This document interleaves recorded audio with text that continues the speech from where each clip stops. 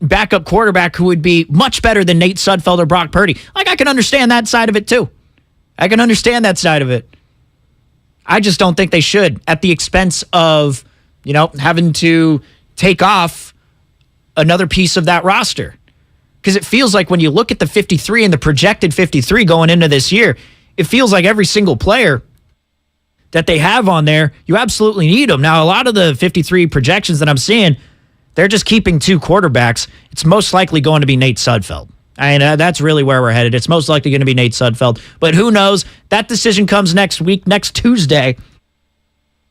And we'll see what the 49ers do. All right, Bonte Hill, Joe the Butcher Buchaski. They're coming up next with the roast. You got me and producer Sam Lubman behind the glass up until 9 o'clock. And as always, go sports. You're listening to 95.7 The Game, KGMZ FM at HD1 San Francisco.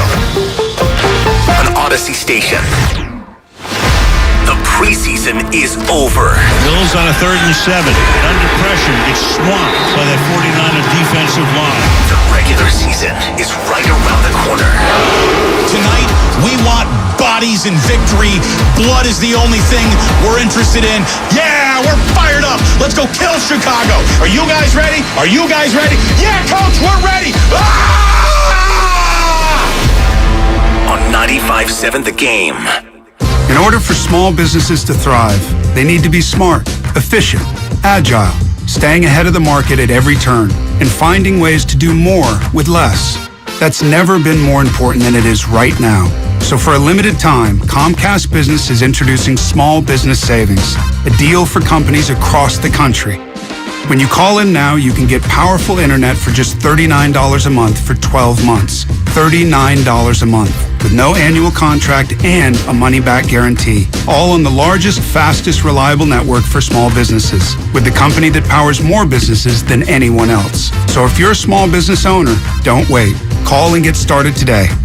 Comcast Business, powering possibilities.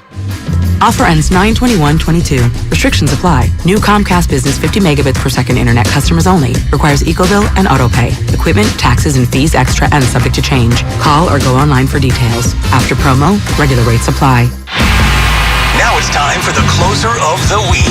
Presented by LiftMaster and R&S Doors. Turn your garage into the envy of the neighborhood. Visit rnsdoors.com. The closer of the week is Evan Longoria, who hit a grand slam in the Mile High City, keeping the Giants' hopes alive. It's a grand slam. Recently, my garage door opener was not working. I was in need of a closer. I was put in touch with R&S Doors, and they hooked me up with a brand new garage door opener from LiftMaster. With LiftMaster's MyQ connectivity, my garage door opener can be controlled right from my smartphone. You'll know when a door or gate has been left open and can close it with a tap, no matter where I am. Be one of the first 10 callers and receive 20% off a LiftMaster garage door opener when you purchase a premium garage door. Call 1-800-FIX-A-DOOR. That's 800-FIX-A-DOOR. Or visit rsdoors.com. R&S Doors. Look for the red truck. It's easy to think all money managers are pretty much the same. But at Fisher Investments, we're clearly different. Different? How? You sell high commission investment products, right? No. Fisher Investments doesn't sell any commission-based investment products. Well, you must earn commissions on trades. Nope, never at Fisher. We're a fiduciary, obligated to act in our client's best interest. It's the highest standard of care for a financial advisor. How do you know what's in their best interest?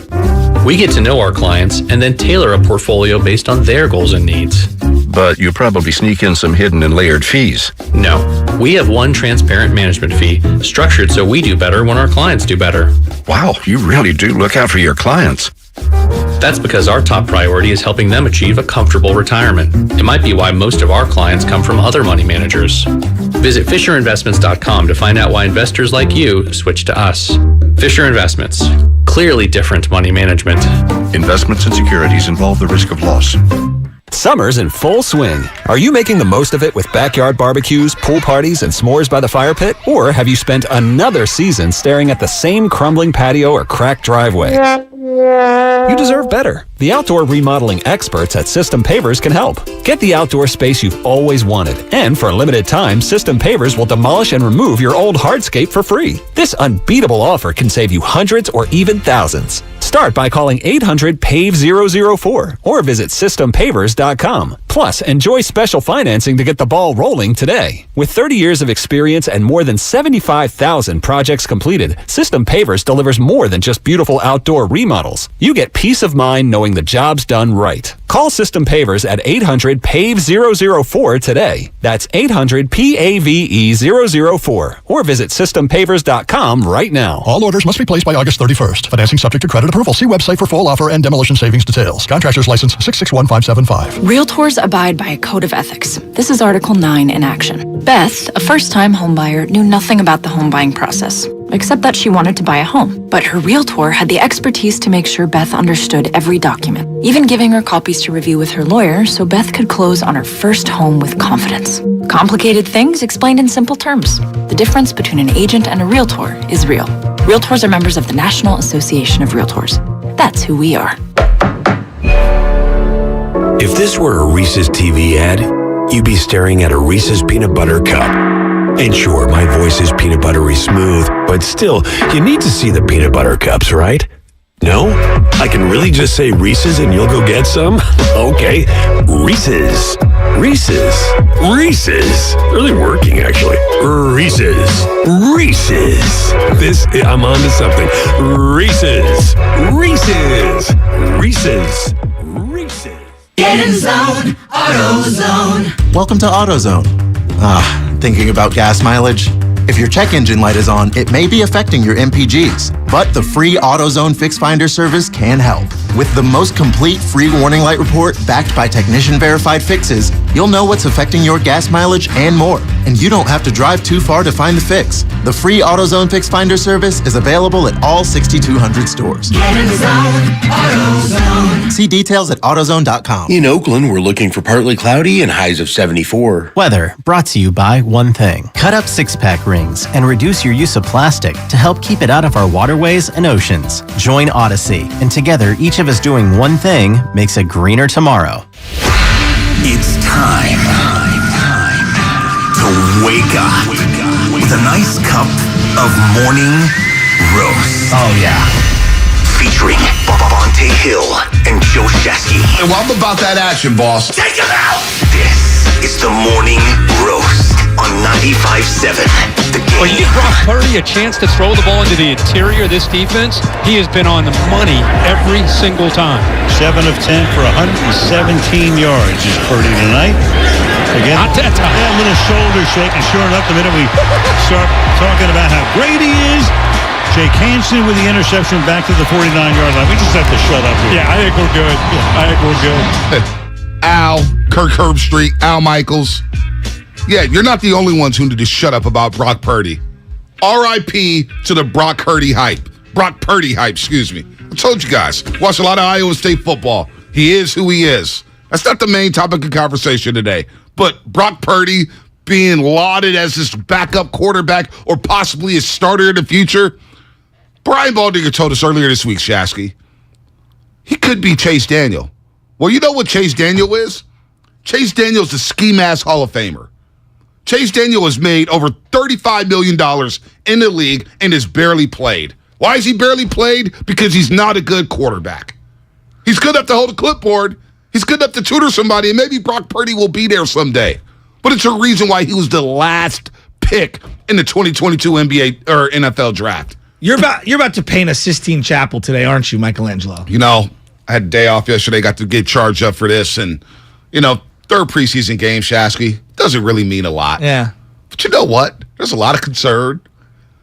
There's some optimism, but there's a lot of concern this morning. And your boy's concerned a bit. This offensive line, we got all day to get into it. Good morning, everybody out there. Shasky, good morning to you, brother. I missed you yesterday. Langford, Lubman. Langford, good job. Good morning to all our roasters on a Friday, a Frisco Friday. Twitch, YouTube, subscribe to us on YouTube. The Comcast Business Text Line. What's happening? And I already see it happening. I already see it, Shasky. What do you see? The consensus is in. Say that one more time. Consensus. The consensus is in. Trey Lance is trash. All right. So I want to be fully transparent here. I had a very busy night last night. So I had a playoff softball game for the O Club. We ended up losing. Shout out to the Clam Pies. They ended up winning the championship this year. Clam Pies. Yeah, they're a very, very good team. They're a very top to bottom, very good team. They hit, they run, they're a younger team. They're very good. Very good. Shout out to them. But I watched the first 3 series when Trey Lance was in from the house. Now, didn't have the phone on for Twitter or any of the social media stuff. Yeah, you have to turn it off. Well, I normally don't. I'm normally tapped in on that. And so I was completely devoid of any social media influence. I feel like I watched a different game from everyone else out there. Now, was it the most encouraging 3 series? Not really, because the offensive line was jailbreak city. I mean, there were 3 and 4 guys in the backfield pretty much the entire time. Did Trey Lance look like a polished veteran quarterback? No, not really. Did I see anything that sounds off red flags? No, not really. Was it a step in the right direction? Yeah, I thought it was. Did he make a couple of nice plays? Yeah, I thought he did. But then I go to my softball game and I play and I go meet my wife for dinner afterwards and I eat and then I get onto the phone and I start to watch, the rest of the game and everything. At the end of the game, we finish meal, we go home, I lie in bed and I look at social media. You would have thought that Trey Lance pooped right down his leg, threw 5 interceptions, and that Sudfeld and Purdy were the next coming of Christ. Dude, social media has jumped the shark. No, you know what it is? It's a bunch of people that don't know what they're watching, and I'm done. This is what I want to make a promise to you. I am done using 4% of the real world, which is the amount of people that are active users on Twitter, to dictate the content or my reactions on football for this season. That is my promise to you. Now, will I be irrational? Will I be emotional? Of course I will. But the fact that people are making sweeping indictments on Trey Lance from 3 series... Come on. All right. Listen, I want to say good morning to all the graveyard workers out there getting off your graveyard shifts. I want to say good morning to everybody getting ready for work. If you're at work, what is happening? Good morning to everybody out there listening to the roast. It's going to be a fun day. 888-957-9570. I have a simple question for everybody out there. Did that game make you more concerned about this upcoming season? Or are you a bit more optimistic about this upcoming season? 888-957-9570. Are you a bit more concerned after watching last night? Let me tell you something, Shasky. Yeah. I have a red flag. I'm concerned about the offensive line. Well, I've been concerned about the offensive line right after the NFL draft when they didn't address the center position. Yeah. And Alex Mack decided to retire in the offseason. Now, is there any way in hell the 49ers can call Alex Mack and say, hey, could you come back and play football for us, please? Pull an Andy Pettit or a Roger Clemens. Please. Miss all of training camp and just come in. Come back. During the regular season. Come back. I'm open to that. I'm open to that. Come back, Alex. Because Jake Brindle, Aaron Banks, I want to love Aaron Banks. Yeah. I want to love the guy. I want to love his play. It looks like a miss. It does not look. I get Chyler Rashal vibes from him. USC, the Matador. You know what I used to call him? Yeah. Whoop, go right by me. I get Rashal vibes from him. All right?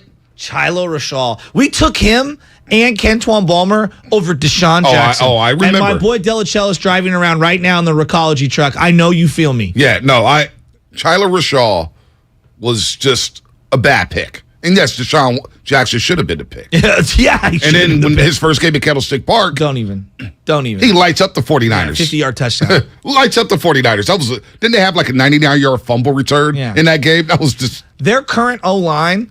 They're working in so many players right now. The only guy that I feel very good about is Trent Williams because of his resume. Everyone else is a giant question mark. Dude, so I wake up to a text from Harry Barrison. Yeah. We're in our, 25 years of fantasy football together, Players Club, and he's one of the most diehard Niner fans I know. Knows, it's kind of like he knows everything about the team. Dates, Super Bowls, you name it. I get a text from him, I was knocked out. He goes, man, that hurt. As much as a preseason game could hurt, that one hurt. That was 4/5 of the line that's probably starting in Chicago. Yeah. You can't compete with that. You can't compete with that. And I keep going back to these Super Bowls. Hell, just last year with Joe Burrow in the second half. His offensive line couldn't block. Well, guess what? Cincinnati couldn't score. No. And he couldn't get a throw off. Yeah. He almost tore his knee up in that game. I know. Remember that? He almost tore his knee up because the offensive line was just in shambles. Mm-hmm. And now this offensive line, and it's not all on him. We're going to get to Trey Lance because Trey Lance does have to play better. But the quickest way to ruin a young quarterback is by having a bad offensive line, Agreed. which I don't get why they didn't invest more into the offensive line, knowing that you have a second-year quarterback about to start this season for the 49ers. And when you don't franchise like it's, you've been on this for a long time about franchise tags. They're there for a reason. They're there for a reason. This is the way I view the franchise tag, and you can disagree. We call it franchise tag. Doesn't mean you're the franchise player. Right. It's a tool to keep a player for at least one more year that either you're a little worried paying big money to, or that you want to keep for now. And if another team wants them, you use that as a trade piece to be able to move that player. To me, the franchise tag with Laken Tomlinson this year made a ton of sense. No doubt. No doubt. And I would have done it. Now, Kyle Masters, man, making Laken Tomlinson a top 5 paid offensive lineman is wild. Well, you know what else is wild? Kyle Madsen and everybody else out there watching this offensive line block without Trent Williams. Having basically 3 unproven, I would call them rookie-level players in Burford, Brendel, and Aaron Banks in the middle of your offensive line with a first-year quarterback. And then you got Mike McGlinchey. Listen to where Niner fans are at right now. A lot of us. Man, we need Mike McGlinchey to be healthy. Boy, things quit. We need Mike McGlinchey to be healthy. Mike McGlinchey hasn't played good football probably since his rookie season. Well, and he's coming off of, I thought it was going to be a more significant injury, but this is not good with the knee. What is it, getting drained? Yeah. It's not good. Not good. So now Colton McKivitz is probably starting at right tackle. That's not good. I'm begging for Brunskill. Where's Brunskill at? I guess he's hurt and he's coming back. I know, man. I thought Brunskill would be in the mix for the center position. Right. So this is alarming to me because, one, this offensive line gets no push off the football. So 3rd and 2s, 3rd and 1s, guess what? We're going to have more short yardage failures behind this offensive line. And then you have Trey Lance where the game's already fast for him. Right? He's a second-year quarterback. I expected to be fast early on in the season. But Trey Lance now, it's moving fast. He's rolling out, and he's got to worry about getting hit every single play. That is a disaster waiting to happen for a second-year quarterback. It is a disaster waiting to happen. And now he's throwing low. He's throwing behind guys. He's throwing hot to George Kittle on the out route where he's got to hit that stick route. He missed him. He missed him, but he's missing guys. The game was moving a lot quicker because everybody on the Texas defense was getting behind the line of scrimmage. They're penetrating so easy. Jerry Hughes was giving you a master class on being an OG against an unproven player on the offensive line. He looked fantastic. He looked like an all-pro. You know what it reminded me of?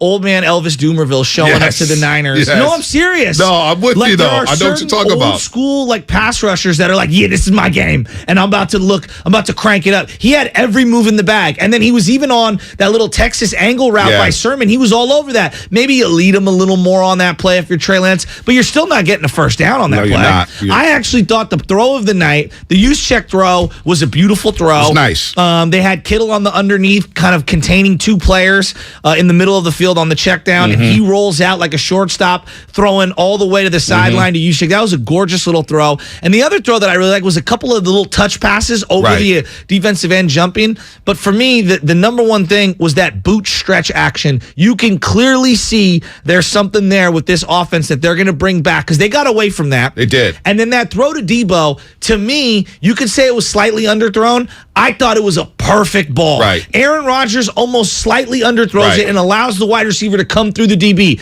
Why was that not a pass interference?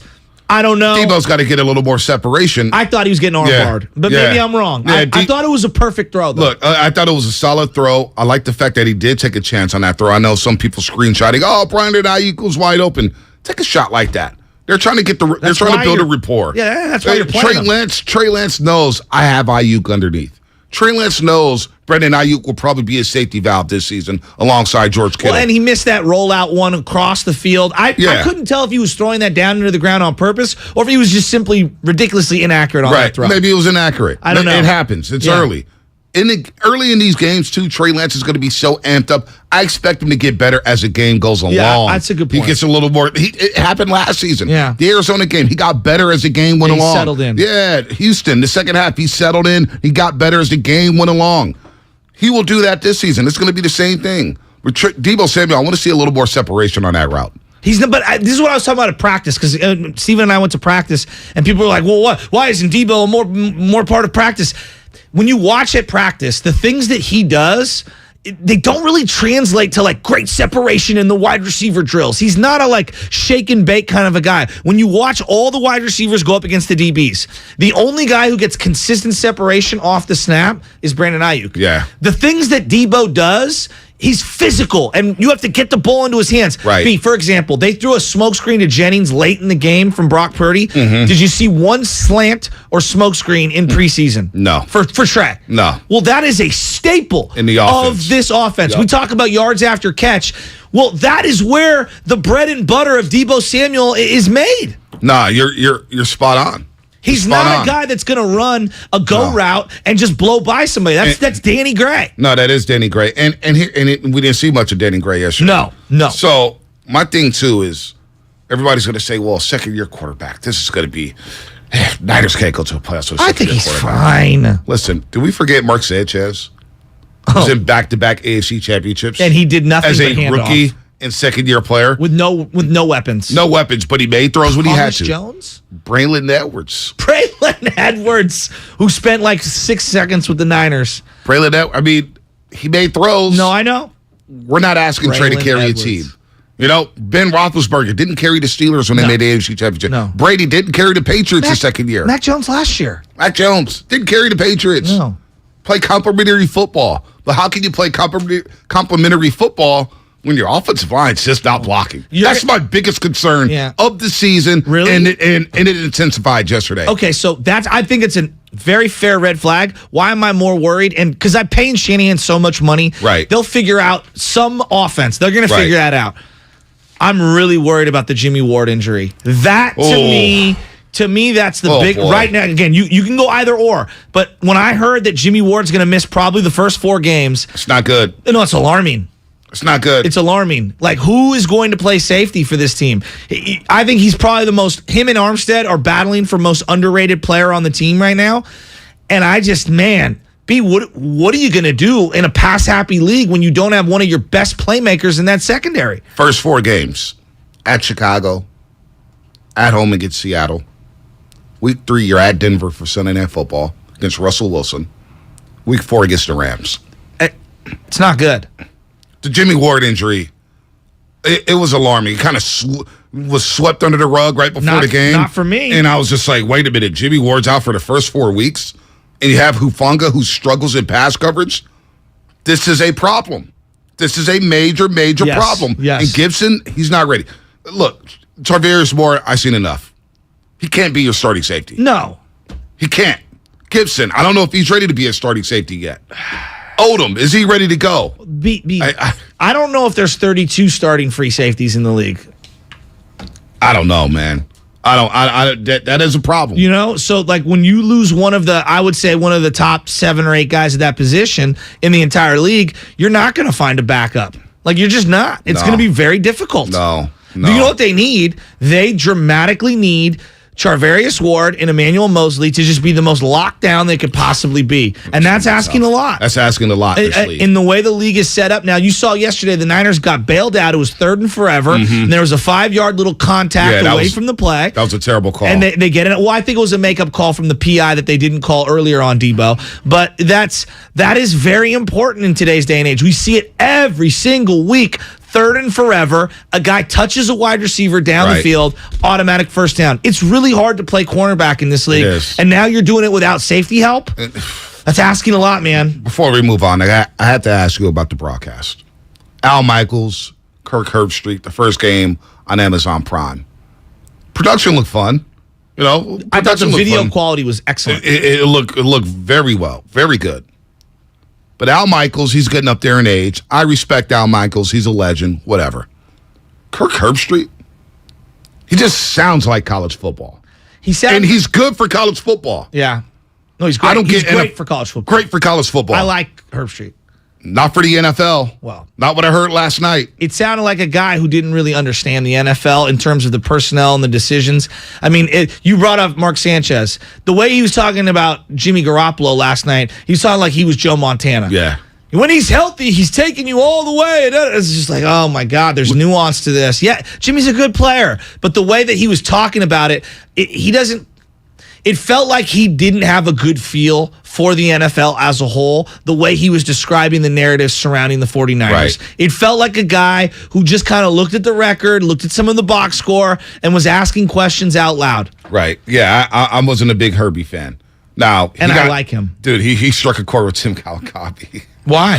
I guess he said something about the Bay Area media, or the fans, why they want to run Jimmy out of town. Oh. And it's like, you haven't paid attention to what's going on out there. How about Troy Aikman, who's a national guy, who is disgusted by Jimmy Garoppolo's play, and said that during the entirety of the NFC Championship game. I just got a text from my guy, man. I'm just call him, I'm going to call this guy Piano Scarf. My guy, Piano Scarf. That it's is weird. The most random name of all time. I'm trying to think of a name, but he just texted me. If you ever saw Kirk Herbstreit play football at Ohio State, you'll know he doesn't know how to read defenses. It's like, damn. Thanks, Piano Scarf. You know I love you. Hope to see you soon.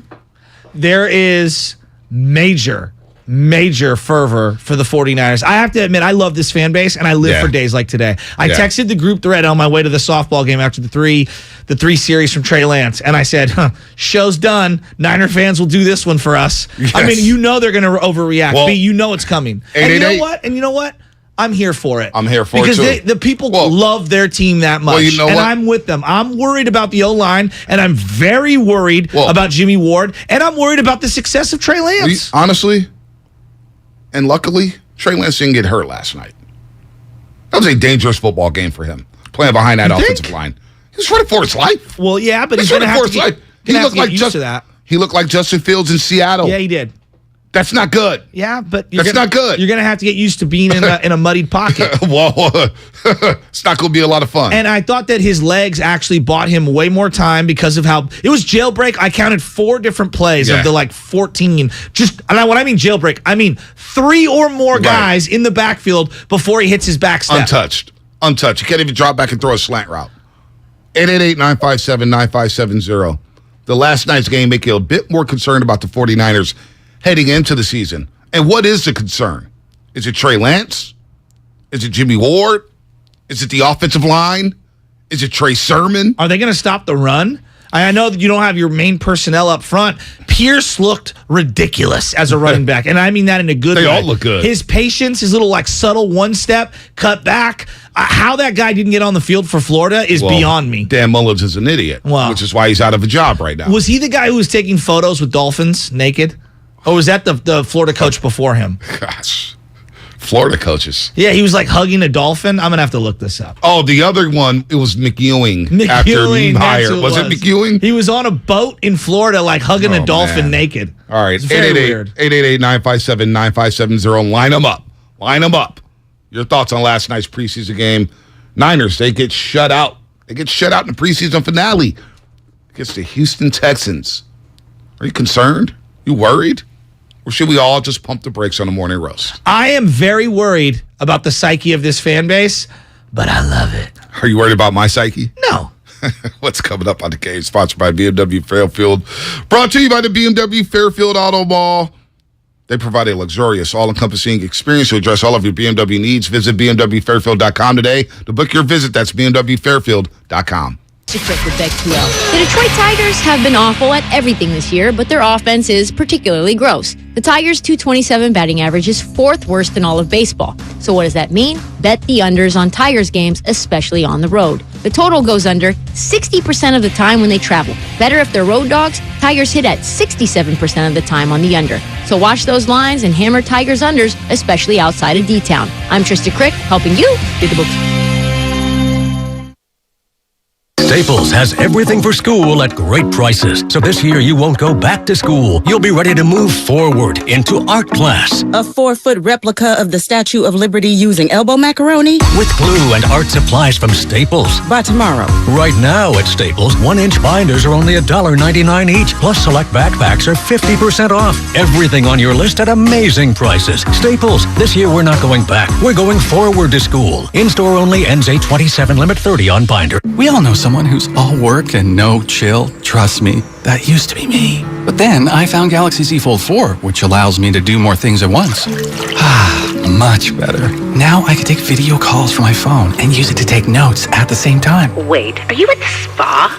Or check my shopping list while ordering more scented candles and face masks on the foldable, expansive screen. Don't take your to-do list one line at a time. Multitask so you can relax. Get the new Galaxy Z Fold 4 at Samsung.com today. What's better than an award-winning education? A free award-winning education. Evergreen Valley College was named a 2021 Best College for an Associate's degree with the 4th most diverse faculty in the country. And with EVC alum earning more than any other California community college according to Newsweek and PayScale, you can take classes and transfer or fast-track your career. And now at Evergreen Valley College, tuition is free for fall 2022. Visit evc.edu for more information. Make connections that count with free tuition in the fall 2022 semester at evc.edu.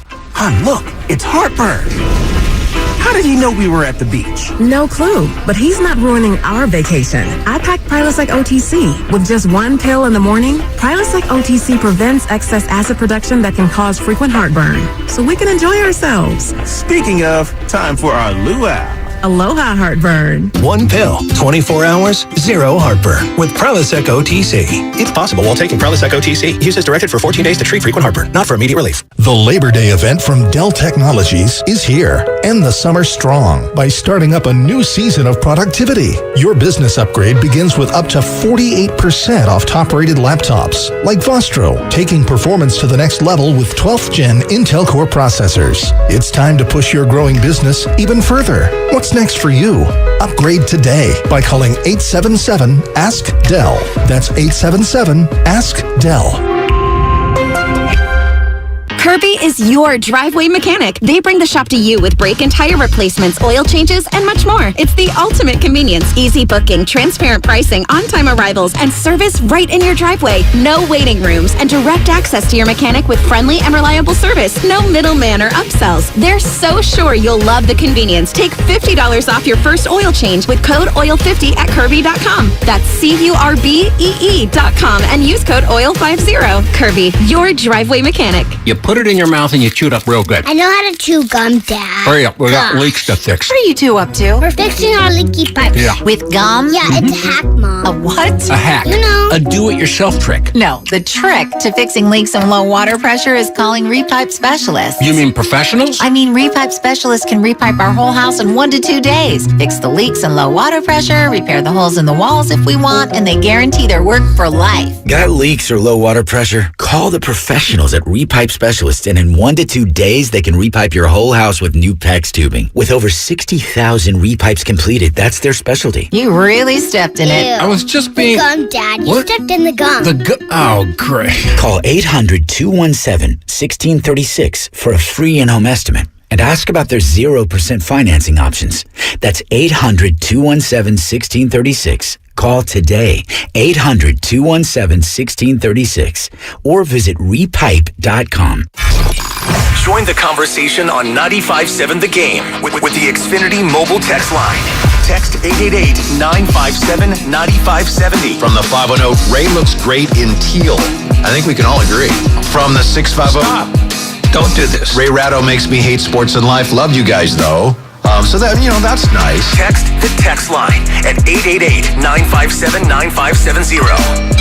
Xfinity Mobile. Your wireless, your rules. I'm Bob Burke, founder and chairman of Burke America Parts Group, a family of brands that includes RepairClinic.com, an appliance and HVAC parts solution company that's grown into an international brand. Before AmericanEagle.com, we partially launched a new technology platform developed by another firm. American Eagle helped take our technology to a whole new level with digital marketing, software development, and business insights into our key markets, appliances, HVAC, and outdoor power equipment, and did so both on time and on budget. AmericanEagle.com has the resources, experience, and talent needed to produce solutions. Our new technology platform, developed by AmericanEagle.com, has produced tremendous results with higher traffic, conversion, engagement, and online revenue. If you have any home repairs you need to take care of, check us out at RepairClinic.com. If you need a world-class website or technology project, then I would highly recommend AmericanEagle.com. Call AmericanEagle.com at 773-NETWORK. That's AmericanEagle.com, 773-NETWORK. Listen to Bonte and Shasky each day this week, around 7:30 for your chance to win a $100 gift card to Kirby. Kirby is your driveway mechanic. Brakes, tires, oil changes, and more. Get all the info on our contest page at 957thegame.com. What's going on, Roasters? It's Brian Baldinger with the NFL Network, and you're listening to The Morning Roast with Bonte and Shasky on 95.7 The Game. Line them up. This segment presented by Golden State Lumber, lumber and building materials for professional builders and contractors throughout Northern California. Visit GoldenStateLumber.com. Niners lose their preseason finale, but who cares about that? Bonte. How do you think Trey looked? How did the offensive line look? Are you concerned about the 49ers heading into the season? 888-957-9570. I want to show you why I love Niner fans. I do. I love them. You know why? Why? Their fervor for Niner football is incredible. And I mean this. Like, I want to lean into this all year. Yep. And I love that people care this much. I really do. I think a lot of, why do you care about sports? No, we love sports. Two different texts. If this doesn't encapsulate 49er quarterbacks, then I don't know what does. In Trey, we trust. Not worried about a thing. In all seriousness, this is a 10 or 11 win team. Got to get healthy. Hopefully it'll get better and get hotter later on as the season goes, and we'll make a deep run. The very next text. Stop making excuses for Trey Lance. Yeah, the O-line was horrible, but we needed to see more from him. Brock Purdy looked more poised. He has better pocket presence and that same O-line, even though it wasn't. It's almost like experience matters. 4 years of college ball. If Brock Purdy was any good, he would only play 3 years of college ball. He played in the Big 12. Mac Jones played the same amount of starts in college as Trey Lance. Yes. 19. Yes. And you know, your boy Rocco texted us and made another great point. Shanahan's playbook is very vanilla in the preseason. Always I agree has with been. that. Always has been. Doesn't want to show anything. But get out. Like, can we stop with the Brock Purdy stuff? Why? He's not good. All right? He's not good. I watched a lot of Big 12 football. I bet on a lot of Iowa State games. They were led by a running back, all right? And an opportunistic defense. Brock Purdy was just along for the ride. Last night, he was throwing the ball all over the field with reckless abandon. If he does that in a game, in a normal game, he will throw 7 picks. Baldy literally compared him to Chase Daniel. A guy who maybe has 10 starts in his NFL career. Stole money from the NFL. It felt like I was watching some combination of Mullins, Sean Hill, and JT Sullivan because of the 14, just throwing the ball everywhere. Just awful. Awful. How about that throw that he threw into triple coverage? There were 2 safeties, one safety and 2 linebackers. If the linebackers didn't pick it off directly, it was going to be the safety. Yeah, it's Brock Purdy. Let's stop the noise. I know the broadcast team, they love Brock Purdy. A lot of people are pumping up Brock America Purdy. loves a small white quarterback. Dude, he's not good. All right? He's not good. Let's go to Jordan in Union City. Jordan, what's happening? You're on the roast. Bonte, Shasky, my guys, good morning. How y'all doing? I'm good, man. I need some soul food, Jordan. What's up, baby? Man, I wish I had some collard greens for you this morning, but I'm out right now. But let me tell you what, I got 2 quick things for y'all. First off, with the broadcast, one thing that I thought was kind of cool, but it'll, kind of wear out pretty quickly. You definitely get more background on some of these young guys.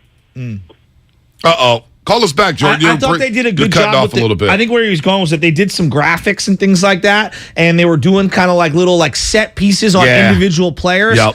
I really enjoyed that as well. They really did their homework on the pre-production portion so that when a player came into the game, you got a little, like Pierce, I had never even heard of him. It was good. The He running ran back hard. for the Texans. And then I like what they did with the offensive line. they would show in short yardage situations how much push off the line of scrimmage they had. Yeah. So like one play when they had a short yardage situation, the offensive line was able to create 2.9 yards of push off the line of scrimmage. So they were down the field nearly 3 yards to make sure they got that short yardage situation, that first down in that short yardage situation. I thought that was a really cool graphic. You never see that. Yeah, and we're going to obsess about the quarterback play all day today, which is totally fair. Right. I'm here for it. Like, honestly, Niner fans, we're here for it. Are we concerned about Trey Lance? 888-957-9570. Because the tone I got on Twitter is not the tone I'm getting on the morning roast. Which is the morning roast. A lot of roasters are saying we're not worried about Trey Lance. Well, but if I look at my timeline, he needs so many reps. Oh my gosh. Well, he does need reps. No, he does. Look, I'm one of the biggest Trey Lance fans in the world. He needs to work on, obviously, seeing zone coverage. He needs to work on the rollouts where he's throwing across his body, and that's going to be a work in progress. It's one of the hardest throws in football. He needs work on just some pocket patience. He tried to climb up in the pocket multiple times and either couldn't get rid of the ball in time, or maybe I'd like to see him run instead of hold on to the ball. I love that he's looking to throw downfield. He's not a finished product by any means. He's got a lot of room to grow, and I'm here for it. But this is part of the maturation process. Yep. And I think that the cynic is going to come out and say, yeah, he needs to grow. Is he going to be able to grow in time for this team to win now? And I think that's a fair criticism. That is a fair criticism. Let's go back to Jordan in Union City. Jordan, what's happening? All right. Sorry about that, guys. Dumbarton Bridge got me. All good.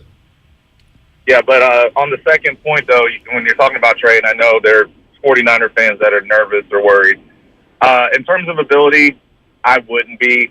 Also, I think that the only thing I would be concerned about him is can you keep him healthy? Yeah. That's literally the only question because, as I think y'all said, potentially with, I don't know what McGlinchey's health situation's like, that might have been 4/5 of the starting offensive line. And, no one's worried about what Trent Williams is going to be and what he's going to do. Right. But if you're going to have pressure coming straight down his face, not even from the edge, there's only so much you can or can't do. Yeah. And yeah. It's a great call, Jordan, and I don't mean to interrupt you as you're going past I call the salt baths, if you will, of the Dumbarton, where it smells totally different. Yep. The one area that I just think a lot of people aren't accustomed to seeing because Jimmy's nowhere near as mobile as him, and this isn't a criticism. There's different skills and strengths for each player.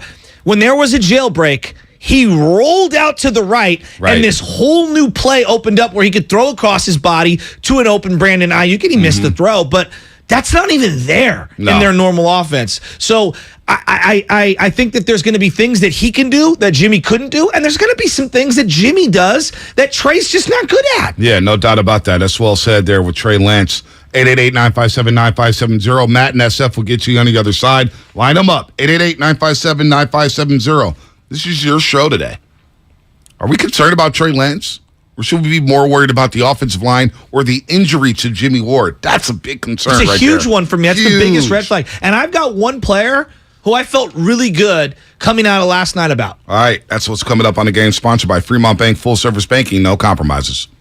The preseason is over, and now it's time for the real deal. Pause play, Mitchell with a flag down into the secondary, breaks a tackle, and Mitchell all the way for the touchdown. We gotta beat this team. Yeah, we're fired up. Let's go kill Chicago. And here goes the rookie around the left side, and in he goes for the touchdown. Man, oh man. This is the Bay Area's sports station. Those are facts. 95.7 The Game. Wildfire is coming. Get set by knowing what to take and where to go. If you need to evacuate, go early to protect your family and community. Wildfire is coming. Do you have a plan? Learn more at readyforwildfire.org. Golfers, it's time to tee it up at the Golf Mart with all the hottest brands in golf at the best prices featuring tailor-made stealth carbon woods and irons. Callaway's Rogue ST collection of woods and irons, Titleist's T-Series irons and Vokey wedges, and Ping's G425 woods and irons. All this and more at the Golf Mart. Swing by and receive a free custom fitting today. The Golf Mart, home of the 90-day satisfaction guarantee, or shop us online at worldwidegolfshops.com. Now with Xfinity, you'll get unlimited internet with gig speed and supersonic Wi-Fi. With a 2-year internet rate guarantee, no annual contract required, and no equipment fees. Talk about knock your socks off. Ooh. Plus, a free Flex 4K streaming box. It's like hitting the streaming jackpot. It's all just $50 a month when you add Xfinity Mobile with unlimited data. $50 a month. A price that's truly jaw-dropping.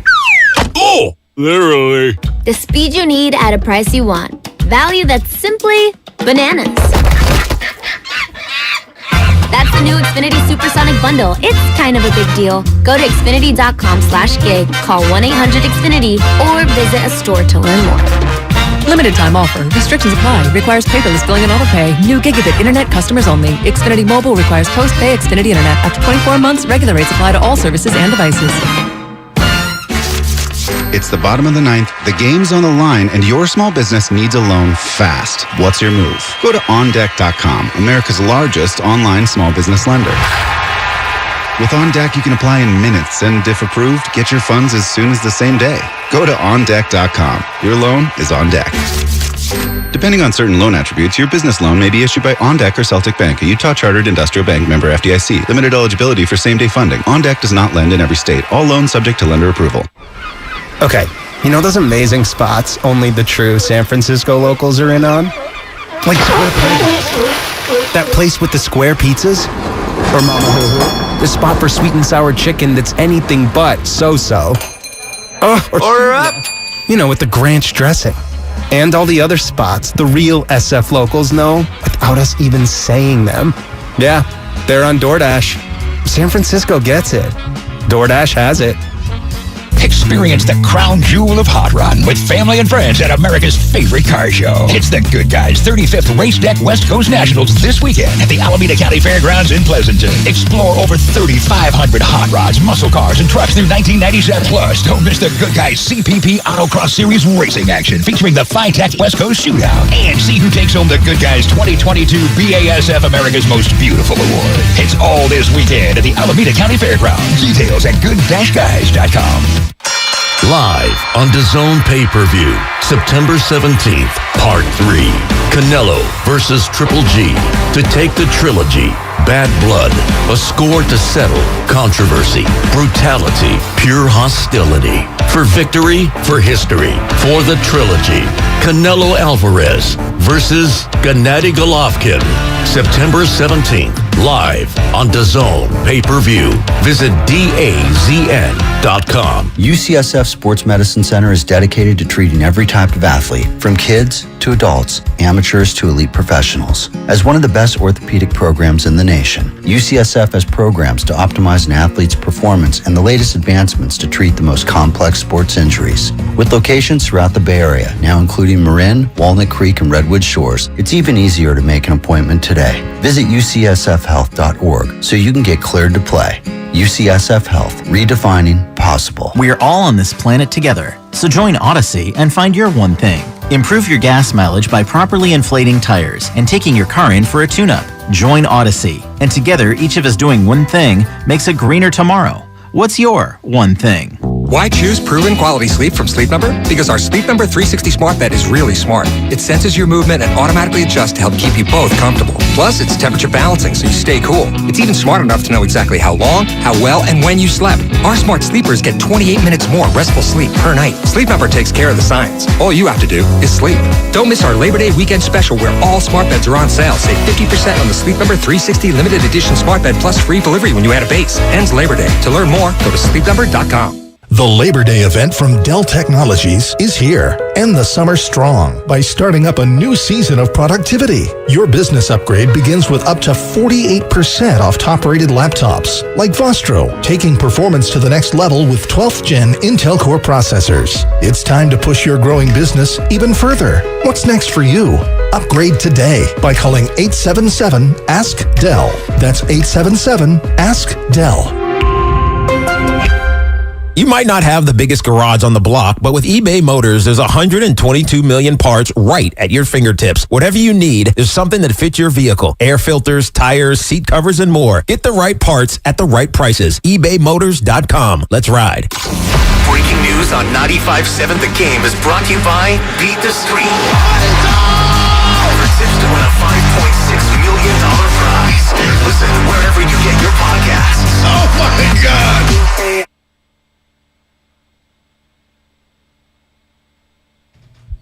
Mills on a 3rd and 7. To the end zone, fighting for it, and then it is picked off in the end zone. So there was a fight for it, a juggle, and then an interception. Yeah, but ball got tipped back into play. You had two players fighting for it. Tavarius Moore. He's the guy with it. Yeah, he's the guy that ends up making the interception. Now, back to the morning roast with Bonte and Shasky. Sammy Womack III. What have I been telling you? Listen, I'm not going to call him a great corner yet. No, well, he's a rookie. He's a rookie. And teams are going to take shots at him. Agreed. They're going to target. He's going to get worked. They're going to pick on him. Yes, absolutely. He's a rookie. But he looks like he can handle himself. His instincts in terms of knowing what route combinations guys want to throw at him, like even if he's not big enough to make the play, isn't he in position to make the play? He's always around the ball. Yeah, and it feels very physical. Yeah. I'm sure he's going to get a lot of penalties because he is physical. But it's a lot of K'Wan Williams. I see a lot of K'Wan. I like this kid. Dude, I see it. Looks sick. If you put number 24 on him, and you got him blitzing off the corner, I'm thinking it's just K'Wan Williams all over again. Well, and if you look at their draft class this year, you didn't have the first-round pick. Right. Drake Jackson's a keeper. Can we all agree? Yeah, he's I know he got the penalty yesterday. You know what? I want my D lineman nasty like that. I want him nasty. Okay, number 2, you bring in, obviously, Womack. That looks nice. Danny Gray looks nice. Burford looks nice. Like, this draft class looks good. The other guy that I'm really high on, and I kind of teased this before the break, I thought yesterday was the best we've seen Trey Sermon run since putting on a 49er uniform in a game setting. Him in the gun run, much more decisive, much more downhill. There wasn't a lot of running room. I thought he looked as good as he's looked in a Niner uniform. What'd you see from Trey? So Trey Sermon. It's interesting you bring up the gun run because that's what he did at Ohio State. What does Ohio State do? They're in a shotgun, and they're running a gun run all day long. That's the Ryan Day offense. Oklahoma. Or is it Ryan Day? Yeah, I was trying to... Ryan Day. Oklahoma. What do? They line up his shotgun, and they run the gun run. Whether it was Kyler Murray, whether it was Baker Mayfield, whether it was Jalen Hurts. Quarterback's in the shotgun, running backs either to his left or right, and they're running the ball out of shotgun. That's what Trey Sermon is used to. Remember Carlos Hyde? Yes. His splits when he ran out of shotgun as opposed to a quarterback under center. And the I formation, under center, I formation, it was like 3.5, 3.6 yards a pop. Yeah. Shotgun, 5.2, 5.3 yards a pop. I do remember Some that. running backs they're better in the gun. Well, they're accustomed to it, and he also went to Oklahoma before that, and they're primarily... That's what I just said, yeah. and but what I'm saying is all his best runs and highlights from college... is in a gun run. Thank you. So, I thought he looked good yesterday. I thought he ran hard. He ran like his job was on the line. He ran with physicality, with authority. Half the time, there's no room to run. No. Well, and that goes back to offensive line and the push. And the number one thing that I think everyone's going to come out of this game thinking is, let's just pray to God that Trent Williams does not get a high ankle sprain at any point this year. Because if they do, it's disaster zone. And that can be an Achilles heel for a season. They can derail everything. Now, I was listening to Steven this morning as I was driving in, and he sounded absolutely phenomenal. I don't know if you listened to the pregame show 5 to 6. It's better than Monday through Friday. Roast. Yeah. He was saying that, even if the offensive line is putrid, that still should not be a reason on why you can't make the playoffs. And I would disagree with that. Yeah. Because I don't care if you're Joe Montana or Patrick Mahomes in your prime. Like, that can derail a season. If we saw it firsthand in the Super Bowl that an average to above average D-line for the Tampa Bay Buccaneers looked like the 86 Bears, or the 85 Bears, against Patrick Mahomes because they were missing both their tackles. Well, look where they made it to, though. They made it to the Super Bowl. But that was I'm one saying game. playoffs. They lost. But I'm saying playoffs. I'm trying to make my point here. I'm saying if they don't make the playoffs, like that team made the Super Bowl. The Bengals made the Super Bowl. I'm saying that the Niners have too much talent to not at least make the playoffs. I agree with you there, but I almost turned you off this morning, Langford, when you said that about the offensive line. You know how I feel about offensive line play. It will derail your season. It will. And why derailing season? It's losing in the first round of the playoffs, losing in the second round of the playoffs. The expectations for this 49ers team has not dropped off since the quarterback change. 49er fans and experts around the country, you heard Herb Street all day. This team is stacked. They have Super Bowl talent. And then he would also say, That's why it's so strange they're moving off of Jimmy Garoppolo. Well, we know why they're moving off of Jimmy Garoppolo. That's not a place I want to go today. Well, they hit their ceiling with Jimmy. They hit their ceiling. But this offensive line, because there's a couple things here. One, it can make you bow out quick in the playoffs. Number one. We all agree there. But number two. But I also think it can derail you from even making the playoffs. I do believe that. I believe it too. I do believe it. Because your quarterback can get hurt and your whole entire offense can be stymied. And you have a young quarterback. And young quarterbacks get wrecked by Sam Darnold has not recovered from the New York Jets. He is still seeing ghosts. RG3, bad offensive line, bad playing surface, got wrecked. Now he's in the ESPN booth. Yeah. Short-lived career. Yeah, you know what I'm saying? I have no counter to that. So a bad offensive line play can derail a young quarterback. And who knows? I think Trey has the mental makeup to be a really, really good quarterback in this league for a really long time. But you want him holding on to the ball too long? No. You want him throwing quickly? You want him aborting the pocket quickly? Bad offensive line play will do that. Bonte, there was a play last night where he called hike, and he took one step back, and there were three guys in his face, and he just went down. Smartly, he went down. And I'm thinking to myself, oh, my God.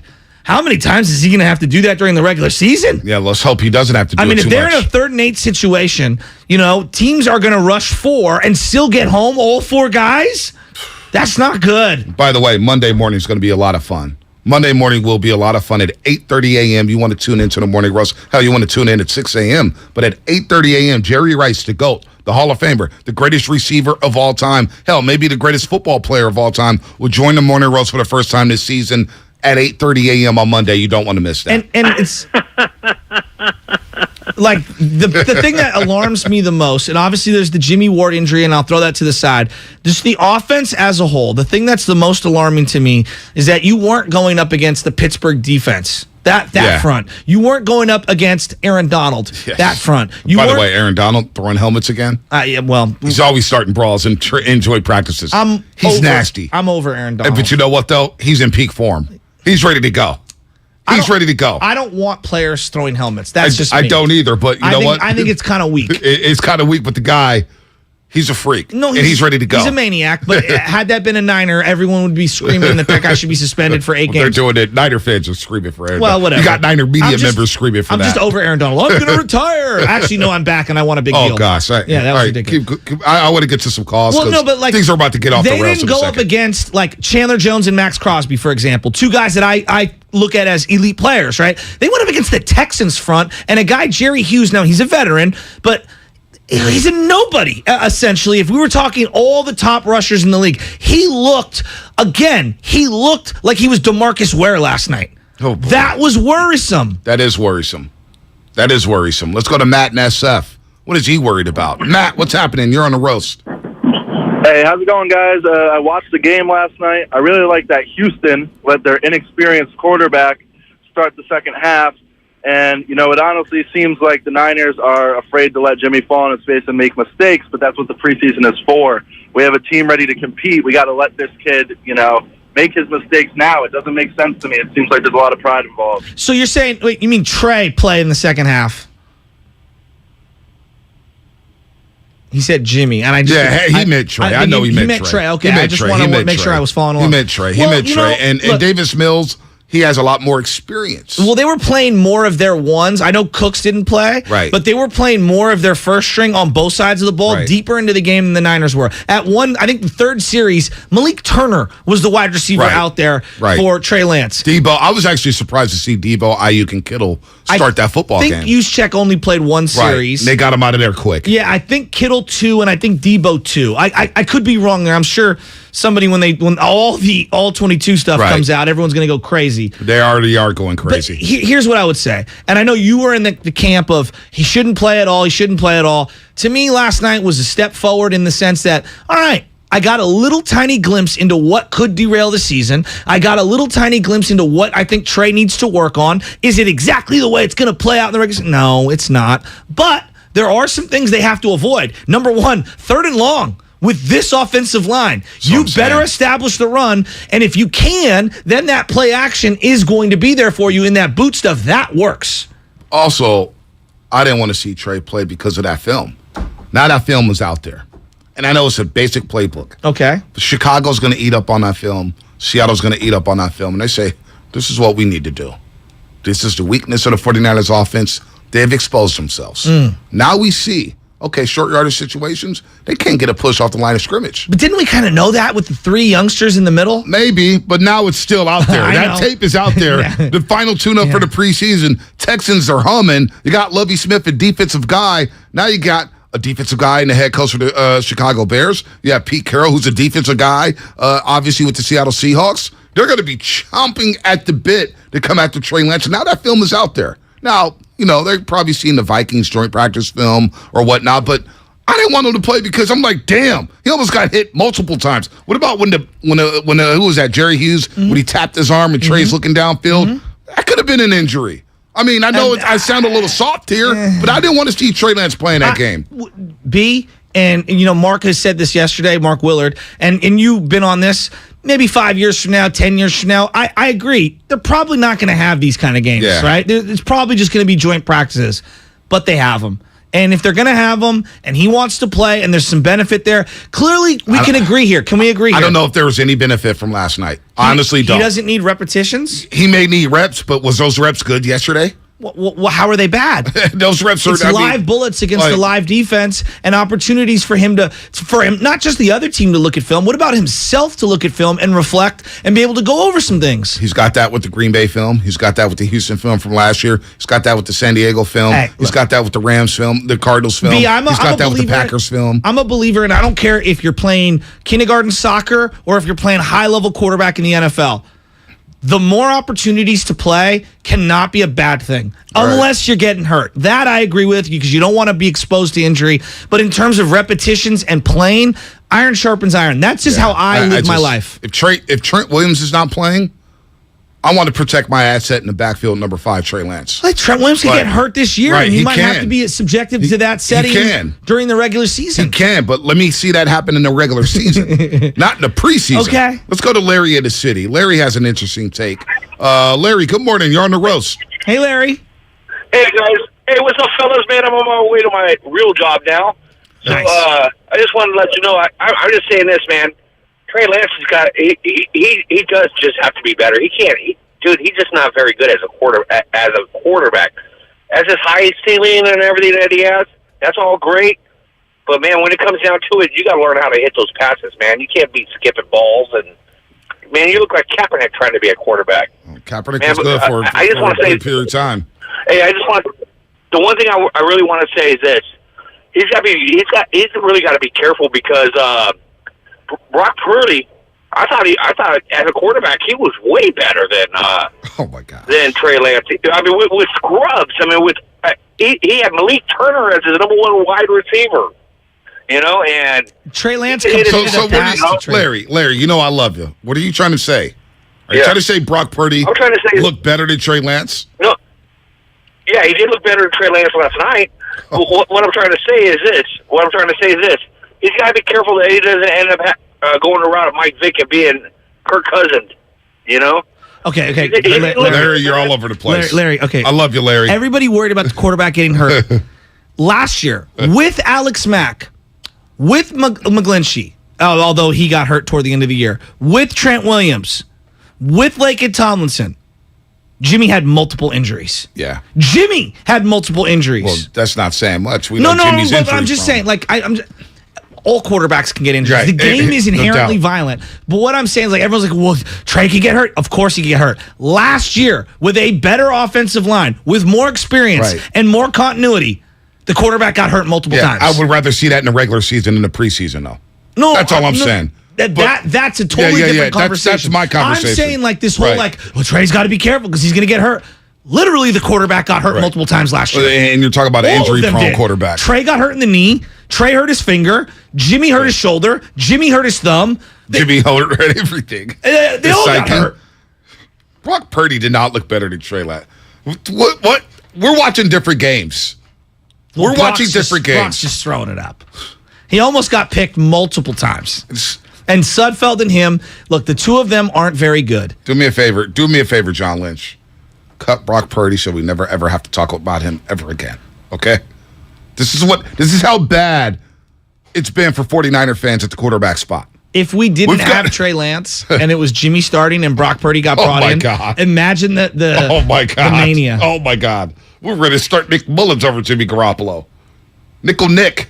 And by the way, that's another conversation for down the line, but Trey Lance has to work out because under Kyle Shanahan in San Francisco, none of these quarterbacks has gotten better under Kyle Shanahan. Those are the facts. Nick Mullins, Jimmy Garoppolo, C.J. Beathard, Brian Hoyer. Fair. You know, a lot of these guys have not gotten better under Kyle Shanahan. They've regressed. That's fair. But that's a conversation for another day. Yeah, you're looking for development from year 1 to 2 or 2 to 3 in a system. Right. In the way that you saw the offensive coordinator who's now the Giants coach with the Bills. Brian Daboll. Thank you. Work with Josh Allen and get better year after year. Even Lamar Jackson, you can see from year to year he's gotten better. Greg Roman's helped him out. I think you're right there. But listen. It's gotten so bad for 49er fans at the quarterback spot.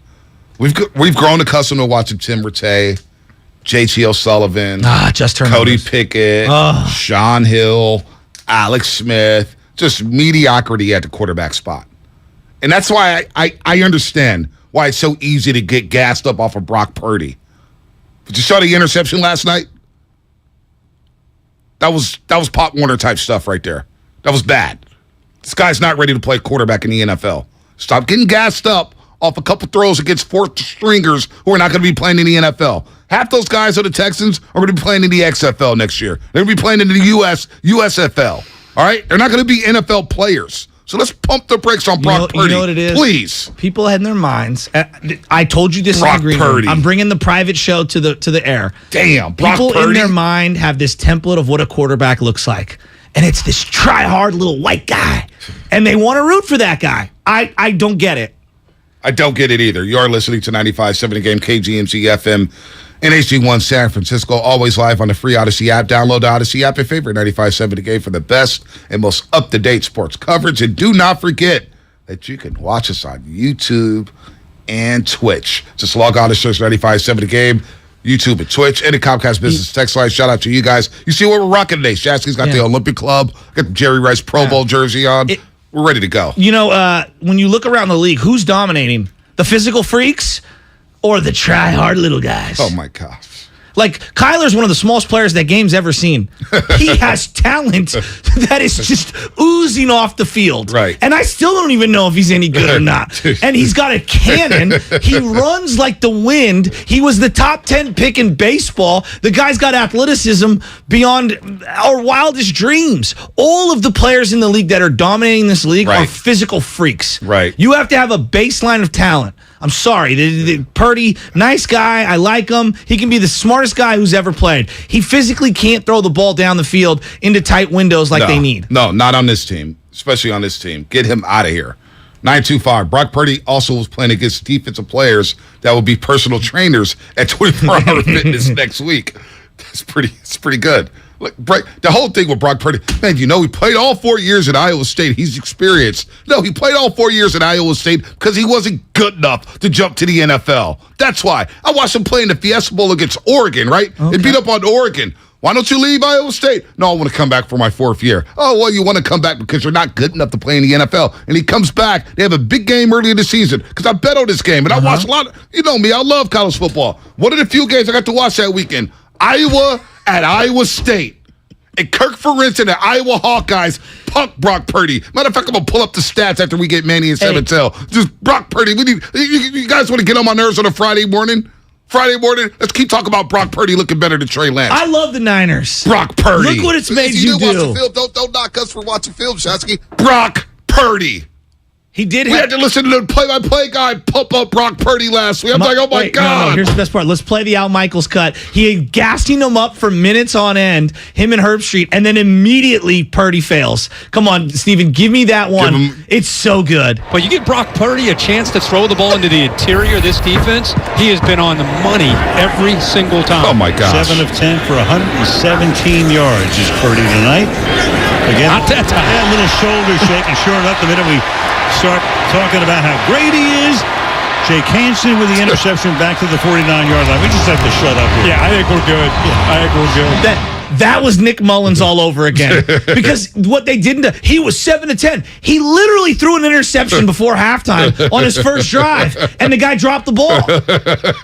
And then he threw that one into quadruple coverage or whatever it was. Oh, man. That was the Nick Mullins experience. Ooh, look at the numbers. He's throwing it all over the yard. And then the horrific pick. Benny and Semitell, what's happening? You're on the roast. Good morning, Bonte. Good morning, Joe. Don't worry, I'm not going to talk about Brock Purdy. Don't worry, you can if you want to. I love the Niner fan base, and I hate them at the same time. Me too. And we're all faithful, though. Let's go. So 3 series. We only had Debo and Ayuk and Kittle out there 2 series. Third series, they weren't out there. It was Jennings and Turner. So, I mean, our weapons aren't out there, or at least our receiving weapons. I'm more worried about McKivitz, man, on the right side, because if he's going to fill in for McClinchy, I saw him whip on a bunch of blocks. I see 55 run by him like 3 times in the game. On that rollout you guys were talking about when he was rolling out to the left, Trey, when he got hit on the arm, 55 ran right by Jalen Moore and Trey Sermon. I mean, Joe, you said you like Trey Sermon. I really don't. I'm not really feeling Trey Sermon, man. I feel like he gets east and west too much. On 4th and 2, he couldn't get. I mean, I'm more worried about the right side of the O line. Yeah. And other than that, man, people need to pump the brakes. It's preseason, dude. It's 3 series. I mean, Trey Lance is a stud, dude. He's gonna be moving around that pocket. Yeah, I'm with you. Run. He's gonna make some nice throws this year. He's gonna be nice. Let me re-clarify my Sermon thing. Okay. I thought it was the best he's looked in a Niner uniform last night. I'm not saying I really, really like Trey Sermon. To me, Mason's a better football player for this team. That's just, if you're asking me between the two of them, I just thought last night I wanted to give him a little love because I have crushed him a lot. He looked as good as he has looked in a Niner uniform. You take that for what you want it to believe. I'm not high on him, though. I'm with you in the sense of he's very indecisive. All right, let me tell you about Brock Purdy for a second at Iowa State. Oh. I'm going to go back to this. We're going to get to the calls. Brock Purdy, right? Week 2, they play Iowa. They lose 27-17 at home. They were down 24-10 in this football game, right? I watched this entire game because I bet on Iowa State, and I was like, God, this guy, why did I bet on Brock Purdy? I knew it the first series of the game. Say, why did I bet on this guy? This game, Brock Purdy, 13-27, 138 yards, 3 interceptions. Matter of fact, he played so bad that a guy named Hunter Deckers played quarterback and had 16 pass attempts in that football game. Got benched in that game. Benched. And we out here pumping up Brock Purdy saying he looked better than Trey Lance. Stay off the weed. Hell, stay off the crack. That ain't weed, that's crack. All right, B. All right. I want to break down Let's what break down. Trey, I had to get that out of there. Not just yesterday, just in the preseason, what's Trey done really well, and what am I most worried about? And we're going to get to Tamir, Tyler, Austin, everybody on the morning roast. 888-957-9570. Are you concerned about Trey Lance? How you feeling after the preseason finale as we get ready for Chicago? Now we can start to ramp up and get ready for week 1. That's what I'm talking about. Are we going to bring up the J word? I don't know yet. I don't know yet. I don't know if I'm ready to go there right now. Right now, I'm just to Brock Purdy stuff. Just a little peekaboo? My fellow Niner fans have been led astray by... Yeah, I don't know if we could do that. But if we do, I have a take that's going to blow everybody's mind about Jimmy Garoppolo. But we let the broadcast team, we let all these experts pump us up about Brock Purdy. Niner fans, I'm sorry. He's not that guy, pal. He's not that guy. Your call's coming up. Brought to you by Fremont Bank, full service banking, no compromises. You're not that guy, pal. Trust me. You're not that guy. What do you think of Trey Lance's preseason? Lance rainbows left side, got a man out there over the shoulder catch for the touchdown, and it is the rookie Danny Gray. We're reacting to last night's game all day. Starters stay healthy. You do that, and you've all had a great game. Welcome to the Trey area. 95.7 The Game, the Bay Area sports station. Kirby is your driveway mechanic. They bring the shop to you. Brakes, tire replacements, oil changes, so much more. You don't have to do anything because it's ultimate convenience, easy booking, transparent pricing, but best on-time arrival and service in my driveway, in your driveway. No waiting rooms, no coordinating rides back and forth to the mechanic. You have direct access to the mechanic in your driveway. Friendly, reliable service, no middleman, no upsells, no fraudulence. No worrying about my transmission having all of these secret issues. No. That's where Kirby comes in. Get $50 off your first oil change with the code OIL50. Check out Kirby.com. That's CURBEE.com. Okay, you know those amazing spots only the true San Francisco locals are in on? Like Square Pavers. That place with the square pizzas? Or Mama Hoo-Hoo? The spot for sweet and sour chicken that's anything but so-so. Order up! You know, with the Granch dressing. And all the other spots the real SF locals know without us even saying them. Yeah, they're on DoorDash. San Francisco gets it. DoorDash has it. T-Mobile believes customers deserve to get more without paying more. Everything from entertainment benefits like Netflix on Us, to travel benefits, to Scam Shield protection, all with taxes and fees included. So the price you see is the price you pay. When you're a T-Mobile customer, you get over $225 in value every month in benefits with our Max Family Plan. That's like paying for nosebleed seats and getting to sit in the front row. That's right. At T-Mobile, your family gets over $225 worth of value and benefits with our Max Plan each and every month. Plus, with our Price Lock Guarantee, we won't raise your rate plan price for talk, text, and data ever. That's like paying for a cab and getting a stretch limo. At T-Mobile, you get value beyond the expected. Qualifying service required. Value based on included monthly benefits. Sales tax and regulatory fees included in Max's monthly price. Price Lock guarantees rate price of talk, text, and data for new accounts with qualifying service. Exclusions apply. See details at T-Mobile.com. Everything, our farm, our stand, our pop-up shop, it really all started when we discovered the benefits of local, raw honey for our family. And then we decided to turn it into a business. We were looking for something to help us get up and running. So we got the Chase Business Complete Banking Account. It's more than a bank account. It comes with Quick Accept, which lets us take card payments anytime, anywhere in the U.S. using the Chase mobile app. Plus, we get same-day deposits at no extra cost. For us, it's more than honey. It's about sharing a little sweetness with the world. Get the Chase Business Complete Banking Account with the essentials you need to help get your business going. Learn more at chase.com/business-complete-banking. Chase for business. Make more of what's yours.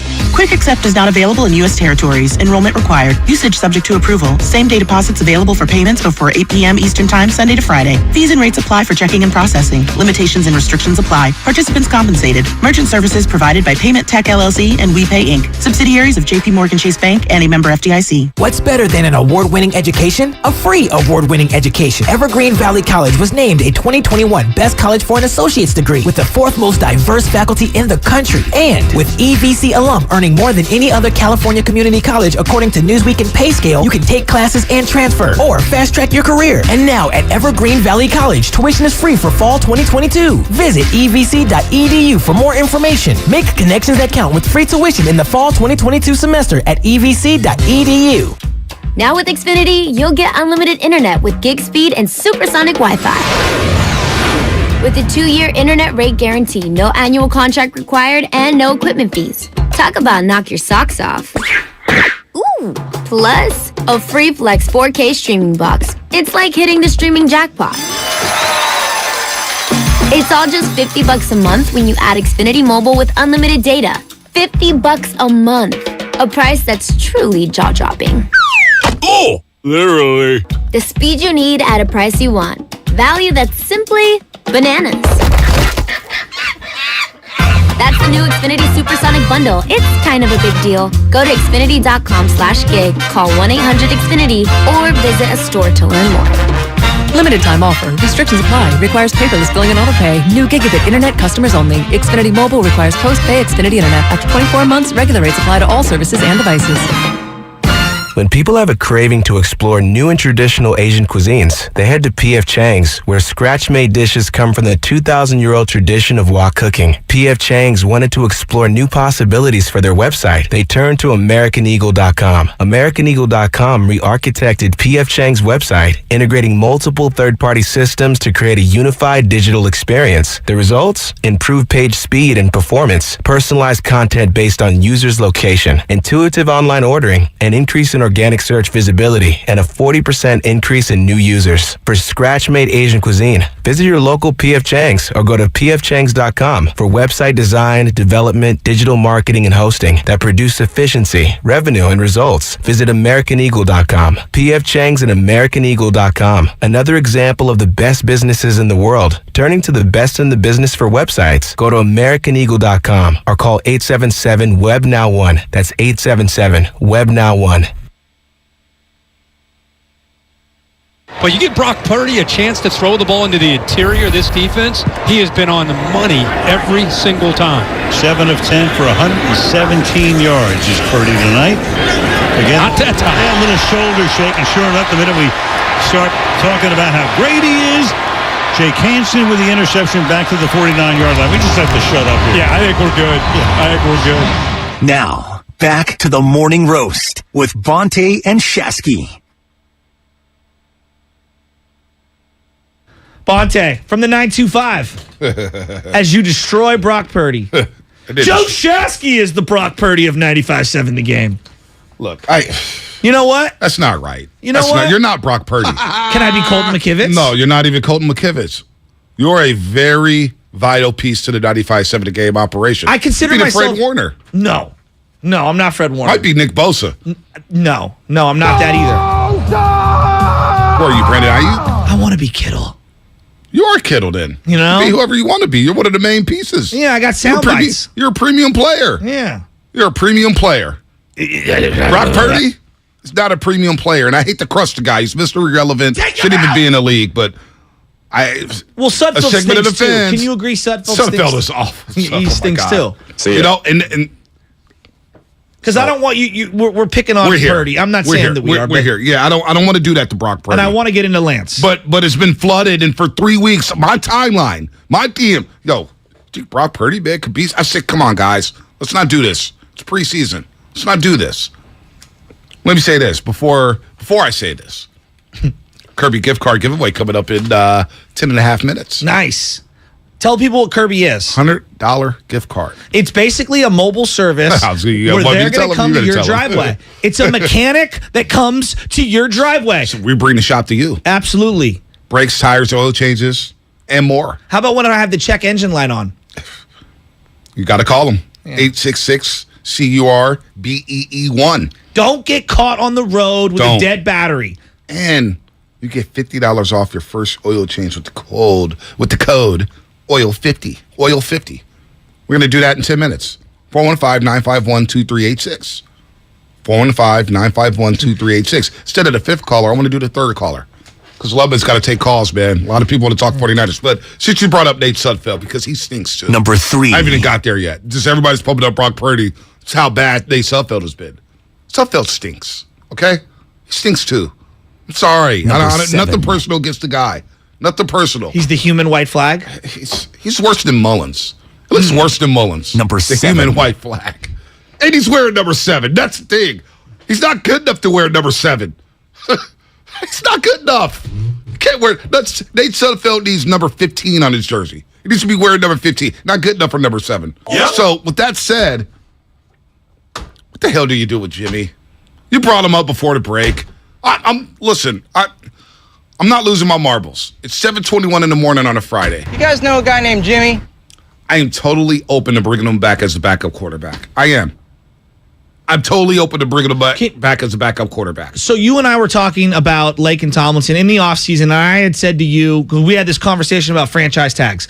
Laken Tomlinson played left guard for this team and was really good. Always healthy. You knew what you got with him. Not a perfect player, but a really good player. I don't love paying a really good player premium money, but there are certain circumstances in life where you're kind of forced to because you don't have a backup or you can't upgrade or even find something that's sufficiently better at a cheaper price, right? And when you go in the draft and you go for rookies and things like that comes with extreme risk.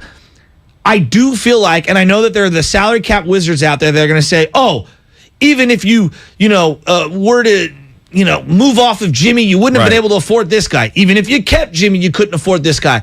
I just look at it this as a casual fan. $25 million for Jimmy. Boy, and I knew I was going to move off him. I wish I would have franchise tagged Laken Tomlinson to solidify my offensive line, since I know I've got a little extra money coming off the books with the Jimmy Garoppolo thing. That, to me, doesn't seem that outlandish to be frustrated with from a team-building aspect. Am I wrong on that, Monte? If you know you're going to move off of Jimmy, why not use a little bit of that money to maybe retain Laken for at least 1 year? Yeah, letting him walk, I think it's a big, big blow to this offensive line. And this is why we keep talking about the Jimmy Garoppolo stuff being botched. And you heard the Jimmy stuff's going nowhere, folks. Number one. Well, he's a better player than Brock and Sudfeld, and it's not even close. It's not even close. Worth entertaining anyone who thinks otherwise. No, it's not even close. But the broadcast kept bringing up Jimmy I know. and Jimmy that, and Jimmy this, and Jimmy that. He's a great teammate. And then you heard Richard Sherman say, Jimmy's not saying anything because he's a great teammate. He's a good dude. Now, you take it at face value if you want from Richard Sherman. I don't know, but his teammates say great things about Jimmy. So I didn't believe the whole ghosting thing. It's like, wait, what? Like, teammates speak highly of Jimmy Garoppolo. They'll tell you. Like, we'll find out if guys don't really rock with Jimmy. But if you know Jimmy's not going to be here, and one of your left guard, like, the benefit the Niners had last year is that the left side of their offensive line was one of the best in pro football. And you had a veteran center. So I didn't have to worry about the left side. But you let him walk, and Alex Mack retires on you. So you don't replace Alex Mack, or you are with Jake Brindle, and you have Aaron Banks playing left guard. Now, I don't want to crush Aaron Banks, but he doesn't look ready to start in the NFL. Right now, if we were just comparing last year's offensive line, which, again, not a perfect offensive line, got Jimmy hurt, and you could say Jimmy, football, the game's violent, whatever, but those are the facts. The quarterback, both of them, right. Trey Lance and Jimmy, both got hurt behind a better offensive line. Trent's Trent, so move him to the side. Right. Is Banks or Burford, either guard, better than Laken Tomlinson? Not right now. Not right now, no. And I know the price point is part of the equation, but I think it would have been worth it. Is Alex Mack a better football player right now than Jake Brendel? There's no question. Right? No question. So, and then I look at, like, if McGlinchey's out, is Colton McKivitz or Jalen Moore? I don't know who would play. Jalen Moore did not look good last night. Are either of them better than McGlinchey? It doesn't look, and McGlinchey's not all that. No, but he's better than what you have. So what I'm saying to you is, it's very clear to me, last year's offensive line, which wasn't great, but was good enough, and then you compare that to this year's offensive line, there's a significant drop-off. Yep. Right now, at least. Now, maybe by the end of the year, that they can build some continuity, guys can play themselves into being better. That's kind of what you're hoping with the quarterback position. Right. Is Trey better than Jimmy right now? I don't think so. But can he be by week 7, 10, 15? Yep. That's the question. And I think it's the same question with the offensive line. I just wish the offensive line was farther along, because the two of them go hand in hand. It goes hand in hand. If the quarterback's playing well, I bet the O-line's playing well. Right. If the O-line's playing well, you're going to give the quarterback better opportunities to look better. And now you're long developing pass plays down the field. You're going to be able to hit those. Yes. Because you have better pass protection. I saw some tweets last night saying, well, Jimmy played behind the same line. And it was not even close to being the same offensive line. We have to have nuance. You have a lot of inexperience on this offensive line.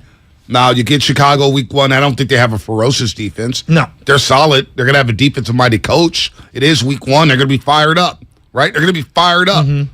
Week 2, Seattle. We know it's a division game. And their D is actually the best part of their team. Division games are different. If Seattle's physical, and then you get to Aaron Donald in week 4, it's a concern. So I was wondering last night, I was like, damn, nobody talks about this much. And now the conversation is, do you want to make Laken Tomlinson one of the 5-10 highest paid offensive linemen in pro football? Sometimes you have to do things because your team doesn't have a better option. It's all about protecting Trey Lance. Yeah. Trey Lance is on the rookie deal for a reason. Well, did I love playing Jimmy Garoppolo at the time, top 5 money at the position when he was unproven? No. But did you have a better option? No. And is that the market rate for a very good player? Yep. Unfortunately, yes. Yep. That's how the free agency and retaining really good players happens. Yep. Like even Deebo Samuel, we all agree, as a pure wide receiver, you're probably not squeezing the lemon on $22 million a year. No. And you see it in a preseason game like yesterday, where you can't get separation on the deep route. But he's better than that in a regular setting when you give him the ball all over the field. Right. But you're not going to see that standing out in practice or in these preseason games. So I don't know. It feels like the Niners will cut Jimmy at some point, but man, when you watch those backup quarterbacks and you watch this offensive line, I'm saying, man, if Suffield has to come in and relieve Trey Lance due to injury, or if Brock Purdy's on his roster, see it. Boy, we got bigger problems out here. And I want to take calls, 888-957-9570. I know we're lined up. You know, are you satisfied from what you've seen, or are you worried? Are you worried? Just team as a whole, Trey specifically. And then B, after we rattle off some calls, I want to break down what Trey's doing well and what he's not doing well, as what we've seen thus far. And I don't even know if we've seen enough. Well, of course we haven't. We've seen... But there are things that I like. We've seen 4 possessions of Trey in the preseason. 4. 5. With a limited playbook. He had 2 against Green Bay, right? Yeah, and 3 yesterday. Was it 3? Oh, yeah, it was 3. It was 3, not 2. 3. Yeah. Debo and Ayuk had 2. I'm splitting hairs. Yeah. No, 5. No. It's all accuracy matters. 5 possessions in the preseason. All right? I know, 5 possessions. 5. They might get that in the first half against the Bears. With the way they turn the ball over. Let's go to our main man, Tamir in Oakland. Tamir, what's happening? You're on the roast. Hey, what's up, guys? I just wanted to say it's good to hear you guys. I've been MIA for a couple of weeks, had tragedy or whatnot. But sorry about that, man. Hopefully everything was well. Yeah. My pop passed away, but, you know, sorry. Up there watching down, so, you know, it's all good. My heart goes out to you and your family, buddy. Hey, thank you. For the Niner fans, though, I think people need to relax. Like, it was a preseason game. You guys mentioned it. The O-line was horrible. I'm not a quarterback on the pro level, but I played in high school and stuff. If your offensive line ain't blocking and they come at your legs or whatever, and you're running, worried about getting hit low or hit, you're not going to throw accurate all the time. And he's with professionals that way faster than the high school level. Mm-hmm. And then second, people forget about Josh Allen. When he first started, he was the same way. Trey Lance, the tape looks exactly the same, like if you compare them too. So, like, if we just pump the brakes and relax, it's like his first year. It's a preseason game, and like Bonte said, in the Arizona game, he got better. The Texans game in the regular season, he got better as the game went on. So it was just 3 series. He'll be fine. I think Niners will be fine. I'm not a Niner fan, but you guys got a stacked team, and I feel like you guys will be just fine. We just got to relax, and hopefully the offensive line and Trent Williams doesn't get hurt, and you guys will be good. Thanks for the call, Tamir. Prayers up to your family. Sorry that you lost your pops, man. Tamir's a good friend of the program. Absolutely. Hate that happened to him, man, but he sounds like he's getting better and better. Tamir's a good dude. By the way, before we get back out to the lines, 888-957-9570. Caller number 3. Call right now. 415-951-2386. You will win a $100 Kirby gift card. A Kirby gift card. By the way, Anna was asking, do they work on Mercedes-Benzes? That's what she told me. She said, ask them if they work on Benzes. I could use this service. Number 3. Of course they work on Mercedes-Benz. I'm just asking. You never know.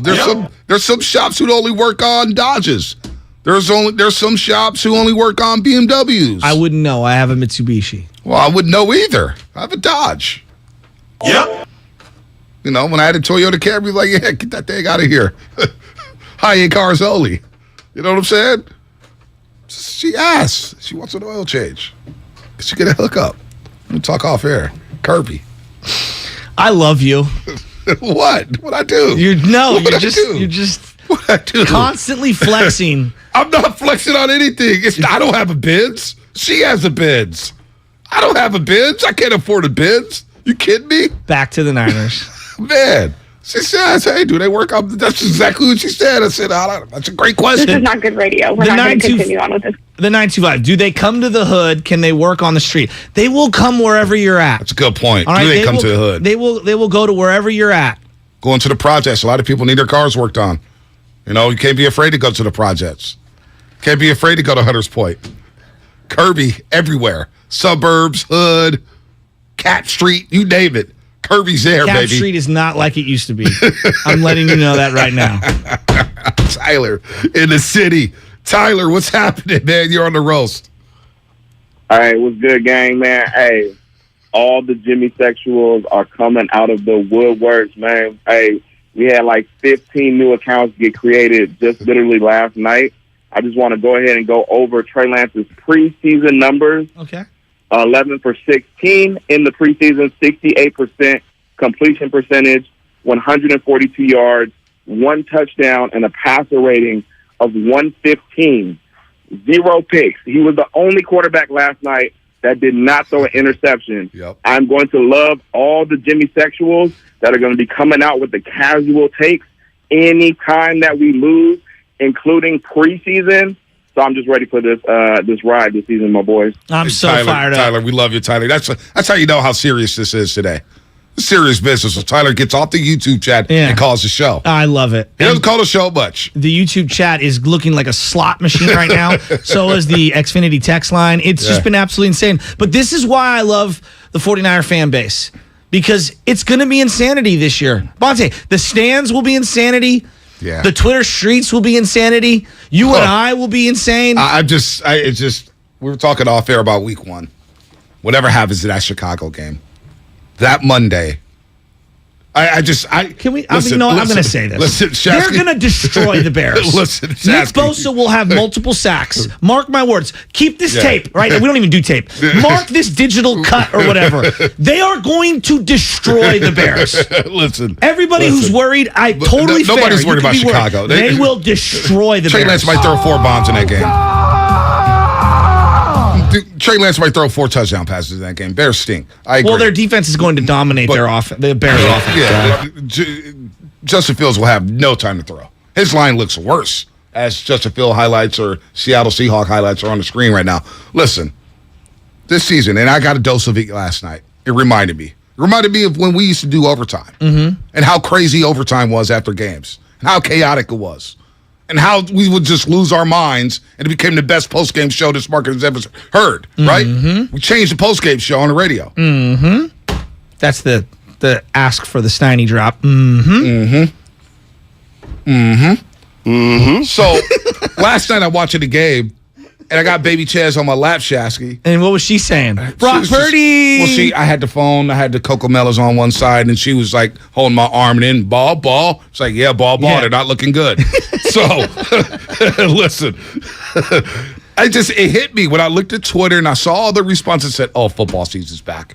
Like, Warrior season's one thing, and I love Warrior fans, and they go crazy too. Remember game 1 NBA Finals and losing our minds. Season's then they lose over. game 3. Let's trade everyone. I don't know if they can win 3 the next 4 games. Well, they did. They won 3 straight when the NBA championship. Looks unplayable. He looks unplayable. He did, though. Yeah, think pieces with full articles. 500 words saying start Kuminga game 4. Jonathan Kuminga, who apparently is cocky right now and not working out. Football season's a different beast, man. It's all right. I'm already getting a dose of it. I love it. And I wasn't ready for it. Now I'm ready for it. I'm ready to go. It's like when you're about to go into the pool and the pool is icy cold. You can't just dip your feet in. Yeah. You have to cannonball into that pool. It's the only way to get through it. And I love that Niner fans are ready to cannonball right through it. But this is the beauty of where they're at right now. Yeah. They've got a great team. We're freaking out about the quarterback. They've got one of the longest tenured coaches since George Seifert, right? Right. Everything is there for this team to have a great, fun season. I have no idea how it's going to play itself out, but I am so here for every step of the journey. Listen. If that journey starts off with an L in week 1, that Monday show...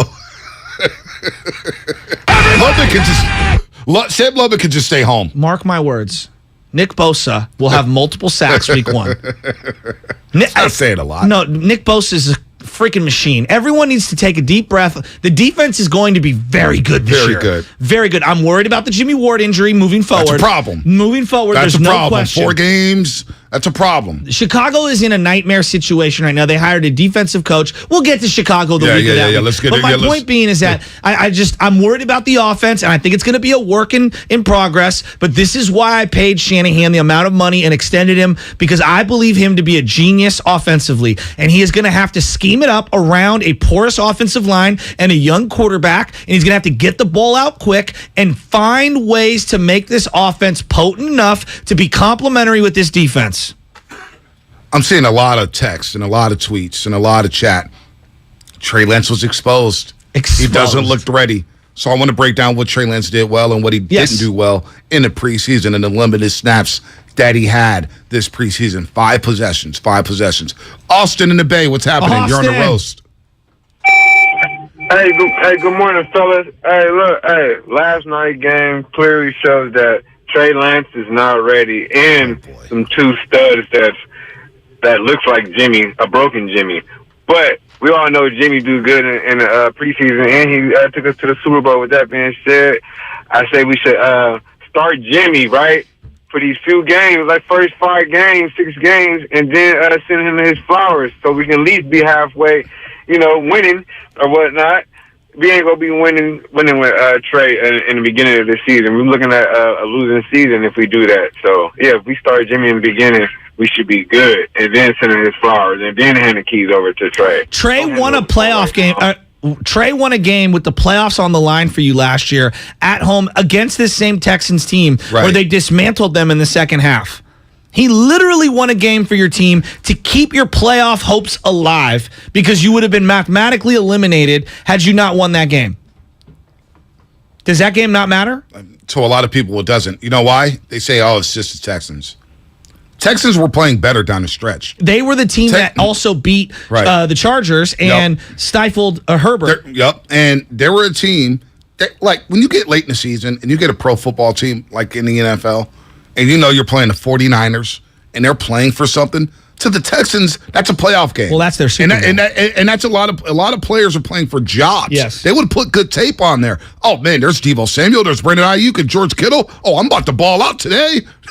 I got to get mine. But people forget about that. And he had to have it. That's a lot of pressure for a guy. Hey, Trey, you haven't played since week 3 Arizona or week 4 or week 5, whatever it was.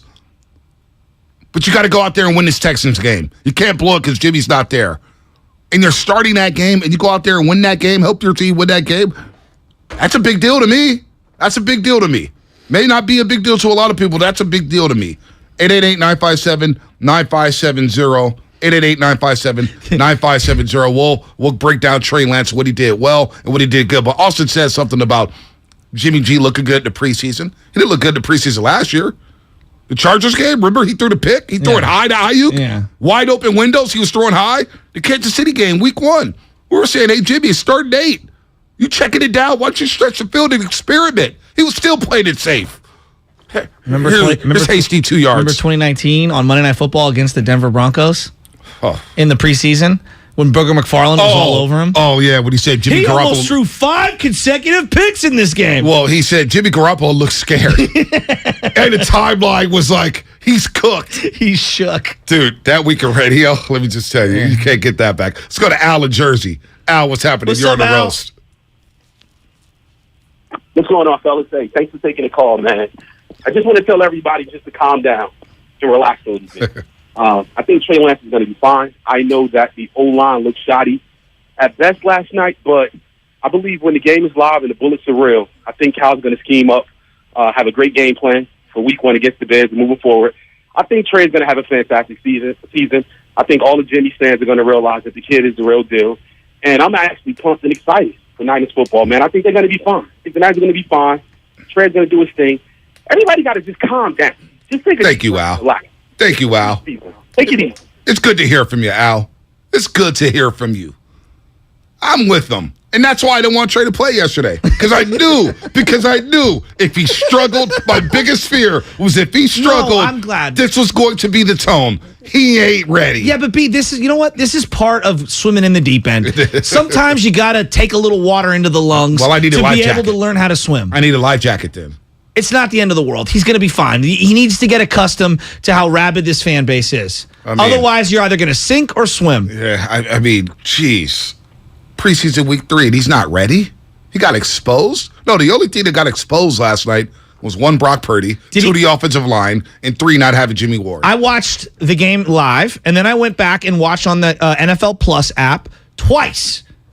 He didn't throw 1 interceptable ball. No, not 1. Okay? Not 1. Now, the other 2 quarterbacks, multiple interceptable balls.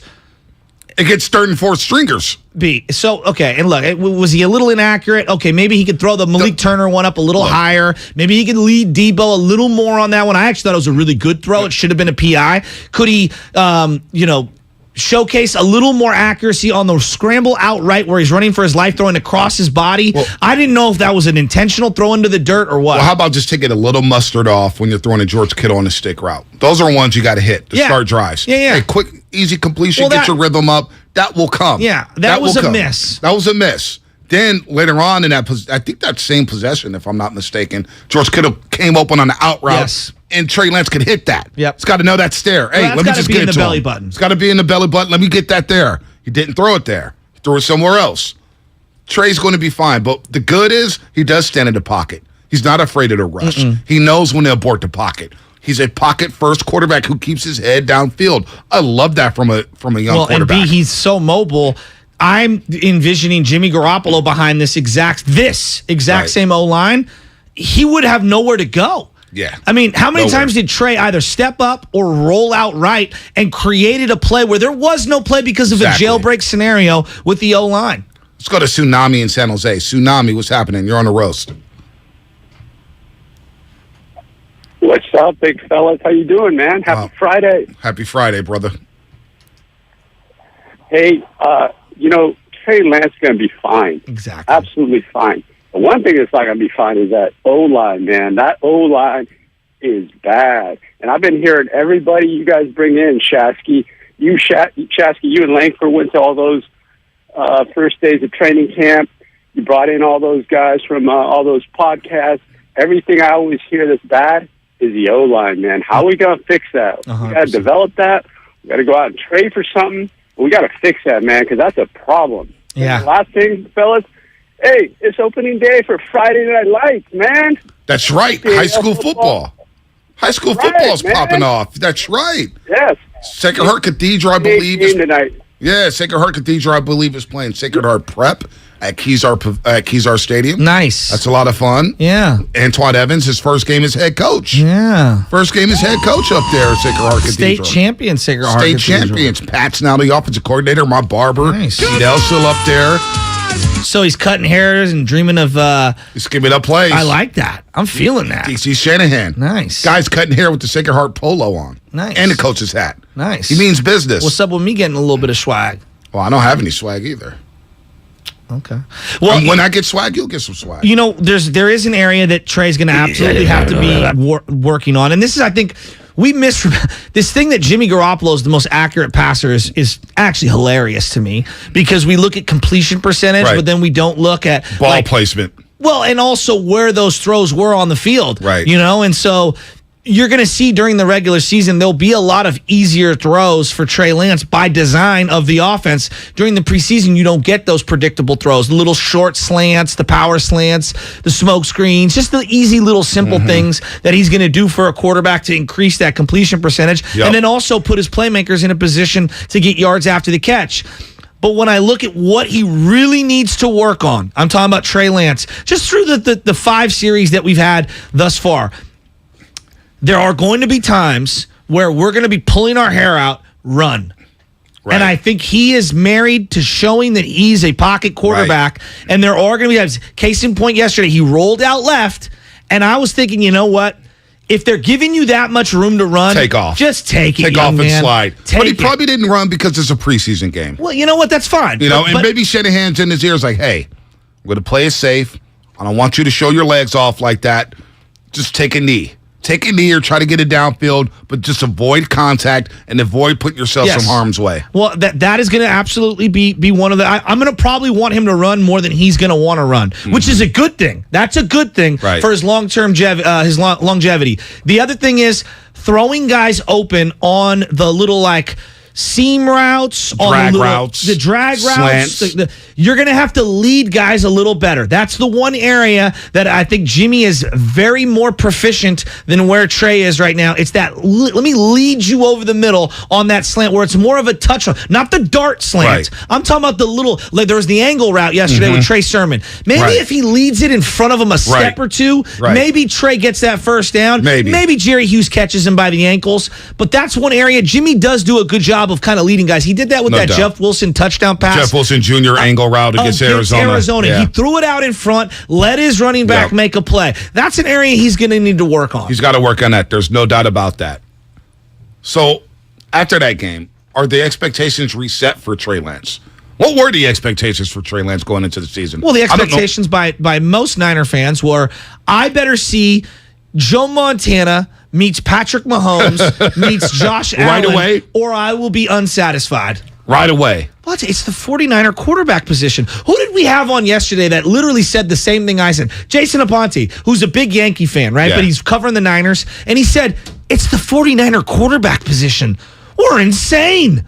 And I've been saying, and I know, B, you kick back at me. Well, it's not that big. No, it is that big. No, it's huge. Laker best player, Yankee best player, 49er quarterback. Like, we're talking about 8 or 9 spots in the history of sports that just feel elevated. And we're in the bubble, so we feel a little delusional. Right. Because Dallas fans are saying the same thing. Bonte, Miami fans we did this with Jimmy G. We did. We did this with Alex Smith. No doubt. We did it with Kaepernick. We did this with Steve Young and Jeff Garcia. And guess what? We're doing it with Trey Lance. No, there's no doubt. And you know what? I'm here for it. The kid needs to be baptized by the fire of the breathing hot Niner fan who's going to scrutinize every single drop back. Are Niner fans going to be able to be patient, though? No. Are they going to be able to be? And that's a problem. No. Patient. We want to win the Super Bowl. That's the expectation for this season? It's the expectation every year. What's your realistic expectation? Get into the playoffs. Get into the playoffs? I've been telling you that. Anything less than the playoffs is almost unacceptable. Yeah. And I don't care how bad the O-line looks. Kyle, I'm paying you a $12, $15 million a year. Yeah. Scheme it up, bud. Yeah. Like I'm not ripping him. I'm telling him, like, he is so good offensively as a chess master. I want to see him minimize the woes of the offensive line, build this thing up. Look, in 2019, I had the same questions about the O-line. The exact same questions. And they found a way They figured it out. to patchwork it and get to the Super Bowl. Hell, they won a game against the LA Rams in week 4 that season with 2 rookie tackles. 2 rookie tackles. 2 rookie tackles. Remember that? Yes. Against the LA Rams, and they were down 7-0. They figured it out, so Shanahan should be able to scheme some things up. Short yardage situation is one thing I'm looking at here. Oh, that is a big problem right now. Especially with the young quarterback. I do not Trey disagree. Lance. Short yardage situations for him and his team. That's another area of concern that I have. And there's a lot of positives. I don't want to say everything's concerned, but defense is a positive. Pass rush is a positive. D-line's a positive. The way they hit is a positive. Having Debo, Ayuk, and Kittle healthy is a positive. The backfield and this offensive line are the one areas. And that offensive line, when it comes to short yardage situations, pass blocking, that's the biggest concern. And that can derail the quarterback into thriving and getting better and better and better as the season goes along. The one area for Trey Lance that we keep hearing, Kaepernick, people need to take a deep breath. Kaepernick never learned to throw a touch pass. We're already seeing Trey on that ball to Debo. He actually threw enough air underneath it.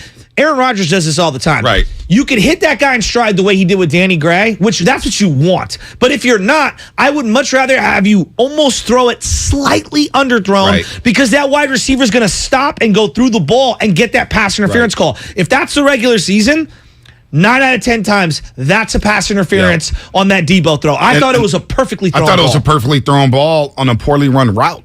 I thought the route was poor. Well, Debo's not a guy who's going to burn guys off the line. But I didn't like the route. I didn't like his get off. I didn't like his get off. I didn't like his separation. I didn't like anything about the route. But that's not his strength. And I know that's not his strength, but I'm hearing that they've been doing that all preseason or all training camp, and they haven't hit that pass yet. Throw it out the playbook. Debo's a slant guy, a drag route guy. But they're not going to show that in the preseason. Yeah, I know they're not going to show that in the preseason, but the touch pass there, it was nice. I don't think and Tyler said it better. Tyler said it the best. He hasn't turned the ball over in the preseason. Well, that's the number one thing. Biggest thing. We got annoyed with Jimmy Garoppolo because we knew that Jimmy INT was coming. Well, we knew it was coming. And what did I always say about Jimmy? Interceptable passes that weren't intercepted. It was the Jimmy O-No throw. Absolutely. You were going to get 3 to 5 Jimmy O-No throws a game. And could you weather that storm? For the most part, the Niners did. 31-14 when he started at quarterback for the 49ers. I'm not saying they won all 31 games because of Jimmy, but they were 31-14 with Jimmy Garoppolo. And that's what's looming large here. But he did throw a lot of interceptable passes. Trey Lance has done a good job of not doing that. Well, let's see how that translates into the regular season. 888-957-9570. How concerned are people really about Trey Lance? Wasn't it nice to see the boot action, though? I'm going to see a lot of the stretch boot. I almost thought they showed too much of it. Why is that? I don't want anybody to see that. But I think they did it on purpose to get the stretch run game going. Right. Yeah, I didn't want to show anything. Because it keeps that backside from honoring. Again, I didn't want to see him play. I just wanted to unleash Trey Lance week 1 in Chicago at Soldier Field against the Bears. That's all I wanted to see. Did anything you saw last night make you reconsider what they should do with Jimmy Garoppolo? Well, I told you. I'd be open to him being a backup on his team. At $24 million, $25 million a year? It is what it is now. Yeah. It is what it is now. They're going to have to pay him something. Well, if he's on the roster week 1, right. Isn't that where they owe him for the whole year? Guaranteed. It's tough to have a $24 million backup. I would struggle to cut that check. It's a struggle, but I don't have to cut that check. Jed York does. Yeah. And Jed York, the owner of the football team, already said, I'm open to having Jimmy here for the next 2 years. What did he say? He said it a couple weeks ago. TK podcast, Tim Kawakabe. Jimmy, I would love to have Jimmy on this roster. So after watching Suffield and Purdy, because everybody's going crazy about the backup call, man, Suffield throws a great ball. Oh my God, Brock Purdy is the greatest thing since sliced bread. No, they stink. And if Trey Lance gets hurt and they have to quarterback this football team, it's going to be a disaster. So with Jimmy Garoppolo, well, if Trey I'd gets be hurt, open to it. Can we agree if Trey gets hurt, it's gonna be a disaster for the most part, unless Jimmy's your backup. Yes, and I'd be open to that. I'm open to that. You wouldn't be open to that? I would. I would, but you could see it already. Like, Trey didn't even throw an interception, and Niner fans that are Jimmy fans are screaming to the high heavens that Jimmy is the superior player and needs to play right away.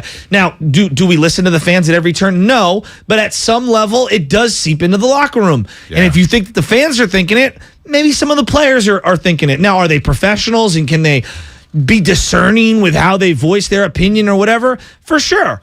But they're also human. Yeah. No and doubt. People that like certain guys, and we've seen this over the years. Randy Cross said it. Steve, I told you, I love you. Joe's the better player. Joe's better. He said that to him. What's this gangster? This gangster. Comcast Business Text Line 925. I think fans will all be missing Jimmy by midseason.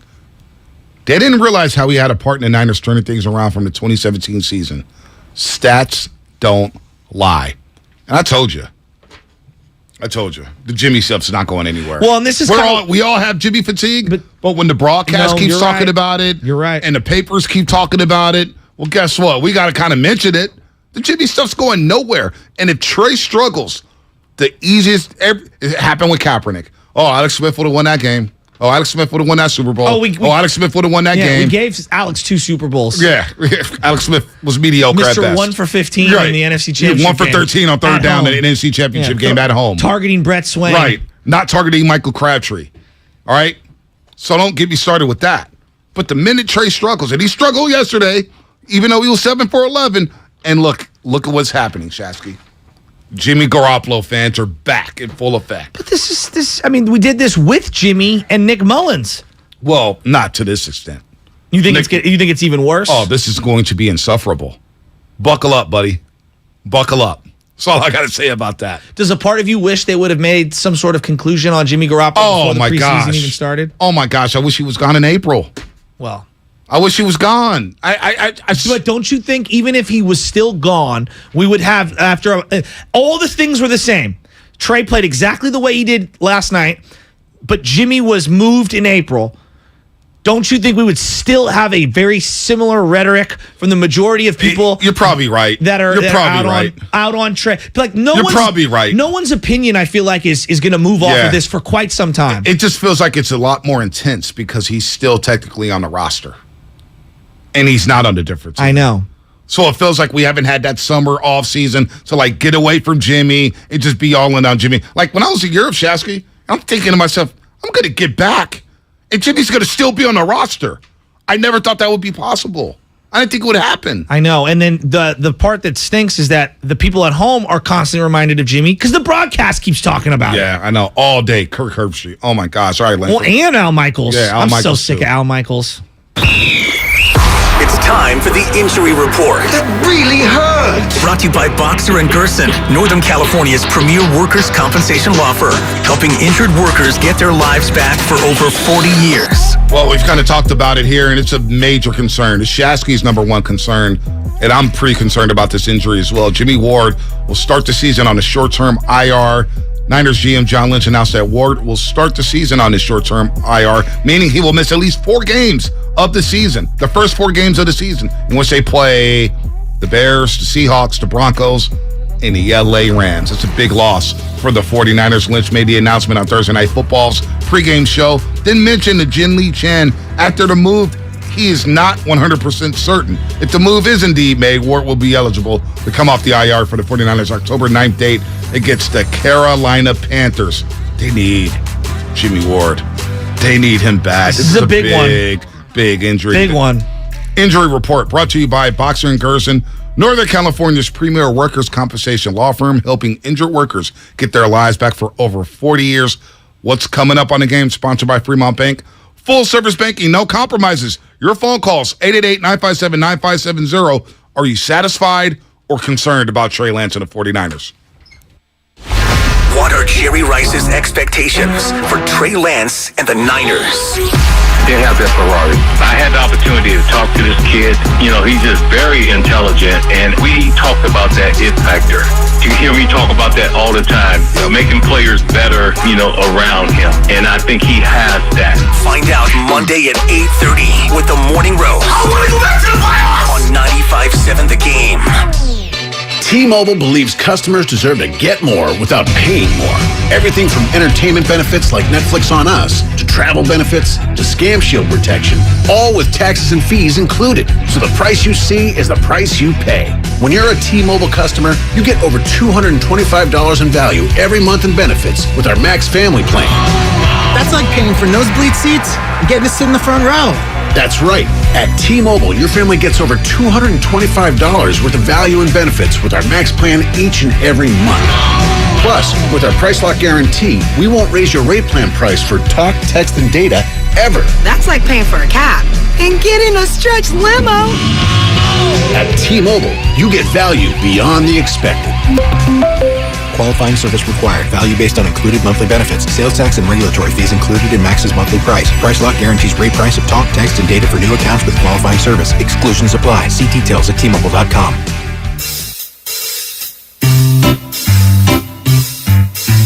One 877 Cars for Kids. KARS Cards for Kids. 1-877 Cards for Kids. Donate your card today. 1-877 Cars for Kids. KARS Cars for Kids. 1-877 Cars for Kids. Donate your car today. Donate your car today at carsforkids.org. Your car, running or not, can be picked up as soon as the next day. No title, no problem. Call 877-CARS-FOR-KIDS or go online at carsforkids.org to donate today. 1-877 Cars for Kids. KARS Cars for Kids. 1-877 Cars for Kids. Donate your car today. Now accepting donations of land, homes, buildings, or any kind of real estate. Okay, you know those amazing spots only the true San Francisco locals are in on? Like that place with the square pizzas? Or Mama Hoo Hoo? The spot for sweet and sour chicken that's anything but so-so. Order up! You know, with the Granch dressing. And all the other spots the real SF locals know without us even saying them. Yeah, they're on DoorDash. San Francisco gets it. DoorDash has it. In order for small businesses to thrive, they need to be smart, efficient, agile, staying ahead of the market at every turn, and finding ways to do more with less. That's never been more important than it is right now. So for a limited time, Comcast Business is introducing Small Business Savings, a deal for companies across the country. When you call in now, you can get powerful internet for just $39 a month for 12 months. $39 a month, with no annual contract and a money-back guarantee. All on the largest, fastest, reliable network for small businesses, with the company that powers more businesses than anyone else. So if you're a small business owner, don't wait. Call and get started today. Comcast Business, powering possibilities. Offer ends 9/21/22. Restrictions apply. New Comcast Business 50 megabits per second internet customers only. Requires EcoBill and AutoPay. Equipment, taxes, and fees extra and subject to change. Call or go online for details. After promo, regular rates apply. O'Reilly. When was the last time you changed your spark plugs? Replacing your spark plugs can restore the efficiency and performance of your vehicle. Stop by and get a $12 O'Reilly Auto Parts gift card after mail-in rebate when you purchase 4 or more select Iridium spark plugs. Get better performance with new spark plugs from your local O'Reilly Auto Parts store or O'ReillyAuto.com. O'Reilly. Auto Parts. Synanon was the world's first drug rehab. People called it the miracle on the beach. But soon, people were calling it something else. They were saying it was a violent cult. Listen to The Sunshine Place, a creation and presentation of C13 Originals, a Cadence 13 studio. Executive produced with Susan Downey and Robert Downey Jr. Available for free on the Odyssey app or wherever you get your podcasts.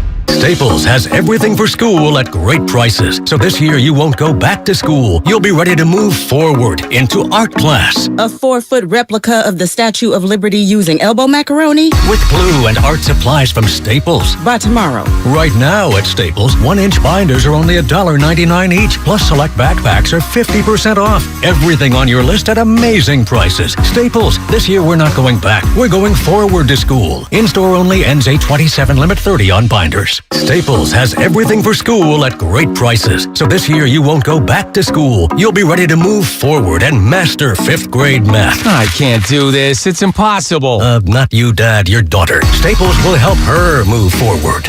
Right. Right now, Staples comp books and number 2 pencils are just 50 cents each. Plus, 2-pocket paper folders are only 25 cents each. Everything on your list at amazing prices. Staples, we're not going back. We're going forward to school. Ends 8/27, in-store only, limit 30. Whew, this feels good. Why does he feel good? Because he has all the hot water he needs.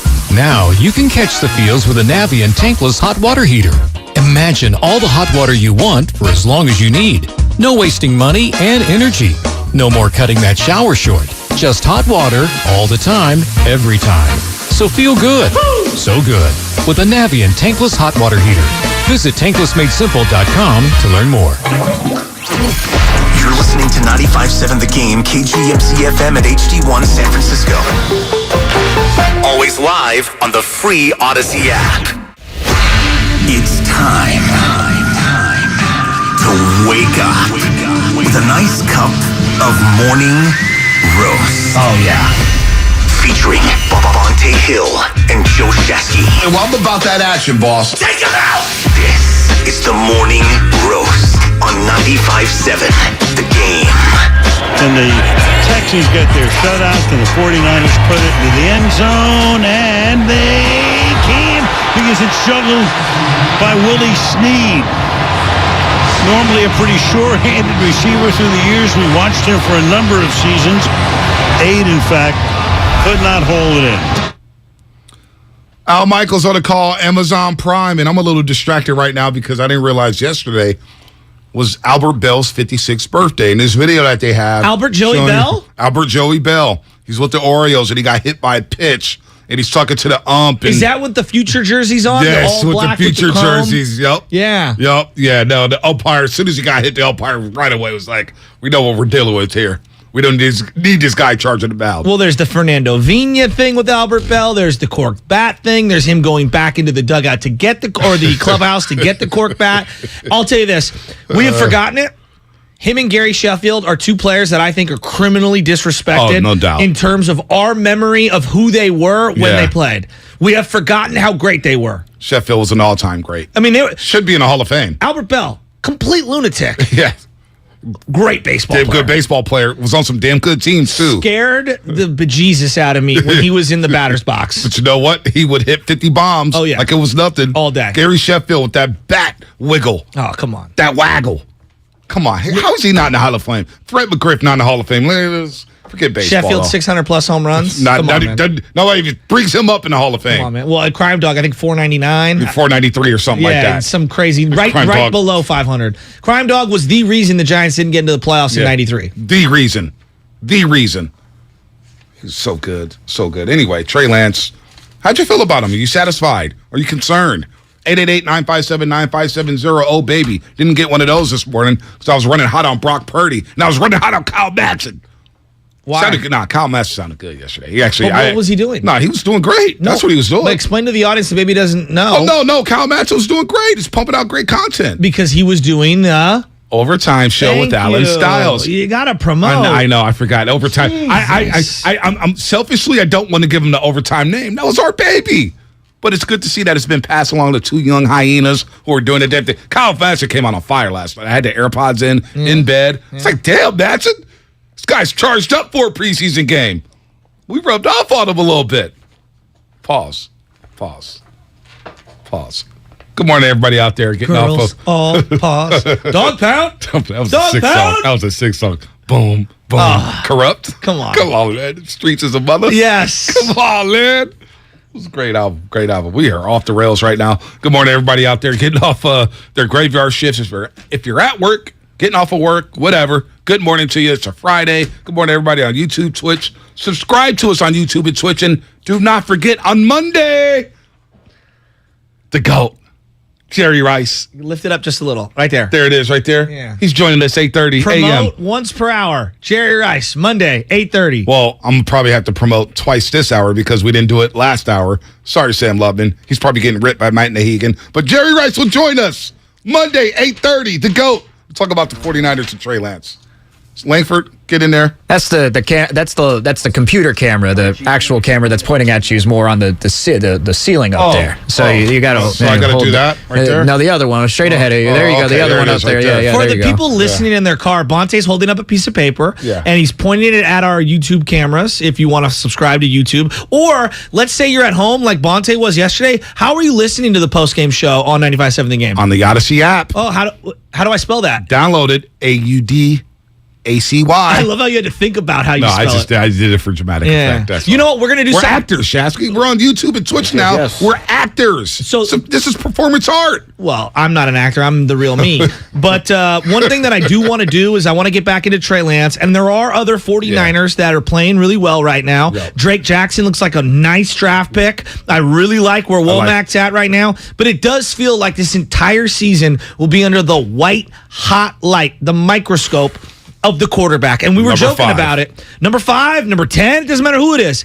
Trey Lance could go for 350 yards, complete all 20 passes. And you know what people say? Yeah, they could have got 2 extra yards had he not underthrown Kittle a little. If he places it between the numbers, Debo goes to the house and he would have had 403 yards. You are so right, because you just took me back to a post-game show we did at the Hilton Hotel down in Santa Clara, or Madsen and Styles would be.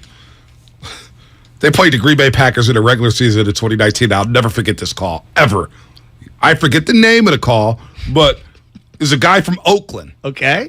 And they won that game 37-8. Yeah, Kittle had a monster game. I need to shout out somebody. I forget their names. I was thinking the same thing. Listen. They lit up the Packers, and a guy called in and said, if Jimmy would have hit that Kittle play down the seam route, they would have been up 20-0 instead of 7. Like something ridiculous. I'm like, dog. They won 37-8. The starters are out of the game on the fourth quarter. So you're so right about that. It does not matter. This fan base is insane, and I'm part of it. I'm insane too. Do people know? And we're going to get back into last night's game. Joe Montana's known for what thing? What's the most? What did you say? The singular moment he's remembered for? I mean, that's tough. Maybe the catch. Okay. Dwight Clark, which is early. Let's start with the catch. How many turnovers did he have in that game? He threw 3 picks. Does anyone ever bring up any of those? Absolutely not. He hit the tight end on a play for a touchdown where the tight end sliding behind because Joe threw so far behind him. No one ever remembers that. No. What about the Bengals game? If the catch happened today in the NFC Championship game and Trey was the one who threw it, you know what everyone will say? He threw that so high. He had to hit him in the numbers. So what kind of throw was that? What kind of throw was that? So you brought up the Jeff Wilson Jr. angle route where Jimmy hit him on the Arizona game. 16-0 that game. They were down 16-0. They come back and win that game. Jimmy throws for over 400. I'll never forget doing a show with Steiny Guru the day after. Guru's like, well, the streets did say he kind of threw it behind Jeff Wilson Jr. The placement wasn't there. He was seeing 0 blitz. The Cardinals blitzed everybody. He got it there. They were nitpicking the ball placement. If he had the catch, if they went to the Super Bowl this year and the same exact thing happened, Dwight Clark instead is, let's just say, George Kittle, okay? Or Debo Samuel or Ayuk. One of them catches that same exact pass, that same exact ball. You know what we'd say? Well, he wouldn't have had to throw to him had he hit Brandon Ayuk on the first read. And because he didn't hit him on the first read, he had to scramble out. Then he threw high, and it was just a better catch by Debo. Especially with everybody having access to all 22. It would be we have no idea a nightmare. Dude, we have no idea who the primary receivers are, right? And yet the all 22s, well, he could have hit him then, but he wasn't looking. Well, how do we know? Bonte. And it's why I love this fan base. I do. And I'm a part of it. I know. We're all insane. We're all insane. It's called the catch, not the throw. That's what someone's texting in right now from the 510. You know who else is insane? The catch, not the throw. You know who else is insane? And we absolutely love her. She jumps into conversations on Twitter. I'm like, damn, there's Lori in Phoenix. Well, Lori in Phoenix, this is when you know it's football season. Lori. She calls in. No more Twitter. She's calling. Lori, good morning. Long time no talk. How you doing? Oh, good morning, guys. It's nice to see Trey Lance has not taken his first snap yet, and we're already completely off the rails. Yes, Lori. So, the O-line did look a lot worse than expected. Horrible. I will say that. So that is concerning. But I will take you guys back. So if you guys remember the first game in 2019 when we played Tampa Bay, our offense couldn't get anything going. And if you also remember, we didn't at that time know who, like the wide receivers, the morning show would play wide receiver roulette. Yeah. Because nobody knew. There was no stability there. Richie James caught the first touchdown that game. Yeah, and the defense came up with 2 pick sixes, and they won that game. So let's just remember that things get better as you go along, generally. There's always going to be, this season is definitely going to be, we thought last season was a roller coaster. I think this season's going to be a bigger roller coaster than last season. So people just need to buckle up and calm down because, there's going to be good and there's going to be bad. But, your defense is phenomenal, and they weren't out there last night. No. So, your first 2 games, you got the Bears, you got the Seahawks. You got Pete Carroll out there taking snaps as quarterback because his quarterback situation is so bad, he's feeling pretty good about himself. Yes. So I'm not too worried about those first 2 games.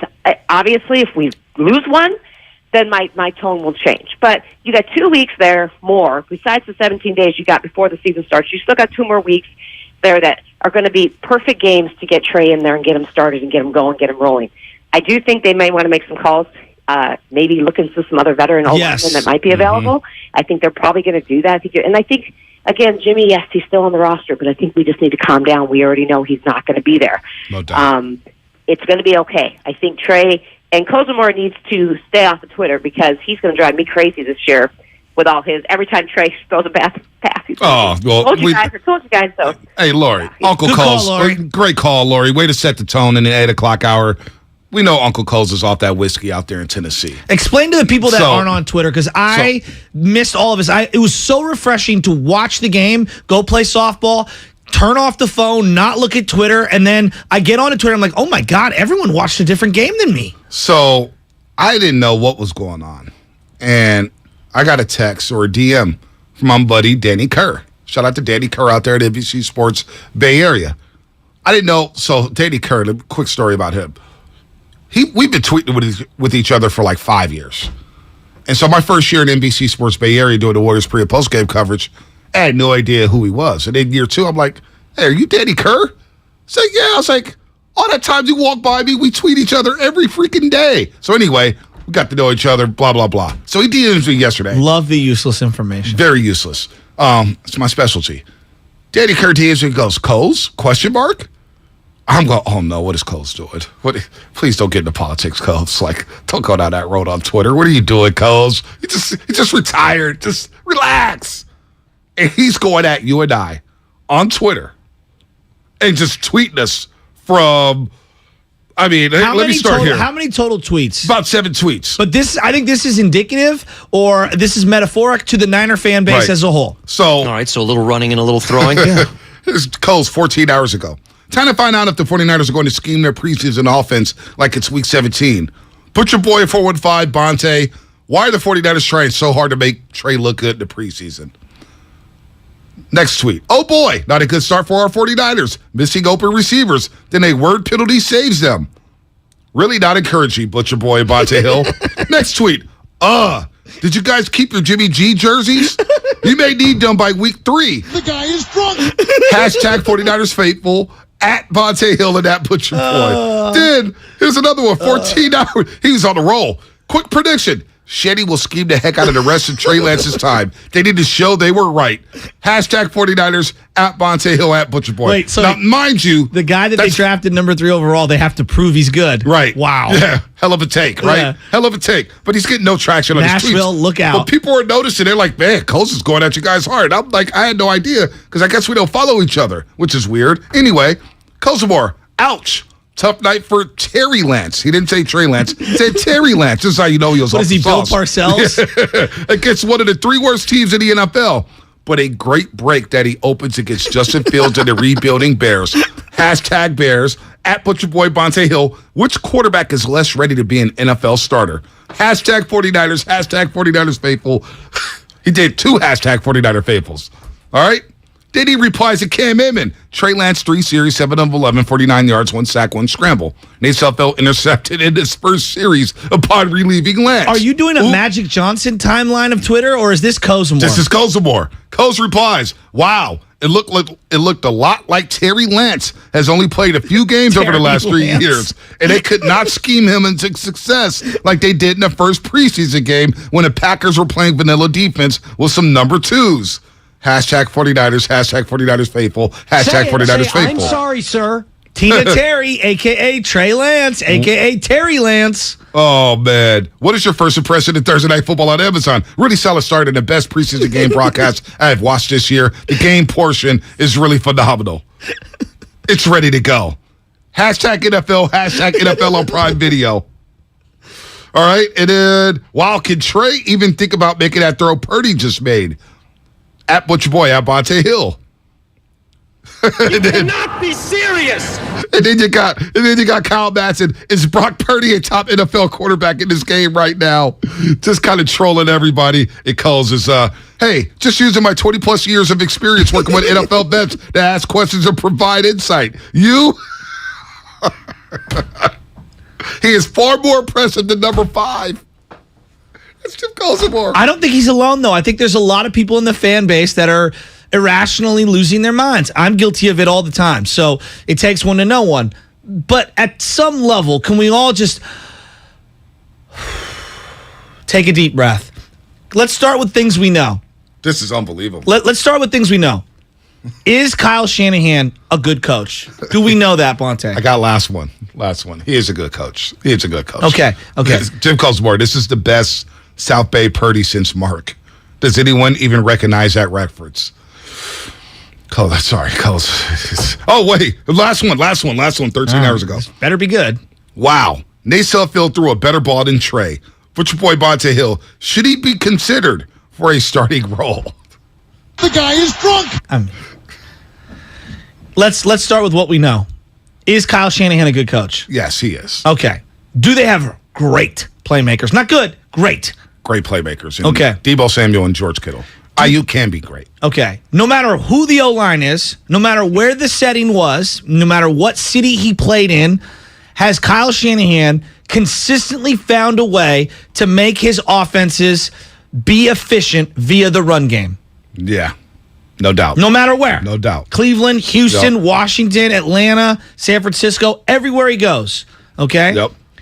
In year 1, have almost every one of his quarterbacks seen a bump up in efficiency? Mm-hmm.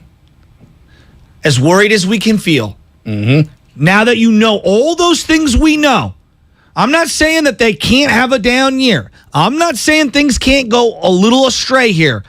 Why are we losing our minds? Everyone take a deep breath. Kyle Shanahan has led us to water more times than he's let us die on the vine. Trust in Kyle. If you have faith in Kyle Shanahan, he's the architect of the team. He's the architect of the offense. Mm-hmm. He's the guy that's created this thing essentially from scratch.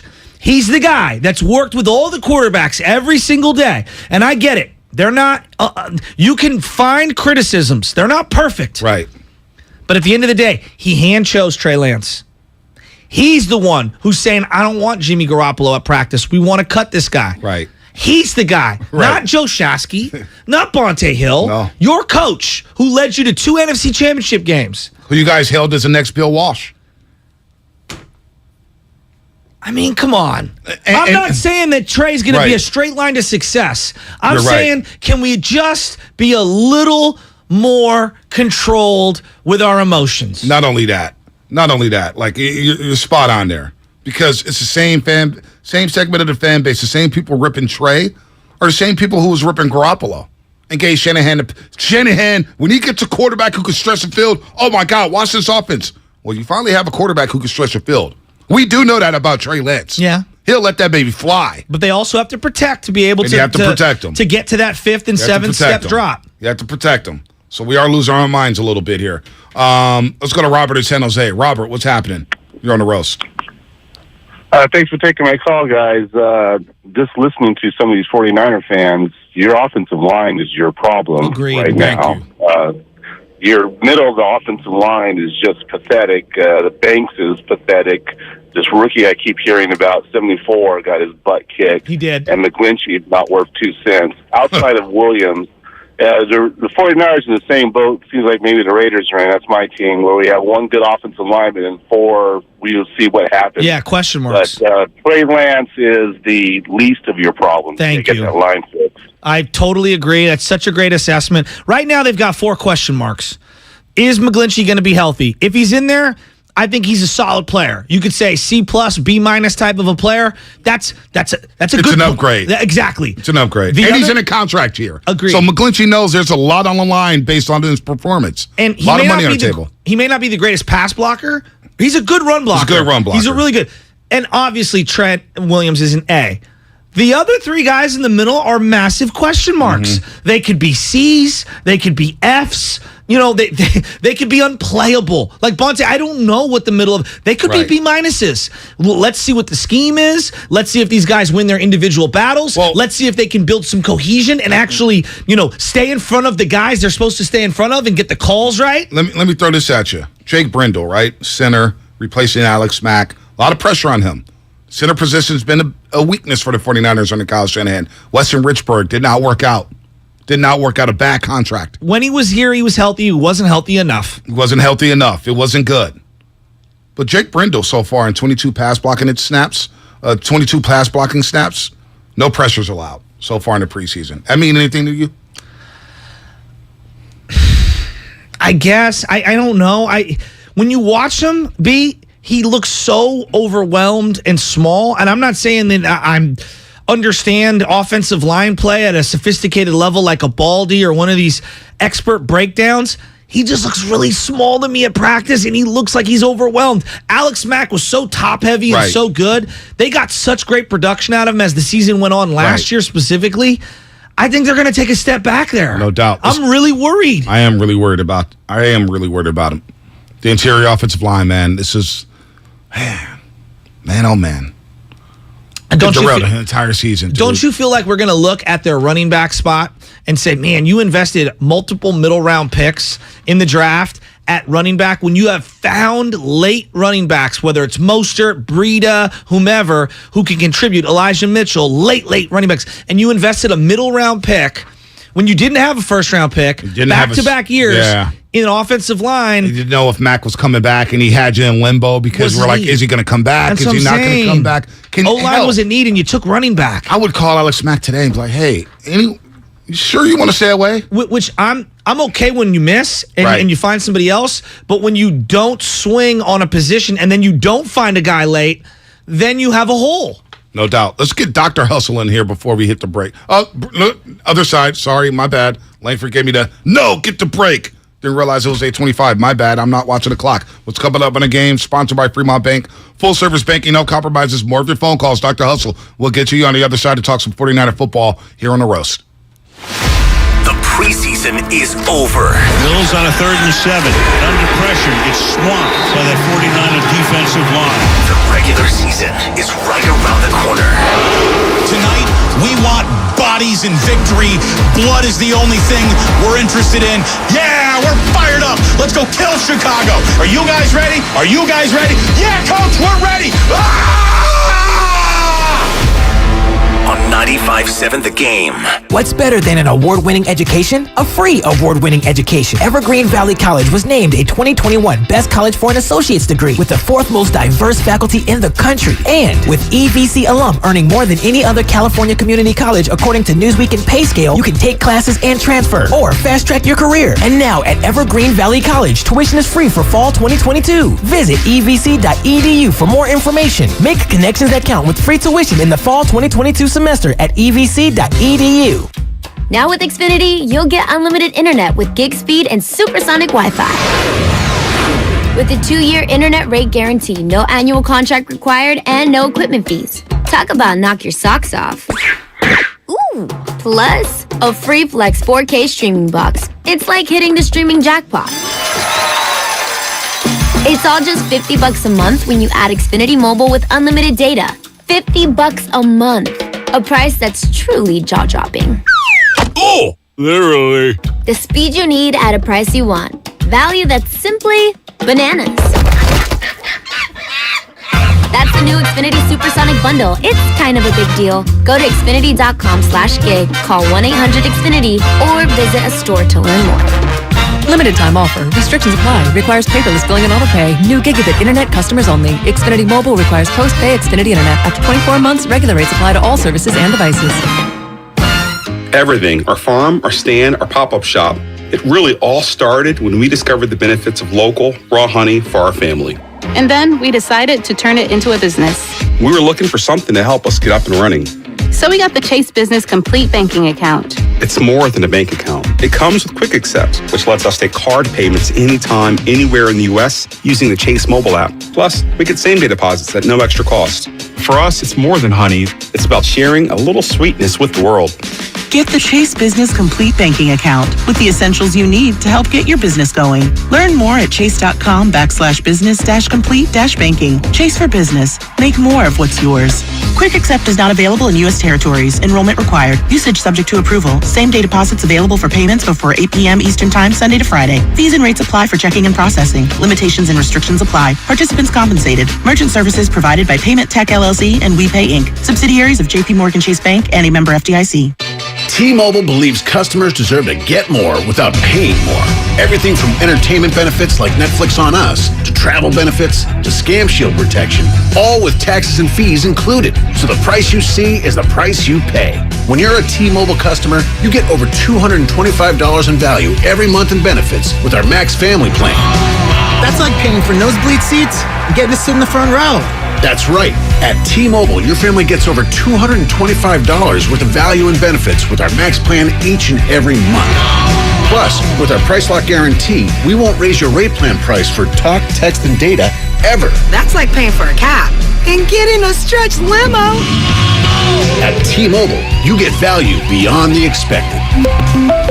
Qualifying service required. Value based on included monthly benefits. Sales tax and regulatory fees included in Max's monthly price. Price Lock guarantees rate price of talk, text, and data for new accounts with qualifying service. Exclusions apply. See details at T-Mobile.com.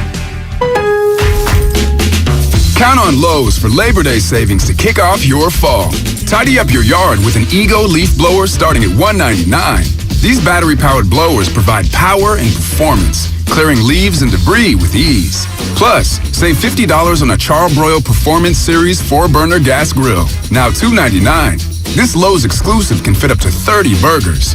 Shop Labor Day savings now at Lowe's. Grill offer valid through 9/7 while supplies last. Now batting, Xfinity Internet. It's made to do anything, so you can do anything. Supercharge your home with incredibly fast and powerful supersonic Wi-Fi.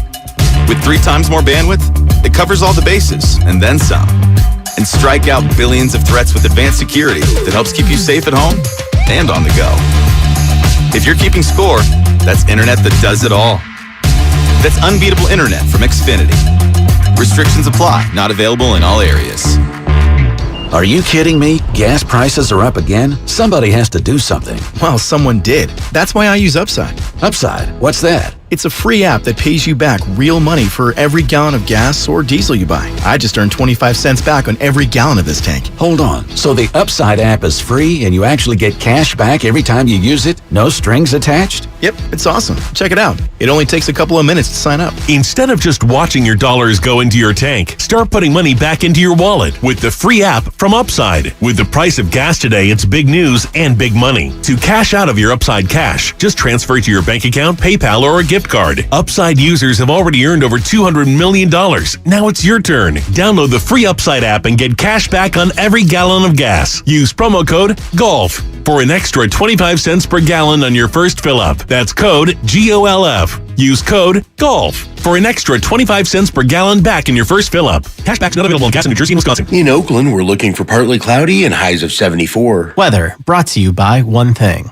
During summer, be sure to use dishwashers and stoves in the evening to minimize the effects of heat. Join Odyssey, and together, each of us doing one thing makes a greener tomorrow. What's going on, Roasters? It's Brian Baldinger with the NFL Network, and you're listening to The Morning Roast with Bonte and Shasky on 95.7 The Game. Baldy, Brian Baldinger, he'll be here with us next Tuesday, 7:30. Breaking down what he saw from Trey Lance and the 49ers last night in their preseason finale. Now it gets real, folks. It gets real. Week 1, Chicago Bears on 9/11. That's going to be a very emotional day for a lot of people here in America. Not everybody in America. That's going to be a lot of fun at Soldier Field. Week 1, Bears, Niners, Justin Fields, Trey Lance. Whoo! Cannot wait. We'll get to the calls in just a second, but do not forget, baseball's still going on. Giants has lost to the Tigers 6-1. They're now in Minnesota to take on the Twins. Saw a text on the Comcast business text line. Hey, food for thought. The Giants will be looking for a left-handed catcher to platoon with Joey Bart batting under 205 to bat cleanup. Stephen Boyd, come on down.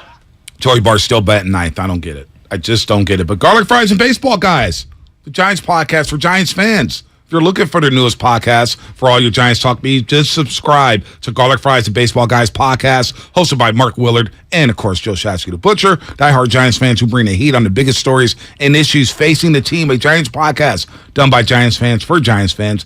New episodes drop Mondays and Thursdays on the Odyssey app or wherever you get your podcasts. Also, do not forget Jerry Rice. Jerry Rice, the GOAT. He's joining us at 8:30. Huh, Langford? Jerry Rice on Monday on the Morning Roast, 8:30. Still the wrong camera. Here you go. As you hold up a piece of paper and point at all the wrong cameras for the YouTube audience and for the radio audience. If you did watch the film, don't knock us for watching film, Shasky. Everybody wants to talk Trey Lance. Everybody wants to talk 49ers. Let's go to the phone lines. Let's do it. You want to go? You want to go San Jose or you want to go to the ATL? ATL? You want to go to the ATL? Magic City? Is it T.I.? It's Mr. Jones in the ATL. What's happening, Mr. Jones?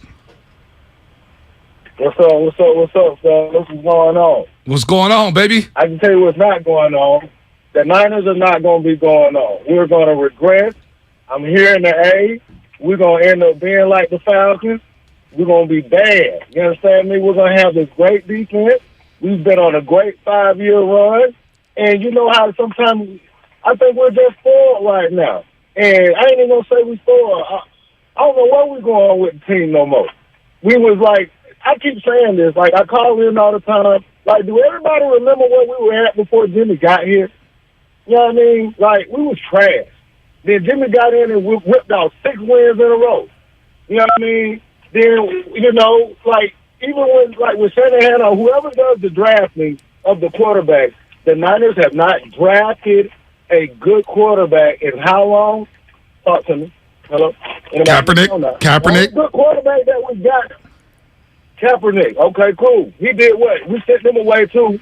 That had a whole other different issue. We ain't even going to go there. You know what I'm saying? Well, that was less than... We had another good quarterback.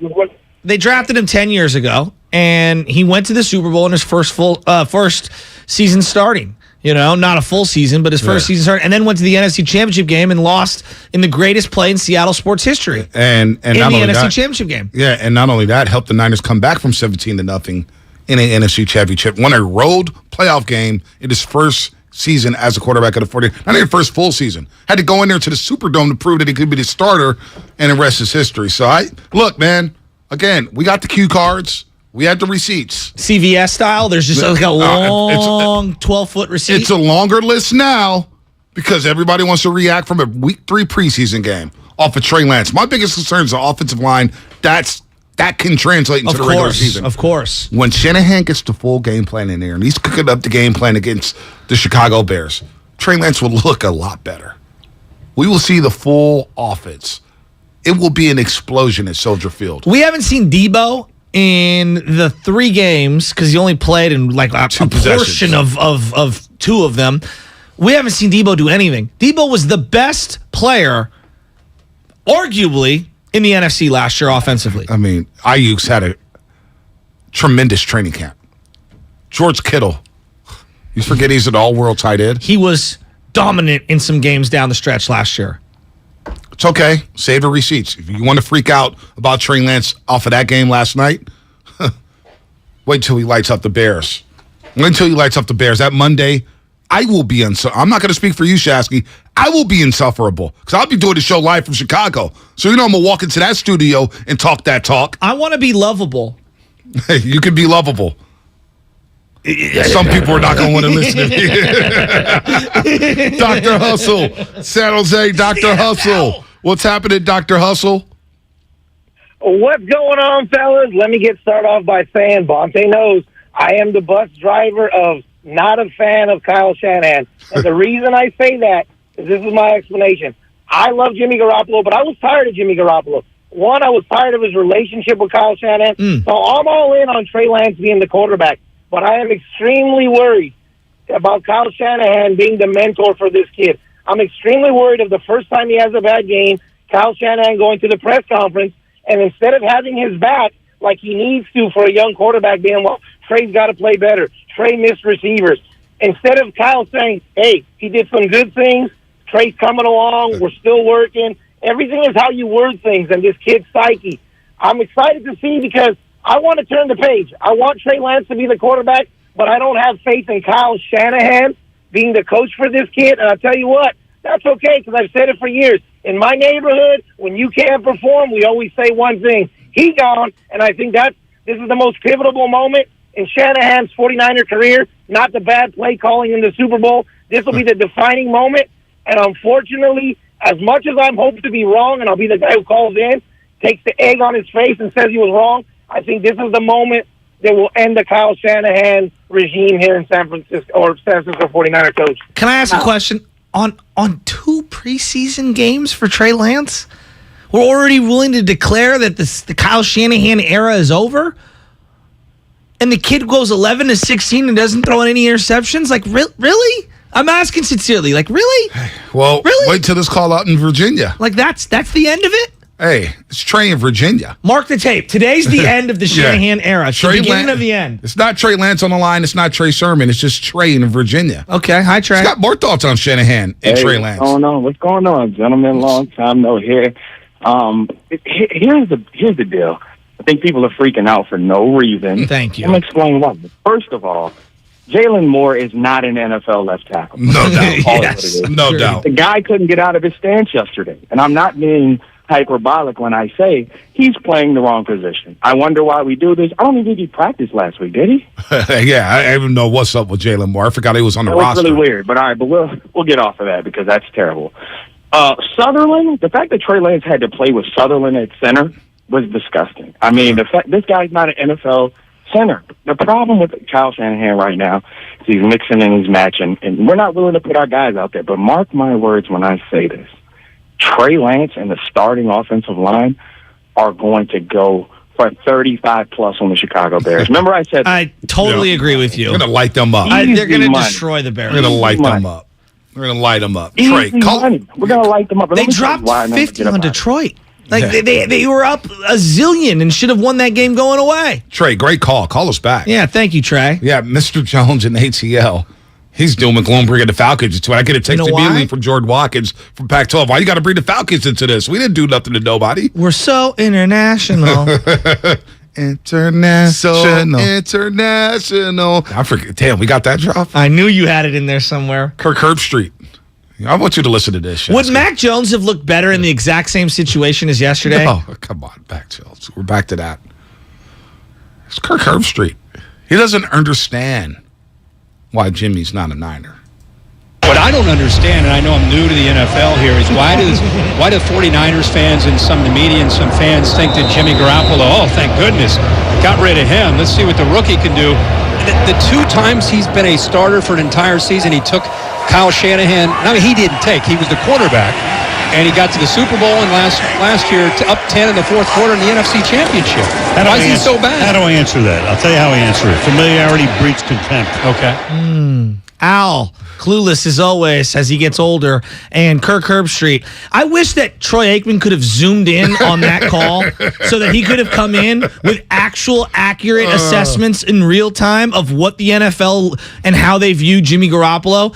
How did Troy Aikman start the NFC Championship game for the broadcast for Fox? You know, Joe, in big games like this, the one thing I look like, who's not going to make the most mistakes? And let me tell you, Joe, he had 2 quarterbacks here who drive their fan base is crazy. We'll get to Jimmy Garoppolo, but Matt Stafford, both these guys get just throw it up. 7 minutes left in the game. Or actually, happened like the first couple series. And this is why Jimmy Garoppolo drives people crazy. He threw an outright to Brandon Ayuk with 2 defenders draped over him. And Troy's like, this is why 49er fans can't stand Jimmy Garoppolo. Dude, with 7 minutes left in the game or when it was tied. The classic line. We gotta record this. We gotta get this drop. Because it blew me away when I watched the game back. You know, Joe, I'm afraid this game's going to have to come down to Jimmy Garoppolo. I'm afraid it's going to have to come down to Jimmy Garoppolo. You never hear a color analyst say that. You never hear a guy like that. Troy Aikman has been so critical of Jimmy. And he throws – that's what sent Tim Kawakami on the Twitter tirade last night. How you going to play the media? Felt like Kirk Herbstreit was talking to you and I. Well, you know, Kirk Herbstreit should kind of look in his own house. He's an Ohio State backer, correct? Exactly. Used to play there? Yep. Oh, didn't they let Joe Burrow go through the doors and not play? Yes. Joe Burrow, who entered the transfer portal and went to LSU and put together the greatest college season we've ever seen? Yeah. Wake me up when you can assess the quarterback a little better in your own little backyard. Well, just in the NFL. Well, he looked like a guy. Look, I like Herbstreit. That's the irony of this. I like him. I really like him in college football. He has no feel for the NFL. Yeah. Tell me you haven't watched the NFL for the last 5 years by the statements that you're saying on air. We need to get to Shanahan Al, this is the other thing. Like, Al was great. Al's no longer great. No. The hair is so fake. I feel bad for him. That's number one. Number two. Al's just cashing the check. Oh, no, Al ain't cashing the check. He's checking the money line because all he's doing is in-game betting. He probably was last night. Gene in Oakland. We didn't get the Shanahan sound today. Trey Wingo, all that stuff. It's been all about the callers, all about the audience, all about the YouTubers and Twitch. Gene, what's happening? Hey, guys. I'm with you, Joe, now on this, and Laura and a number of others that are trying to urge the fan base to just be patient, okay? But let's face it, no matter what we say, if Trey wins his first 3 games, they'll be talking Super Bowl and MVP, and sure will. Loses his first 3, they'll be looking for Jimmy G. We sure will. But look, we don't know what we have in him. No clue. We really don't. I mean, we know. With Trey, we know this. We know he's very athletic. I think we can say he's a pretty tough kid. We also can say he has the physical skills to make a throw like he did to Danny Gray, which very few quarterbacks can do. But we also know he's got an accuracy problem, as he showed last night. He's still raw. He still needs time. So, bottom line, I mean, I'm going to be perfectly happy if they go 9-8 this year, and he shows progress through the year, and maybe by the end of the year, or maybe the beginning of next year, we start seeing really what we're hoping for with Trey. I intend to be patient, wait it out, live with the problems, and then get excited when he makes another throw like that to Danny Gray. Yeah, no, hey, good call, Gene. And look, we have no choice but to be patient. Same thing with the San Francisco Giants. I have no choice but to be patient with Farhan Zaidi. He's forcing us to. He's forcing it. We have no choice. Trey Lance, if they go 9-8 and make the playoffs, that to me is a successful year. And they could win a couple games in the playoffs because I think by the time week 17, week 18 rolls around, Trey Lance is going to be ready to roll. Full disclosure, as I just totally got hung up with not turning my mic on, my wife called me just right now in the middle of the show, so I got a little distracted. I'm like, well, what? Is everything okay? Are you all right? I think she pocket dialed me. So that's my bad, guys. I thought maybe there was an emergency going on. I got a little worried. It's all my good. bad. Totally distracted. It's all good. Peter in Mill Valley, he's ready to roll. By the way, these calls in the last 30 minutes of the show, very interesting. Very interesting. I'm just going to say that because there's a lot of Shanahan and Lynch, and can Trey Lance develop under Shanahan? I don't know about Shanahan. Came out of nowhere. Peter, what's happening? You're on the roast.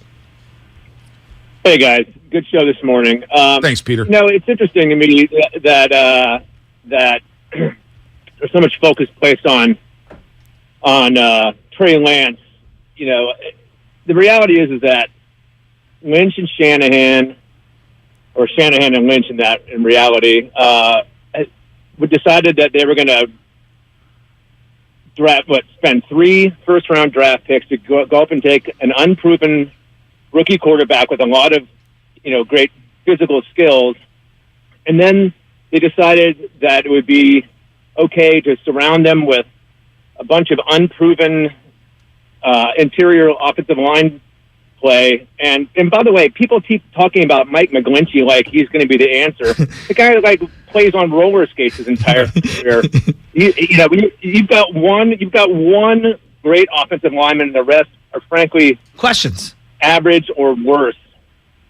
So my whole thing is, look, this administration has made this huge emphasis on dominating the defensive line and how important having a dominant defensive line is. But how is it that they don't understand the flip side of having how important having a dominant offensive line is, especially when you have a young, unproven quarterback who, frankly, just needs time and protection, right? Rather than running around like his hair's on fire. It's a great point. It's an absolute great point. Good call, Peter. And I think, I don't know the exact answer, but I think if you were to ask that question to Shanahan, I'm sure he'd say, well, hey, we traded a 3rd-round pick and paid Trent Williams the highest amount that the left tackle position's ever had. We picked up the 5th-year option and drafted in our second draft, Mike McGlinchey. And then that we drafted and prioritized Banks, and we drafted Burford. They whiffed on Weston Richburg. They took a shot at Alex Mack. He retired after a season. They made the trade. People forget they made the trade for Lincoln Tomlinson, a former first-round pick who was a bust in Detroit. Pick? I think it was a 5th-round trade. And everybody's like, Lincoln Tomlinson, really? Remember when he first came? We were like, people were screaming to the high heavens, Lincoln Tomlinson, he stinks, he's a bust. Turned out to be one of your best offensive linemen in the last 20 years. Absolutely. He's been very consistent, underrated. But it is a fair criticism. I do think, and the thing that I kept thinking about when I went to training camp, and I said this to the boys here, I said it to Grant Cohn, I said it to Lombardi, I said, what's going to end up happening is they're going to be so loaded at running back, okay, and there's going to be some odd men out, and there's going to be times, if the O-line struggles, we're going to pivot and say, boy, I wish they would have used some of that draft capital on some interior offensive linemen. But the counter to that is they did. In Banks. They did in Banks. And it's not working. Well, here's the other thing, too, Comcast Business Text Line. And it's something that I've thought about, but we haven't really touched on it because we've been so Jimmy G heavy, right? Because his situation has held the Niners in some sort of financial limbo. Yeah, maybe they don't. I don't know if this is true, but maybe they didn't franchise tag Lakin because they didn't know if they could get off the Jimmy money. I don't know. Or maybe they were undecided on Jimmy. But this text from the 650. I think Alex Mack held them in limbo a lot longer than they expected. That might be true. Alex Mack didn't retire until, June? Well, I don't know. I don't know because they knew about Staley and they pivoted and told no one and traded for Trent Williams, so they had leverage. But they didn't really upgrade the center position off of Alex Mack. We'll get to Zach in a second here, but I want to play the Herb Street sound just a second. Then we got an Aikman sound from that NFC Championship. Oh, give it to me. We're going to contrast the two. What I don't understand, and I know I'm new to the NFL here, is why do 49ers fans and some of the media and some fans think that Jimmy Garoppolo, thank goodness, got rid of him. Let's see what the rookie can do. The 2 times he's been a starter for an entire season, he took Kyle Shanahan. He didn't take. He was the quarterback. And he got to the Super Bowl and last year up 10 in the 4th quarter in the NFC Championship. Why is he so bad? How do I answer that? I'll tell you how I answer it. Familiarity breeds contempt. Okay. So Herb Street doesn't get it. He doesn't get it. But Troy Aikman did in the NFC Championship game. This is the point in the game where Kyle Shanahan would 100% want to just ride that running game. And we've seen it so many times, but the Rams have done an outstanding job in run defense, and I'm afraid that it's going to have to be Jimmy Garoppolo that gets it done. I'm afraid that it's going to have to be Jimmy Garoppolo to get it done. That's when it was tied 17-17 with 5 minutes left. I'm afraid. But here's the third offensive Aikman's snap. so good. He's so good. So good. He got so much better. But here's the thing. Jimmy G, the third offensive snap. Remember the Niners forced the Rams into a 3-and-out. Okay. In SoFi Stadium. You were there section, what, 200? I was afraid as well. We were all afraid. We were all afraid. But SoFi Stadium, we were all afraid at that point. We were all done at that point. My dad was ready to pack it up and go the second Tart dropped that ball. We were all afraid. Trust me. But SoFi Stadium was humming. Yeah. Niner fans took over that stadium, and we were humming. 3-and-out. We had the ball. And you see Garoppolo in shotgun. It's a third down. You hear it. The fake crowd noise is pumping in. We're all standing up, and this happens. 3rd down and 7 over the middle. Kittle overthrown. And this time Garoppolo had a receiver wide open for a first down and maybe even more, and he missed him. Boy, he sure did. Kittle gets a free release off the line. He is wide open. Nick Scott is the only guy who has a chance to try to come back on this and then make a play after the catch. And just one that gets away. So here in the early going, we've already seen a little nerves here. For a quarterback, it happens. In the NFC Championship game, we saw Stafford miss a 3rd down, and now Garoppolo missed his. My dad turns to me at the beginning of that play. He's got him, and he's elbowing me, in the side of the ribs. And he just airmailed him. He goes, I can't believe he missed that throw. Boy, he sure did. This is the point in the game where Kyle Shanahan would 100% want to just ride that running game. And we've seen it so many times, but the Rams have done an outstanding job in run defense, and I'm afraid that it's going to have to be Jimmy Garoppolo that gets it done. Kittle, hold on real quick, Seth. Boy, he sure did. Kittle on the third play of the game pulled the ready ball, so he put his arm up in the air. I'm open. He was running to Rocco and I. We were like, oh, he got him. And he overthrew him. And everybody's just like, oh, it's going to be one of those games. No, but I think it's a great reminder because I think you hear someone like Kirk Herbstreit and a lot of fans, we got to this point in the season right here, and it's because of this guy right here. Well, there's a variety of reasons on why they got there, and he's part of that. Yeah. He's absolutely. But to say that he led them or carried them in the way that maybe other quarterbacks around, because they're asked to do different things for their team, right? Every team is different. But he said it right there. Troy told you they were led by the running game. Yep. Now, if that's where we ended last year, and look at where we're starting this year, why are we expecting Trey to lead this team via his arm? Right. When last year they were led by the running game first. 2019, led by the running game first. Tevin Coleman, Raheem Mostert, Matt Breida, they all had big-time years. Big-time years in 2019. Running game, defense. By the way, Jeff Deeney, Pro Football Focus, and I don't. You know me, how I feel about Pro Football Focus. It's a tool. It's a tool, whatever. But the line, these blocking grades, interior offensive line pass blocking grades this preseason. Jake Brindle, 82.9. I guess that's a good grade. Is it 1 to 100? I always forget. I'm guessing it's to 100. Yeah. Maybe. Okay. Well, Aaron Banks, 28.9. Ouch. That's your second round pick. Spencer Burford, 32.3. I like him too. Not good. Let's take a couple more calls before we get to the flex moment of the show.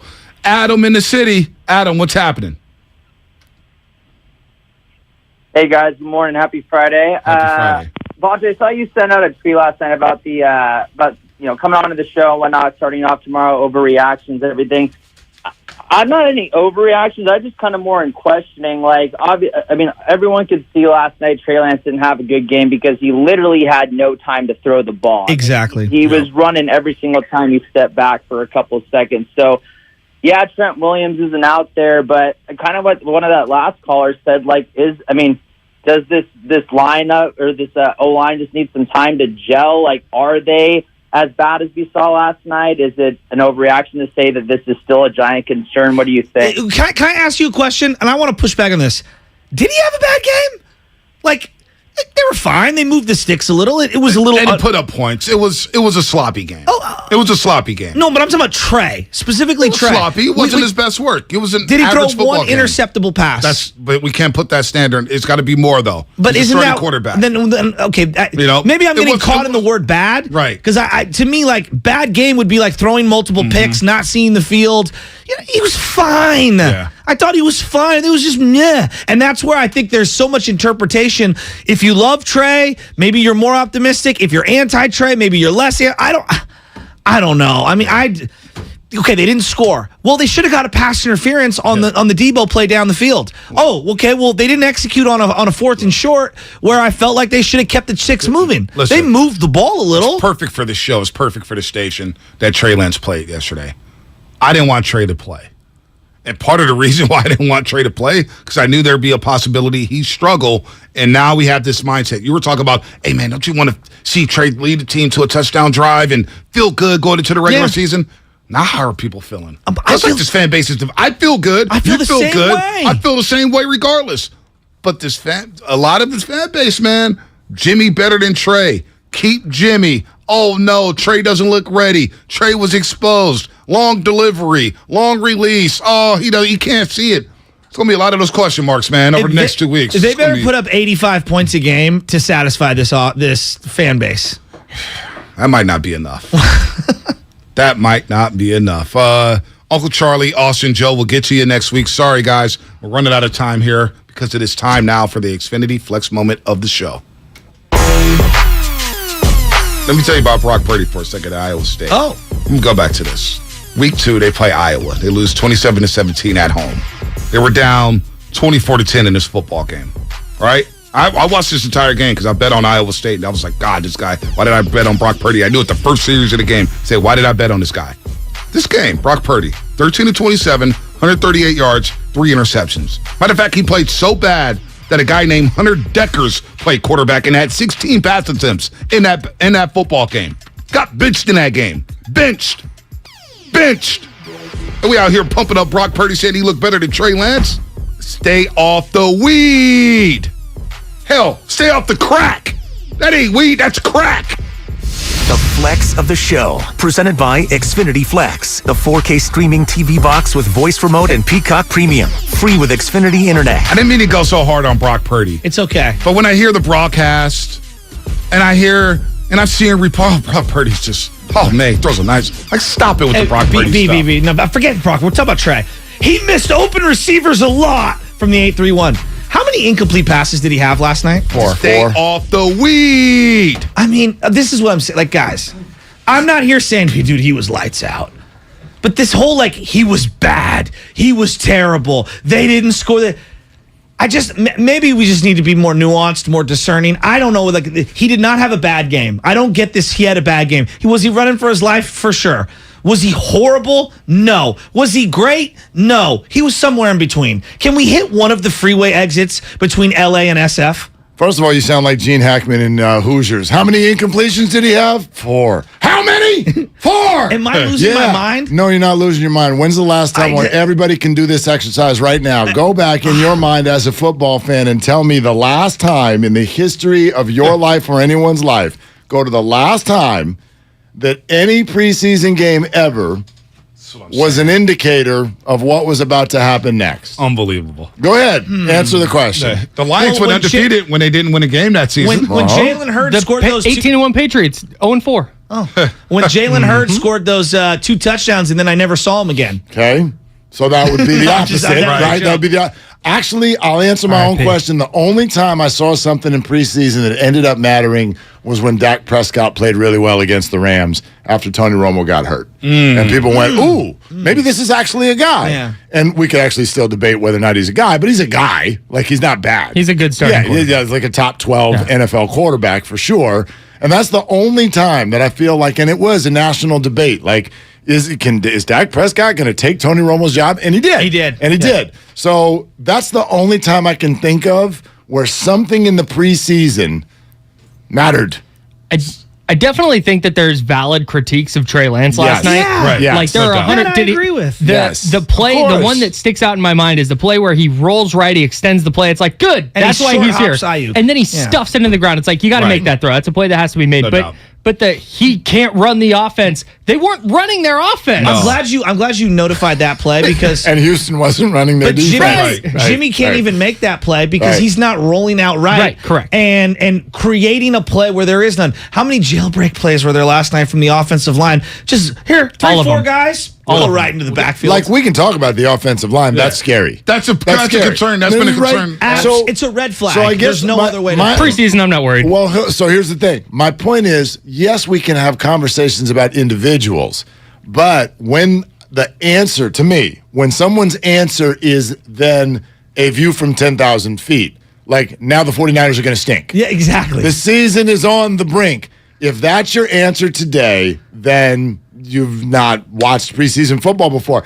And I was running the dog this morning when you guys were going off on Brock Purdy. First of all, Dan. no, I don't mean to go crazy on Brock. I almost had to stop the run because you can't run and laugh at the same time. I was laughing so hard. The question about anybody who's doing the Brock Purdy Trey Lance thing, that they don't even need to address that. Yeah, That's happening? We don't. The Brock Purdy. On this show, everything happens. The Brock Purdy. Oh, my Trust me. God. And I've been hearing about it since I got back from Europe. The Brock Purdy question is Brock Purdy, Nate Sudfeld. Thank you. Right. That is a conversation we can have. A poo platter. And I actually am pro Brock Purdy versus Nate Sudfeld. Sudfeld's not good. But like incrementally, like Purdy over Sudfeld. But like, even losing your mind about that conversation, it's like if that's what we're arguing about, Right. Well, boy, we're in backup trouble. quarterback is by definition the most over-discussed Thank you. thing in all of sports because here's the rule. If you lose your quarterback, you're done. Unless you're that's the Hostetler deal. or you're Right. Nick Foles. Yeah. That's it. Exceptions that prove the rule. In 50 years. Montana Thank Steve you. Young. Well, Steve that'll I never know, but happen still, again. though. That'll But never happen but again. even Steve Young to Steve Bono. Steve Bono helped the Niners win 10 games in 91 when they missed out on the playoffs. You can have a backup who come win you games. Yeah. But Purdy v. Sudfeld is not going to be what loses the 49ers this season. Thank you. No. I just heard a lot from the broadcast, the 49ers broadcasters. I've heard it from Brock Purdy, man. And I'm like, I bet on Iowa State football a lot. What am I missing? And so I had to read that box. I'll tell like, you what you're missing. The biggest game of his Gambling season. Anonymous. You bet on Iowa State football I bet a on lot? any dude. I bet on some. Hey, man. The Hawaii special. I bet on that game all the Cyclones time. alum that don't do that. Hawaii's got to be one of the most bet on teams. Dude. Because that's Because it's the chasing the yeah, late you win your night. money back. You win your money back. You're like, Cole Brennan on line one. Right, And you you get to the end of the day, it's 10 o'clock, you're like, I'm down $200. Wait a minute. Over. Hawaii's got Utah State. And you don't even get a telecast. You don't even get it on TV. Sometimes you just refresh it. Just put it all on the over. How disappointed were you in Hakeem Butler? He was winning. He was good. Hey, he was supposed to be nice. He was supposed to be nice. Remember, Niner fans were pissed off. We didn't take Hakeem Butler. Shout out Cliff Kingsbury. Cliff Kingsbury. You're listening to 95.7 Game, KGMZ FM and AC1 San Francisco, always live on the free Odyssey app. Download the Odyssey app and favorite 95.7 Game for the best and most up-to-date sports coverage. And don't forget that you can also watch us every day on our YouTube and Twitch streams. Just log on and search 95.7 Game. Look, Kyle Madsen in for Dan Dibley. And I love that Kyle Madsen was on overtime last night. He was great. Because he got a dose of what's it going to be like covering 49ers football. Just a little taste. I can't wait. It's Niner fans. We're insane. We are insane. And today felt like a regular season game. I don't think they're ready for this jelly, man. That's all it is. I don't think they're ready for this jelly. They're just, and what I mean by that is thank you. I've been here a minute. I'm going to have to turn my phone off during games this year. That was my number one reaction to last night's game. I just... And I didn't even text you. And right. The normal criminals were not at work last night. but my gosh, like if it's odd to me that people will say, boy, he's a first-year starter, so there's going to be ups and then there's going to be downs. And then when you go out there and they give you ups and downs, you're like, where are these downs coming from? This is what it's going to be. Untrayable? This is no more athletes with the names end in AY because you're just going to put Unclayable. No, this is what it's going to be, especially in the first half of the year. This is what it's going to be. And it's okay. It's okay. You know what I realized last night? And I was telling him that I had the softball game, and so I watched the first 3 series at home and then got in my car and drove to the softball game. No internet. Didn't look at the internet once. It was very refreshing. Got out to the field. Some people were talking about Trey. Yeah, he looked okay. Like, no big deal. No one's tripping. All diehard sports fans, whatever. O-line, we're all a little worried. Sure. Like, total normal conversation. Oh, this Drake Jackson looks good. I go out to dinner with the wife afterwards. On the way home, I'm listening to you guys, and I'm like, my God, did I miss something? The callers are really worked up. And then I look online when I lie in bed, and I go, wow, Twitter is angry. I need to not go on Twitter this year for my own sanity. And it is a disproportionate reaction to the normal fan. The best thing has happened to me. That Warriors job, for a lot of reasons. That Warriors job has helped me in this sense. Must be nice. When I was covering those Warriors, where is this job right? Yeah. Is this job top 5? This job's definitely top 5. Okay. Warrior games. Relief. Shasky knows. It's not I one. would tweet nonstop. Every set, every half-court set, 24. I'm tweeting nonstop. Plus, minus everything. The best thing that happened was, okay, I get to just sit back. I have to do notes, but I don't tweet much during Warrior games no more. Yeah. It is so refreshing. And the same thing has to happen for you guys with the Niners. Flip the phone over and don't tweet. You can't. The play-by-play of it is just insane. Refreshing. Kyle knows. I think, was it the Dallas series? Somewhere in the Dallas series. Did it take that long? Oh, gosh. The Dallas series, I look at that phone. I'm like, you can't do it. You're not coming with me to these games anymore. He calls me at halftime. This is our move. He'll call me at halftime, or a big play or something like that. No. He'll call me right after, rat-a-tat-tat it, and then, all right, I got to go click. Yeah. That's it. Yeah. No, he does it all the time. Vocal tweets? Well, we kind of do it to each other. That's being a radio host. Yeah, you get to turn the callers off whenever you want. Yes. No response necessary. I just wanted to get this off my chest. I just call him real quick. Get this off my chest. 5 takes in like 5 seconds, and boom. All right, I'll talk to you later. Here's the thing. It's an art. Offensive line. It's an art. Offensive line can be a total concern. Jimmy Ward. Jimmy Ward I'm news. very worried. Total but concern. Tayshaun Gibson looked great last night. Thanks. Don't Trey do that, Lance. Trey Lance is not. He's not always going to look that great. But here's the most important thing: the Niners can still win. They can still win. Like the offensive line last year was the 6th worst pass blocking offensive line in football, and they went to the Final Four. Like there is a Cincinnati, yes, in the Super Bowl. Cincinnati. Absolute won the sieve, damn game. Right? Tennessee, sacking Burrow right, left, otherwise. And that was 2 playoff games earlier than the Super Bowl. So I'm not saying it's ideal, but the run blocking scheme, that's what they're playing for. That's what sets the table for the first half of the season. Here's one concern I do have about Trey, and this is a little bit more intricate. It is that this offense is also based a lot on yak. Yeah. And yak is based on not just accuracy, but pinpoint accuracy. Ball placement. On short throws. Yes. Like very easy throws. You want Debo and Ayuk over the middle, Kittle, to get that thing right in stride. Yes. So you can go get another 10 yards. He doesn't look there yet. He doesn't look there yet on that. At times, Jimmy would look off. So, yes, that's going to be a work in progress. When I'm looking around the league Jimmy right now. was better than that at that than people gave him credit for. Yes. Agreed. Yeah. No, agreed. Look, there are going to be things Jimmy was good at. There are going to be things Jimmy does just better than and other guys around the league. But there's going to be things that maybe Trey does that Jimmy can never do or whatever. But neither here nor there. When I look at when you reset your organization, one of the things you see around the league right now, there's 12 defensive coaches, right? And a lot of the loans, like we look at the Bears, they have a defensive coach coaching a young quarterback. So if something goes wrong with the young quarterback or with the offense, it feels like the defensive coach can't fix the main problem.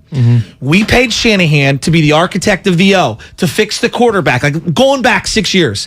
If there's a problem, he can hands-on fix the offense. Well, what's the problem right now? If we were just going biggest weakness on the team, O-line, and then maybe it's the quarterback, right? And then you can go Jimmy Ward or whatever. Well, I know the guy that I have given the entire keys to the organization is going to have hands-on input on that side of the ball, specifically early on and throughout the year. It's a worry. It's a concern.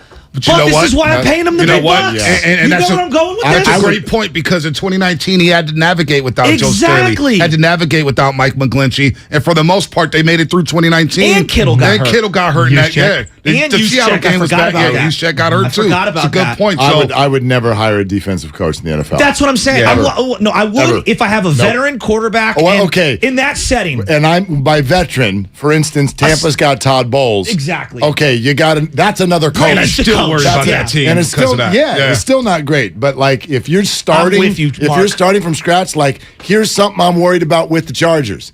You got Justin Herbert. Thank you. And you got a defensive head coach. And he looked like he's not sure exactly what to do in key moments, and it ruined their season last year. I would never, ever, unless I had Tom Brady or something like that, I would never hire a defensive head coach. I'm going to be very interested for the Bills. I love McDermott, but he's a D guy. Yep. And now you lose Dayball. What is Josh Allen going to look like? Like I'm not saying who their he can't be offensive great. coordinator is? Who? Ken Dorsey. I didn't even know that. Yeah. 49ers legend. He was a Ken quarterback Dorsey. coach in Miami. He had a presser Shout out to not the too U. long Yeah. ago. He was wearing some glasses. He goes, "I'm not a psychopath," and Josh Allen quote tweeted said, "You are a psychopath, Ken." So Ken gets a lot of credit. He was also I think it was quarterback coach or OC for Carolina with Cam Newton. Guys. Cam Newton had some of his best seasons. Let's go back to being sad.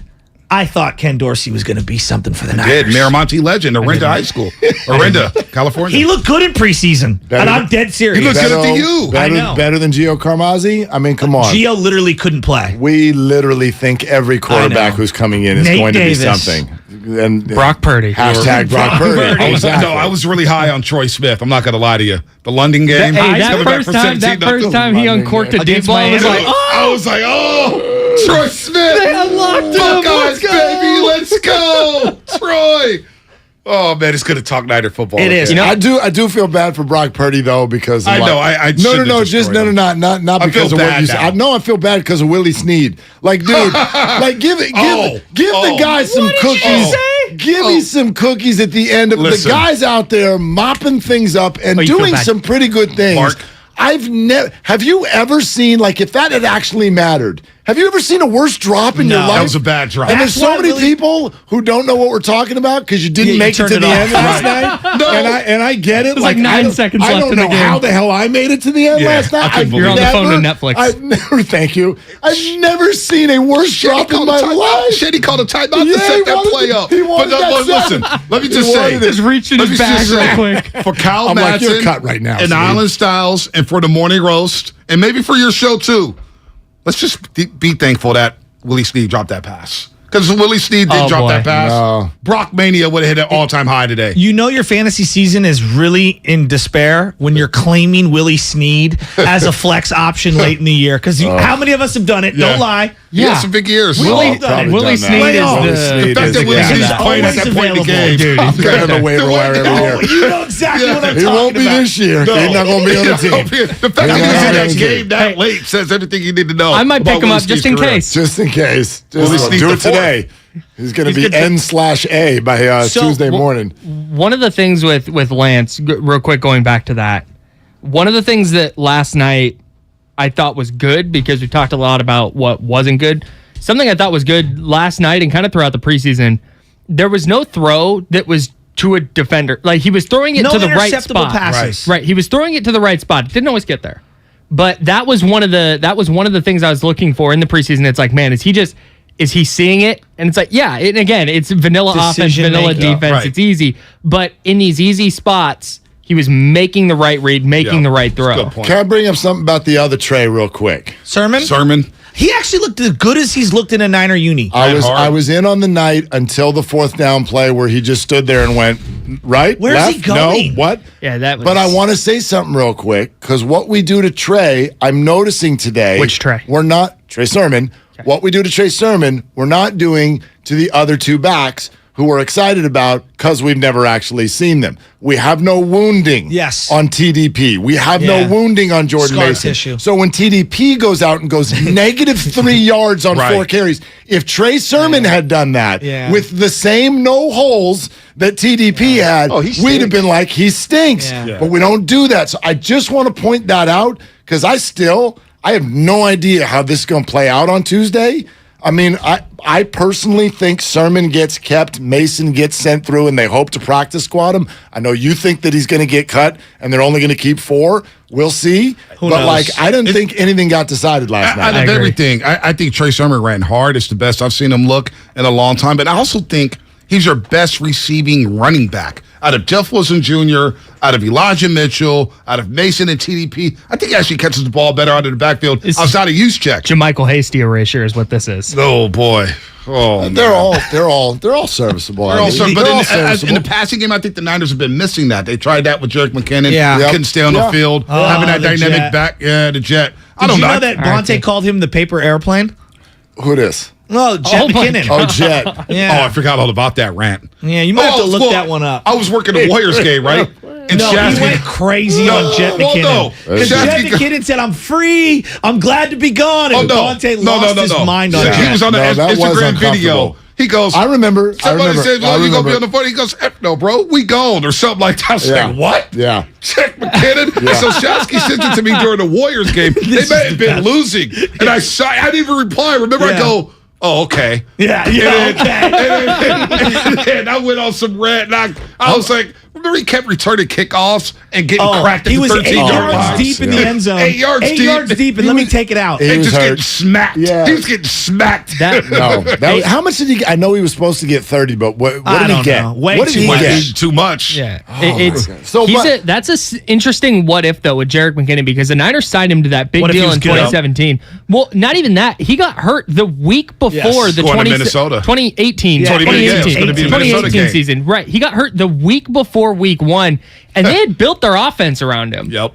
And they had to scrap everything the week before the season started. So I'd be really interested to see the alternate universe where he's healthy and Shanahan gets to build the offense around him the way they intended. Paper airplay. Remember that one? Paper Jet. Well, no, because Shanahan also said he had tired legs. Well, he said he had tired legs. And it was like week 6. He said he has tired legs. I'm like, tired legs? He hasn't played in 2 years. He had one good run. It was like a 3rd and 32. Against the Jets. Against the Jets. See, you remember. One good run. See, but Jet McKinnon will have a legacy with the 49ers, which I bet Kyle Shanahan, that was the day where he said, I'm never paying a running back again. Well, Coleman the very next year. Paying a running back. back. That was not much. That was not much. Speaking of guys that impressed, I know Drake Jackson had the penalty. I like him. I really do like him a lot. I think he's a player. And then I love Womack. Now, Bonte's right. He's a rookie. He's going to obviously get tested a lot.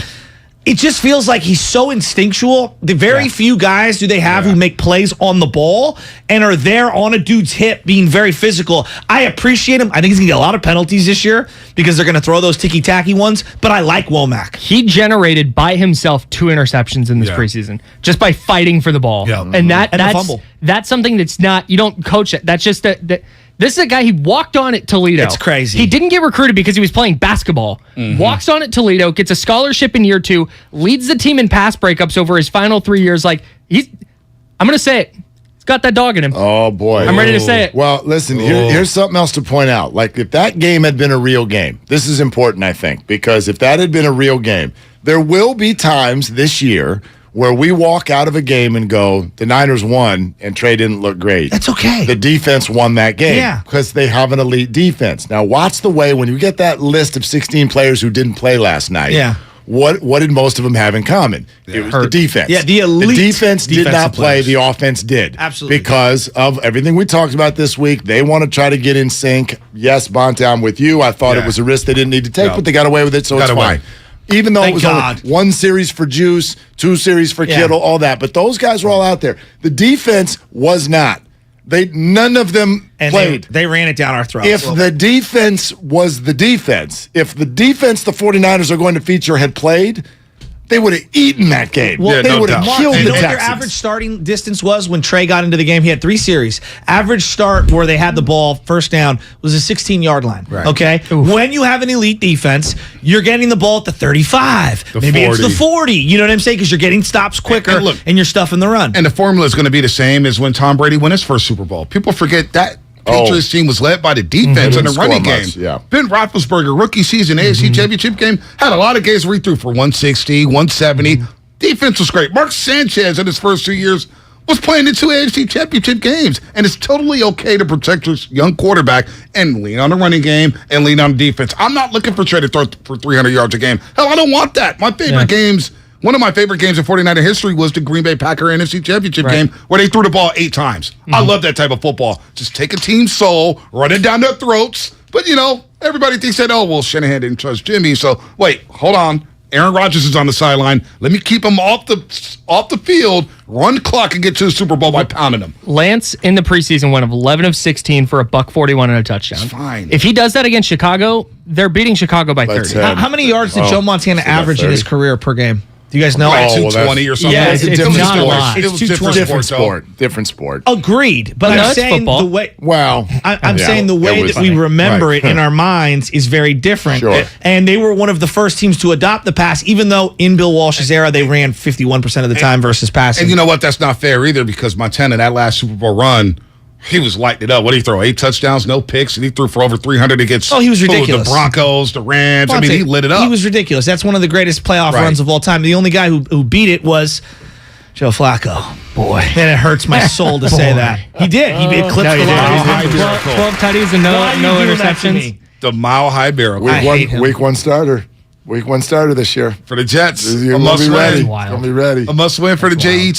Jets. right, guys. So what else you guys got going? Obviously, it's going to be a lot of Trey Lance. Yeah. And I know you guys took a lot of calls. We want to do the same. I just want to know if this made people feel ready for what the fan experience is going to be this year. Like, that's actually the preseason. This was all about you last night. This wasn't about them. That's not the 49ers. That's not what they're going to look like in 16 days at all. Not even close. But are you ready? Are we ready for Trey Lance to bounce a pass, win the game 21-16, and not lose it?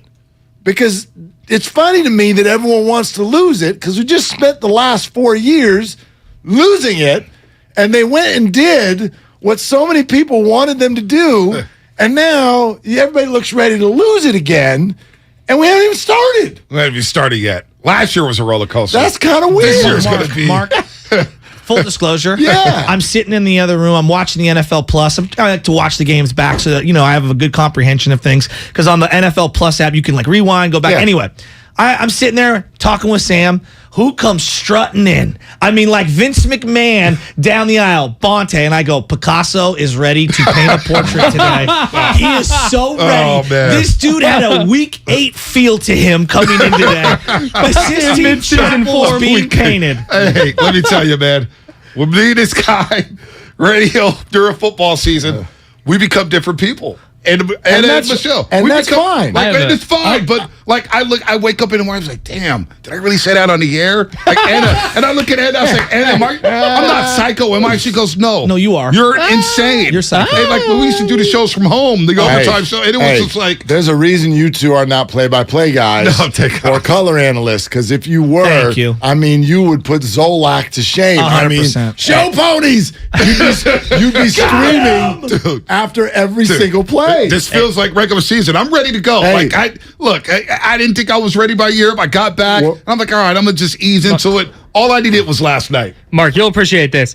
One of the first times, so when these guys are doing overtime, the first year they're doing it, all right, I come in on the first one and I was like too stiff and I wasn't, and so I was talking to them after, like, what can I do better? And they're like, hey, just bring the energy, like, be fired up, like, have your I was like, all right, yeah, I got you guys, I got you. It more, yeah. So they beat the Packers. They housed the Packers 2019 Monday Night Football at Levi's Stadium. Sunday Night Football, 37-8. You're right. Yeah. Sunday Night Football. I remember that game. Sunday Night Football. So I get my stuff done. I'm walking over to the Hilton, and I'm like, man, I'm fired up. I got takes. Like, let's go, baby. This is huge. They're real. Like, they're here. Because remember, leading up to that, people were like, I don't know about this Niners team. Yeah. But then they housed the Packers, and it was like, oh, here they are.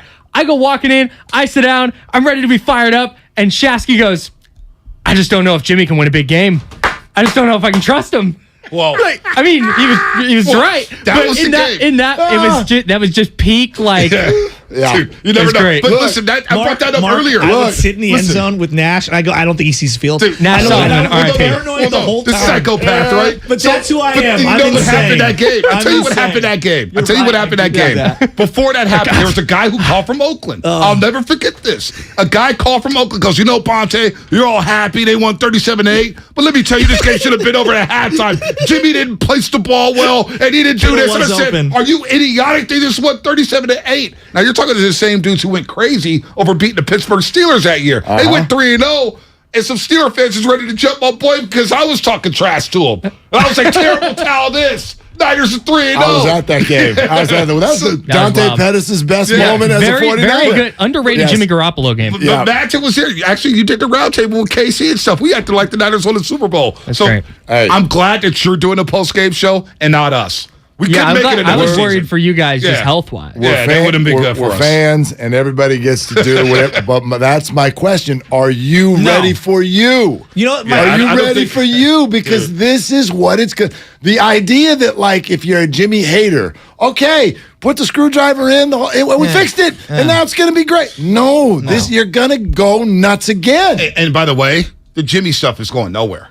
The broadcast told you that. We know that. The Jimmy G stuff is going to loom large for as long as Trey Lance is a quarterback, unless he could win a Lombardi. Once he wins a Lombardi. Actually, we'll get into it because I actually pulled up to my house after the dog run, and you had just said, I'm open to Jimmy staying as a backup. And now's when I'm like, well, now I got to turn the car off and go make breakfast and let that marinate a little bit. Yeah. Because, but your point is actually right. It's not going to go away, which is exactly why they know he can't stay. Yeah. Like, a game like that shows you what would happen if Jimmy was on the sideline. Mark, he didn't even throw a pick. Yeah, he's got. I'm with you. Tuesday. By the way, I'm with you. I'll give you a burrito, and Tuesday and onward. You don't even need to hit it, Spadoni. Don't even hit it because we got it to break. But Jeff Pass is reporting that star rookie Julio Rodriguez and the Mariners are finalizing a massive long-term contract extension. Must be nice. Let me guess. It'll be team friendly. 13 years. Buying out all his arbitration years. 5 years from now, he'll be underpaid. You guys have a lot of fun. I can't wait to hear from Matt. I heard you a little bit last night too, Matt. So cannot wait. Willard and Matt and bringing it up until high noon on 95.7 The Game. And that will be brought to you by Innova International, Inc. Brought to you by On Deck Small Business Loans. When you own a small business, sometimes you need funds fast. So go to OnDeck.com, America's largest online small business lender. OnDeck makes it easy to apply in minutes. Apply for your loan today at OnDeck.com. The greatest of all time, Jerry Rice, joins the Morning Roast this Monday at 8:30. Was there ever a moment where you met somebody outside of football, somebody else, and you were like, wow, I'm awed by being around that person? Clint Eastwood. I'll never forget it. Make my day. Don't miss The GOAT with Bonte and Shasky. Monday morning at 8:30 on 95.7 The Game. America's favorite car show returns to the Bay Area for a jam-packed weekend of hot rod and fun. It's the Good Guys 35th Race Deck West Coast Nationals, and it's all going down this weekend at the Alameda County Fairgrounds in Pleasanton. Check out over 3,500 of the country's coolest hot rods, muscle cars, and trick trucks. Plus, shop the huge swap meet and hundreds of vendor exhibits. Experience Nitro Thunderfest, celebrate the 90th anniversary of America's iconic 1932 Ford, and so much more. And it's all this weekend at the Alameda County Fairgrounds. Details at good-guys.com. What's better than an award-winning education? A free award-winning education. Evergreen Valley College was named a 2021 Best College for an Associate's degree with the 4th most diverse faculty in the country. And with EVC alum earning more than any other California community college according to Newsweek and PayScale, you can take classes and transfer or fast-track your career. And now at Evergreen Valley College, tuition is free for fall 2022. Visit evc.edu for more information. Make connections that count with free tuition in the fall 2022 semester at evc.edu. Now with Xfinity, you'll get unlimited internet with gig speed and supersonic Wi-Fi. With a 2-year internet rate guarantee, no annual contract required, and no equipment fees. Talk about knock your socks off. Ooh, plus a free Flex 4K streaming box. It's like hitting the streaming jackpot. It's all just $50 a month when you add Xfinity Mobile with unlimited data. $50 a month. A price that's truly jaw-dropping. Oh, literally. The speed you need at a price you want. Value that's simply bananas. That's the new Xfinity Supersonic Bundle. It's kind of a big deal. Go to Xfinity.com/gig, call 1-800-XFINITY, or visit a store to learn more. Limited time offer. Restrictions apply. Requires paperless billing and autopay. New gigabit internet customers only. Xfinity Mobile requires post-pay Xfinity Internet. After 24 months, regular rates apply to all services and devices. Okay, you know those amazing spots only the true San Francisco locals are in on? Like Square Pavers. That place with the square pizzas? Or Mama Hoo-Hoo? The spot for sweet and sour chicken that's anything but so-so. Order up! You know, with the Granch dressing. And all the other spots the real SF locals know without us even saying them. Yeah, they're on DoorDash. San Francisco gets it. DoorDash has it. Breathe new life into life at home with IKEA Festival. 10 topics, one purpose. To get more out of the homes we love. What are you passionate about? Art? Dance? Music? Food? Fur babies? Get inspired, create, and share with us. With celebrations, giveaways, IKEA family offers, and live streams with expert advice. It's all happening at IKEA Festival. Join us from August 26th through September 10th online or at your local IKEA store. Learn more at IKEA-USA.com. We're on a journey to make healthcare more accessible and more equitable, to treat the most complex diseases and offer hope where often there is little, to provide better care to more people across the Bay Area. We are more than a hospital, more than a university, beyond science and technology. We are the people of UCSF. UCSF Health, redefining possible. Golfers, it's time to tee it up at the Golf Mart with all the hottest brands in golf at the best prices, featuring tailor-made stealth carbon woods and irons. Callaway's Rogue ST collection of woods and irons, Titleist's T-Series irons and Vokey wedges, and Ping's G425 woods and irons. All this and more at the Golf Mart. Swing by and receive a free custom fitting today. The Golf Mart, home of the 90-day satisfaction guarantee, or shop us online at worldwidegolfshops.com. The Labor Day event from Dell Technologies is here. End the summer strong by starting up a new season of productivity. Your business upgrade begins with up to 48% off top-rated laptops, like Vostro, taking performance to the next level with 12th Gen Intel Core processors. It's time to push your growing business even further. What's next for you? Upgrade today by calling 877-ASK-DELL. That's 877-ASK-DELL. How do you make the most of your land? If you ask the Wrens, who run with us on a John Deere mower, they tell you, I mow first, then I do all the trimming. But the Hubbards, who work behind the wheel of a John Deere compact tractor, would say, if it's something you want, just go after it and try it. Then there's the Mosers, who may mention from the seat of their John Deere Gator UTV, you can't be all work and not play. There are millions of ways to make the most of your land. Learn how to make the most of yours at Deere.com. Nothing runs like a Deere. Count on Lowe's for Labor Day savings to kick off your fall. Tidy up your yard with an Ego leaf blower starting at $199. These battery-powered blowers provide power and performance, clearing leaves and debris with ease. Plus, save $50 on a Char-Broil Performance Series 4-burner gas grill, now $299. This Lowe's exclusive can fit up to 30 burgers. Shop Labor Day savings now at Lowe's. Grill offer valid through 9/7 while supplies last. They're longtime friends. Let me tell you something real quick about Dibs that I'm sure not everybody knows. And first-time partners. Hang in there, big guy. There'll be brighter days ahead. Now, these two homegrown Bay Area boys finally come together to take over sports talk. Get the hell off of my doorstep. Major League Baseball, you stink. It's Willard and Dibs.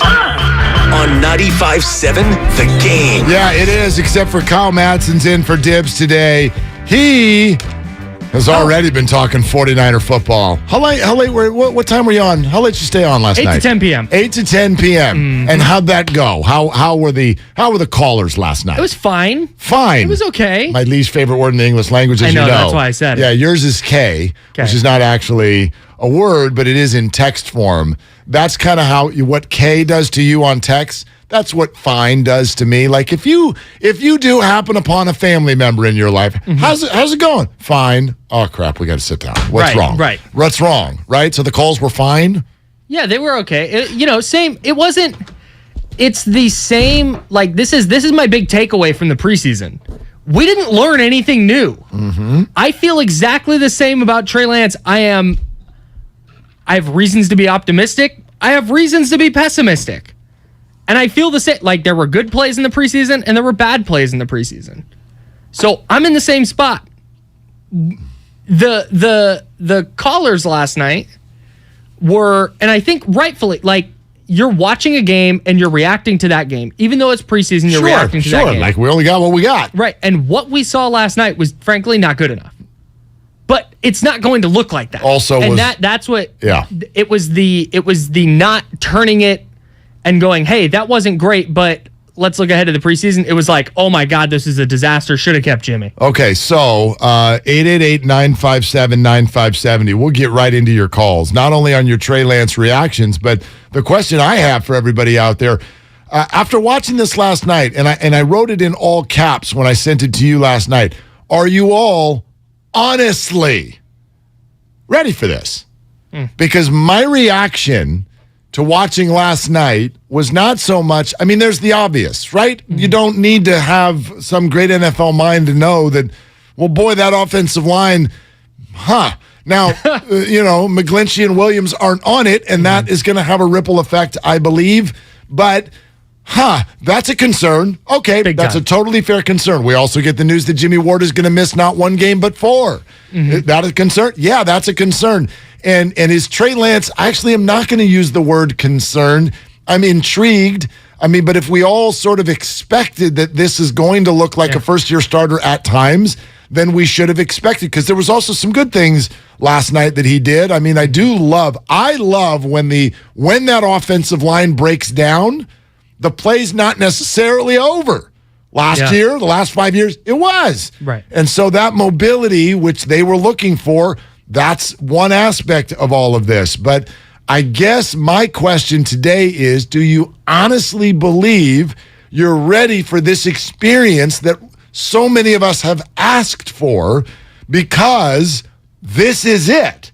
It's kind of like, we're going to have a baby. Oh, it's going to be so great because they're cute. And we're going to have, right? He is, your mind. It's unbelievable. It's a beautiful thing to waste. But anyway, right? It's kind of like the feeling, I think, when people get pregnant. Oh my gosh, it's like having a little doll, and they're beautiful, and you think of all the good moments, and the first time they laugh, and the first time they walk, are you honestly ready to be up at 3:30 in the morning when they're crying and they won't go to bed? Because there's that too.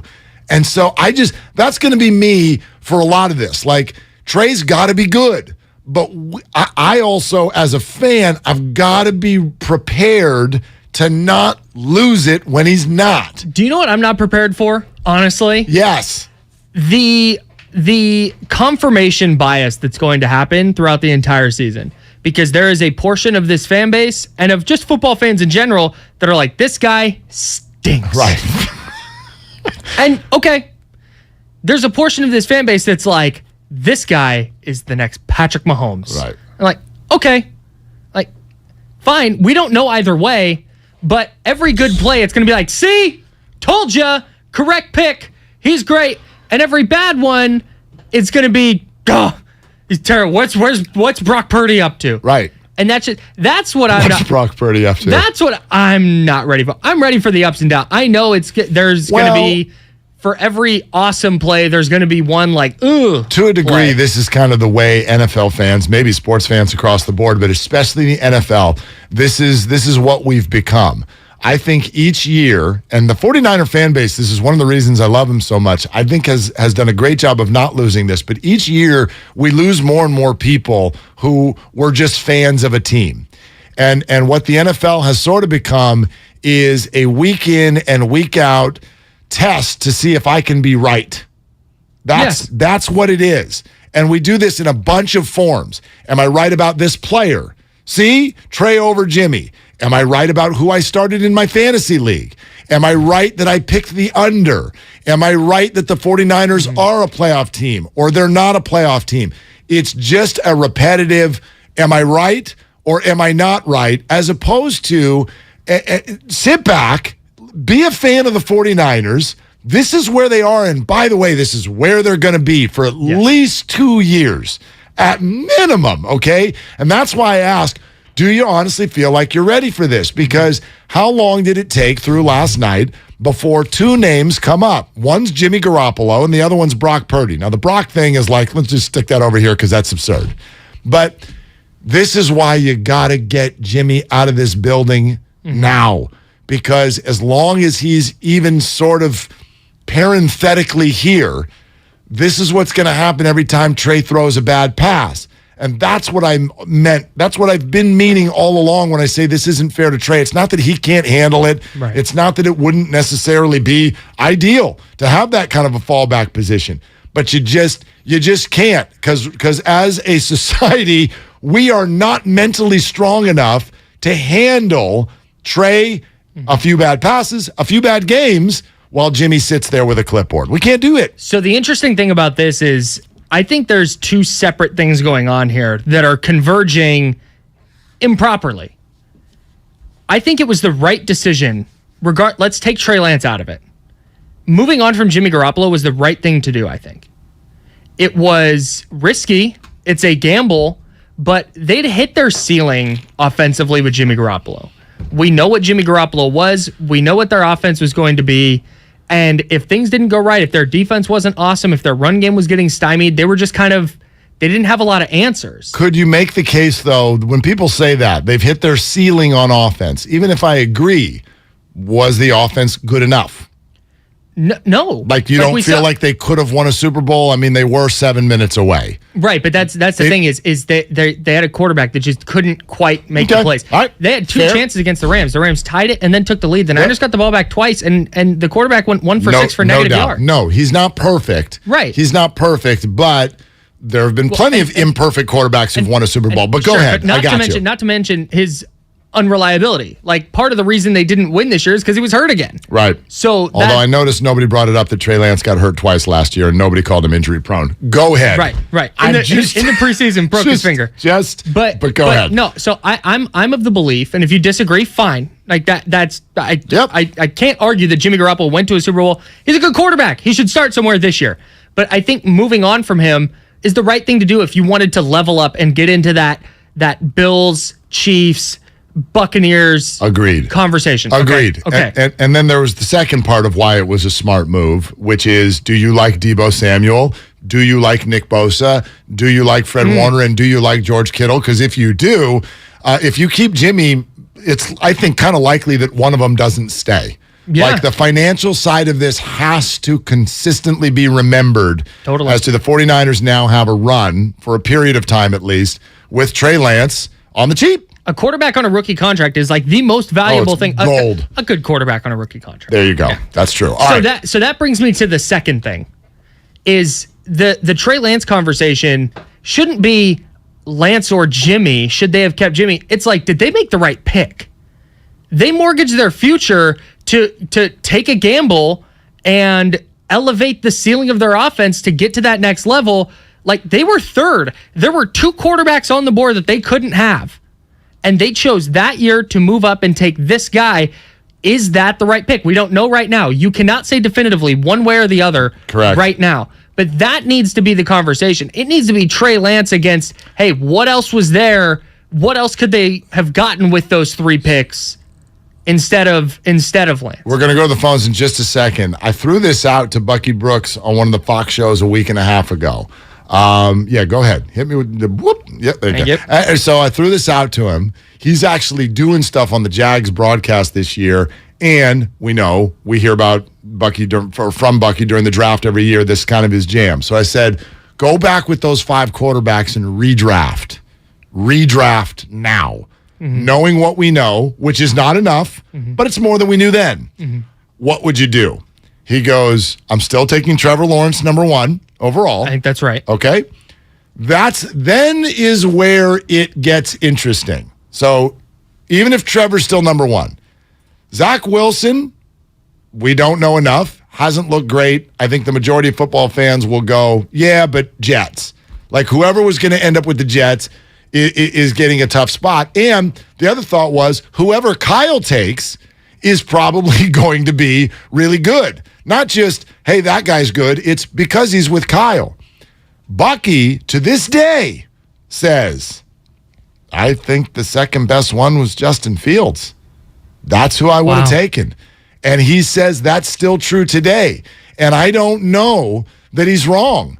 He didn't look great, but he's with the Bears. Like Zach Wilson and Justin Fields ended up with the Jets and the Bears. Right. And so we're like, oh, they're the bad ones. But Mac Jones, he's kind of nice. Why do you think he's nice?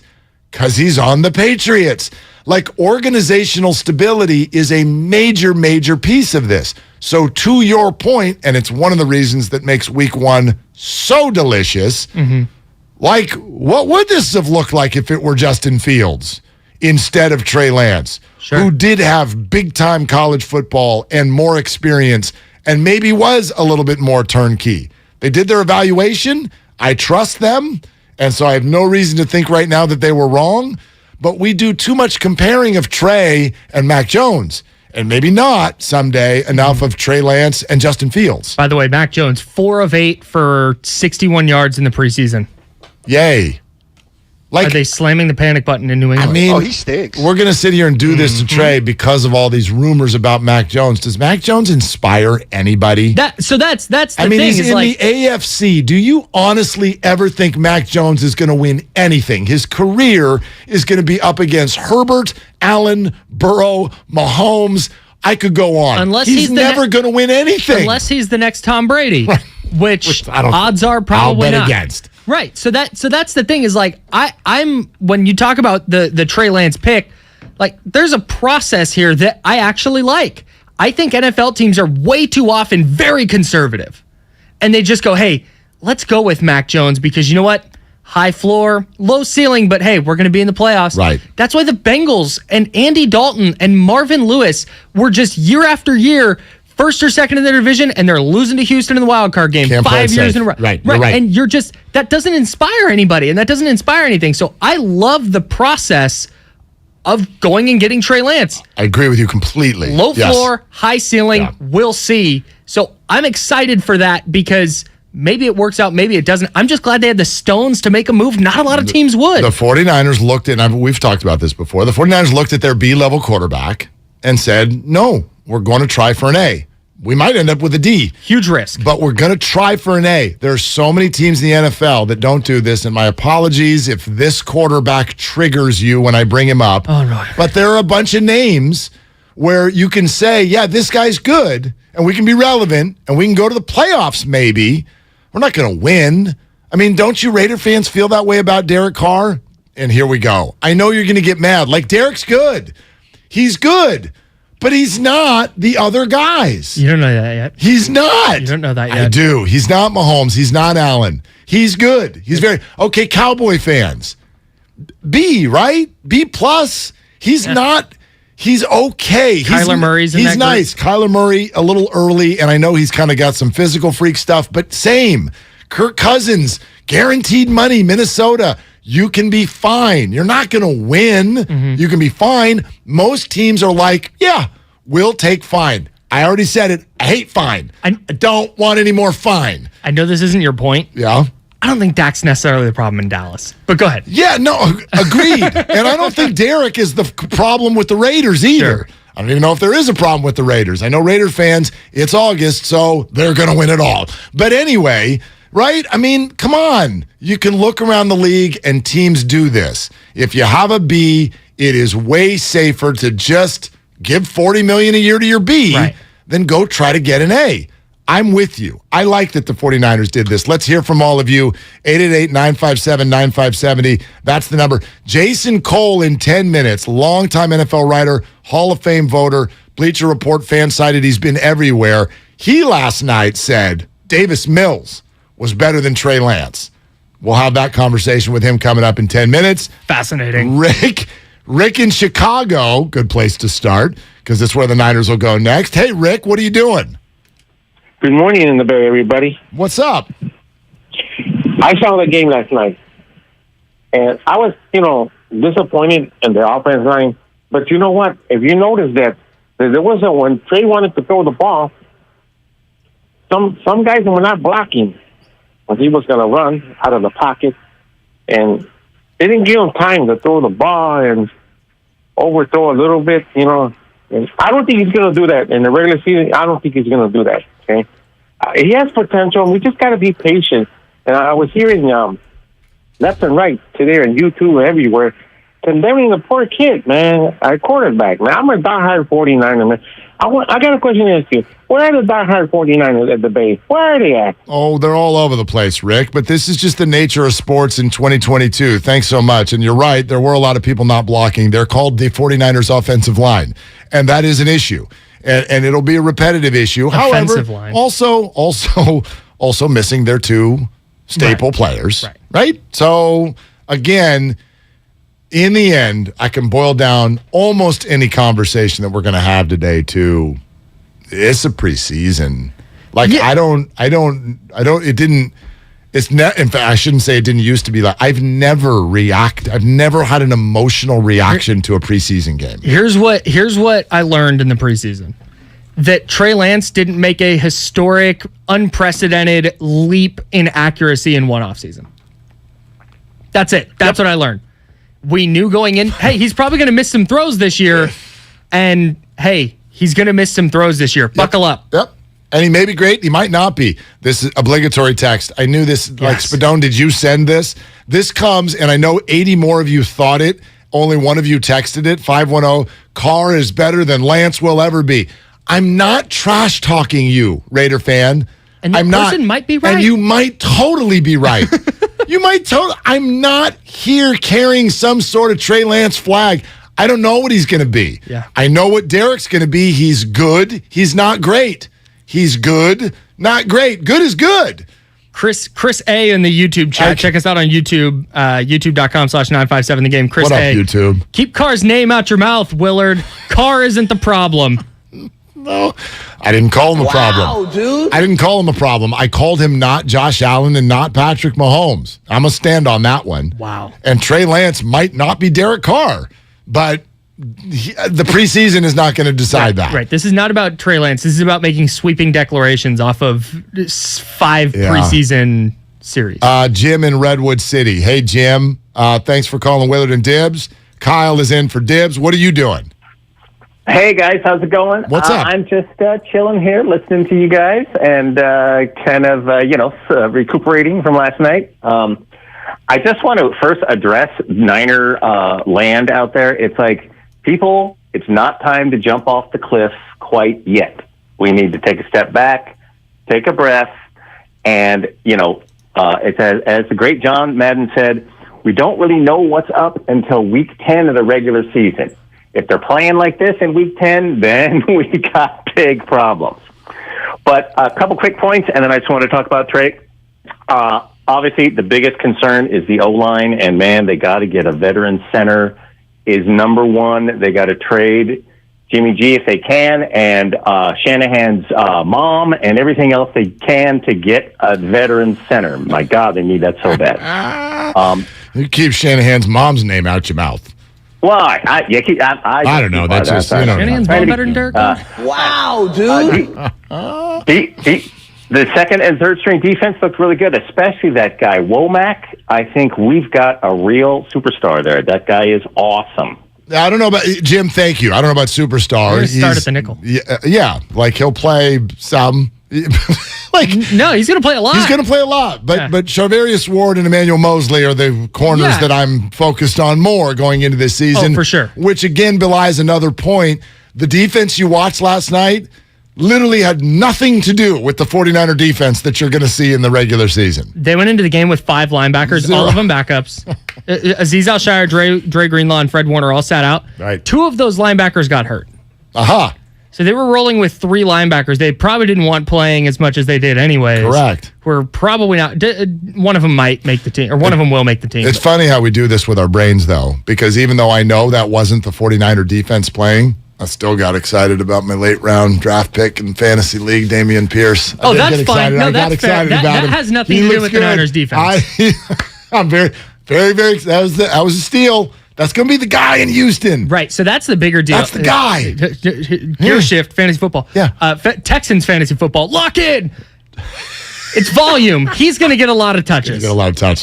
Yeah, absolutely. Marlon Mack looks done, except for when you leave a wide open hole and he runs down the sideline by himself. So anyway, plenty of room all morning long for your calls, your tweets, your text, Comcast Business text line. It's all at 888-957-9570. Your comments on YouTube, we are watching. We will respond. Your comments on Twitch, we are watching. We will respond. Jason Cole had 3 bullet points of things that concerned him about Trey Lance last night and made the statement, Davis Mills looks better than Trey Lance.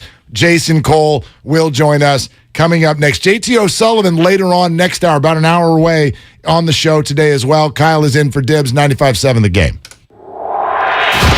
The preseason is over, and now it's time for the real deal.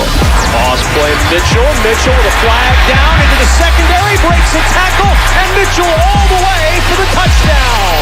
We gotta beat this team. Yeah, we're fired up. Let's go kill Chicago. And here goes the rookie around the left side, and in he goes for the touchdown.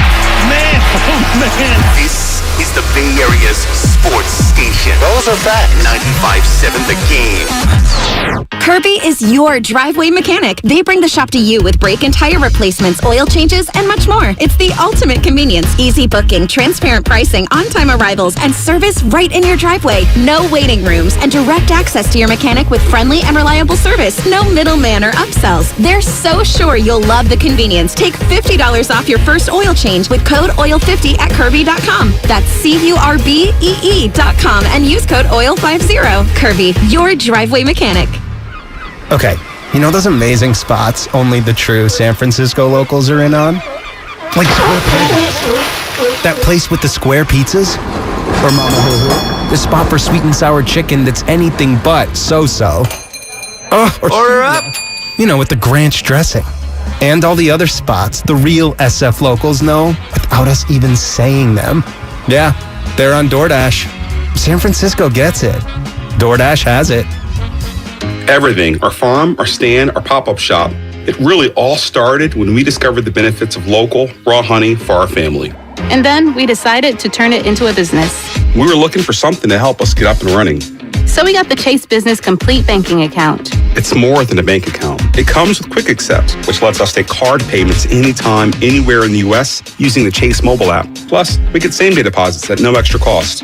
For us, it's more than honey. It's about sharing a little sweetness with the world.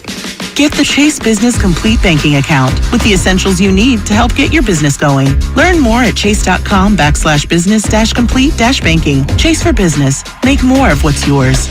Quick Accept is not available in U.S. territories. Enrollment required. Usage subject to approval. Same-day deposits available for payments before 8 p.m. Eastern Time, Sunday to Friday. Fees and rates apply for checking and processing. Limitations and restrictions apply. Participants compensated. Merchant services provided by Payment Tech LLC and WePay Inc. Subsidiaries of J.P. Morgan Chase Bank and a member FDIC. Are you ready for your palm reading, my dear? Yeah, let's do this. I sense that you crave something. More reliable. Right. You know you deserve better and want out of a relationship. Yes, with my big name wireless carrier. You're who now? My big name wireless carrier. That's why I switched to Xfinity Mobile. Now I get unlimited with 5G for $30 per month on the most reliable 5G network. Let's talk about your aura. It's so... And get this. They can even save you hundreds a year on your wireless bill over T-Mobile, AT&T, and Verizon. Wow, that's actually really impressive. Yep, but you already knew that, didn't you? Oh yeah, I definitely saw this coming. Start seeing savings today. Switch to the fastest mobile service, Xfinity Mobile. Now with the best price on 2 lines of unlimited, just $30 a line per month. Switch today. Xfinity Internet required. Price comparison for 2 unlimited lines under available 5G pricing plans of top 3 carriers. Taxes and fees extra. Reduced speeds up to 20 gigabytes of usage per line. Most reliable based on root metrics. US report. Comcast analysis of mobile Wi-Fi and cellular data from Ookla Speed Test Intelligence Q2 2022. Why do we find popping bubble wrap so satisfying? Why do we say boop when we touch somebody's nose? Boop? Why do we turn anything and everything into drums? Honey, I need those pots to start dinner. Why do we sing in the shower? I'm taking a shower. And outside the shower. This conference call is boring. Rick, you are not on mute. Why? For the same reason we play scratchers from the California Lottery. Because a little play can make your day. Please play responsibly. Must be 18 years or older to purchase, play, or claim. A bad team facing a good team is never completely out of it. Nick Costos, co-host of You Better You Bet, 3 to 7 p.m. Eastern on the BetQL network. There's 162 games in the season. The best teams are going to lose 60-plus times, and the worst teams are going to win 60-plus times. Each night is its own individual entity. That's what makes betting on the baseball regular season so much fun. All the insight you need to bet smarter is at BetQL.com. And listen to You Better You Bet with Nick Costos and Ken Barkley, streaming weekdays from 3 to 7 p.m. Eastern on Odyssey. The biannual blowout is just a week away, and we've got a lot of work to do. Keenan's Rug Emporium is rolling out a Labor Day bonanza. We have that flat weave shipment coming in. He needs 10 new sales associates as the crowds loom large. Someone run a stock check on all the Moroccan 8x10s? Indeed can help him hire great people fast. I need Indeed. Indeed you do. We instantly connect you with quality candidates whose resumes on Indeed match your job description. Visit Indeed.com/credit and get $75 towards your first sponsored job. Terms and conditions apply. Hey everybody, it's Boomer Esiason here. When a part of your offense isn't firing on all cylinders, it shows. And sometimes the only solution is to replace that part with something new. It's true on a championship team, and it's also true with cars. That's why I love eBay Motors. They have all the right parts at the right prices. 122 million of them, by the way. And that way you can get the parts that you need to make your car a winner. ebaymotors.com. Let's ride. Ever since I got the new Galaxy Z Flip 4, I've been learning all these new tricks with my dog Finn.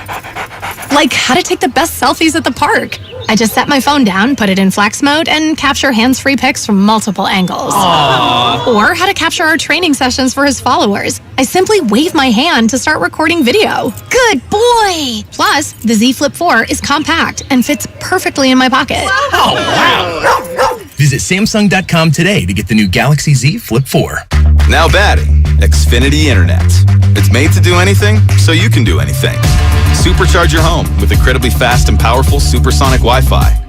With 3 times more bandwidth, it covers all the bases, and then some. And strike out billions of threats with advanced security that helps keep you safe at home and on the go. If you're keeping score, that's internet that does it all. That's unbeatable internet from Xfinity. Restrictions apply, not available in all areas. It's time to say goodnight to that check engine light with the free Autozone Fix Finder service. It'll help troubleshoot the likely cause of your light for free, so you can drive with peace of mind. Restrictions apply. Get in zone, Autozone. You're listening to 95.7 The Game, KGMZ FM and HD1 San Francisco. Always live on the free Odyssey app.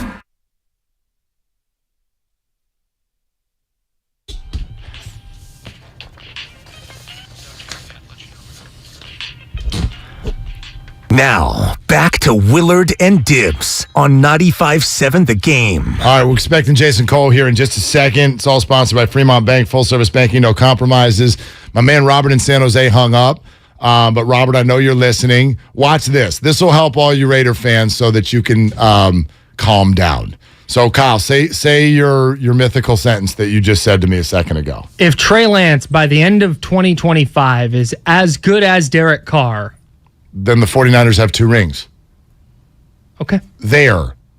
Are we okay now? He's good. I know he's good. But some of y'all defend him as if he's got 3 rings. He's been there for a long time.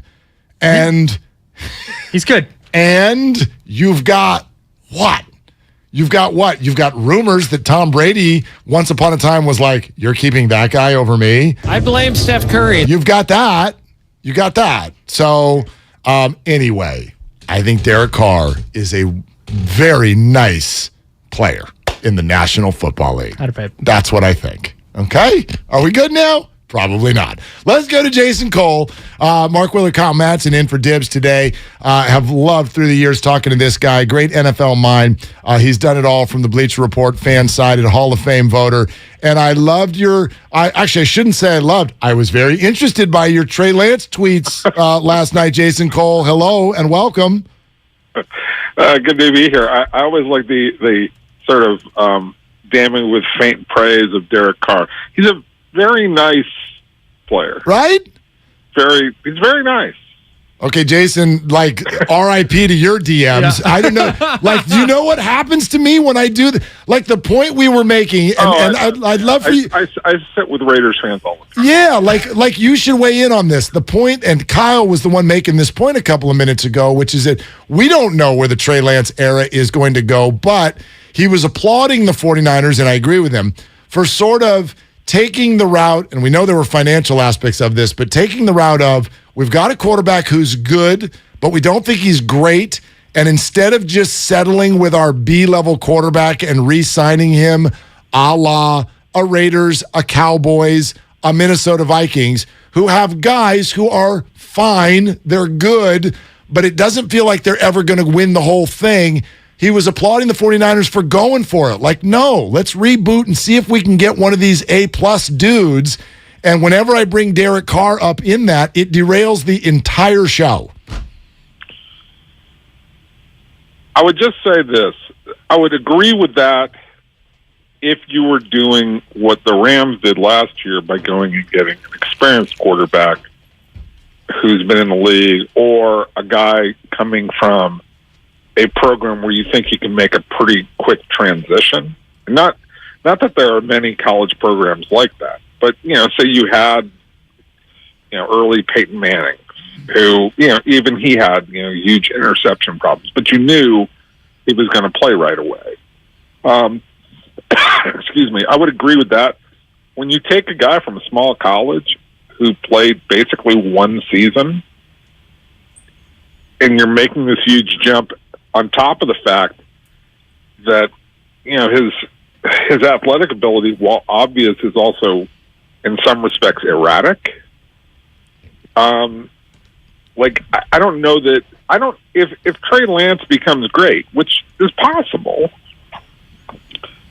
is it going to be at the time that Bosa and all of those guys along the defensive line are also great? You're matching it up. You see what I'm trying to say? That you take advantage of that window of opportunity that you have with the defense. And I don't know. I think Jimmy's a safer play given the condition that the team was in last year and presumably is going to be in this year, especially on defense.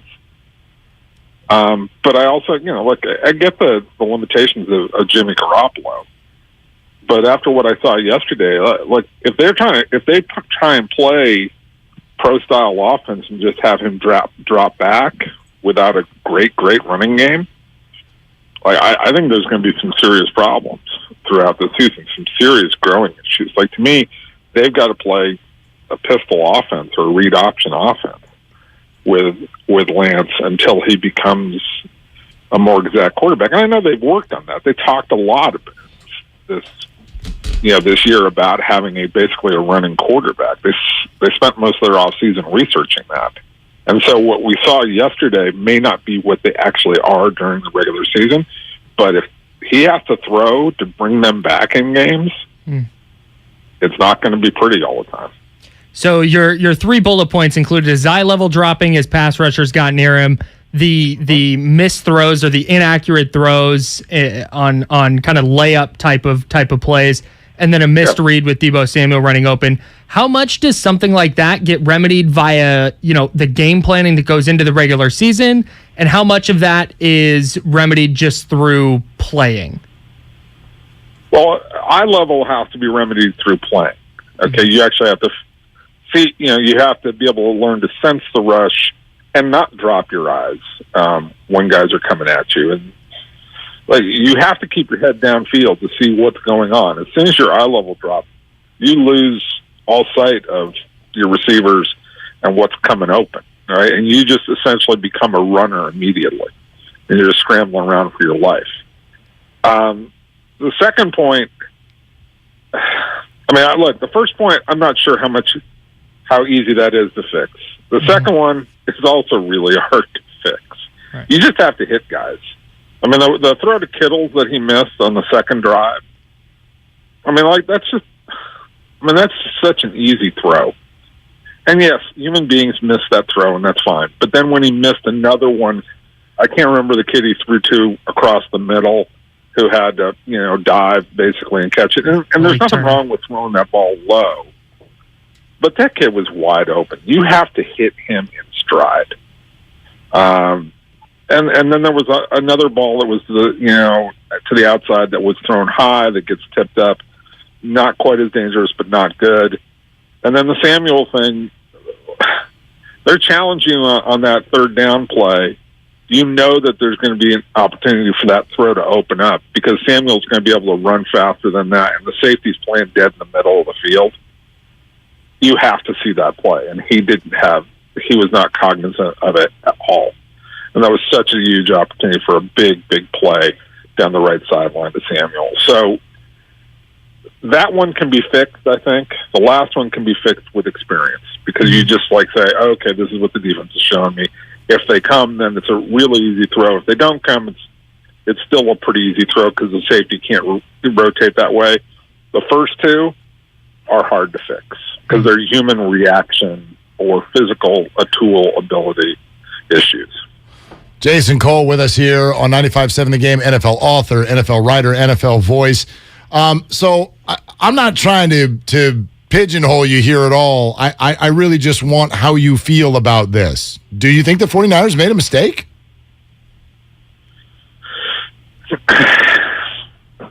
Ultimately, probably yes.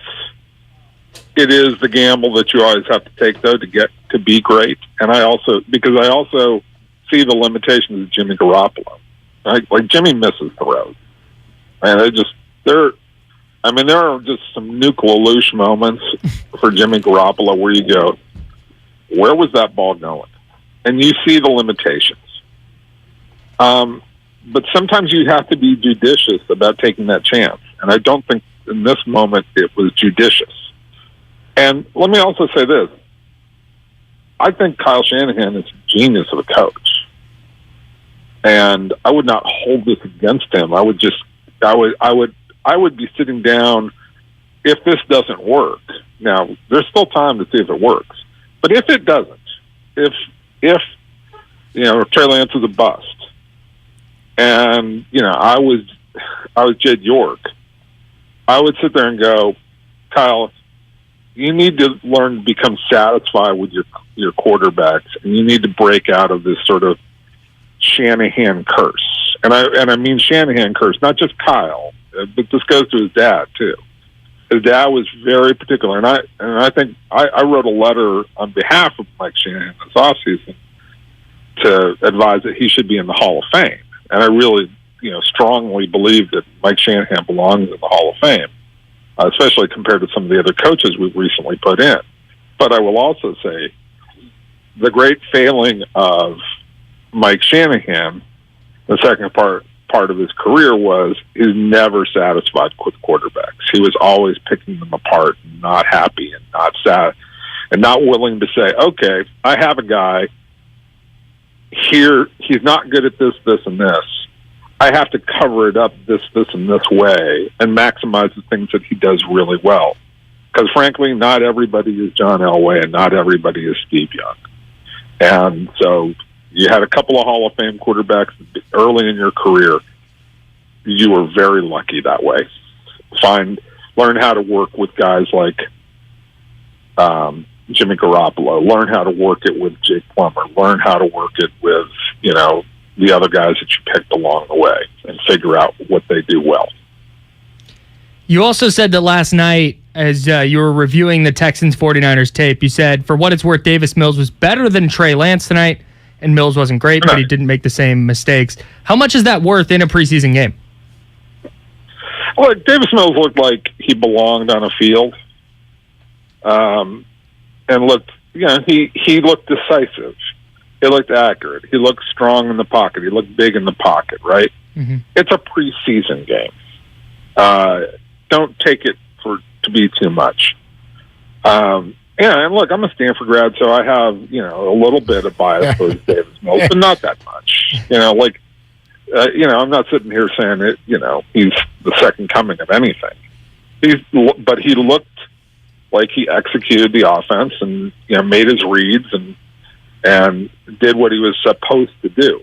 Were there any electric throws in there that made you go, oh my God, look at that? No, there was none of that.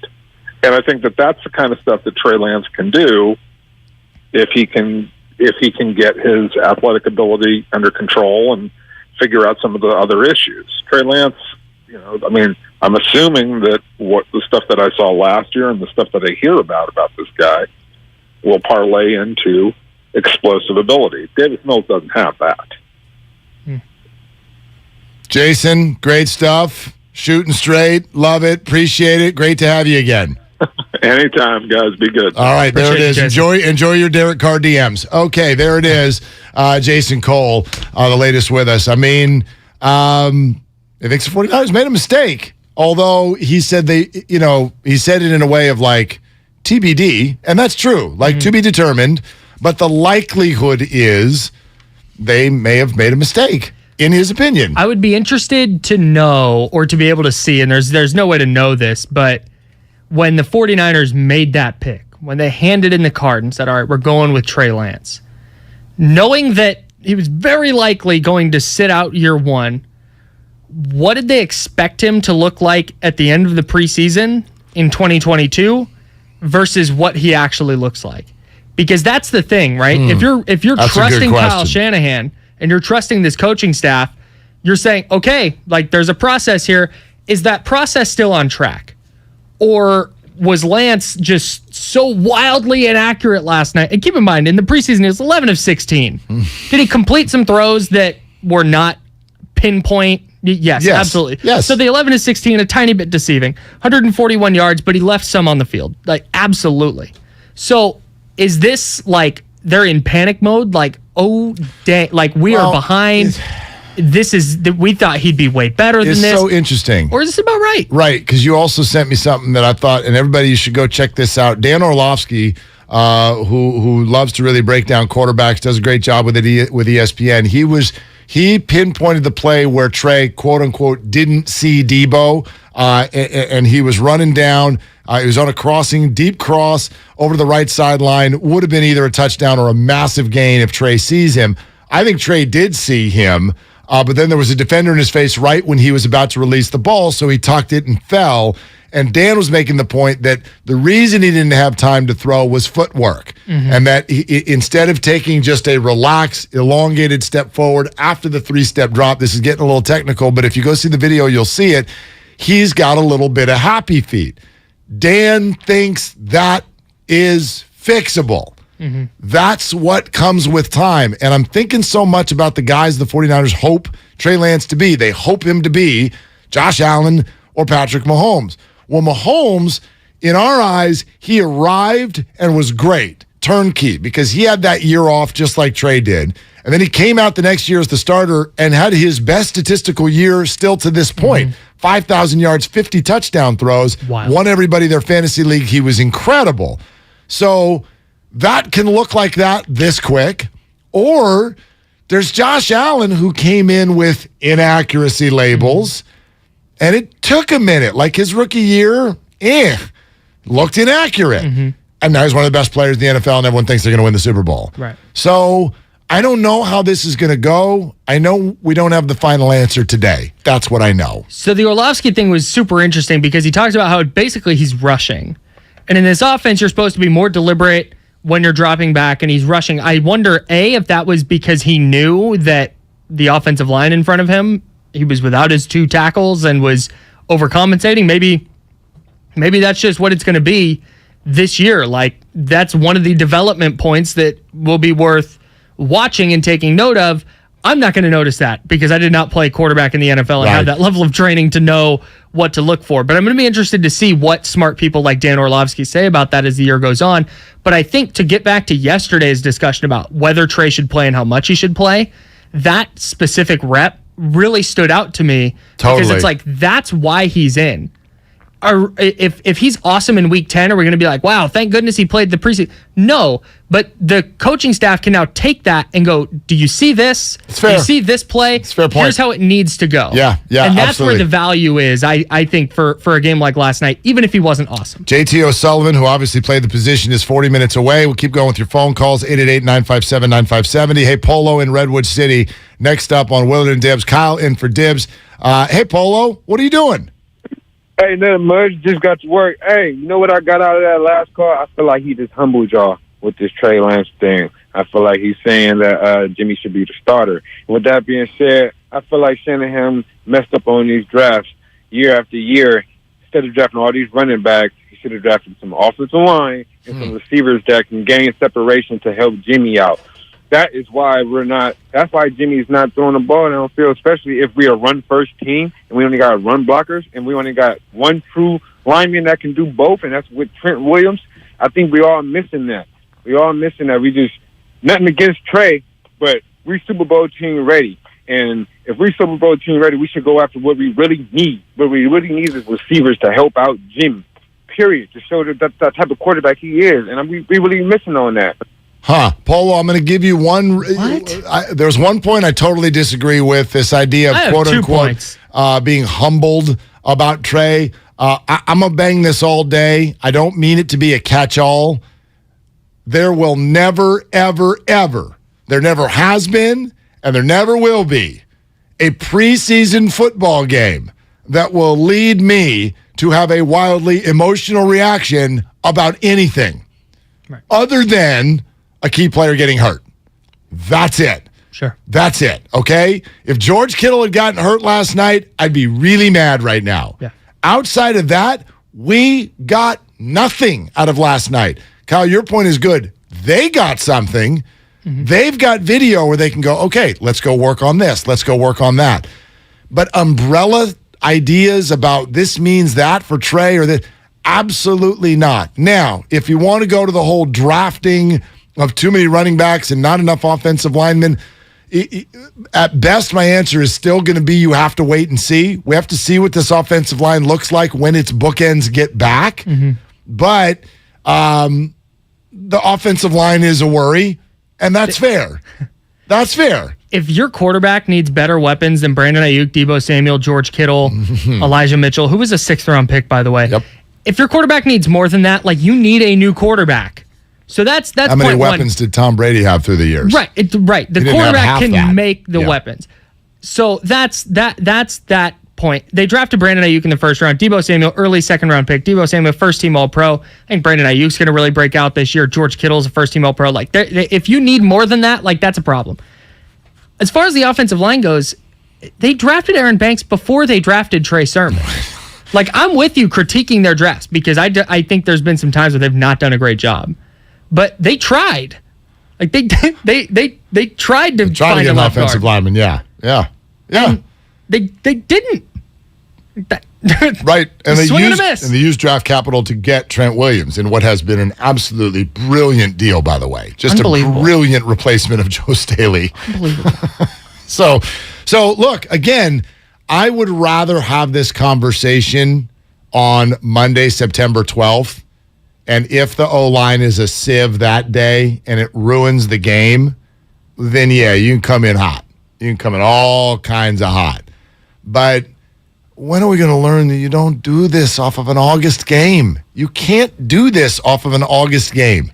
You can't bury portions of the roster when they're out there testing things, trying things, putting guys in different positions. Good players who are supposed to be next to them aren't there.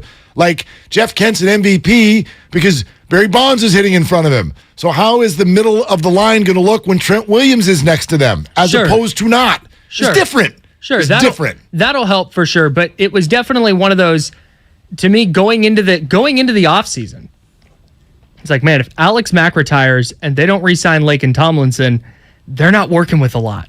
And then they didn't do a lot to upgrade that spot this offseason. So it was man, they must be really buying into Aaron Banks and Daniel Brunskill, and they must know something about Jake Brendel that we don't know at center. And Brendel's been good. Yeah, he had a good preseason. He did. If you want to take anything out of preseason, he's been good. Right. But I think it's this was a concern going into the year, going into the offseason. They didn't do a lot about it. And then it wasn't good in the preseason. It didn't look good. That's okay, this is an issue now. And maybe I'm worried about the offensive line, straight up. Who isn't? And I have been. Who isn't? So I think that's something that you can say, man, in the preseason, you would have liked them to look better. Yes. Totally. Yes. But it still doesn't matter. No. Yet. It matters a little. Yet. A little. Nope. They're 0-0. They're tied for first place. Anthony in Belmont. Anthony, what are you doing? Anthony. What's going on, fellas? Just got a little bit of drive time here. How's it going? We're cooking.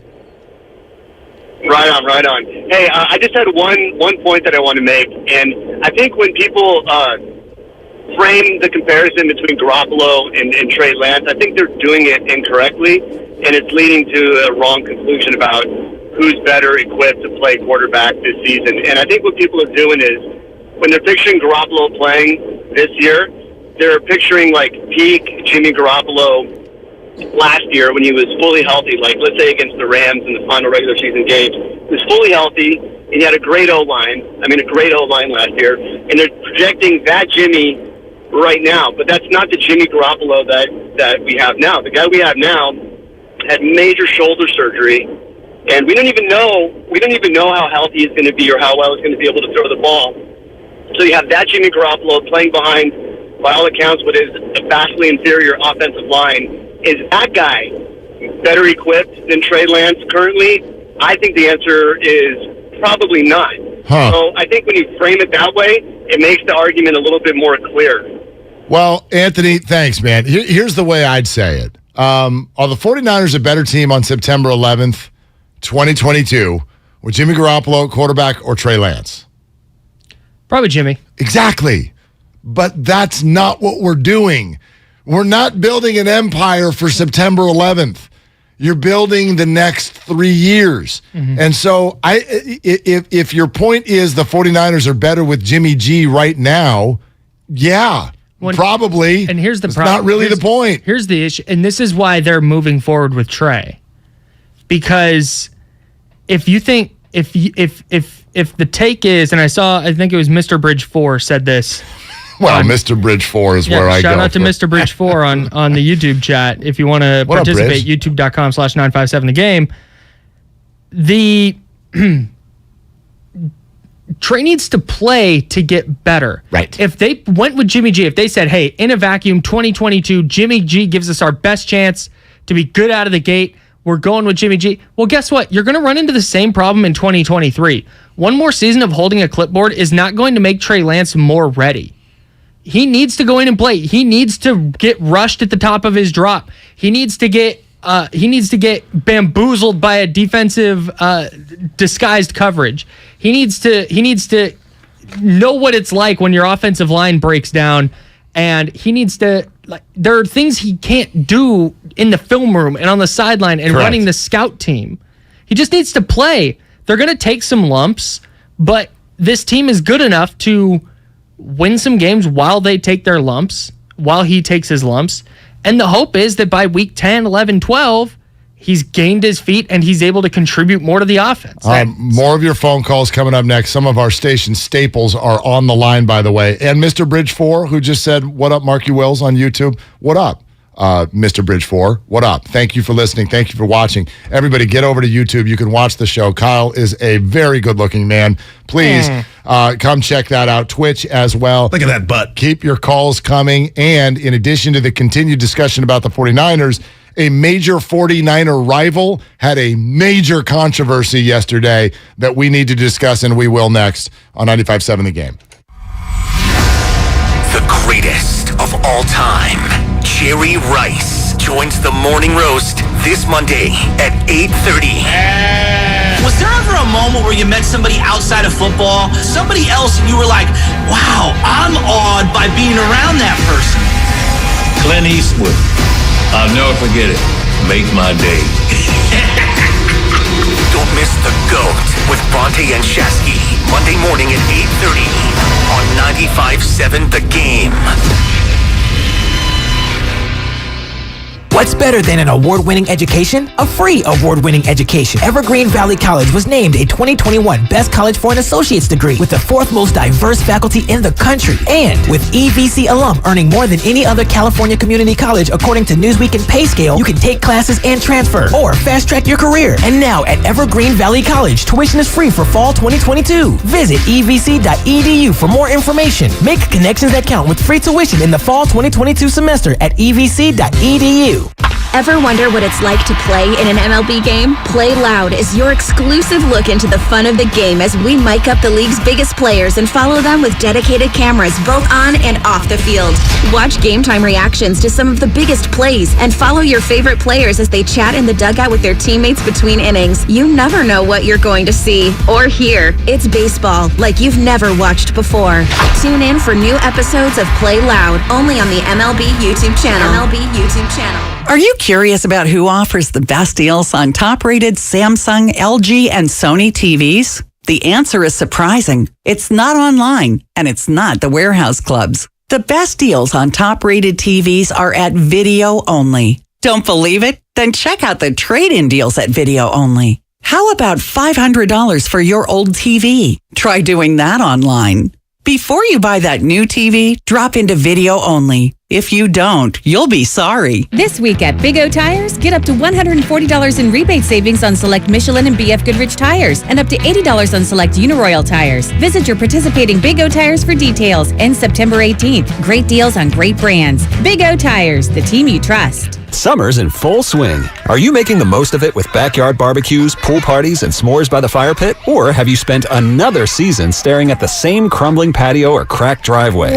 You deserve better. The outdoor remodeling experts at System Pavers can help. Get the outdoor space you've always wanted. And for a limited time, System Pavers will demolish and remove your old hardscape for free. This unbeatable offer can save you hundreds or even thousands. Start by calling 800-PAVE-004 or visit SystemPavers.com. Plus, enjoy special financing to get the ball rolling today. With 30 years of experience and more than 75,000 projects completed, System Pavers delivers more than just beautiful outdoor remodels. You get peace of mind knowing the job's done right. Call System Pavers at 800-PAVE-004 today. That's 800-PAVE-004 or visit SystemPavers.com right now. All orders must be placed by August 31st. Financing subject to credit approval. See website for full offer and demolition savings details. Contractor's license 661575. When back to the office means back in traffic, Blocking these 3 right lanes, multiple emergency crews on the scene. you can rely on your Northern California Honda Dealers Traffic Center. On the shoulder now, so that's good. Traffic is getting by. From your traffic leader,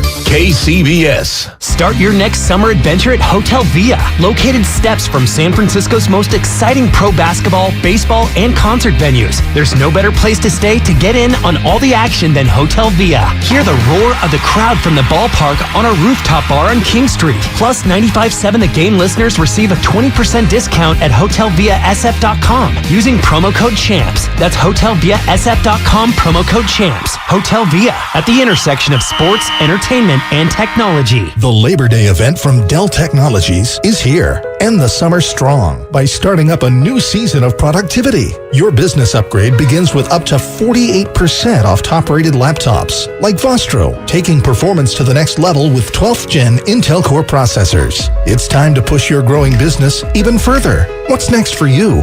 Upgrade today by calling 877-ASK-DELL. That's 877-ASK-DELL.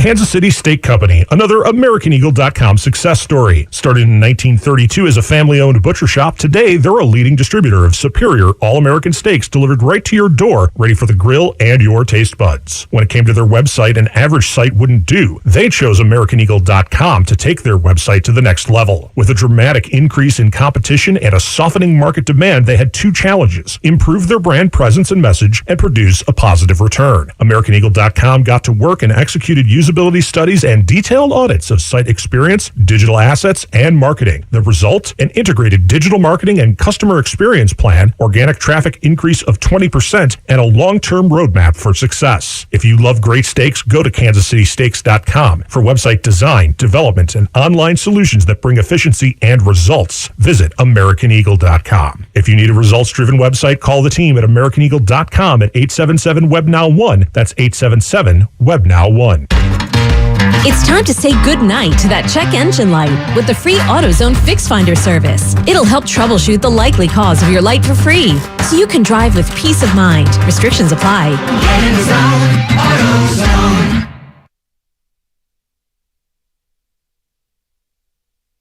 Now, back to Will and Dibby on 95.7 The Game. Okay, couple things. Willard and Dibs, Kyle in for Dibs. Brought to you by Innova International. It's also brought to you by BMW Fairfield. Now open in the Fairfield Auto Mall. Provide a luxurious, all-encompassing experience to address all your BMW needs. Visit BMWFairfield.com today to book your visit. That's BMWFairfield.com. Text line 650. Wrong, Willard. This isn't a rebuilding team. Niners ready to win now. And Kyle holding a clipboard is gone. Ask Aaron Rodgers. That was talking to you, I guess. Something about holding a clip. Rebuilding? Who said that? I don't think anyone said that. Anyone said anything about rebuilding? Maybe the notion is that having Trey Lance in is a signal that they're rebuilding because they might win 4 games if he's terrible. What's the bottom of the barrel number of wins? Let's say Trey Lance just is what he was last night. Ugh. I don't think he's going to be. But let's just say I've already been on record that they've got to make the playoffs. Right. Or else I'm totally disappointed. Right. Totally disappointed. Right. And I think that's right. That is the baseline for success for this team. But that might change. Let's say they go 7-10, and I'm throwing out a hypothetical. They need to make the playoffs. But if they go 7-10 and they win 4 in a row and Lance looks like Patrick Mahomes over the last 4 games, it's like light switch, he figured it out. Then maybe we'll talk about but again, that's a one. They need to make the playoffs. But we talk about how talented this team is. They're not a rebuilding team, just to be very clear. They're starting Trey Lance because they think Trey Lance can win a Super Bowl for them. Or help them win a Super Bowl. If Lance is just bad, is this a 5-win team? No, it's still more than that. Their defense, I feel like, will win 5 games. Okay. I mean, and remember, there's just quirks about the schedule that I think are advantageous. I don't get too into looking at 17 games now and going, that's a win, that's a win, that's a loss. I'm not into that. I can give you an exact But just prediction. remember that the second half of the season, they never ever leave the West Coast. I know they go to Mexico City, which I don't even know. What Central time zone? Central time zone, great. Outside of that, they do not leave the time zone. I think they go to Seattle once and they go to Vegas once. Mm-hmm. And the Vegas is at the very, very end. Yeah. They are home for the entire second half of the season. They're in California the whole time. And that's going to be a huge advantage for them that they have not experienced and West Coast teams don't experience. So that's going to be great for them. Absolutely. If he's like last night, I don't know. Yeah, I think it's 7. I think they win 7 games. Okay. But I don't think it's going to look like that at all. We're going to go back to the phones in just a second. Robin, Jonathan, stand by.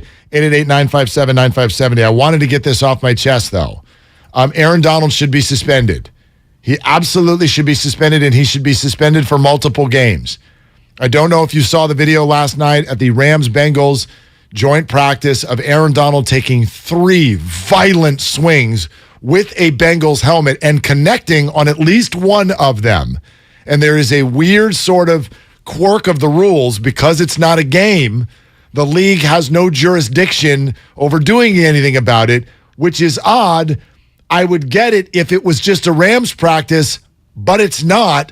There's another team there, and they're getting whacked by an Aaron Donald helmet swing, and the Rams govern this on their own because it was their practice and their player. You think the Rams are going to suspend their best player for his ridiculous act? We've reviewed the tape. We thought, it was an instigation sensation. I mean, come on. The Bengals have got to have some thought. Thank you. The Bengals somebody's got to think about the Bengals here. How is the league not able to step in and say, there are 2 teams here. I'm sorry. This is not okay. It's not a game. It wasn't like a Myles Garrett situation, therefore I get. But this is 2-3 games minimum. Minimum in my mind. That is an insanely violent act. It is so wild that this happened. And now it's just like, what are you going to do? So week 1, 16 days. Yeah. Is there recent history between the Rams and Bengals or something that would make that happen? Let me think. I mean, but here we are in another NFL disciplinary conversation, right. And there's never a rhyme, and there's never a reason, and it never ends up feeling okay. It is like if you're taking player health and safety seriously, you can't look at that. So what? I don't understand how the NFL looks at that video. Right. And just goes, oh, bummer. All right, well, moving on. Are the Bengals? If you're the Bengals, you're making calls, right? You're calling Merton Hanks or whoever is in charge of that, Kiki Vandeweghe or whatever. That'd be amazing if Kiki Vandeweghe's got to say here. But they've got no jurisdiction. I don't think there's anything they're allowed to do about it. Right. The league's like, right. What does the league say? Like the Bengals call and go, yeah, hey, I know you don't, but like Aaron Donald, we have a guy in concussion protocol now. I don't think they do, but like we've got a guy who we're evaluating for a concussion. He was whacking people in the head with helmets, and the NFL is just like, yeah, bummer. Yeah. So what are you guys all planning on doing about it? Right. That's it. I blame Steph Curry. Me too. All right. Hey, Robin.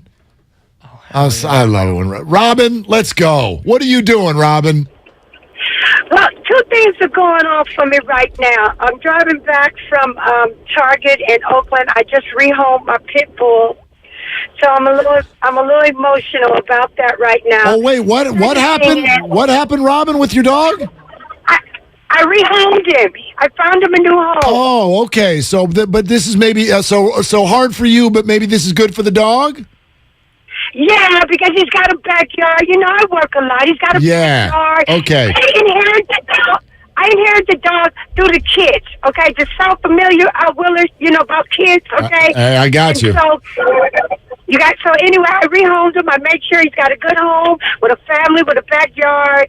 But I love my papa. And then the second thing, what am I doing? I just exited off the freeway. Don't you hate when somebody is driving 45 miles an hour in the fast lane, and then you're calling them all kind of names, and you pass them up, and the person is the age of your grandmother? Okay, I'm like, okay, that's totally. Yes, I do hate it. That's the worst. Here's the comp I'll give you, because this literally happened to me one time. You got somebody going like 7 miles an hour, like you're on a residential street, and you're like, oh my gosh, what's happening? And you can't be obnoxious. I'm not going to sit on the horn in front of people's homes, but you're like, what's going on? I got somewhere to be. This person's going 7. Your frustration builds, and you finally got a spot. You're like, okay, I'm going around him. And you go around him, and you're ready to just give this person the face. I am giving in the face. And it's like somebody dealing with a car seat and a crying baby. Right. With directions in their other hand. And you're like, the MapQuest? I'm awful. I'm just bad. I'm a bad person, right? But I got you, Robin. I know. It happens. So I called in because nothing of substance, real substance, but I just had to vent. So I think there's a caller before that called in that was a little emotional, and you told him, Willard, that you would never, ever, only thing that make you upset about preseason is somebody got hurt. Yep. But I will say this. This is not directly at you guys, but a collective, because I listen to you guys all day. I think a lot of us, I'm going to speak for myself, I speak for myself, but I'm hearing it from others. Just a little bit on Trey Lance overload right now. I'm so sick of hearing about Trey Lance. And I'm so sick, and I get it, Willard. It's content. I get it. If I'm sick, turn it off, right? I'm just letting you know. I'm not going to turn you off. No, good. I don't want you. I'm never going to tell someone to turn it off. Okay. Yeah, that's not what I'm about. So then the comparison to always what he does right and what Jimmy doesn't do right. What he does right, but Jimmy didn't. I mean, for God's sake, I'm listening to a talk show host compare him or try to boost him and what he didn't do good to Joe Montana. Are you freaking kidding me? Let this kid. And then also the second thing I want to say is I'm hearing a lot of hypocrisy among sports people, particularly on our show here, 95.7 The Game, justifying, already laying the groundwork for, if he doesn't do good, it's okay. But in the same breath, turn around and dog Jimmy Garoppolo for the same things that he didn't do. So now we're going to be patient. We got him to help us win a Super Bowl, but it's okay if he doesn't do good and we don't get to the playoffs. I mean, I just hear it. I just hear the groundwork being laid. And it's just, quite frankly, Willard, because you're the grown-up, I think more grown-up in the room, I think you get what I'm saying. It's just very, very irritating and annoying. Robin, peace out and love you. My gosh. Robin, real quick. Speak on it. Real quick before you go, is the dog the one that your son did not come back and get? Gone? I think she left. Yeah, Gone? she left. Have She's you trying ever to heard? drive. Have you ever heard? I want to get I've to heard- something she said. Yeah. Have you heard the full rant from her Which? about come I've back heard and of a get your lot of damn it. dog? Oh, I don't think I have. Spadoni, please. Yeah, I want to give a shout out to my son, 22 years old, who I kicked out the house along with his girlfriend. May you find your way. Mama showing you tough love. You can't come back. You can't eat off me. You can't live off me free. And you definitely can't have sex under my roof free. Now, all you have to do is come back and get your damn dog. Incredible. Something tells me that's not the same. No, I don't think so. No, because she called that one a damn dog, and this one she seemed to really love because she's like, happens with animals. I know, but she seemed to be crying a little bit because she's rehomed the dog because the dog needed a backyard. Right, but that was a couple years ago. I'm guessing she has learned to really love this dog. Maybe. Like she was. Yeah, Well, 1,000% the same dog, and she grew to love it, and she's sad now that she has to get better. But she did the right thing. Yeah, she did the right thing, but no, you cannot say 1,000% because A, it doesn't exist, and B, 99%. You do not know. So, like, we'll ask Robin next time. Robin, I always hated that one, Coach. You give out there, give it 110%, Coach, 110%. Right? I'm the one. Take a lap, Willard. Like, stop. I've been giving you 90. I've been giving you 90. My dad's a math teacher, and 110% doesn't exist, Coach. Willard, get out of here. You're out of here for the day. No, Robin spoke on some stuff.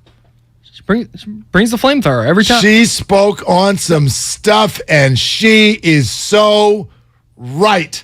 She is so right about so many things. And that is why, A, yes, they have to go to the playoffs, or it's a problem. Right. We do not get to kid glove Trey Lance because he's not a rookie. Right. Number one, and so many of you spent the last 3 years poo-pooing a guy who went to the 2 NFC title games, and you ignore things repeatedly like Week 18 last year when he did single-handedly have an unbelievable fourth quarter and bring you to the playoffs, and then someone will bring up, but Dallas and Green Bay when his arm was hanging off of his body. Part of the reason they were down 17-0. Fine, he's not. I don't want to argue. I don't want to argue about that. Right. I want to talk about something Robin said about Trey. Let me be crystal clear. It's not okay if he's bad. There is no universe where Trey Lance stinks and it's like, hey, that's fine. Zero universes. The point I've been trying to make, don't get it twisted. He's probably not going to be very good out the gate. But if it's about week 8 and week 10, and is he getting better? If he's still not very good by week 12, and we're like, man, he's missing reads, he's missing throws, and he's completing 51% of his passes, and they're 7-5, but he's kind of like, that's a problem. Yes. That's a problem. And I actually don't think that that's what's going to happen. But you're right. If it does, it is a problem. Yes. I also want to take this opportunity to remind people about something I said about a month ago. And I think it was you who packaged it perfectly and sent it out to all of our social media channels. And I got whacked upside the head on every platform for about 48 hours. Because I stated that in moments, there will be moments this year where you miss Jimmy. And then, of course, I throw out the context, and context dies on the vine on social media every day, so I get it. I got to condense the clips, Coach. So many people, we're not going to miss you. Jimmy, we're not going to miss. I promise you, because you already saw it last night in a game that doesn't even count. Half of you came with takes this morning of, they need to keep Jimmy. They need to keep Jimmy as the backup. And so my point is, so let me reiterate it. Jimmy is gone. I support Jimmy being gone. I think Trey Lance is going to be good. But there's no way, if you're a true 49er fan, that you will not have at least 3 moments in the first half of this year where you're like, that probably wouldn't have happened if Jimmy was the quarterback. Yeah. That's all I'm saying. And that's all I was saying. And last night was a great snapshot of that emotion, which is going to be a part of all of us. But I think the reverse is also true. Which is? That there are going to be some moments where it's like, oh, wow, that doesn't happen if Jimmy's the quarterback. Granted. Like, in a good way. And by the second half of the season, that better be the overwhelming feeling. Yes. That better be the overwhelming. I'm putting it at like week 12. Week 12, I think their bye week's week 9. You come out of the bye, you get the Chargers, you get a cut. If a couple weeks post-bye, it's not like, hey, Trey's a dude. Like, watch out. Then, okay, we have a serious problem because he has real NFL action under his belt and he's not getting better. That's totally unacceptable if he's not getting better this year. I already said it. I do not view this person as a rookie, and therefore I am not going to watch these games as if a rookie is playing quarterback. He's not a rookie. He's not a rookie. And he needs to, at some point in this season, be ready to be a guy. That's an interesting take because I think that's right. And I brought this up in the changeover. I didn't see many like rookie mistakes from him in the preseason. No, like a rookie mistake felt like when Brock Purdy threw the pick late in the game. Totally. That was you didn't even see a dude that was standing right in front. You looked at him, you looked right, you looked back, he hadn't moved, and you threw him the ball. That's a rookie. Kind of looked like. Kind of looked like. Don't. Oh. Don't. No, anyways, no, I'm he joking. didn't. I'm doing that to mess with you. No, I just. Is he going to get fooled by some coverages sometimes? Like, yeah, for sure. But inaccuracy is not a rookie mistake. Like, no, man, they signed up for that. No, that's a physical. They knew that was going to be a problem for at least the first couple of years. Like, it took Josh Allen a couple of years to really start to. Right. If Trey Lance completes 60% of his throws this year, I'm checking that off as a massive win. Totally. He can't complete 60% of his throws for 80 yards a game with 14 picks and 3 touchdowns. That's bad. But if the other numbers are for the most part pretty good, if he's 6, that's like, man, okay, he got a lot better there. Well, right. But that's not a rookie mistake. So I'm with you. If he is dropping his eyes as the rush comes in, and he is making bad throws and bailing out of the pocket early and missing reads, it's like, dude, this is why you were in the classroom. Like, this is why you were running the scout team. Like, to learn to read this stuff and see this stuff and know the offense and learn the offense. So if he's still having trouble with that, that's also not acceptable. It's a problem, yeah. Jonathan in San Francisco next up. Hey, Jonathan, you're on with Willard, and it's Kyle in for Dibs. What are you doing, Jonathan? Hey, just delivering junk mail in bills. Man, we love that stuff. Get my house, please. Yeah, man. Yep. So with the 49ers, I feel like it's not a rebuild. No way it's a rebuild. You know, the roster is ready to win and go deep in the playoffs. But it's no doubt a reset at the most important position. So this is how I feel. I feel like it's going to be another season where Kyle Shanahan has to be the star of the team. He needs to scheme it up and protect Trey Lance and hide his deficiencies. And I think we're about to find out if check downs and very little to no, deep passing game is better or worse than having an adventure on those regular plays with Trey Lance where, he's just starting this year and the game is still a little bit too fast for him. His mechanics at times are a little bit off, the throwing motion and all that. So we're going to find out if having a guy who could throw downfield is better than a guy who has no downfield throws, because I feel like it's almost the same things that we're hearing that the 49ers are lacking on, right? The offensive line and the quarterback play. So, I mean, it's weird. It's a weird dynamic. You can't really say, just like a lot of the scholars are confused. Are we rebuilding or not? Because you don't really make changes for the worse, right? I mean, if it ain't broke, don't fix it. But it's kind of like they're making a change, but nobody's really sure. Is it going to be for the better? Yeah, I like rebuild. What's the position, right? It's up in the air. Jonathan, thanks, man. I always in sports, we live in Market 5. Rebuild is a cuss word. Junk. Dump that, Spadone? I'm not, dude. Just stop. I'm not rebuilding. Don't talk about that. And if you are rebuilding, you better find a way to be relevant while you do it. 107 wins last year. Okay? Mm-hmm. So you you don't get to just be like, so understand what rebuild in sports means. The Marlins have been doing it repeatedly for 20 years, and I'm talking to an A's fan. I know where your mind is going. If you rebuild, you're actually never building. You just build so that you can rebuild again. Mm-hmm. You don't get to do that.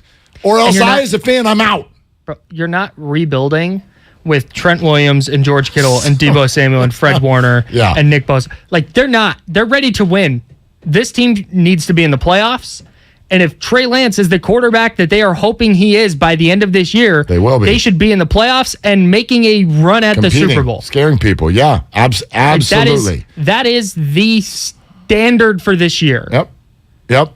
And by the way, the other side to that, though, is because Kyle Shanahan always gets, more out of a quarterback than other coaches have been able to. That's Which kind of a is staple. something that's gone overlooked a little bit here. Totally. So, but you're all like, okay, he needs to be able to throw the ball downfield. I don't care what it looks like. I care if they win. And so in these first 8 games, they're 7-1, but Trey's not throwing it downfield. Stop. Sure. Like, I want Kyle to bring this guy in, bring him along, as you said, get better as he goes. But, crawl, then walk. That's fine. That's fine, as long as it is leading to success. It's not even so much throwing it down the field. It's escapability. We saw that last night a couple times. I thought he did a really nice job. Indecisive a couple times on whether to throw it or whether to just take off, but that's fine. That'll come with experience, I think. But it's the escapability, and it's the threat of it. Teams knowing that, hey, that Deebo Samuel go route's there now. That has to be defended. That safety can't creep up into the box and just play the middle of the field. It's can he make throws to other areas of the field that force defenses to defend every blade of grass. JT O'Sullivan in about 6 minutes, but real quick, Philmo Mike wants to say something about the Aaron Donald take. Philmo, you're on with Willard and Kyle. Captain Save Donald? Yeah, what are you doing, man? Oh, man, I'm finna go have some beer, man. I'm finna day drink. Friday. Yes. Friday, people. Let's do. You already know, Willard. No, but the suspension on practice, I don't think that should happen for 2 reasons. We talking about practice, Allen Iverson. Yeah. Second reason is we don't know what happened before the video. So if Aaron Donald was to go off like that, we don't know why he went off like that. Not to say that they did anything and that he's justified for what he's doing, but we don't know why he did that. So in fairness, I do agree with a non-suspension. I don't care. I mean, Aaron Donald is the best player probably in football, and it would help the Niners, but I don't think he should be suspended. Yeah, but Mike, okay, let's take that back to Myles Garrett and be like, we don't know what Mason Rudolph said to him. Like, that's not how life works. Like, I feel you, I get you, I have no idea. Maybe somebody said something racist, for all I know. I doubt that in the middle of an NFL field. That'd be weird, but who knows? Who knows? It could totally feel justified, and you still can't be whacking dudes with helmets. Mm-hmm. It's assault. Like, I could flip this around and be like, why aren't the cops there? Just because it's practice? You do that at your work, the police are coming. Hey, Mark, can I ask you one question? No? Yeah, of course you can. Of course you can. Okay. If it was a San Francisco Giant, would you say the same? No, then it'd be okay. Totally. Yeah. No, then it would be all right, Philmo.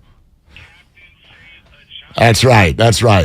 If Mike Yastrzemski just hauling off with some Dodger helmets. If Tyro Estrada's whacking people with helmets, I'm in. Yeah, exactly. JT O'Sullivan next, 95.7 The Game. Now it's time for the closer of the week. Presented by LiftMaster and RNS Doors. Turn your garage into the envy of the neighborhood. Visit rnsdoors.com. The closer of the week is Evan Longoria, who hit a grand slam in the Mile High City, keeping the Giants' hopes alive. It's a grand slam! Recently, my garage door opener was not working. I was in need of a closer. I was put in touch with RNS Doors, and they hooked me up with a brand new garage door opener from LiftMaster. With LiftMaster's MyQ connectivity, my garage door opener can be controlled right from my smartphone. You'll know when a door or gate has been left open and can close it with a tap, no matter where I am. Be one of the first 10 callers and receive 20% off a LiftMaster garage door opener when you purchase a premium garage door. Call 1-800-FIX-A-DOOR. That's 800-FIX-A-DOOR. Or visit rsdoors.com. R&S Doors. Look for the red truck. Odyssey knows that football fans can't get enough football. That's why we've got nonstop football coverage on the free Odyssey app. Podcasts and live shows dedicated to every pro team.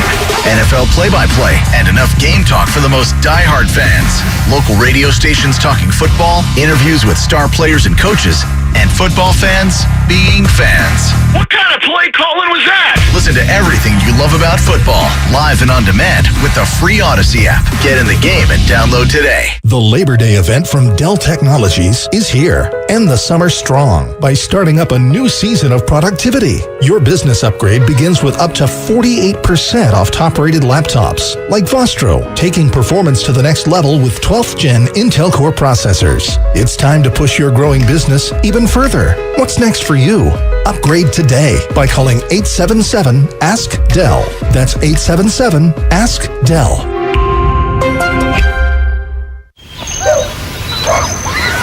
Long weekends are all about getting a little you time. And at the Home Depot, you time means you building, you drilling, you doing, you recharging, you saving, and you going back for more. Do Labor Day your way and get a free 18-volt battery with select Milwaukee Power Toolkit purchases at the Home Depot. How doers get more done. Everything, our farm, our stand, our pop-up shop, it really all started when we discovered the benefits of local, raw honey for our family. And then we decided to turn it into a business. We were looking for something to help us get up and running. So we got the Chase Business Complete Banking Account. It's more than a bank account. It comes with Quick Accept, which lets us take card payments anytime, anywhere in the U.S. using the Chase mobile app. Plus, we get same-day deposits at no extra cost. For us, it's more than honey. It's about sharing a little sweetness with the world. Get the Chase Business Complete Banking Account with the essentials you need to help get your business going. Learn more at chase.com/business-complete-banking. Chase for business. Make more of what's yours. Quick Accept is not available in U.S. territories. Enrollment required. Usage subject to approval. Same-day deposits available for payments before 8 p.m. Eastern Time, Sunday to Friday. Fees and rates apply for checking and processing. Limitations and restrictions apply. Participants compensated. Merchant services provided by Payment Tech LLC and WePay Inc. Subsidiaries of J.P. Morgan Chase Bank and a member FDIC.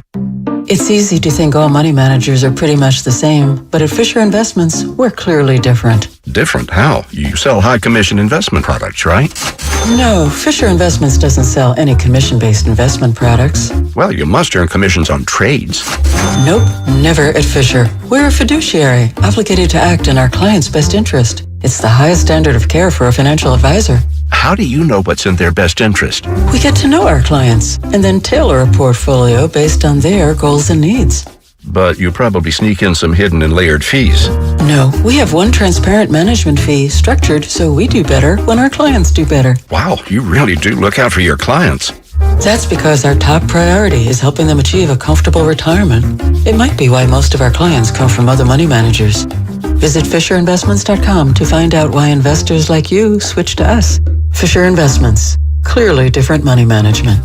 Investments and securities involve the risk of loss. UCSF Sports Medicine Center is dedicated to treating every type of athlete, from kids to adults, amateurs to elite professionals. As one of the best orthopedic programs in the nation, UCSF has programs to optimize an athlete's performance and the latest advancements to treat the most complex sports injuries. With locations throughout the Bay Area, now including Marin, Walnut Creek, and Redwood Shores, it's even easier to make an appointment today. Visit ucsfhealth.org so you can get cleared to play. UCSF Health, redefining possible. If you run a small business, efficiency has never been more important. So for a limited time, Comcast Business is introducing small business savings. Call now to get powerful internet for just $39 a month for 12 months with no annual contract and a money-back guarantee. All on the largest, fastest, reliable network for small businesses. Comcast Business, powering possibilities. Ends 9/21/22. Requires EcoBill and AutoPay. Restrictions apply. New business 50 megabits per second customers only. Equipment, taxes, and other charges extra and subject to change. After promo, regular rates apply.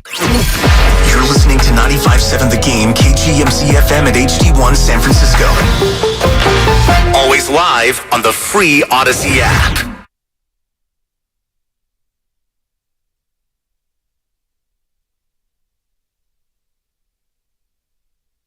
Now, back to Willard and Dibs on 95.7 The Game. Okay, we're going to get to this here in a handful of minutes.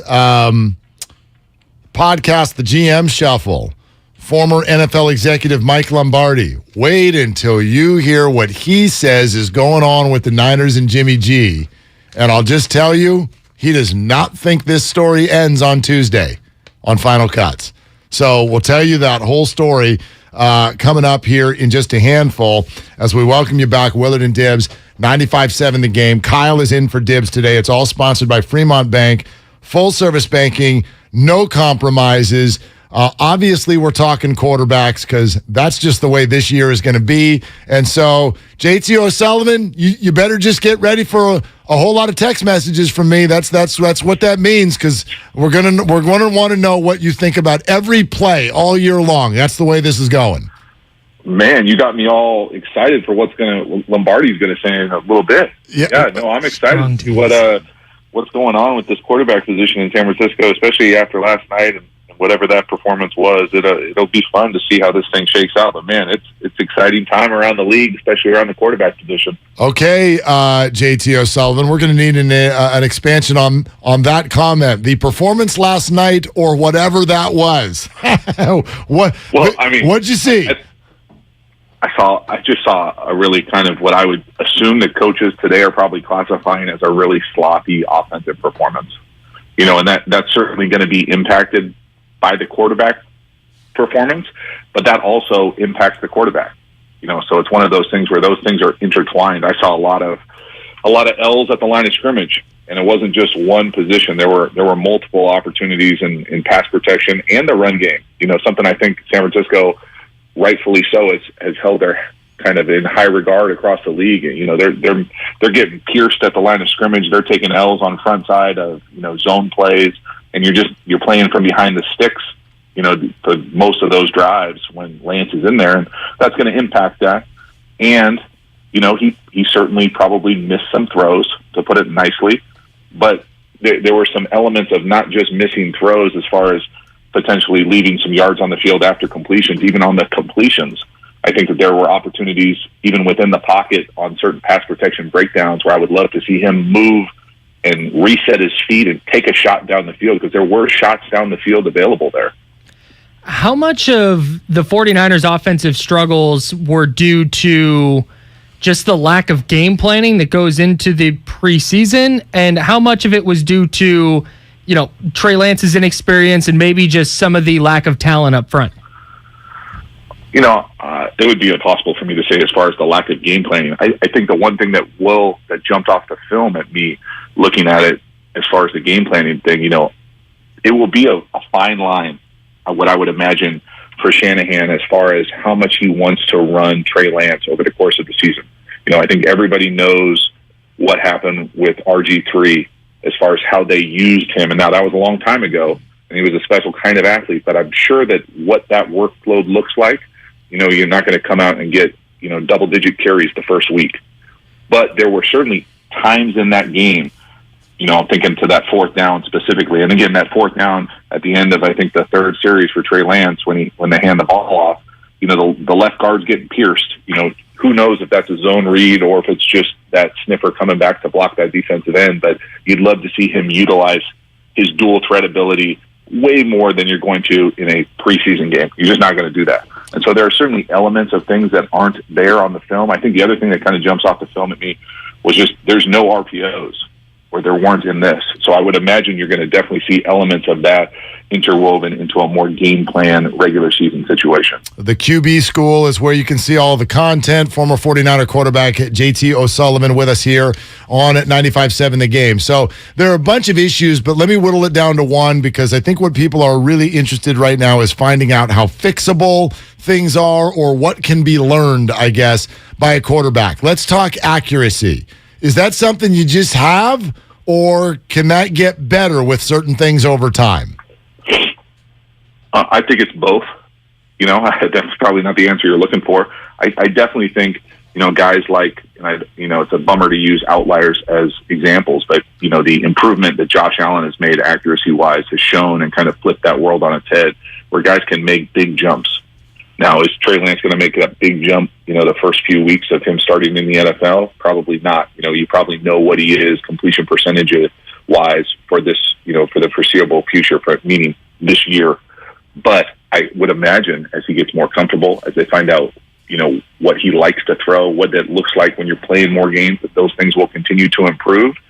But I think for me, the thing that jumps off the film is just the wide misses. There were some throws yesterday where he's got to make, that I'm thinking of the stick to Kittle, into the right side there. That's just a big miss from like 10, 15 yards away that you don't see anybody in the league missing consistently. So things like that are easy fixes.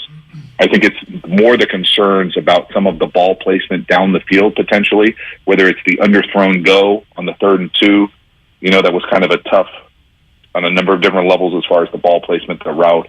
But underthrowing that thing, he gave him a chance, but it wasn't perfect. And then the kind of play action post that he left low that the wide receiver had to slide and catch, if that's a better throw, there's a lot of yards after that completion on that play. And so those are just small examples. But when we get a bigger, workable kind of sample size, I think we'll have a better understanding of just how quickly he can improve on those types of things. Because that's exactly what they're talking about today in the meetings, about being more consistent with the ball placement. Do you think Trey Lance, and maybe we don't know off of 5 preseason series, but was there anything discernibly different in him between what we saw from him in 2021 and then what we saw in these 5 preseason series in 2022? I mean, I probably can't give you a great answer to that. I would have, there are things for me when I turn on the film, just the film from yesterday, that I think that there's a lot to be excited about.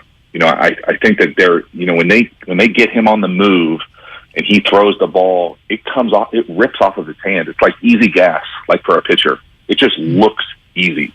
And so I think when you combine that with his ability to stretch the field vertically in the passing game and his ability to be a dual threat guy in certain opportunities running the ball, I think that there's just a lot to be excited about. And what that looks like, I think the biggest question for me is just what the hell that looks like moving forward for the 49ers.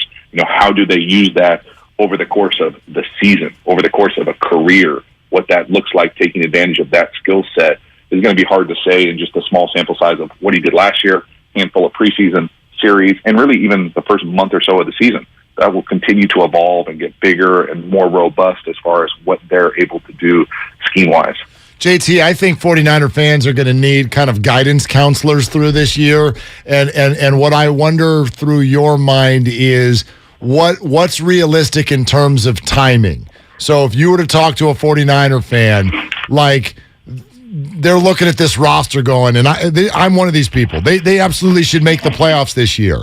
But how quickly can we sort of assess Trey? How quickly can we expect him to kind of grow into his NFL abilities? What would you say to that?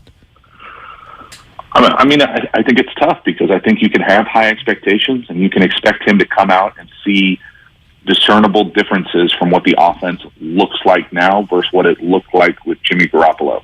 And that's not to say that it will operate at the efficiency level that maybe it did when he's healthy and playing his best, Jimmy Garoppolo, but there should be bigger splash plays. There should be more playmaking opportunities, whether it's on the perimeter, whether it's down the field, whether it's in the run game, whether it's with the quarterback run game, immediately.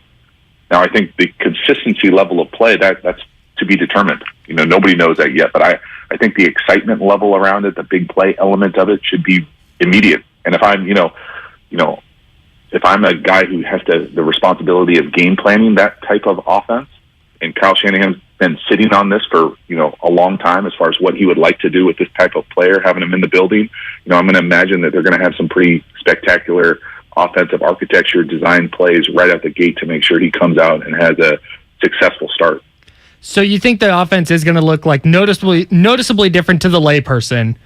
What the 49ers are doing with Trey Lance, you think it's going to look noticeably different from what they were doing with Jimmy G? I mean, probably not to the layperson. It just looks like a handoff to the right and a throw down the field. But I think if you love the position and you love the ball element of what it looks like, it will be different. I just think it will. That would be true for any two quarterbacks.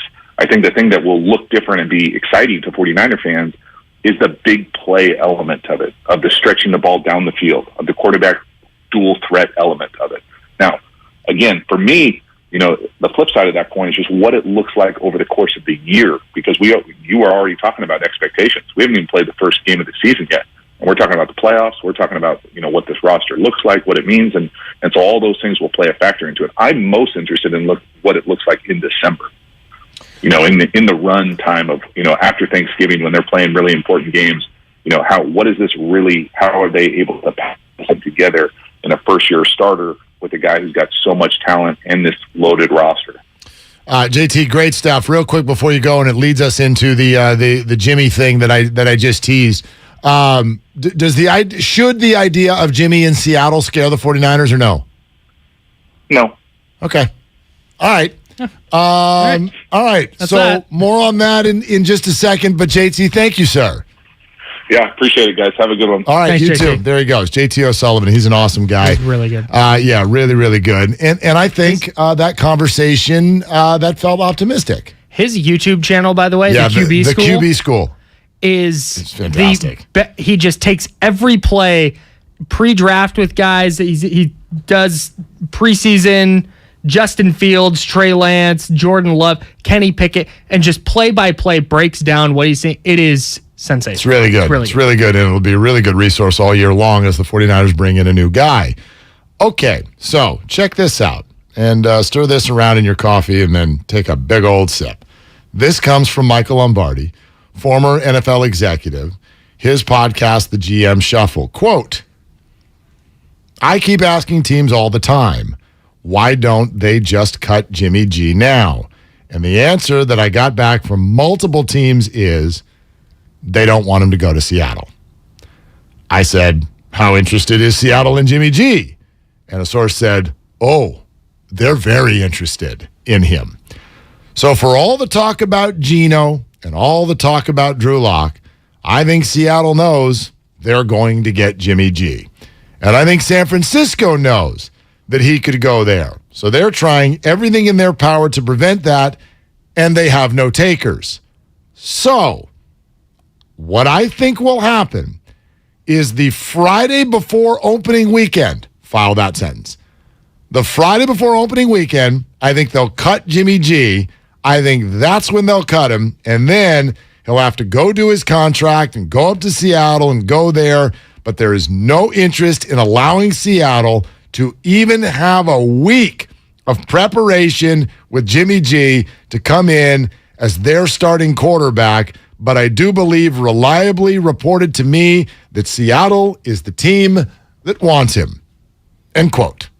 It makes sense. Makes all the sense in the world, but the real huge break news out of there is that he thinks the 49ers are going to let Jimmy be on the final 53. It'd be wild. That means, and again, this is one man's opinion, but this is an informed opinion now. The idea that the 49ers are not going to do Seattle any favors. This is a division rival. They play them week 2, and we talked about this a couple days ago. If you cut him Tuesday, is that enough time, and I believe it is that enough time for Jimmy Garoppolo to be the starting quarterback for the opponent at the home opener on September 18th? The 49ers don't want that, and they may be willing to use a roster spot to prevent it.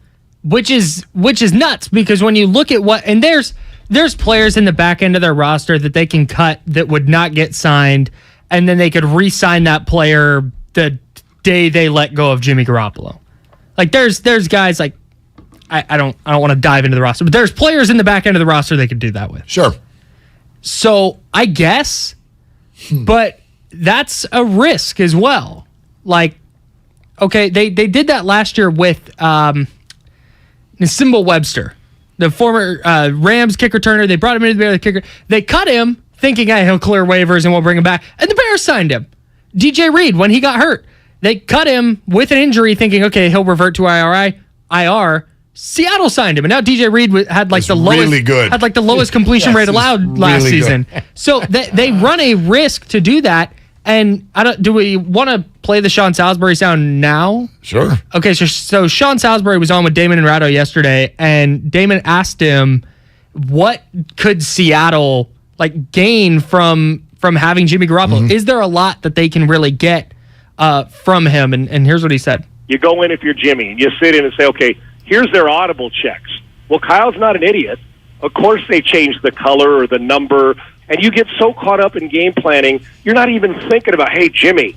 There may be a few tendencies like Jimmy could say, Kyle loves Trey Lance on the edge on 3rd and 4 or less once you cross midfield.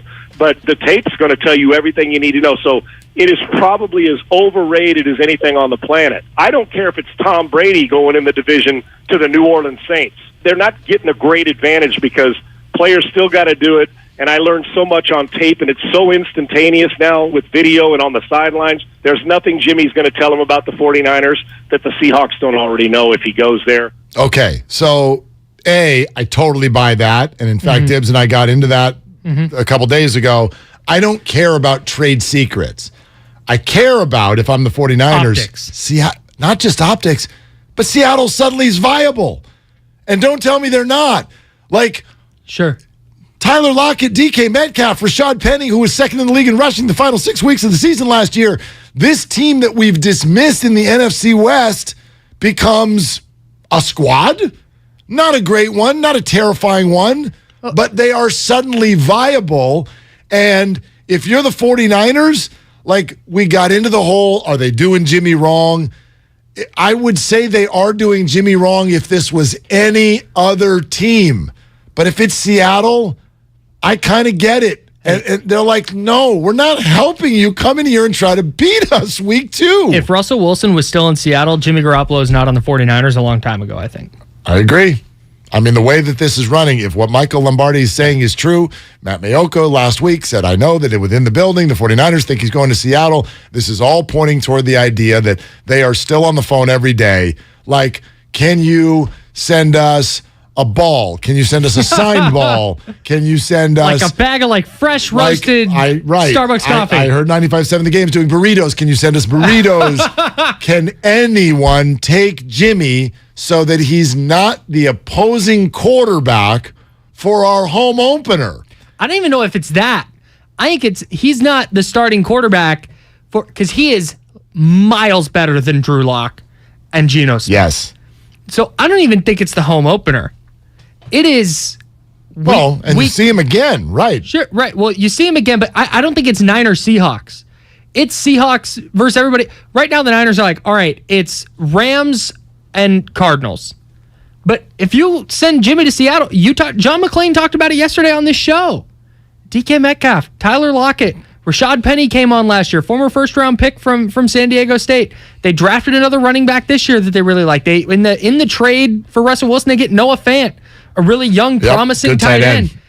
Pete Carroll's a defensive coach who's had Kyle Shanahan's number a little bit. So I get that's kind of, I think the bigger issue is less like, oh man, we have to play Jimmy. It's like, nah, Seahawks would just get better. Right. We're not in the business of helping Seattle. Right. So anything we could do to mess with Seattle, you do it. They would do this exact same thing if Seattle said, hey, we are signing a contract. He's not going to play week 2 and week 14 or whatever they play whenever Seattle. They play him again. The Niners would still do that. Yeah, we're not in the business of helping Seattle. Right. So, but are you in that business on such a level to where you would take a roster spot for 2 weeks in order to hold? Lombardi thinks so. Boy, I can't wait for Tuesday if he makes this team. Oh, my God. Oh, my gosh. Let me tell you what 1 o'clock Tuesday, by the way. Just want to let all of you know where you need to be, okay?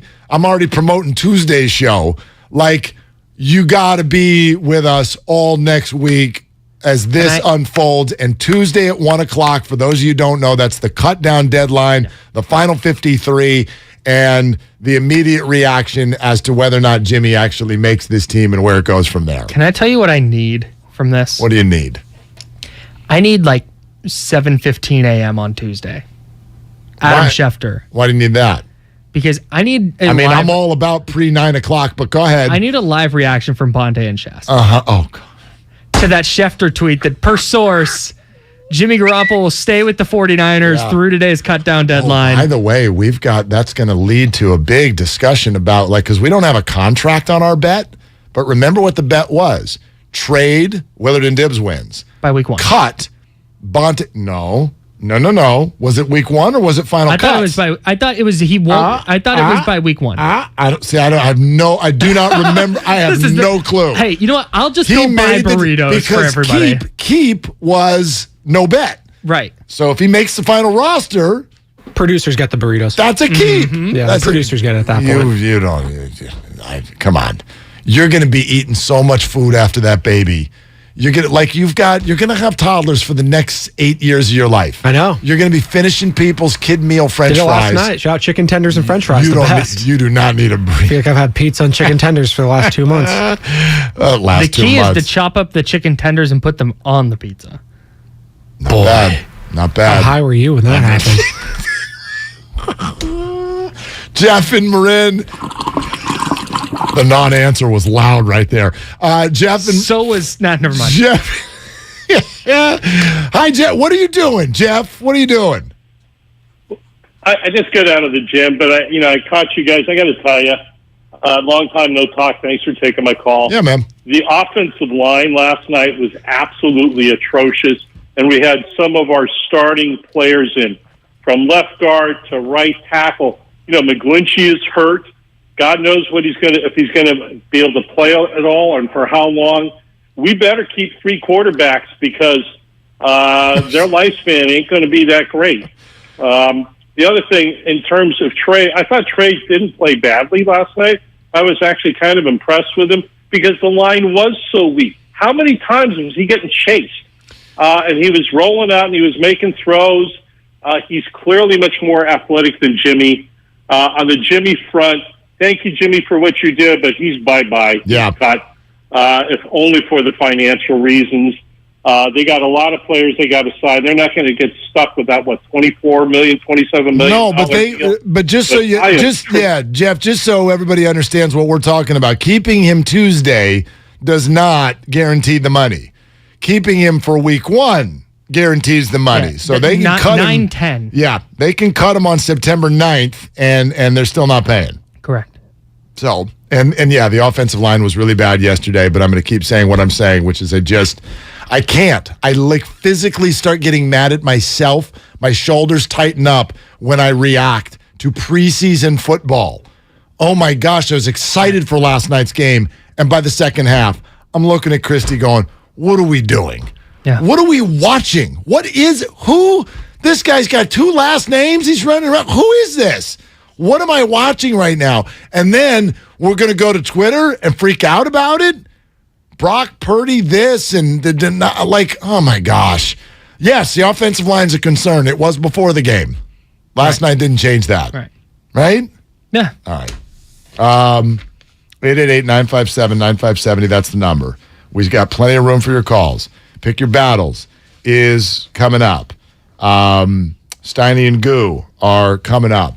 Do we have both of them today? Mm-hmm. We got Steiny and Goo. Fantastic. I can't wait until you see Steiny's outfit.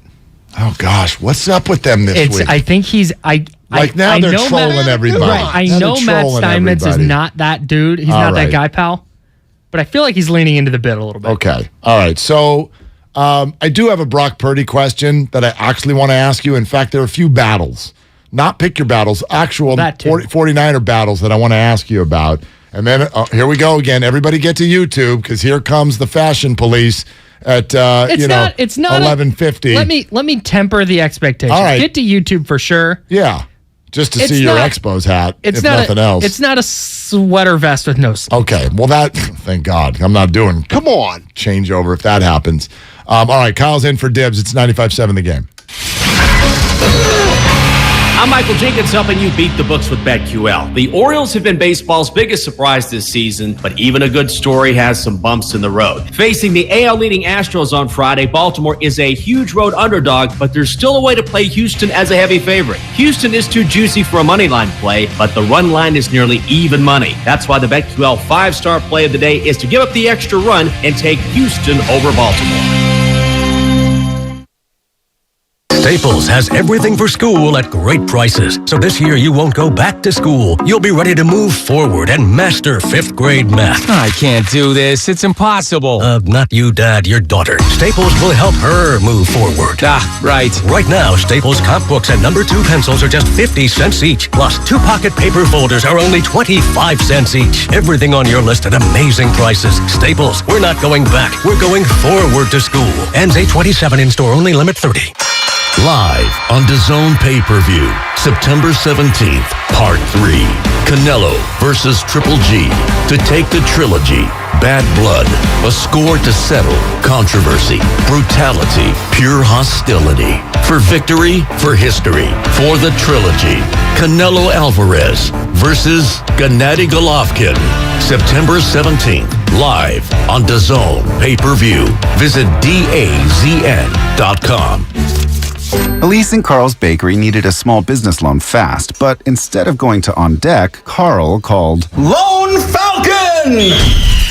Really? Carl? There's a better way to get a fast small business loan. Go to OnDeck.com, and if approved, get your loan as soon as the same day. Your loan is on deck. Depending on certain loan attributes, your business loan may be issued by OnDeck or Celtic Bank, a Utah Chartered Industrial Bank member FDIC. Limited eligibility for same-day funding. OnDeck does not lend in every state. All loans subject to lender approval. You put it in your mouth and you chew it up real good. I know how to chew gum, Dad. Hurry up, we got leaks to fix. What are you two up to? We're fixing our leaky pipes. Yeah. With gum? Yeah, it's a hack, Mom. A what? A hack. You know. A do-it-yourself trick. No, the trick to fixing leaks and low water pressure is calling repipe specialists. You mean professionals? I mean, repipe specialists can repipe our whole house in 1 to 2 days. Fix the leaks and low water pressure, repair the holes in the walls if we want, and they guarantee their work for life. Got leaks or low water pressure? Call the professionals at Repipe Specialists, and in 1 to 2 days, they can repipe your whole house with new PEX tubing. With over 60,000 repipes completed, that's their specialty. You really stepped in it. I was just being... The gum, Dad. You What? stepped in the gum. Oh, great. Call 800-217-1636 for a free in-home estimate. And ask about their 0% financing options. That's 800-217-1636. Call today, 800-217-1636, or visit repipe.com. Did you know that most people wait 6 or 7 years before they buy a new TV? That's a lot of time in front of one TV. So why not get one of the best sets for the next 7 years, like one of the top-rated Samsung, LG, or Sony models? Too expensive? What if you could get up to $1,000 trade-in for your old set? Who would do a stupid deal like this?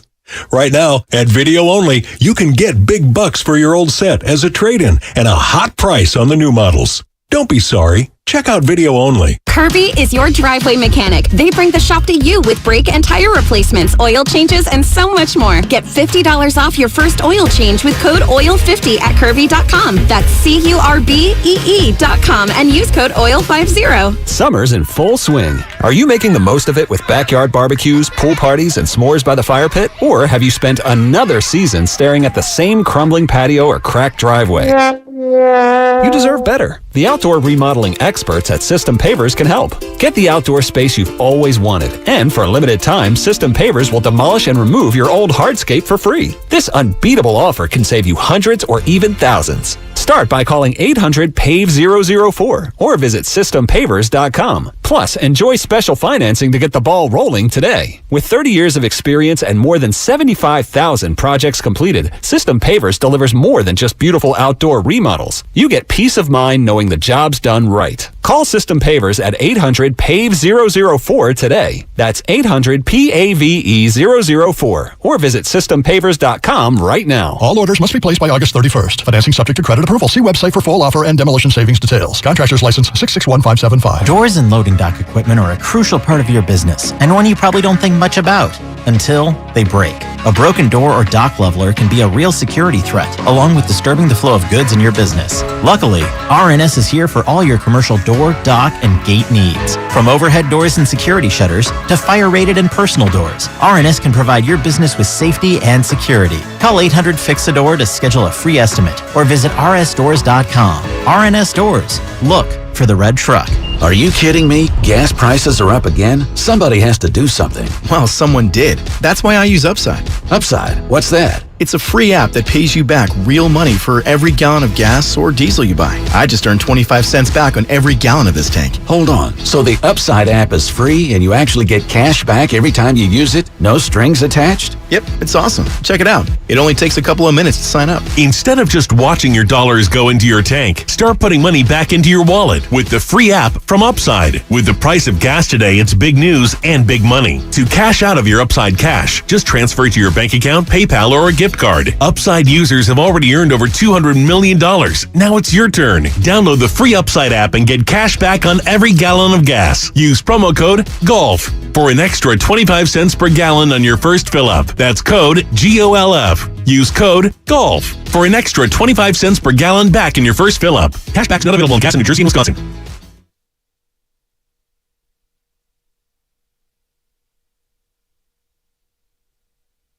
Rebuild my ass. Now, back to Willard and Dibs on 95.7 The Game. Exactly right. Or no thank you are the two options I have there as far as a response. Glad you're with us, 888-957-9570. It's Willard and Dibs, but Kyle is in for Dibs. He's been talking 49er football on a continuous loop since the game ended last night. How you doing? I'm checking in on you. Are you still awake over there? Are you all right? Yeah, I'm great. Okay. Talking 49er football is one of my 12 favorite things in the world. It's kind of one of the only things. Saguna Luby, by the way, Dibs guy, led the team in tackles last night. And? Gonna make the team? Well, not if they're keeping Jimmy. He's going to be the guy they cut. Okay. If they keep Jimmy. Quick aside before I ask you about some battles. This Julio Rodriguez deal that broke just as we were hitting the air. So all we knew at the time is, there's a deal. Julio Rodriguez, if you're not familiar, the young superstar for the Seattle Mariners who's really, really popped. So they're going to go ahead and they're going to lock him up long-term right now, buy out all the ARB years and all of that because it's going to end up being a much cheaper deal for the Mariners to do it now. But I love the way this got structured because normally, like Ozzie Albies with the Braves had this happen. If you've got a kid, no matter where he comes from, and he pops at age 21, 22 or something like that in Major League Baseball, but the arbitration system means you've got to wait 5 years to get your generational wealth, and teams take advantage of it. So they'll hop to you and go, hey, how about 6 years, $110 million? And you're like, $110 million, right? My mom's been working minimum wage for the last, and you're like, yes, where do I sign? But you're wildly underpaid. It's a Ronald Acuna deal. Thank you. So here's what they did here so that doesn't happen to Julio. They've got here's your generational wealth guaranteed, but if you are the 15-year superstar that we think you are, the contract is going to more than double. So he's guaranteed $210 million, okay? The deal could be for 8. It could be for 13 years. It could be for 16. It could be for 18. It all depends on options that Julio has and that the Mariners have. And it also depends on where he lands in MVP voting, what his numbers are, all of that stuff. I'm not going to bore you with those figures because it'll get confusing. But he's guaranteed $210 million. So he's got that in the back pocket. However, if he looks like this for the next decade, it could be worth up to $470 million. The largest deal in the history of American sports. Shout out to the Mariners making sure their guy didn't get away. That must be nice. That's so great. It's so great. So it's like the base of this whole thing is that he's right now signing an 8-year, $120 million deal. And then at the end of those, or almost the end of that deal, going into year 7, there's an option that kicks. He can kick in a 5-year, $90 million right after that. So there's your 210 guaranteed. He's probably picking that up. Well, no, not necessarily, because a 5-year 90, if he's a superstar, is a terrible deal. If 7 years from now he's the best. This is after 7. After 7 years. Okay, my bad. That's like if it's not going well. If he's a bust in some ways. Right. I'll take that 590, and there's your minimum $210 million. But if he's a superstar and the Mariners pick up the option, then it turns into a minimum $320 million deal. And then there's all kinds of escalators that can knock this thing all the way up to $470 million. He could be with the Mariners through 2037. Right. That span of time is rewinding the clock to 2007. That's such a long time. But good for the Mariners. Good for the Mariners. Seattle. That's a good baseball and town. And good for Julio. That is a good baseball town. He is a superstar who deserves this kind of contract. Like, get him. Keep him. Super rare that I look at a contract in sports and I go, I love this for everybody. Mm-hmm. The Mariners just said, we are taking care of our guy. We're putting all the faith in you. However, we're also going to protect ourselves from this just being a one-year flash in the pan. Mm-hmm. But, Julio, you're taken care of. Your life is set. Mm-hmm. This is a $210 million minimum deal. However, if you're amazing for 15 years, if you are this for 15 years, $500 million. $500 million. And this is you're taken care of. This is why it's outrageous that any baseball team cries poor. Oh, God, I know. The Mariners haven't made the playoffs. I'm 32. Right. I was in middle school the last time the Mariners made the playoffs. And they're able to pay this guy after one incredible season $500 million? Like, don't tell me that you can't afford to keep a guy. Oh, God. Get the hell out of here. Cool deal. And yes, ... Giants, get your butts back in the top 10 in payroll and do it by December. ASAP. I brought up the Ronald Acuna deal. Do you remember what that deal was, by the way? No. Ronald Acuna, who is 24, almost 25. Yeah. He turns 25 later this year. He signed a deal, 8 years, $100 million. Oh, God. And See, and the last 2 years are club options. See, because of those deals, agents got smart. And remember why that made sense. A, you're offering somebody who's like just able to get a beer. Mm-hmm. You're offering him $100 million. And like you take injury out of play. And he did. He tore his ACL the very next year. But the other reason that makes sense at the time is these kids are looking at 5 years of arbitration where the team is like, correct. Right, next year you're going to make $500,000, then the year after that you get $700,000. And if you play really well, we'll give you $1 million. Right, and if you're then we'll give you $1 million. And if you're like Juan Soto, then you get to ARB years and you'll make like 15, which is great. Like, I get it. Don't get me wrong. Bad money, but it's not what they're worth. It's not what they're worth on the market. So this is a good deal. It's a good deal for everybody. I like this. That's smart. Really, really good stuff. Julio Rodriguez is a Mariner for the rest of all of our lives. So that's fun. Okay. Maybe they'll actually make the playoffs by then, too. Well, who knows? Let's not get ahead of ourselves. Calm down. All right. I blame Steph Curry. How about a couple battles? Okay? Before we pick our battles, I want some other battles. Where are you on Brock Purdy, Nate Sudfeld? Am I supposed to do I have to do the... You have to have an opinion. Strong take here? Okay. Yes. Have a take, don't suck. What is it? Okay.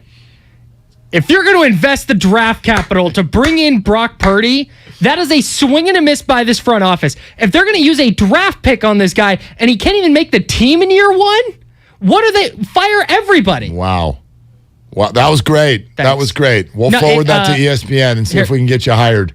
Can I read you? I'm going to read you some what do you think? They guaranteed some money for Nate. $2 million, fully guaranteed. But Brock has had a better preseason than Nate. Okay, so this is where I get caught up. So let's cut them both.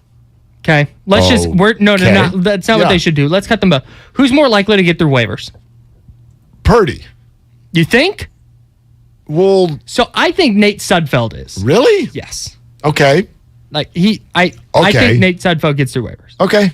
That's how I'm viewing. So I think you keep Purdy because there's some team who's going to see him in the preseason and go, okay, sure. So here's the question I want to ask you next, which is... So Purdy's my answer. If the 49ers do keep a fifth running back, which I know you're on record saying they won't. You're on record saying it will be Eli Mitchell, Jeff Wilson, JaMychal Hasty, and... Ty Davis Price. Davis Price. If we get to Jordan Mason and Trey Sermon, and there is an extra spot, couldn't I apply what you just said to that? And I'll explain that. We'll talk about that coming up next alongside Pick Your Battles. Time for phone calls as well, 888-957-9570. It's Willard and Dibs. That's Kyle in for Dibs. 95.7 The Game. At Left Coast Buyers, we buy properties all over California. If you own a house or an apartment building and want to sell it fast at a great price, call us at 925-434-5000. We can pay cash and close in as little as 7 days. We buy properties in any condition, any price range. Do you own a property that is run down and needs thousands of dollars in repairs? Are you out of time, money, and energy? Are you looking for an easy way to get top dollar for your property and sell on your terms and timeline? Well, call Left Coast Buyers now at 925-434-5000. We buy divorce houses, inherited houses. We even buy vacant houses and abandoned houses. Do you have a tenant who hasn't paid? Are you behind on property taxes, mortgage payments, or even facing a foreclosure? Even if you're just nervous about capital gains or an upcoming recession, we've seen it all. So if you or someone you know owns a property and needs to sell, call Left Coast Buyers at 925-434-5000. That's 925-434-5000. Now with Xfinity, you'll get unlimited internet with gig speed and supersonic Wi-Fi. With a 2-year internet rate guarantee, no annual contract required, and no equipment fees. Talk about knock your socks off. Ooh, plus a free Flex 4K streaming box. It's like hitting the streaming jackpot. It's all just $50 a month when you add Xfinity Mobile with unlimited data. $50 a month. A price that's truly jaw-dropping. Oh, literally. The speed you need at a price you want. Value that's simply bananas. That's the new Xfinity Supersonic Bundle. It's kind of a big deal. Go to Xfinity.com/gig, call 1-800-XFINITY, or visit a store to learn more. Limited time offer. Restrictions apply. Requires paperless billing and autopay. New gigabit internet customers only. Xfinity Mobile requires post-pay Xfinity internet. After 24 months, regular rates apply to all services and devices. Breathe new life into life at home with IKEA Festival. 10 topics, one purpose. To get more out of the homes we love. What are you passionate about? Art, dance, music, food, fur babies. Get inspired, create, and share with us. With celebrations, giveaways, IKEA family offers, and live streams with expert advice. It's all happening at IKEA Festival. Join us from August 26th through September 10th online or at your local IKEA store. Learn more at IKEA-USA.com. Don't waste your time trying to sell your old car. Donate it to Cars for Kids. It's the easiest and fastest way to donate your car and get a tax deduction. Donate online at carsforkids.org. That's cars with a K. 1-877 Cards for Kids. Donate your car today. The Golf Mart, home of the 90-day 100% satisfaction guarantee, serving Northern California golfers for over 30 years. Attention veterans, if you were stationed at Camp Lejeune between 1953 and 1987, you and your family may be victims of toxic water poisoning. Cancers, birth defects, deadly illnesses have all been linked to the contaminated water. Congress is now holding the government accountable. You could be awarded financial compensation for your suffering, but you must act now. Get your free case review. Call True Law at 877-560-8555, 877-560-8555, or visit sickvets.com. That's sickvets.com. Progressive presents Married to Your Home. If you want to leave me for another house, I totally understand. House? Where's this coming from? It's just, I know there's some newer homes on the market. I didn't even know that, because I'm not looking. I bet those other houses don't have a crack in their foundations. You know that crack doesn't bother me. No matter how much you already love your house, you'll love it more knowing you could save big bundling your home and auto with Progressive. Coverage from Progressive Casualty Insurance Company, affiliates, and third-party insurers. Bundle discount not available in all states or situations. Now, local businesses can get closer to every customer in their city with fast, affordable shipping. Introducing USPS Connect Local. You want speed? We deliver same or next day. You want savings? We give you supplies at a flat rate. You want less legwork? We do free pickups. Move your local business forward with the United States Postal Service. Let's connect at USPSconnect.com/local. Specific markets, restrictions apply. Same day or next day delivery expected, but not guaranteed with entry close to final destination. This is a Reese's Peanut Butter Cup sound experiment. We're looking to find the perfect way to hear Reese's so you'll buy more of them. Here we go. Reese's, Reese's, Reese's, Reese's, Reese's. Hey, get out of here, you little stinker. Reese's, Reese's, Reese's. Peanut Butter Cups. That breathy one sounded very creepy, am I right? What's better than an award-winning education? A free award-winning education. Evergreen Valley College was named a 2021 Best College for an Associate's degree with the 4th most diverse faculty in the country. And with EVC alum earning more than any other California community college according to Newsweek and PayScale, you can take classes and transfer or fast-track your career. And now at Evergreen Valley College, tuition is free for fall 2022. Visit evc.edu for more information. Make connections that count with free tuition in the fall 2022 semester at evc.edu. In San Jose, mostly sunny, highs in the low 80s. Weather brought to you by one thing. Cut up six-pack rings and reduce your use of plastic to help keep it out of our waterways and oceans. Join Odyssey, and together, each of us doing one thing makes a greener tomorrow. Alice in Chains, with special guests, Breaking Benjamin and Bush, are coming to Shoreline. September 5th, and 95.7 The Game has your tickets. For your shot to win, head to 957thegame.com.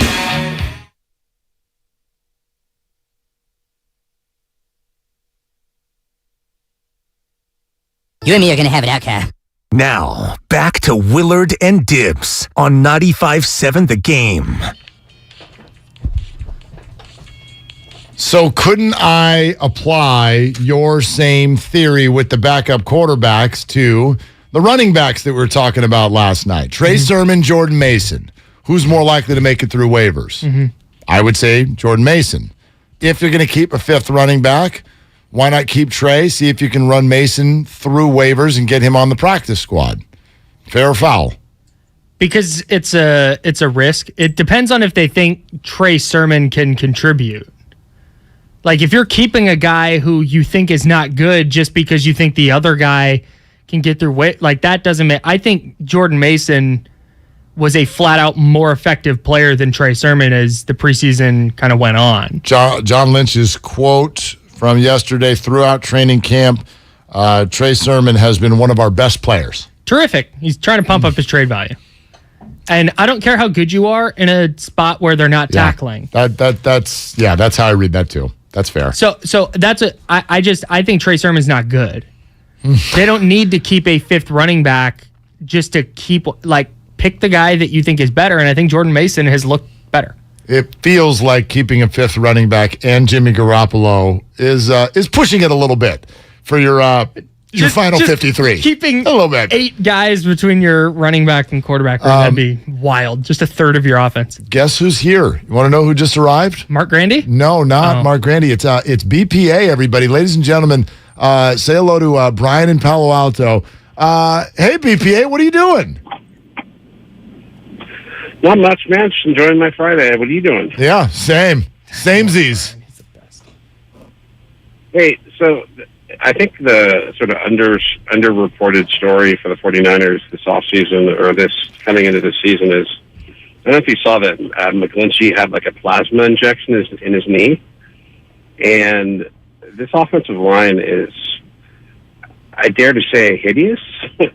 And, you know, I don't know how you can call yourself a Super Bowl contender when you really have one reliably good player in your offensive line. I haven't seen a lot of teams win a Super Bowl with 4 question marks in the offensive line. And question marks for some of these guys is probably a pretty, like, positive spin on it. But, like, Banks has not shown much in this sort of preseason.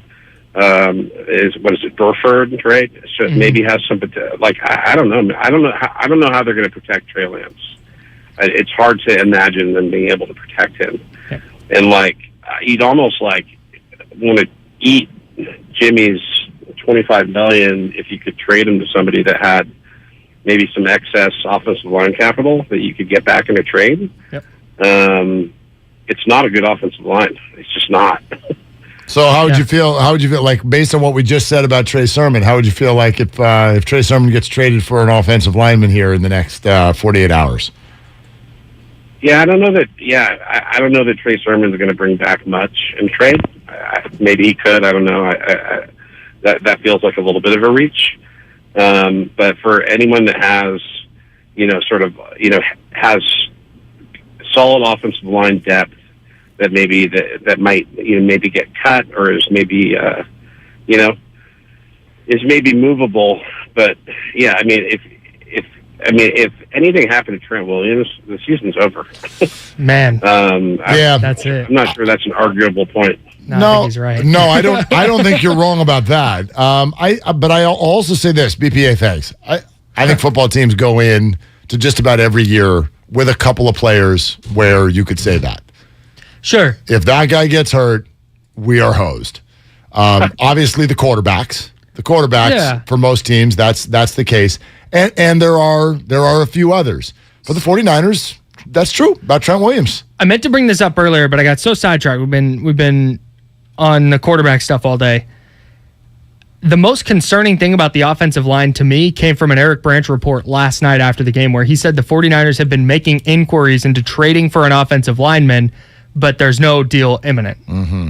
Which means the 49ers have taken all of camp and all the preseason to look at what they have, and they've gone, not good enough. Yeah. And so it's not like there's something happening behind the scenes and they're just buying their time. No, man, it's not good enough. If you're the Niners at this point, what are you not, trade anything to upgrade that spot?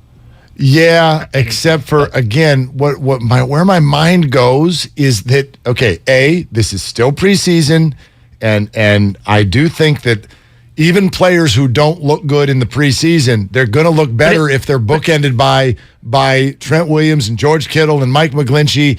So you have to get to the regular season for it to truly be a problem, number one. But number two, there's no way Kyle Shanahan woke up 3 days ago and went, oh, crap, I knew I forgot something. I forgot an offensive line. No, but they're not stupid. Did they just do a horrible job of evaluating what they had? Yes. And I don't think it was necessarily 3 days ago, but I think it's something that they've now done as they've gotten, okay, here we are at the end of training camp for the most part. We got through joint practices with the Vikings, and man, you know what? This just isn't shaping up the way we thought. Remember, they traded for Laken Tomlinson August 31. Yeah. Back in 2017. They traded a 5th-round pick for a former first-round guy. They brought him in. He fit, and he wound up being a serviceable Pro Bowl caliber offensive lineman. Serviceable to Pro Bowl caliber. So maybe that news is coming here in the next few days. I think they're going to try. And it's not good news to me that they're trying, because that means they don't like what they see. Right. Or maybe, even in practice, maybe the injuries, McGlinchey, maybe there's something going on there that's worse than we realize. Yeah. All right, Steiny and Goo are hopping in, but it is time to pick your battles first. So let's go ahead and let's hear it. Spadone, you're just way down there in last place. So you go first. Yeah, San Francisco's not been nice to me lately, boys, but I'm going back. We're going back to Minnesota, actually, where the Giants take on the Twins. I like the Giants to get back on track. Money line for the Giants. Money line for the Giants. Giants are an underdog tonight against the Twins because they're going against Joe Ryan, who is from San Francisco, everybody. How about that? 2 first names. Can't trust them. I know. That's very, very true. Once upon a time, I knew someone named Madsen. So here comes another man with 2 first names. It's Kyle Madsen, everybody. Yeah, okay, so I tried to take Hawaii last week. I was a week early. I'm going to do it this week. The line's going the wrong way, though. They were plus 6.5 last week. They're plus 9 now. Oof. I still like them with the points against Vanderbilt. Okay. By the time we get to the game, maybe it'll be plus 11. Good luck. Let's see. Dibley's pick. What does he got? Dibley is third. Okay, so this is going to get interesting because Dan Dibley, he's also going college football in week 0, but he is going with Florida A&M plus 34.5 against North Carolina. But there's a report from Brett McMurphy. Yes. UNC is unsure about their status of Saturday's game versus Florida A&M. Game currently in limbo because of certification issues at FAMU, including major starters and players planning to boycott until they receive an explanation. That sounds like a red X. All right. And finally, I will take Joey Bart to get a hit. Give me over a half a hit for Joey Bart in Minnesota tonight. Pick your battles for a Friday. We are at the halfway point in the Pick Your Battles experience, but we are not at the halfway point. We're at the end of our experience, which means Steiny and Goo, second day in a row where Steiny's rocking the sport coat. Look at him. And this one's got a little swag to it. Look at you. With a Dylan t-shirt underneath it. Look at you, brother. I have a button-down shirt in the car. This is just a T-shirt like I wear to work. You guys have become the heartbeat of San Francisco's Fashion Week. all week long. I mean, fantastic. You are a good dude. How we doing, boys? Oh, Captain, my Captain. Well, here's the bottom line. We'll find out how good your guy's show was if Dibley calls in the next 15 minutes. Well, I know he's listening because he started texting us stuff already. Oh, wow. He's listening, no call. Yeah. That means he doesn't feel any threat. Big trash That day he called in, I'm drunk. What's he doing? Yeah. Well, Larry's back on Monday in for Dibs, so we'll see about crossover on Monday. But anyway, how we doing, boys? I'm going to tell you how we're doing. I tried to get my man, because you guys put on a wonderful show as always. Kyle holding it down. Thank you, sir. I'm just thinking about the Giants 5.5 back playing the Twins. And I know the Niners played and Trey played.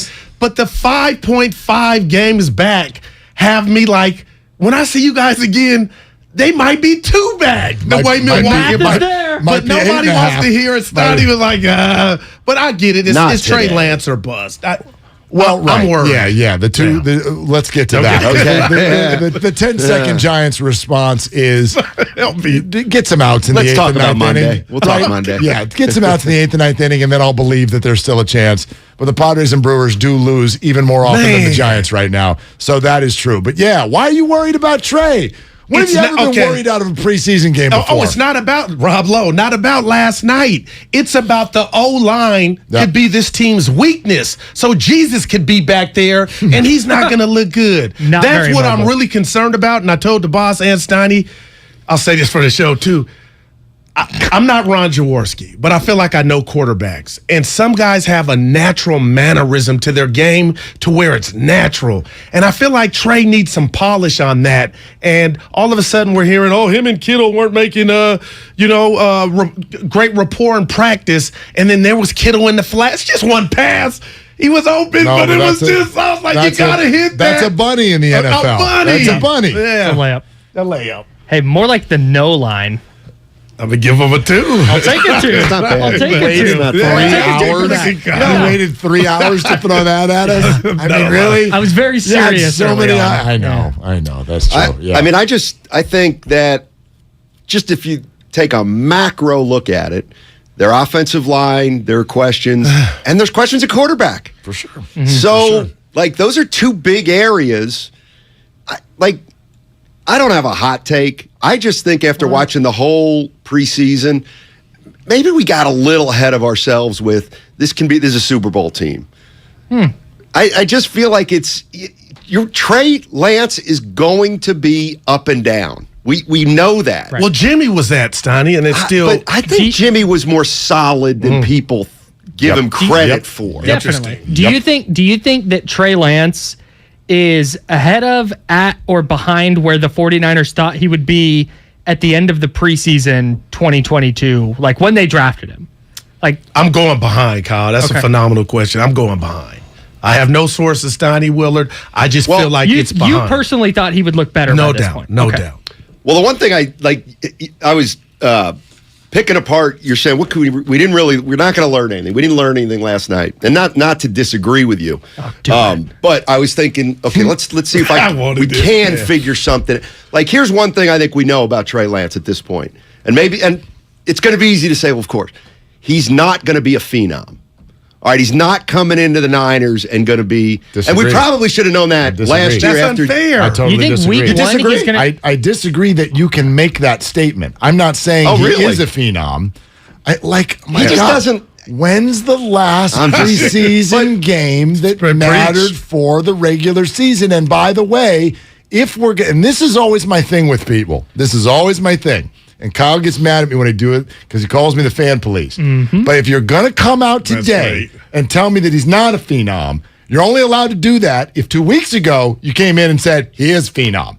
Because if we're going to take the bad last night and go, this is who he is, then how come we don't define him with hitting Danny Gray in the bucket 50 yards down the field 2 weeks ago? You can't only harp on the negative. I'm not harping on the negative. This is what people do.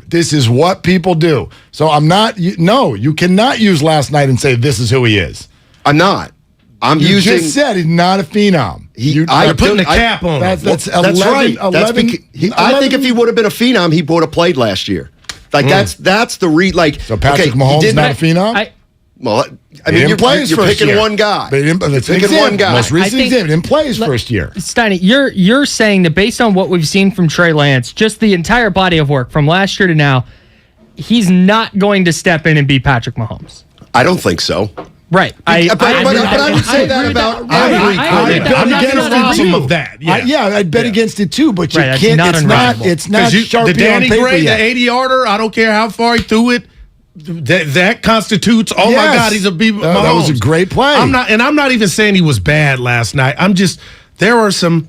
Just me, it wasn't great. Yeah, it wasn't great. Yeah. There's no. And to beat Jimmy might be a stretch for him in his first season as a starter. But where can he reach that plateau? Where did we get the drop? Relax. Where did we get that?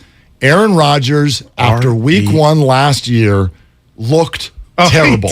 And we spent a whole week going, this MVP messed up the offseason. He come back, looked like this. You are a joke. He's cooked. He won another MVP. My gosh. So Trey Lance isn't going to be Patrick Mahomes. He'll be Aaron Rodgers. Thank you. Okay. That's exactly what I said. Please get that on social media within the next 10 Aaron minutes. Rodgers. All right, perfect. Yeah, Goo, you know this better than anyone. Like the thing I said this morning, there's only one time. Fashion? Yes, you are. You are my guru. That chain's so nice. I mean, there's only one time in the history of preseason football where something happened where I'm like, that actually turned out to be a thing. Okay. And it was when Dak Prescott ran out there in L.A. After Tony Romo, right? And Jerry Jones was going, Dak Prescott. And I know you don't love him, but he's a player. That into he's a player. But I can't remember anything else in the history of my life that I remember about preseason. I give you that. Ever. And I'll say this, switching positions, I'm not going on a muscle check, but Trey Sermon, you're not getting cut. There's something it wasn't Eric Dickerson last night, but there's something there. Knock, anybody home? Interesting. But he should be one of the 4. I don't know how many running backs are going to carry. There's something there, and you spend a draft pick on him. I think it's too soon to say bye-bye to him. The guy I saw last night, I just feel like if everybody's doing their job, there might be something there. So you're cutting Hasty. I think that he would be my guy. Huh. That's reasonable. Yeah. It's interesting. He would be my guy. I think because we know Mitchell, Davis Price, and Wilson are in. Those 3 are in. And what about the politics of it? Wouldn't you hold on to give Sermon that last chance over Hasty? Not if he to stays. say bye-bye. Yeah. The whiffed blitz pickup on the one where Lance got hit as he was throwing. That matters. That was bad. That matters. But I also think that stuff was decided before last night. They're not looking at last night's game and going like, okay, well, we changed our minds. We were going to keep Trey Sermon, but that just wasn't. I think they knew going in. And that's why I think he got so much run, and that's why I think Jordan Mason got so much run while the other guys just kind of got sprinkled in. Yeah. So what's your point with Lance right now? Like we can't make any assessment on him? No, you can do it every week. First of all, I'll respond by saying that you're listening to 95.7 The Game, KGMZ FM and HD1 San Francisco, always live on the Odyssey app. You can assess anything you want, play by play. There's no question that when he misses that in stride short throw to George Kittle, that bothers you, right? Mm-hmm. Dan Orlovsky did a really cool thing that Kyle pointed out this morning talking about Trey's footwork. Like when he didn't see Debo going on the deep cross, yes, I think he did see him, but he didn't get the throw off because his footwork was bad, and it led him right into a defender, and therefore he couldn't throw it. It was a really good breakdown. You can see it on social media. And so, yeah, there's plenty of time to assess. But what you sort of did there, I am out on overall assessments for the future. Like, you can say, I didn't like this last night. Accuracy, footwork needs to be better. I'm not ready for blanket. Well, hold on. He's not a phenom. Well, I got to me, idea. A phenom is you come on the scene and boom. But is Josh Allen a phenom? Not really. No. Not? No, he didn't have a great rookie year. That's my point. He's not now a phenom. I consider a phenom Josh Allen's just like really good. I don't consider him a phenom. Robert Griffin III was a phenom. To me, a phenom, you come right into the league as a rookie and boom, you're great. Okay, so maybe we're parsing a definition here. I think we are because I am talking specifically about this year. Okay. Year one. Correct. Yeah. And like, to me, that's about as safe as a statement as you can make because you're the one who says, and I agree with you, we all know he's going to be up and down. Yeah. So if we all know he's going to be up and down, he's not going to be a phenom this year. That's all I'm saying. If that's your definition of a phenom. To me, phenom is fine. you burst on the scene. I just want him to be a great player. That's what I'd like him to be. He might be. Yeah. And year one is not going to give us that answer. No. There's going to be several plays in each game, and the hope is that these plays diminish down to 1-0 by the end of the year. A couple plays a game where it's like, ugh, like that wasn't good. I mean, I will say this, that I'm going back to my childhood with Montana and Young and those guys. Did we really, like, Orlovsky, that thing? I saw. I love it. Yeah. Did we do that with 25 years ago? We didn't have the technology. Because it's like even if one guy did it, nobody else heard did it. a lot of stuff about Trey Lance that's concerning. Yeah. Like, it's out there. There's also stuff out there. He throws a deep ball. He's going to throw a great deep. But it's like there's so much of everything out there about Trey Lance already. And you're right. He doesn't have a lot of experience. Well, so it's like, listen, that's life. In fact, there are assessments minute by minute of everything all of us do. And apparently, Kyle, you've done a wonderful job today. Wow, that's big time. Look at K. Let's go live to Dan Dibley, who now joins us This is big time. on the show. And for the second week in a row, Dibs, what are you doing? I'm sitting in the San Ramon Costco parking lot, and I'm refreshing my resume because Kyle, much like Larry Krueger, doing too good a job. But I didn't call in to defend my job because I am protected by the Family Medical Leave Act, thankfully. My pregnant sufferer is next to me. But I'm coming after you, Mark Willard. Lay off my guy Steiny. You don't get to tell him how to be a fan. That's not good. You're doing a radio bully act on my guy Steiny right now, and I won't stand for it. Well, look, this guy's coming in here. He's been coming in here in dress outfits every day. It makes me very uncomfortable. And by the way, I'm not telling him how to be a fan. I'm telling him how to not write someone's career off after a preseason game. He's not doing that. No, well, he redefined his word. I took your word to mean something different than what it was. Phenom. Last night, I've officially written Trey Lance off until week 1 when he makes a good play. Until week 1, yeah. Back on board. There it is. That's fair. A phenom is a person who is outstandingly talented or admired, especially an up-and-comer. Okay, that's kind of what I meant. But a phenom, I guess by your definition, could also flame out. Like a Jolton Joe Charbonnet. RG3 flamed out. Because if Mahomes and Allen don't count as phenoms, then I don't want a phenom. Well, I don't technically, want, like Jeremy Lin was a phenom, and then great. Yeah. What did that do for you a couple years later? Don't forget Dibs is on the line. Oh yeah, hi Dibs. Let's go live to Dan Dibley. More importantly than anything we're talking about, Dibs, have you been on YouTube yet to get a load of Steiny's jacket? No. No, I'm currently in the Costco parking lot debating how many rolls of toilet paper should I get. Do I get 64 or 140? And how many diapers is enough? Oh, gosh. For a newborn? How long is my baby girl going to be in the size 1s before I got to upgrade her to a 2? So you're not going with the cloth diaper? No, good Lord. I'm disposable. And don't pretend that you even changed one diaper in your 3-kid career, Steiny. I did. I absolutely did. I've got Steiny looking like an NBA sideline reporter, which, okay. Look at him. Yeah, does it well. Steiny auditioning for Miami Vice reboot? Look at him. Maybe. Dibs, he's clean. My girl Supper Drew was like, what was with that sweater vest? So tell Supper hello. Yeah. It's a little tell Supper hello. Little uncomfortable. How uncomfortable it makes the significant others, huh, Dibs? Yeah, without a doubt. She's already forbidden me from ever putting on a tank top of any variety with these babies. Nice. With these Dibs, what'd you think of Trey Lance? Oh, I thought he was spectacular. Guys, the offensive line were the 5 turnstiles. They were terrible. Yeah. And, it's a preseason game. What we got from Trey Lance was everything we needed. He left the game healthy and in one piece. And you know what? They still got Jimmy G. Great. By the way, I think it was proven last night. Great job by Shanahan. Just using Trey Lance, just playing him. Yeah. To win. Dibs.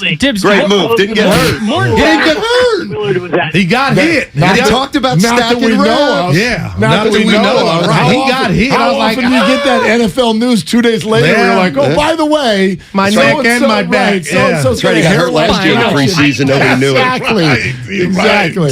Dibs. I know you probably watched Trey Lance on a rewatch because the first time through, you were locked in on your guy Segun Olubi, who led the team in tackles.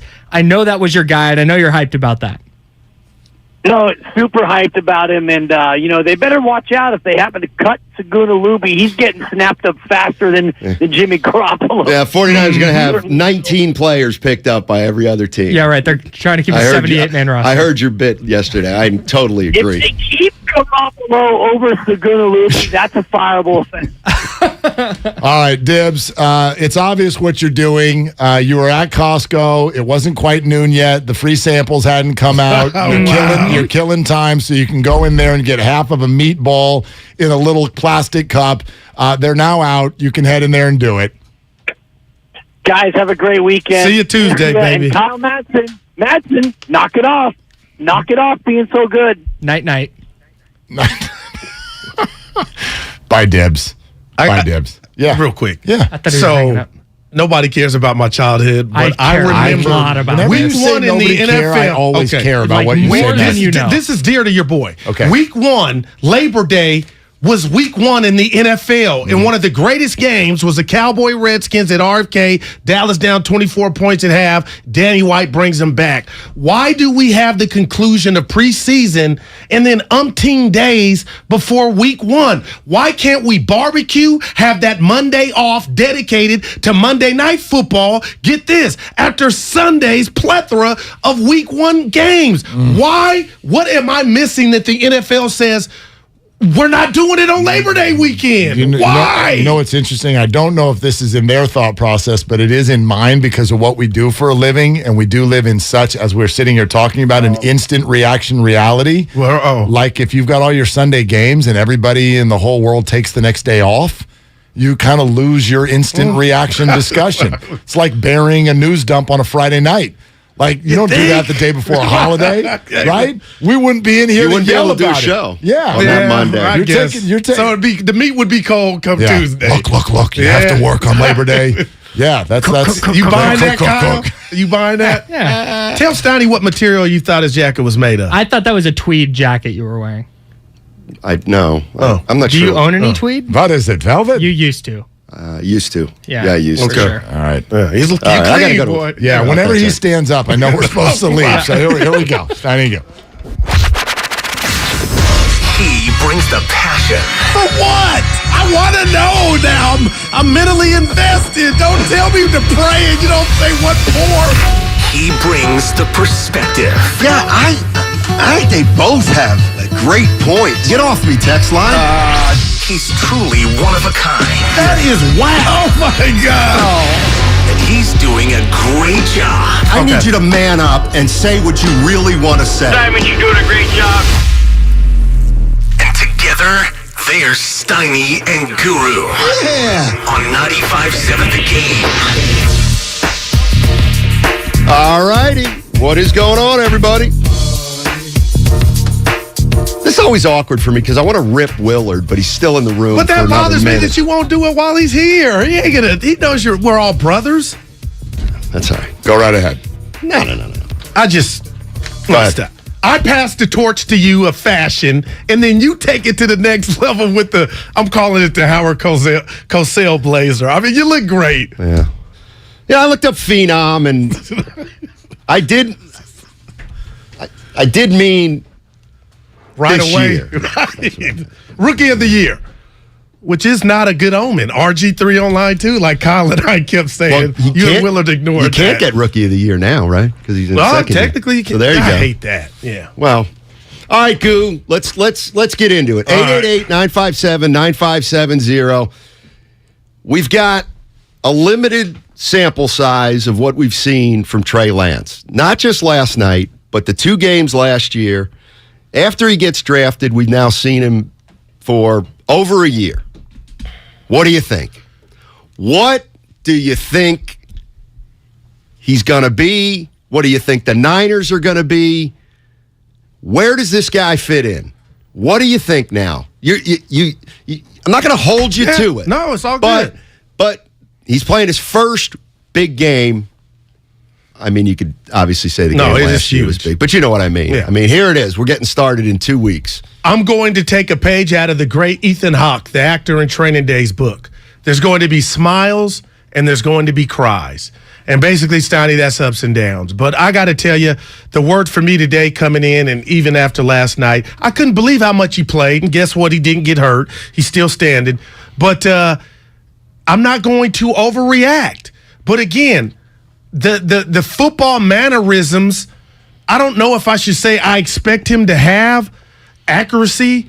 That could be one of them. That concerns me. I saw some good, that rollout throw to use check, and then the next throw was a rollout, and it looked like Quincy Carter. It hit the turf. Like, that's all good, but what I think we're missing and why I'm nervous, Steiny, why I'm really nervous, it's bigger than Trey. It's this offensive line. And if they don't do their thing or come to play, this man has no chance. And my fear, my friend, is people won't take a step back and say, oh, the O-line outside of Trent Williams is dog meat. They're going to be like, Trey ain't it. And I hope I'm wrong, but I can't wait for Sunday in Chi-Town for this young man to get down. But that missed Kittle. That was one throw, but he missed Kittle. And it was, I know it's just one pass, but I'm like, gosh, you got to hit that one. But I'm a little nervous, and I've been nervous. It's natural, right? Yes, it's natural because you have a young quarterback who doesn't have a lot of experience. And I mean, I'll pass you the mic. Go ahead. Here was my takeaway has been from the entire preseason. I just think expectations are too high for this team. I'm hearing too many people say, "Oh man, yeah, this team can go to the Super Bowl." No, they're everywhere. Of course, they can go to the Super Bowl, but are they gonna go to the Super Bowl with a quarterback this inexperienced, and at least as of right now, an offensive line that's struggling? I mean, to me, I just think this is going to be so much harder and so much more of fits and starts than 49er fans. I should say some whose expectations are sky high for this team. So do you think, let's go Kyle Shanahan, do you think this is his most difficult task of getting Trey ready than anything he had to do with Jimmy in a year? I think. But he was in the store. He saw Trey on the shelf and said, I want this. So I'm asking you, are you so sure about that? So sure about what? That maybe it might be easier because of the things in the package, all the things that he brings to the table. I expect Kyle Shanahan to protect Trey Lance. But you can do that only so much. I know you. If he takes off and run and gets hit. Well, no, I'm not talking about those kind of plays. I'm just talking about if he's struggling throwing the intermediate pass, then he can't throw intermediate passes. If he's not hitting that quick slant guy in stride, then maybe you don't use that play a lot. I think he's going to have to run. I think Shanahan's okay with him running if something breaks down. But I don't think he wants him running too quickly. But again, I expect Kyle Shanahan to devise a playbook completely suited to Trey Lance, and that'll mean you stay away from whatever his weaknesses are. What are his weaknesses? Maybe he has some accuracy issues. I don't know. We'll see. We'll see. But Kyle knows. But anyway, he went up to Debo. I'm just going to say it. I think it's going to be really hard for the 49ers to go to the Super Bowl with this quarterback being this young. That's all. Maybe he can. And I'm not saying anything down the line, 2-3 years. But you really expect to get to the Super Bowl with a quarterback who's played 2 games? Well, this is the coach that would do it. Because we saw what he did with Jimmy and where they got and the opportunities they had. And that's the Don Nelson, to me, of Kyle Shanahan, a little bit, in that he has now set it up where if the 49ers succeed and if Trey Lance is pretty good. He's a genius. He's a genius. If Trey Lance isn't so good. He's young. He's young. He's young. But how long are you going to give him that leash in regard to, let's say they go, and Lord knows. How long's the rookie contract? 9 and 4 8. or 5 years? 9 and 8. And then we're talking about the great boy genius, and he's still under 500 as a head coach in the NFL. They go to the playoffs at 9 and 8? No. Well, then that's a disappointing disaster. Oh, there's no doubt. This old line is, I don't got to tell you, the game's won in the trenches. I don't believe that. You better believe it. I don't. I think it's a cliche that everybody uses, and it doesn't really mean anything. So do you understand? How about that? The greatest quarterback, if he has no time, he can't be the greatest quarterback. And it's not his fault. And what? It's Friday. I know what you do. You don't believe the game is just a phrase. The games are won by the quarterback. They're not. All right, the games are won by the quarterback when they get and the time to skill perform. position players. They're just a bunch of big fat guys who just clog up the line of scrimmage. I ain't falling for it. I know it. You look clean today. Well, first of all, yeah, of course the offensive and defensive lines are important. They're everything. No, they're not everything. You can't say that quarterback is the most important position in all of sports, but then games are won on the line. It doesn't make sense. I know they say that it. They get time, Steiny. Dude, hey, and you could have O.J. Simpson in his prime back there. If he ain't got nobody blocking, it don't matter. O.J. made that line great. Yeah. Line was mediocre. Reggie McKenzie. I couldn't think of another. Rally McKenzie? They had one guy, McKenzie, right? Yeah. On their offensive line. He had a twin brother. Damn, Steiny, that's a worse Games are won on in the trenches. It's just a phrase. It doesn't mean it's football. It doesn't mean that it's wholly accurate. 888-957-9570. We're going to get into all the sound from last night. We're going to get into some of what Kyle Shanahan said. But this show, I don't think there's any doubt it's about you, the San Francisco 49er fan. Yep. You've had a chance to take a look at Trey Lance, play 2 out of 3 preseason games this year. We saw him play 2 games last year. He's looked okay, right? Everybody's looked okay. He hasn't looked great. Certainly hasn't looked terrible. So what do you expect from Trey Lance and the San Francisco 49ers? Let me ask you this, if you're a 49er fan. Do you think it's unfair that Trey Lance is being asked to take this team or get this team or be the quarterback of this team? And I'm using all those phrases because everybody can't stand when you say Garoppolo led the 49ers. So Trey Lance, is it fair to expect him to get this team to the playoffs? No, it's his job. And he was sought out because of his physical gifts. I mean, it is fair. It is totally fair. Yeah, Magic Johnson, Lakers on line 1. He came in as a rookie. He had pressure on him, Steiny. I mean, there's no way. And I like Trey. I love Dan Orlowski. I really do, Steiny, in his breakdowns. I didn't hear that about the footwork and why he was late. I just love the fact that he saw Debo running deep and threw it to him. It was incomplete. Might have put too much air on the ball, but I'm like, okay, at least he has that home run I'm going for it. Right. Yeah. Yeah. Sometimes when you go for it, and I mean going for it in terms of making a big play, that's when you make the big mistake. But the San Francisco 49ers, their preseason now complete. 17 days till their opener against the Bears in Chicago. And we don't know a lot about Trey Lance, but we know he's going to be the starting quarterback week 1 on September 11th. No doubt about it. Last night was his most extensive game in the preseason. And let's get into it, 49er fans. 888-957-9570 is the number. What do you think of Trey Lance? And is it fair to expect him to be the quarterback that takes the 49ers to the playoffs in his first year of starting? Talk about it all, 95.7 The Game. The preseason is over. And now it's time for the real deal. Pause play, Mitchell with a flag down into the secondary, breaks a tackle, and Mitchell all the way for the touchdown. We gotta beat this team. Yeah, we're fired up. Let's go kill Chicago. And here goes the rookie around the left side, and then he goes for the touchdown. Man, oh man. This is the Bay Area's sports station. Those are facts. 95.7 The Game. Are you ready for your palm reading, my dear? Yeah, let's do this. I sense that you crave something. More reliable. Right. You know you deserve better. and want out of a relationship. Yes, with my big name wireless carrier. You're who now? My big name wireless carrier. That's why I switched to Xfinity Mobile. Now I get unlimited with 5G for $30 per month on the most reliable 5G network. Let's talk about your aura. It's so... And get this, they can even save you hundreds a year on your wireless bill over T-Mobile, AT&T, and Verizon. Wow, that's actually really impressive. Yep, but you already knew that, didn't you? Oh yeah, I definitely saw this coming.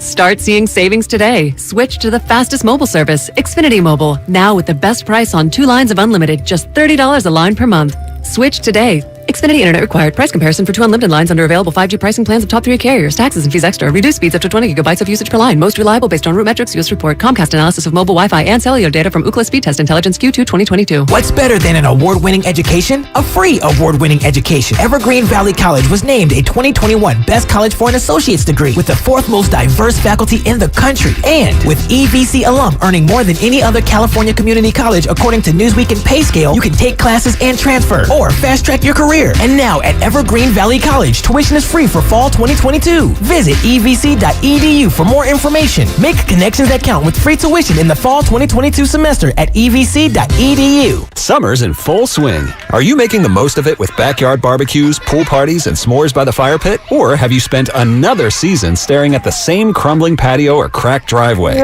You deserve better. The outdoor remodeling experts at System Pavers can help. Get the outdoor space you've always wanted. And for a limited time, System Pavers will demolish and remove your old hardscape for free. This unbeatable offer can save you hundreds or even thousands. Start by calling 800-PAVE-004 or visit systempavers.com. Plus, enjoy special financing to get the ball rolling today. With 30 years of experience and more than 75,000 projects completed, System Pavers delivers more than just beautiful outdoor remodels. You get peace of mind knowing the job's done right. Call System Pavers at 800-PAVE-004 today. That's 800-PAVE-004 or visit systempavers.com right now. All orders must be placed by August 31st. Financing subject to credit approval. See website for full offer and demolition savings details. Contractor's license 661575. Kirby is your driveway mechanic. They bring the shop to you with brake and tire replacements, oil changes, and much more. It's the ultimate convenience. Easy booking, transparent pricing, on-time arrivals, and service right in your driveway. No waiting rooms and direct access to your mechanic with friendly and reliable service. No middleman or upsells. They're so sure you'll love the convenience. Take $50 off your first oil change with code OIL50 at Kirby.com. That's CURBEE.com and use code OIL50. Kirby, your driveway mechanic. Live on DAZN pay-per-view, September 17th, Part 3. Canelo versus Triple G. To take the trilogy, Bad Blood, a score to settle, controversy, brutality, pure hostility. For victory, for history, for the trilogy. Canelo Alvarez versus Gennady Golovkin. September 17th, live on DAZN pay-per-view. Visit DAZN.com. We're on a journey to make healthcare more accessible and more equitable, to treat the most complex diseases and offer hope where often there is little, to provide better care to more people across the Bay Area. We are more than a hospital, more than a university, beyond science and technology. We are the people of UCSF.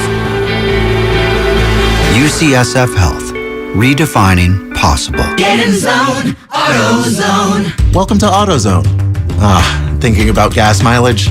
If your check engine light is on, it may be affecting your MPGs, but the free AutoZone Fix Finder service can help.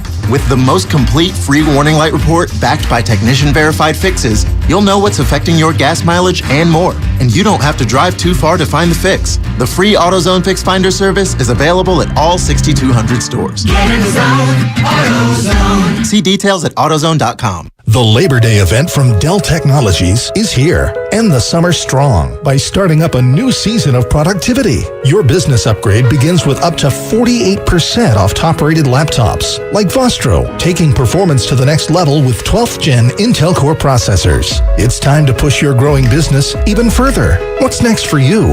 Upgrade today by calling 877-ASK-DELL. That's 877-ASK-DELL. Listen to Bonte and Shasky each day this week around 7:30 for your chance to win a $100 gift card to Kirby. Kirby is your driveway mechanic. Brakes, tires, oil changes, and more. Get all the info on our contest page at 957thegame.com.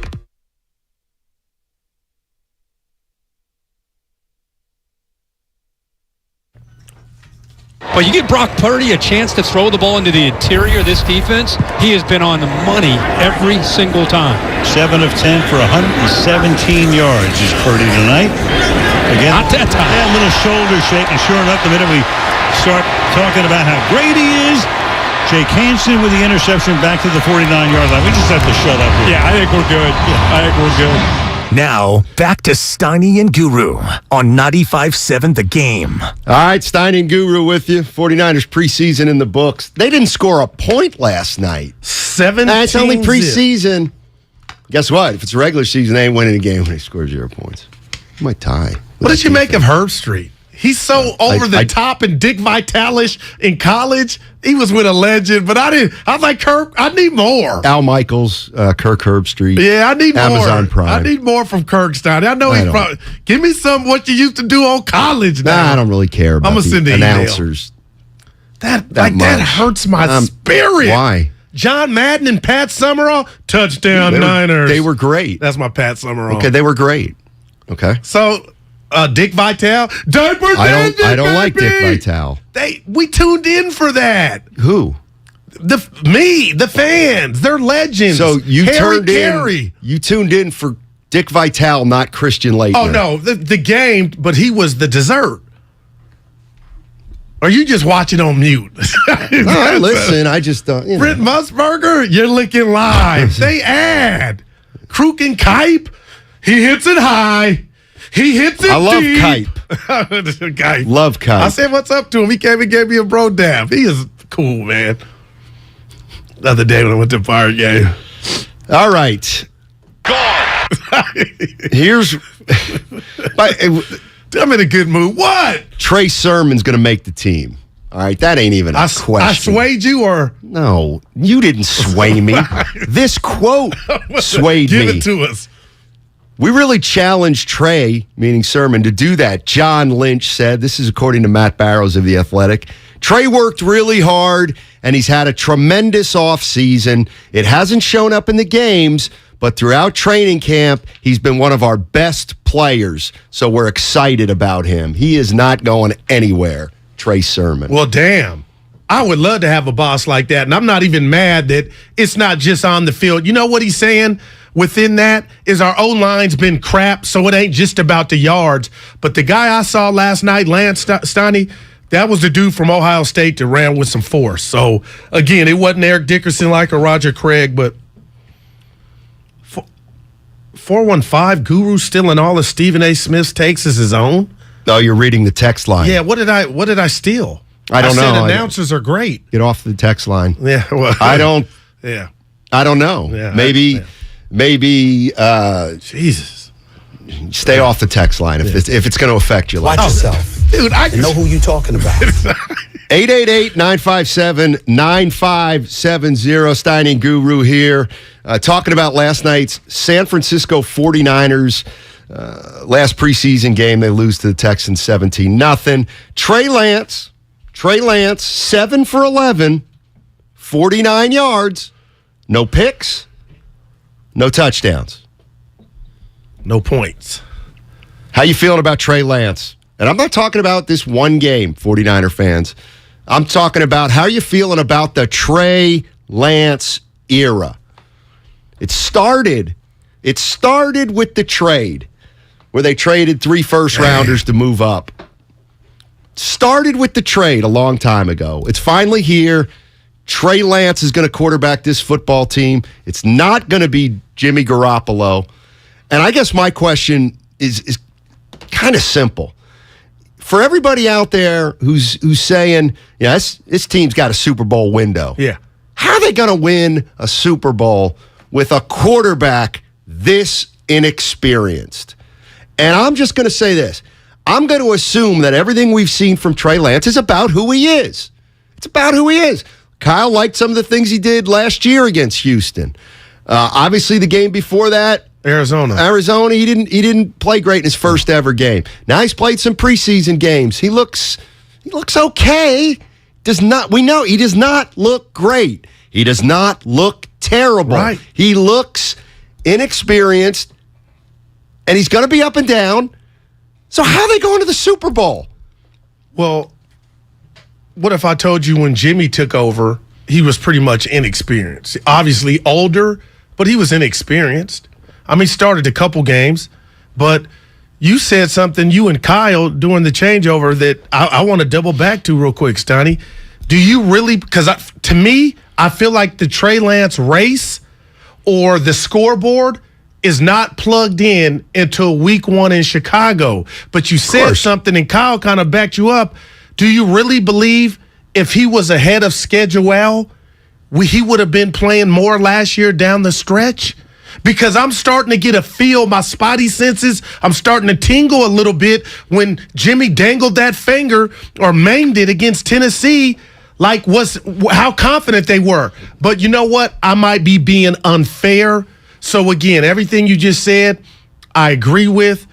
And the word today is overreact, and I'm not going to, Steiny, but I see some things I like, and I see some things I don't. But to answer your question, Kyle Shanahan went into the Walgreens, saw something on the shelf, splurged, replaced what he had with Jimmy. So I don't like what you're saying about with this inexperience. It's Kyle's job to maneuver with that and make this team and this offense dynamic. From what I've seen from the past 1+ years, this is from the 650, Trey was not worth 3 first-round picks. Okay? You know what? I agree with that. From what we've seen so far. But that's a hell of a tag. I mean, that didn't help Trey, right? I get you. The question I have is, I mean, I don't really have any questions other than, just to get back to this. I said I don't think he's going to be a phenom. So what I meant by that is I don't think he's jumping right onto the scene and kind of taking the league by storm. Like, that's the one thing I feel like I know. Like, he is not going to have a monster year because Kyle's not going to let him have a monster year. They're going to run like they always run. But you got to throw 2, move the chains. It's going to be some 3rd and longs. And again, something we've seen in his starts is he'll try to go up top. Even if I know it was preseason, Sherfield, Gray a couple weeks ago, Debo, the pass wasn't complete, but he threw it. That puts stress on the defense. What you laughing at? Oh, I didn't complete it, but he threw it. Like, that is, he took a bad shot, but it didn't go in. No, but half the battle is trying. You know what I mean? All right. Come on. G-Baby in San Francisco. How you doing, buddy? Hey, how you guys doing, man? All right. We're doing great, man. Thank you. Hey, well, look, this is mine now. Yes. Let's go Trey Lance first. Okay. He should have played more like Texas played Mills, I feel like you're not getting off the field unless you make a touchdown, Oh, you should have played more. Gotcha. Right. So what I'm looking at Shanahan is like he playing peekaboo with this boy. Because if he fails, then Shanahan's in trouble. Mud in his face. Yes. What about Sermon? What about Trey Sermon? Mason ran better than him, and it's the same line. So I thought they was going to cut Trey Sermon to keep Mason. Now they let that boy. Mason got that zip up the middle. The explosion where Trey Sermon don't. He might be a nice guy in the locker room, and he's not bad, but he's not great, and we need great. Thanks a lot, G-Baby. Appreciate it. Well, not to. So he thinks Lance should have played until he scored. No, I mean Lance played too much for my liking. Steiny, he got sacked a couple times. They hit him. Oh my! Wait a minute. See, now it's pretty good. I got to do this. Wait, a quarterback got sacked in the NFL? He got sacked when he didn't have to, But anyway. Oh, go ahead. I wasn't going to do it to Willard, but go ahead and say you're wrong. You were wrong about playing him now because he stayed healthy. Mm-hmm. No, that was just a preference. No. Well, I'll tell you what. What did he get? What did he gain out of putting up goose eggs? What did he gain? What did he gain? What did he gain? I'll tell you. And Let's he even listen said it to Trey Lance. All right.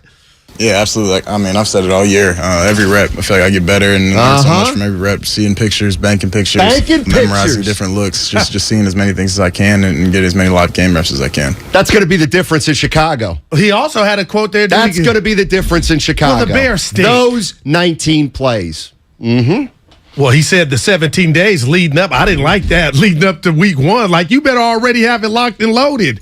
Listen.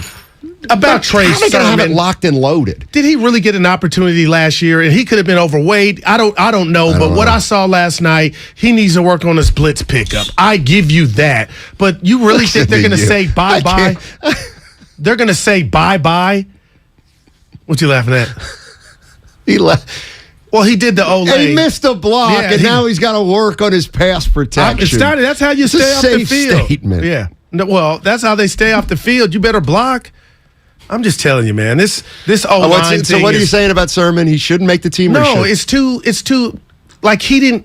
I don't think he disappointed last year more so than they gave him an opportunity. Well, the 6th round pick basically played over him, and he was a 3rd round pick. Yeah. So but I agree with what you said in the changeover that they're likely to keep. Okay. First of all, I think they're going to keep him, but they're more likely to keep him because he's their pick. Yeah.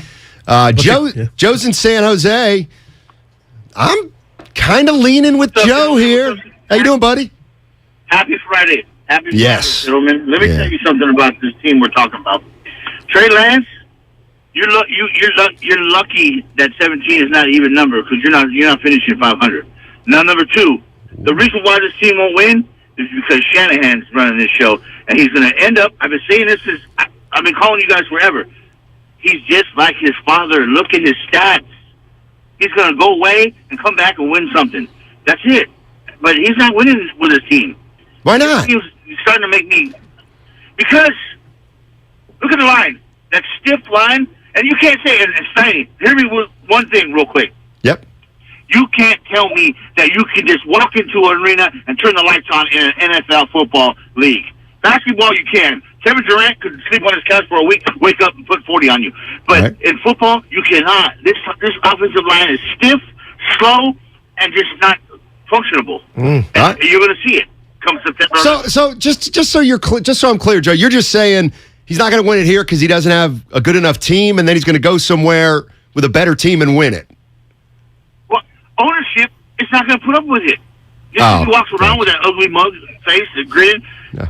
You know, you keep coming up as a bridesmaid. This organization is built on winning. All right. Thanks, Joe. Appreciate it. Stop it. But this organization's built on winning championships. Remember I told you what they said? You know, when we go, we win. It was built on winning championships, but it's starting to deteriorate. What about this? They haven't won a Super Bowl in 28 years. But they got there. Twice. In 28 years. Well, if you would have cashed those two, I mean, Jimmy probably still be your starting quarterback. But to the point of Kyle inserting a unproven commodity, who's to say they've had their best chance to win a Super Bowl last year in Kansas City? Like, that's on the table for me, Steiny. What is? The fact that they may not get back to that. Why would you expect that they would? Like, that's because the thing. Kyle saw this guy, this kid, and said, I'm going to move the mountains to get him because I can make him ready. But ignoring the O-line, I don't know if they've ignored it. Dude, this is the weakest part of this team going in to week they've got to have a weakest part. I bet Jimmy didn't have a line this bad starting the season off. I'm not convinced it's going to be bad yet. They were missing 2 guys. Listen, listen, I'll give Trent Williams the benefit of the doubt. If you're telling me he's the best offensive lineman in all of football. 99 on Madden. Okay. I ain't worried about him. Okay, well, one guy can help that line get better if you're telling me he's the best lineman in football. And they say Banks, Mr. Banks, he ain't been lighting it up in preseason. We'll see. The proof is in the pudding, but don't come at Trey Lance if this line is weak. I will come at Trey Lance. Don't tell me not to. You don't like him. That's not true. Actually, I will not come at Trey Lance. I know you won't. I will be coming. You can't really. Everybody's going to go for it. It's Kyle Shanahan. It's got nothing to do with Trey Lance. that beard, it's going to go Obama. Remember Obama's hair? I mean, Obama's hair turned white. And they showed that. I was like, but that's stress. Watch Kyle's beard, Steiny. Because if this kid is not even 10 and 10 is more Jimmy. Years guaranteed. If he's not even, you don't believe that. Dude, 3 years, they better have a trip to the NFC Championship. Well, I thought, go ahead, Nico. Oh, I didn't know you brought him on. Yeah, I see. What's up, buddy? Good afternoon, guys. How y'all doing? Doing well, Friday, man. baby. Man, yeah, it's Friday. It's not payday, though. But No. I'm excited for Trey Lance, man, because he's about to take the franchise in a new direction the wrong way, bro. They are about to suck this year. 6-11, bro. It's going to be bad. He is inaccurate. He's jumpy in the pocket. He stares down receivers still, Steiny. Not scared to say it. It does not matter what they have around Trey Lance. They will not be that good this year. Hopefully he gets better. I would love to see a black quarterback succeed, but I don't see it, Steiny. I don't see it, man. You guys have a lovely show. Yeah, Nico. Wow, man. I might have been drinking Nico. early, Steiny. 6-11's a little pessimistic. Please, come on. The real ones got them. They were just at the doorstep of the NFC Championship. Right, and the year before that, they were 6-10. Three losing seasons. We know why. What happened that year? Yeah, because injuries. Yep. Yeah, it would never be Kyle. Dude, he brought this on himself, Kyle's man. like your new Curry and Draymond. No, Kyle is like Don Nelson. That was the greatest comp I think you've done since the inception of our show. He's doing it like me and Madden. Look at me. Look at me. I would do some plays, Noddy. It wouldn't be about winning. It would I would come up with a glitch. Look at me. That's what this reeks of. Look at me. I took this kid, and I just wonder now if there's self-doubt. We will find out week 1 what this team does, but to start the show, you laughed and scoffed at the notion, and I know you know. The games are won in the trenches. I'm not worried about the defensive trench. They got that on lock. All right, but how many teams have we seen where the offense is 3 and out, doing nothing, and the defense is doing everything they can, and then they tire out later in the game? All right, offensive line, defensive line, running backs, linebackers, defensive secondary, quarterback. Knowing that one of those units has to be the worst unit, who cares what it is? You know what I mean? Well, I would want my punter to be the special teams. I don't want my old line. Hey, Steiny, punters can cost you games. This dude could get hit from the blind side. He's too fast. And now we got Purdy or Sudfeld in week 3. Listen, if Does you're that worried even about cross your computer, no, because Trey Lance is supposed to be mobile. Just because you're mobile don't mean you're going to not get hurt. The whole point is to keep guys off his back. Look at this. Now when he gets hurt already, it's the offensive line's fault. This is unbelievable. Boy. This is incredible. That's usually how it works, Steiny. I'm running for my life. So would you rather have Garoppolo if this line stinks? No, he was a sitting duck. And we're smart enough to know whether it's the offensive line or whether it's Trey Lance. Steve's in the city. What's up, Steve? How you doing, man? Yeah, hey guys. I've been on the fence about Jimmy versus Trey, but I'll say this: if you're going to throw in 3 first-round draft picks and put a near rookie behind the line, it is malpractice. Wow. To put that line out there. If it's anything like it looked last night, I don't care how great the ends are. There's cardboard cutouts in the middle. Right.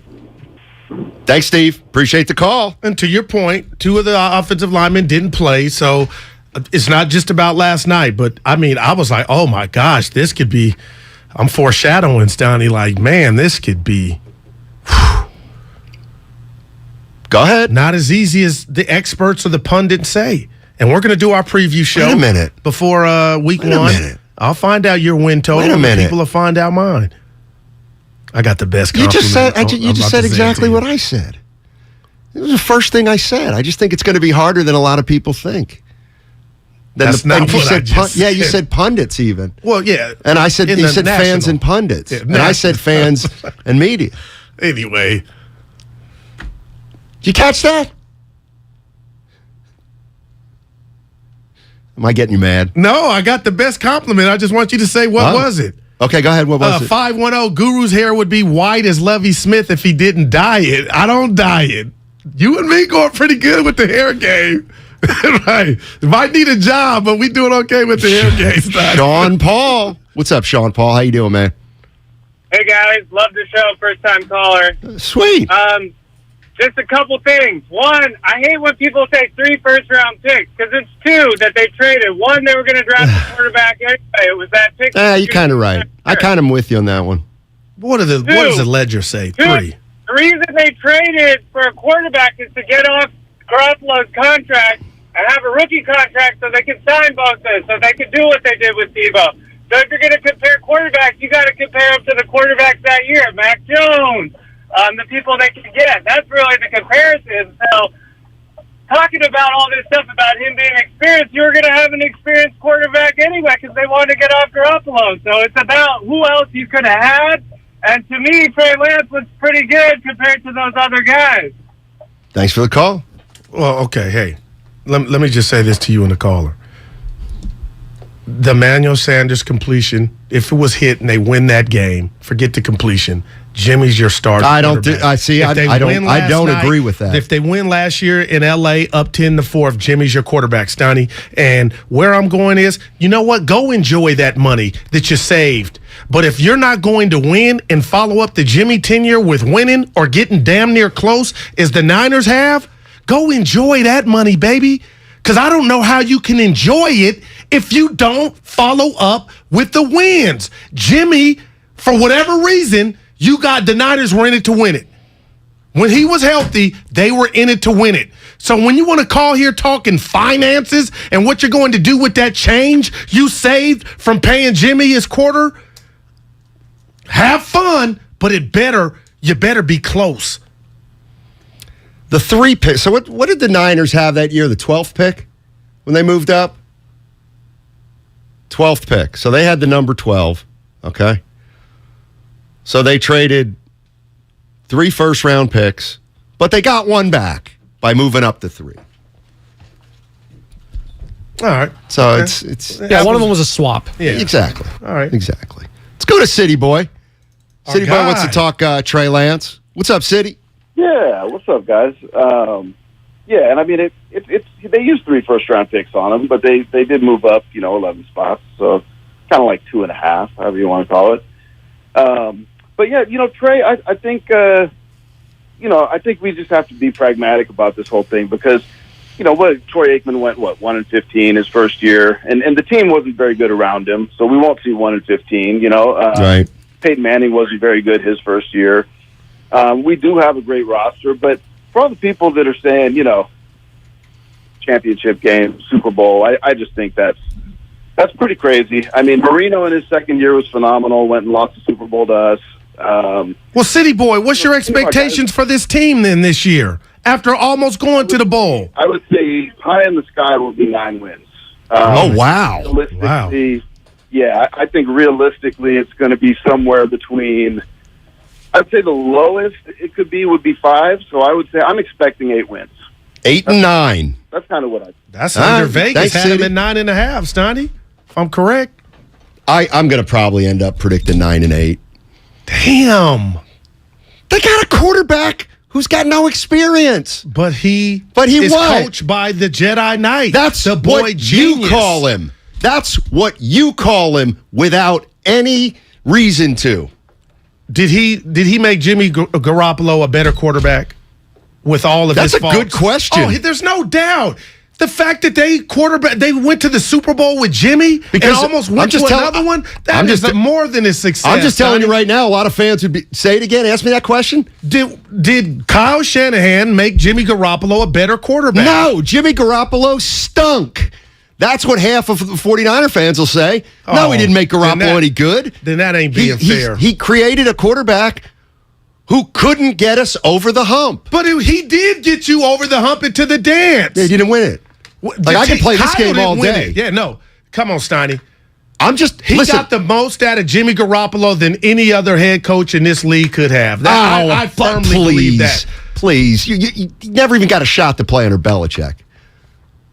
My point is, I'm not necessarily disagreeing. No with you. chicken on the bone with Garoppolo to me. Kyle did. I mean, but then why does half the fan base say he stinks? Because they didn't win it. But don't blame him. People do blame him, though. And we know they blame him. It ain't right.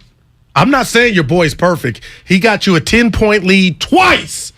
888-957-9570 is the number. It's all about Trey Lance. Trey Lance, the Trey Lance era.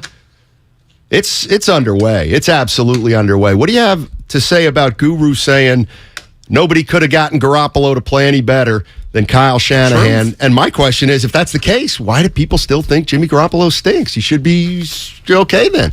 All right, when we come back, we're going to get to more of your calls, and it's all sponsored by Valley Transportation Authority. Looking for a fulfilling career with growth opportunities? Enjoy paid training, medical benefits, and earn close to $40 per hour within 3 years. Apply today to become a VTA bus operator and excel with providing VTA customers a great experience. Start your journey. Visit VTA.org/Point A and apply today. What do you think of Trey Lance?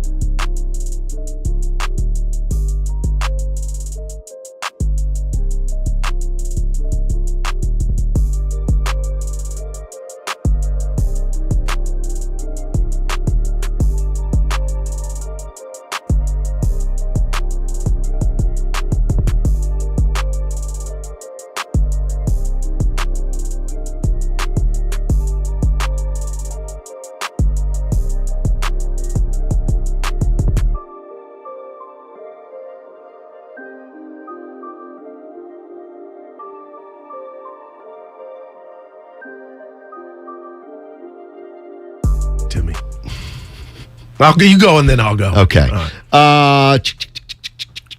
You're not ready. No, I am. I don't. Oh, boy. Oh, man, I did. Go ahead, dude. You go ahead. I blew it. Otis the third said, if Jimmy wasn't attached to Trey, there wouldn't be so much back and forth. What do you mean? Like he would just come in, we would look at him. There, the ghost of Jimmy is why everybody's panicking, right? Well, no. Yes, it is. Like if the Niners had a bum quarterback, exit stage left, here comes Trey, it wouldn't be all this ruckus and circus that it is because Jimmy was more often than not successful. Guru, you literally said on the show that you do color your hair. These are genetics. How would I color and win? I wouldn't spend the money to do. Look at me. You think I color it? You got my back. Dude, we're going good. Redford and who am I? Kyle has more losing seasons than winning. Why is he a genius, Guru? I'm confused. Because he got an average quarterback to the Super Bowl with his system, his play design, and then he almost got him to another Super Bowl last year. Shanahan made Jimmy Garoppolo go from average to slightly above average. Wow. I like that one. So I asked, he said, because we watch Jimmy Garoppolo make the same mistakes over and over and over again. Dude's just not good. The league is currently telling you what they think of him. I think they're also telling you what they think of his contract, which is a lot, $24 million. Did he earn that? I don't think he did, but a lot of people do. So that's not Jimmy's fault that they paid him that. Did he earn that in those 5 games? I mean, it doesn't matter if he did or he didn't. It's the determining factor why a lot of teams don't want him, and probably why the Niners don't want him right now. If they had him under contract, they could keep him for a reasonable amount. They could keep him. Well, let me ask you backup. This, just to what we did the exercise last segment. If Jimmy was a starting quarterback, would you still feel the same way about the amount of wins? No, I'd say more. And me too. Yeah. So that's actually a good question to ask the 49er fans. Kyle, I get it. Enjoy the savings. I know you got to give it to Nicky. But, man, if you don't follow that NFC Championship game up season last year with 8 or 9 wins and a new quarterback, people are going to wonder, what did you see in this kid? I thought he was the next. And he'll say, I see the long term. I see the big picture. That's what I'm paid to do if I'm Kyle Shanahan, to see the big picture. Because he does make the personnel decisions. Curtis and Hayward. Hey, Curtis, what's going on, man? Get us started here. Oh, man, I'm good. How about yourself, man? I'm too blessed to be stressed. Nice, love it. Nice. I hear you guys talking every morning, man. I love what y'all are doing. Y'all doing a fantastic job for everybody to know what's going on in the sports world. But I want to get one thing straight, man, about these teams we got, man. The 49ers is a good team. The quarterback don't make the team. What makes the team is a good offense and a good defense. If the offense is good, the defense is good, the quarterback will be good. If he ain't got no line, he ain't nothing. And there it is. Thanks, Curtis. I mean, right now, Steiny, would anybody say a fan or somebody in the media is overreacting that the O-line coming into the 2022 season is the Niners' weakest part of their team? Every team's got to have a weakest part of their game. But who's to blame for that? That's got to fall on somebody. Listen, I got an answer. You blew it. You blew it today, Goo. You blew it. What happened?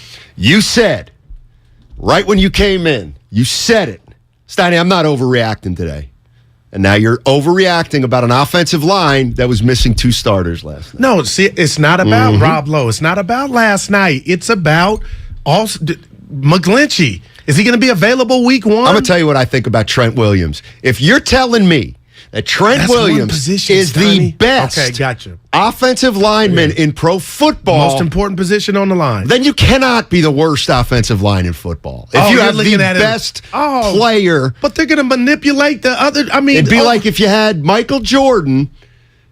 Yeah, when he was with the Bulls going up against the Celtics, scoring 63. Right, they went to the playoffs. With Granville That was Waiters. still a playoff team. That's all I'm saying. That's all I'm saying. Oh, man. I can't wait, Let's go to Einstein. I'll be the judge of that. Einstein, San Jose. What's up, Einstein? What's up? Hey, what's going on, man? What's up, guys? Yeah. Hey, I'm gonna give you guys a couple numbers, and you tell me what you would do with this quarterback, okay? Yep. So we're talking about Trey Lance, and we're all trying to think about what he might be able and not be able to do and how that will affect the Niners.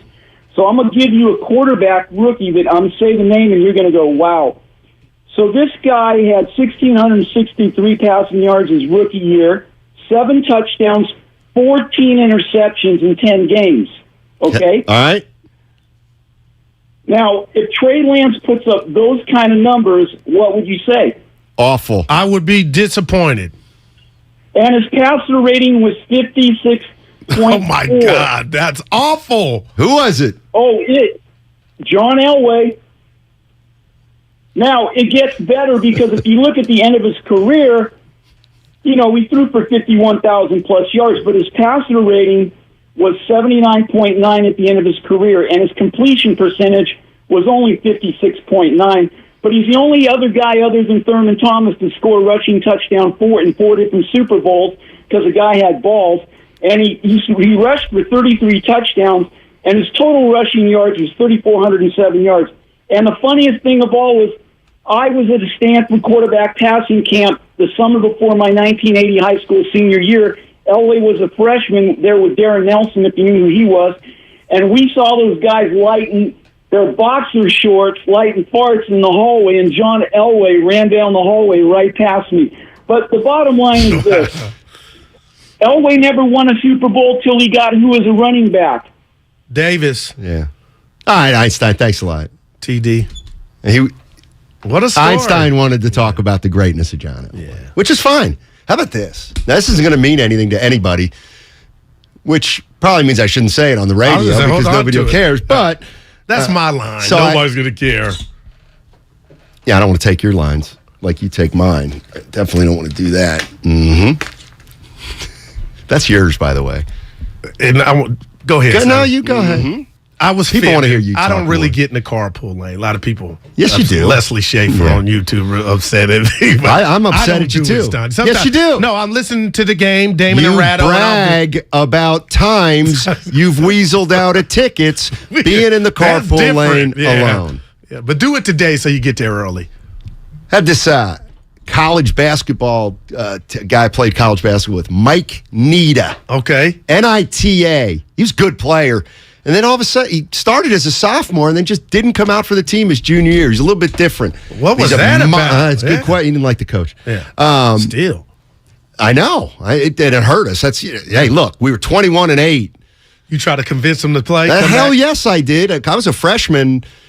I wasn't playing much. He started. We were 21-8. I hate guys like that. And then we went 10. Then we went like 8-17 the next year. Yeah. Anyway, when we were in college, Elway was in college. He used to love college football. This guy, Mike Nita. Yeah. And he said, we were back east. We're in Lancaster, Pennsylvania. And he's like, well, I'll tell you what, this guy at Stanford's going to be one of the greatest quarterbacks ever.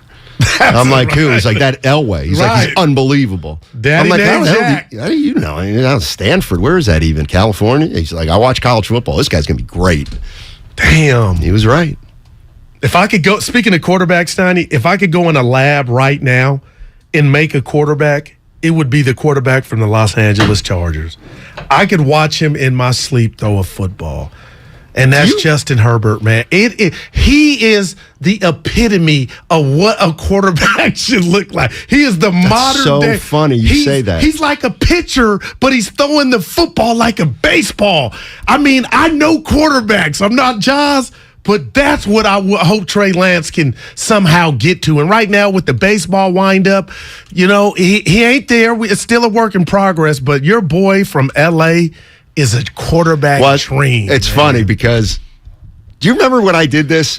Who was in Herbert's draft class? There were other quarterbacks, right? Tua was the other big one. It's Madonia. Okay, yeah. Because remember I said, I'm going to go. I remember I said, here's a hot take. I saw a photo of Justin Herbert. Yeah, you know how he looks. And I said, he's going to stink. Did you say that? Yeah. At least you admit I said, it, well, I hadn't seen, it didn't matter. I hadn't seen him play one time, but I just looked at him and like, he kind of just looks too soft. Please. Yeah, he looks, I was like, yeah, Justin Herbert's not going to be any good. I just don't like the way he like looks. the modern day Dan Marino right there. I'm getting goosebumps. Yeah, he hasn't won a playoff game yet, but you'll back him up and you'll rip Lamar Jackson. It ain't his fault. How about that? You'll back him up without any kind of playoff win, but Lamar Jackson hasn't even been to the playoffs. Yeah, I wonder why you're doing it that way. When do I take that victory lap on Lamar, which we went 15 rounds a couple years ago, when you're like, Guru, he's taking his team to the playoffs. I think he's capped out. Team don't want to pay him. So you think he's capped out. When am I going to set? You think, but you want an apology from me. I'm just, what have you done? You're Janet still Jackson, what have you done for me lately? You're off base here with Lamar Jackson. What are you telling me? He's a good quarterback. I didn't say what. Yeah, you did. Yeah, you did. The sizzle has gone down to fizzle. Give me that. No. Okay. Not fizzle. Well, it's dim. Fizzle's bad. Team don't want to give him the bread. Let's go to Rich in Roseville. Hey, Rich, what's going on, man? Hey, guys. Thanks for taking my call. Love you guys. So I just want to get into a few things. So one, NFL quarterback, period. He's got more arm strength, more accuracy than Jimmy Garoppolo.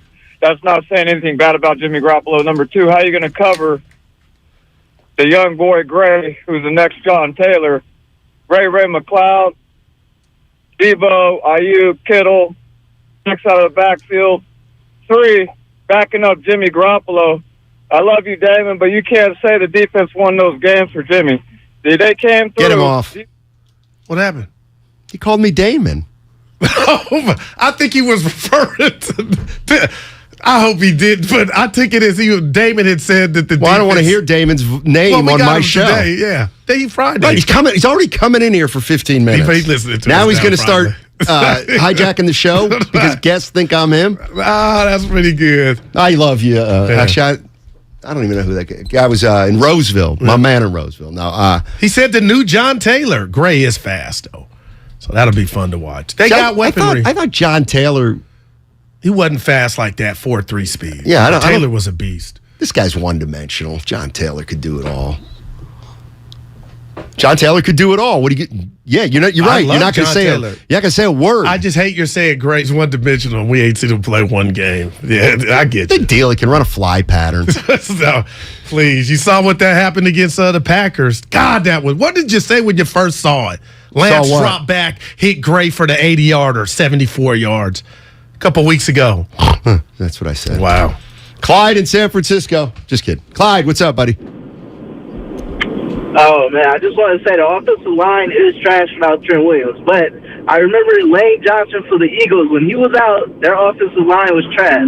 So I'm saying when Trent Williams is there, our offensive line will be good enough for Trey Lance to win. Yeah, I'm with you there. And I've been a huge Trent Williams fan. I mean, he'll galvanize that line himself, so I wouldn't worry about it. Yeah, it's Trent Williams will galvanize the offensive line. It's a kind of thing where, and I am. This ain't serious. Pickleball. It's football. One great player on the offensive line helps everybody out. Mm-hmm. Yeah, to a degree. Yeah, but you can't cover for everybody else. Well, and then you got a quarterback that can run. And you got him at 8 games. Or did you say 9? I said 9. We'll do got our him official at 9 and 8. preview show coming up. We will? Yeah. Me, you, Spadoni, and E. And when you say official, like what does that mean? The Friday before the first Sunday. Steiny, where did John Taylor go to college? I think he went to Delaware State? I'm going to say Southern. Where? Okay, 925. Now you got to answer it for us. Everybody's now saying Dak Prescott gone from sizzle to fizzle. Please, it's less than fizzle. Well. Yeah. To the hizzle. Yeah. Couple preseason stats for Trey Lance. You're right, by the way. Delaware State? Yep. Oh, I thought it was Southern. But I think the only other big person to come out of there was Joe Flacco, if I'm not mistaken. That's Delaware. Oh, excuse me. Flacco, Delaware. Rich Gannon, Delaware. Oh, there we go. I believe, I might be wrong. I believe Delaware State might be an all-black university. I think I might be wrong on that. I'm going to say you're wrong. Why do you have to do that? Because you're just guessing. Southern. No, I've never heard I didn't of Delaware. say it's a historic black. Oh, okay. That's That's how it sounded. But find out for me. Yeah, I'm looking at the Wikipedia. It does not say it is an HBCU. Spadoni, you didn't even have to look. Right. Delaware. See, you know what? You can't do that. It's logistics. No, it's not. I said, I said it's a black probably, school. Right. That's what I you said I'm not sure. When you classify it and categorize it first, you're not wrong. But my black light went off when you said Delaware, and it just maybe it might be a black school. I was like, no. There's a difference between Delaware and Delaware State. Right.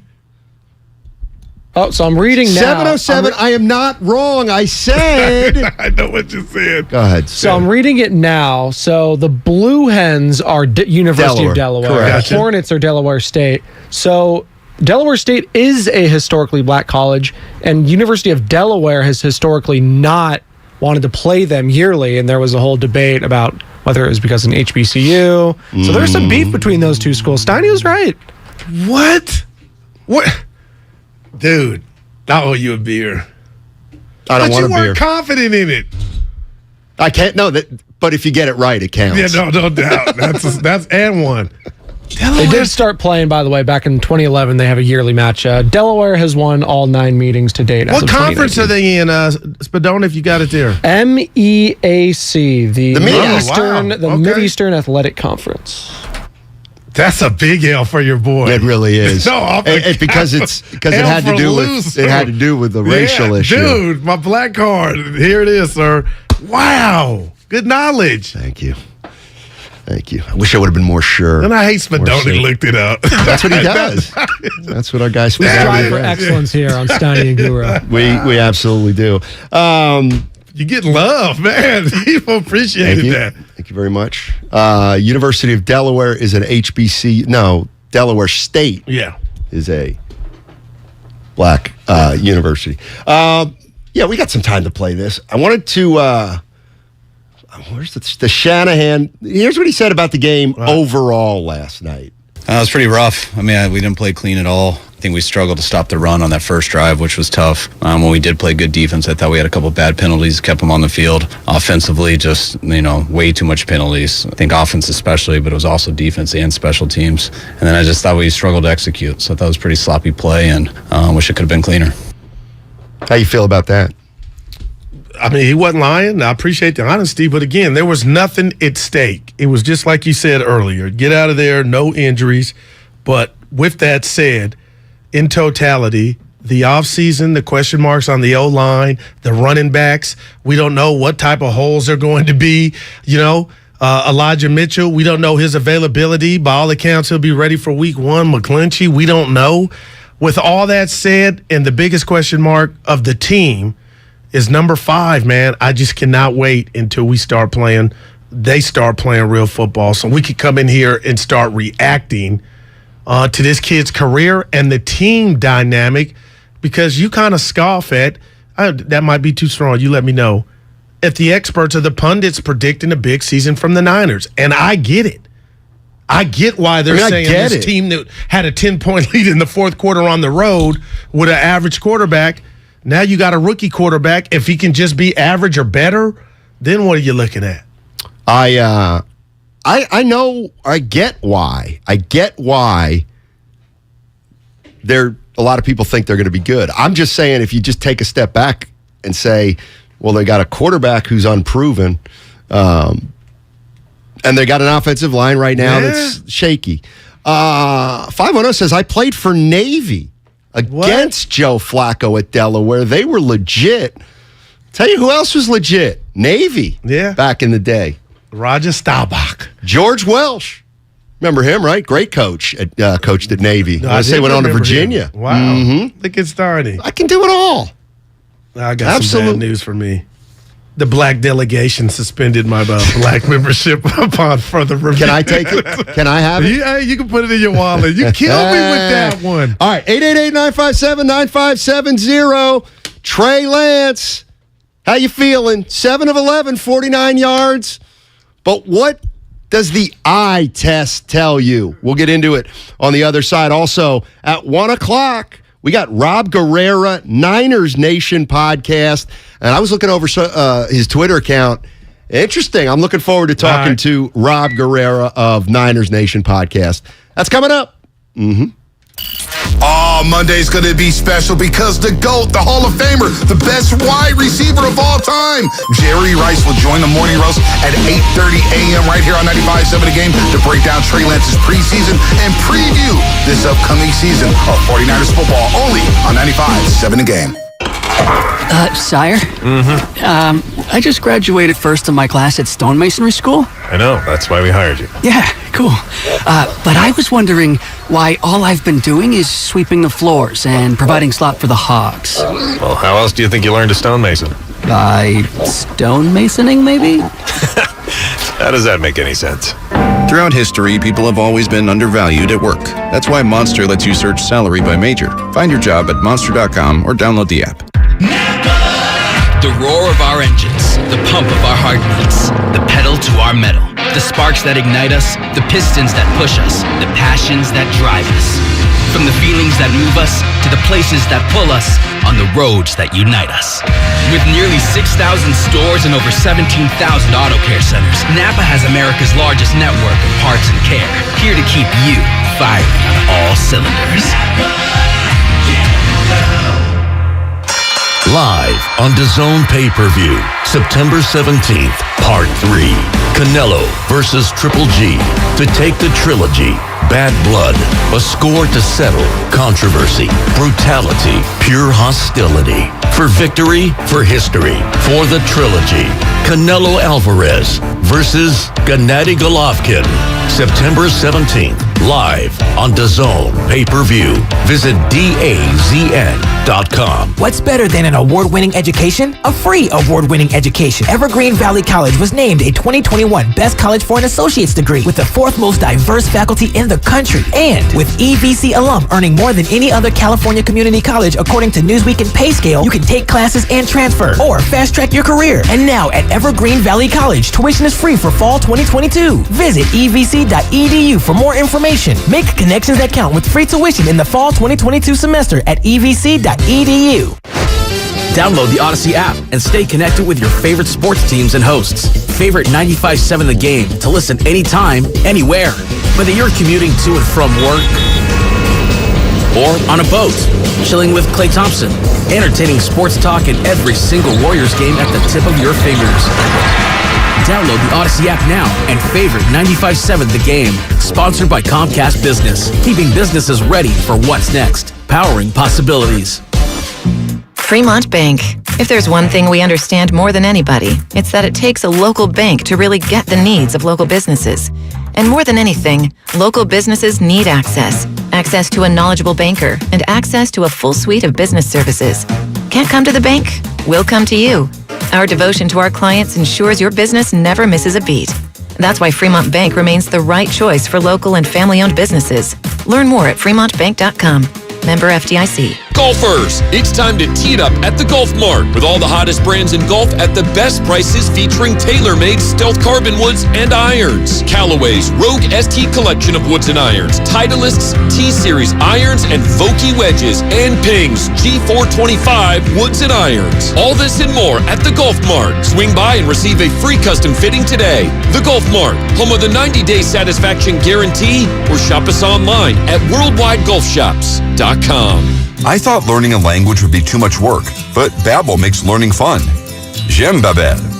Babbel's lessons only take 10 or 15 minutes, and in 3 weeks you can actually speak another language.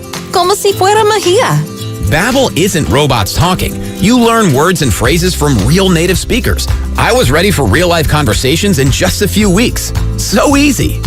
Go to Babbel.com to try for free. That's Babbel.com. Babbel.com. Okay, you know those amazing spots only the true San Francisco locals are in on? Like Square Pizza. That place with the square pizzas?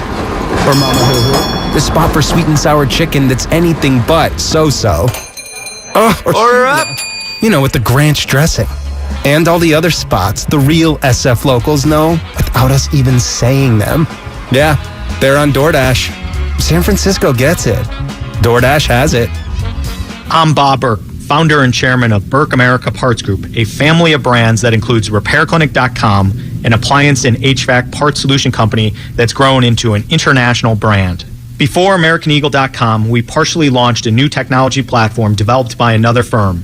American Eagle helped take our technology to a whole new level with digital marketing, software development, and business insights into our key markets, appliances, HVAC, and outdoor power equipment, and did so both on time and on budget. AmericanEagle.com has the resources, experience, and talent needed to produce solutions. Our new technology platform, developed by AmericanEagle.com, has produced tremendous results with higher traffic, conversion, engagement, and online revenue. If you have any home repairs you need to take care of, check us out at RepairClinic.com. If you need a world-class website or technology project, then I would highly recommend AmericanEagle.com. Call AmericanEagle.com at 773-NETWORK. That's AmericanEagle.com, 773-NETWORK.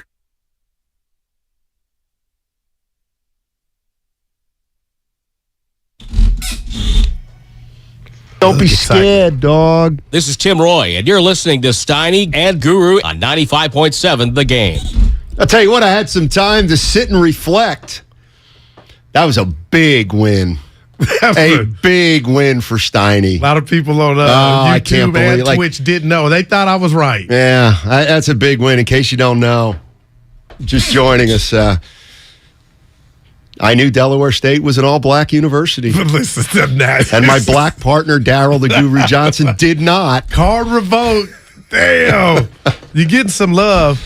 Oh, and also... you're getting some hate, too. Yeah, I know. People think I'm... Golden State, Lakota. Guru, Steiny always talking down to Guru. Why do they feel so sad? They know I'm 6'3", because some of a rock? Because... I'm a jackass. That's why I come off as a jackass. It's natural, though. Yeah. You know what I mean? It's natural. But they care about me, Steiny. They do care about but you. I'm like all right. I'm to a man, as they say. I would say if you poll our listeners, 9 out of 10 say you're a better guy than me. And they're right. Well, you are a better person than me. Yeah. There's just no doubt. Well, I like people. I can't stand them. But you love talking to him, By the way, your boyfriend's out there if you want to talk to him. He's here. He got here. here. You got jealous like that. I kind of do. You know why? I go to Ray and everybody just flocked. Maybe a podcast would be a Ray. I don't know. You know why? Because you pay him respect that you don't pay me. He looks at me like a fly, but I like that. Like I know you're uncomfortable. No, that's my dog. I wonder if there's any way. The wedding's at 4:30 today in Sonoma. And I was going to give me that one again. The wedding's at 4:30 in Sonoma. I've refrained from saying the obvious. Who gets married at 4th? Because it's my niece. Yeah, I've been to one on a Friday. Have you? Yeah. Up there? No, Dunsmuir Park. 4:30. If I get out of here at 2:55, am I going to make it in time? No. Now, if you're riding behind me, maybe. An hour and 35, I can't get up there. It's going to be an hour to get out of here. Your niece must really hate your family. Like, that's what I get out of this. No, they're all here. Oh, we got I a don't think big she was crowd. hoping that they wouldn't come up. We got a if someone schedules it at 4:30 on a Friday on a work day, come on. What about they're all this? from the East Coast. That's the other thing. So I guess beggars They're can't. oblivious. Yeah. Yeah, they're all on vacation. They don't. Well, Damon and I tell you do something. They're already half in the bag. See, I'm a sure. thinker. Damon and I, we do the thing with Damon on Friday. What if you left let me and D run, and then you skip So that Damon here? comes in at 2:45. You couldn't tell. Look. You have to run it by him, but I'm sure he'd be cool. But you got to ask D what he want to do. You think Damon ain't never met a mic he don't like, so he would be fine. You think look would not after yesterday's meeting. I thought we had a good meeting, and it was short. What meeting were you at? The one with you and E. It was Of course, he said a half man. hour, and of course, it went 38 minutes. Well, he has. And that was my fault because he goes, Steiny, how you doing on time? And I said, we're okay. Yeah, I didn't like and we that. weren't okay. Yeah. I was just passive-aggressive and couldn't say, well, you should. I'm going to be late. Because you care for your job. And I hate it. I kept looking at it like. Anyways, I would look into that. Hey, Damien, can you cover me? All right, I will. Come on. All right. one of our favorite guys is on the line, and we're going to get to him. Leroy, you got to be kidding with this topic. What's he going to say? Leroy wants to, please, is Spadoni playing a joke on me? Are you telling me Leroy really wants to talk about the cornerback and safety play of the Niners? I love it. Come on, Leroy. Hi, Steiny. Hi, Guru. What's up, baby? Happy Friday. Steiny, yes, sir. I have not agreed with you in weeks, but I do agree with you today.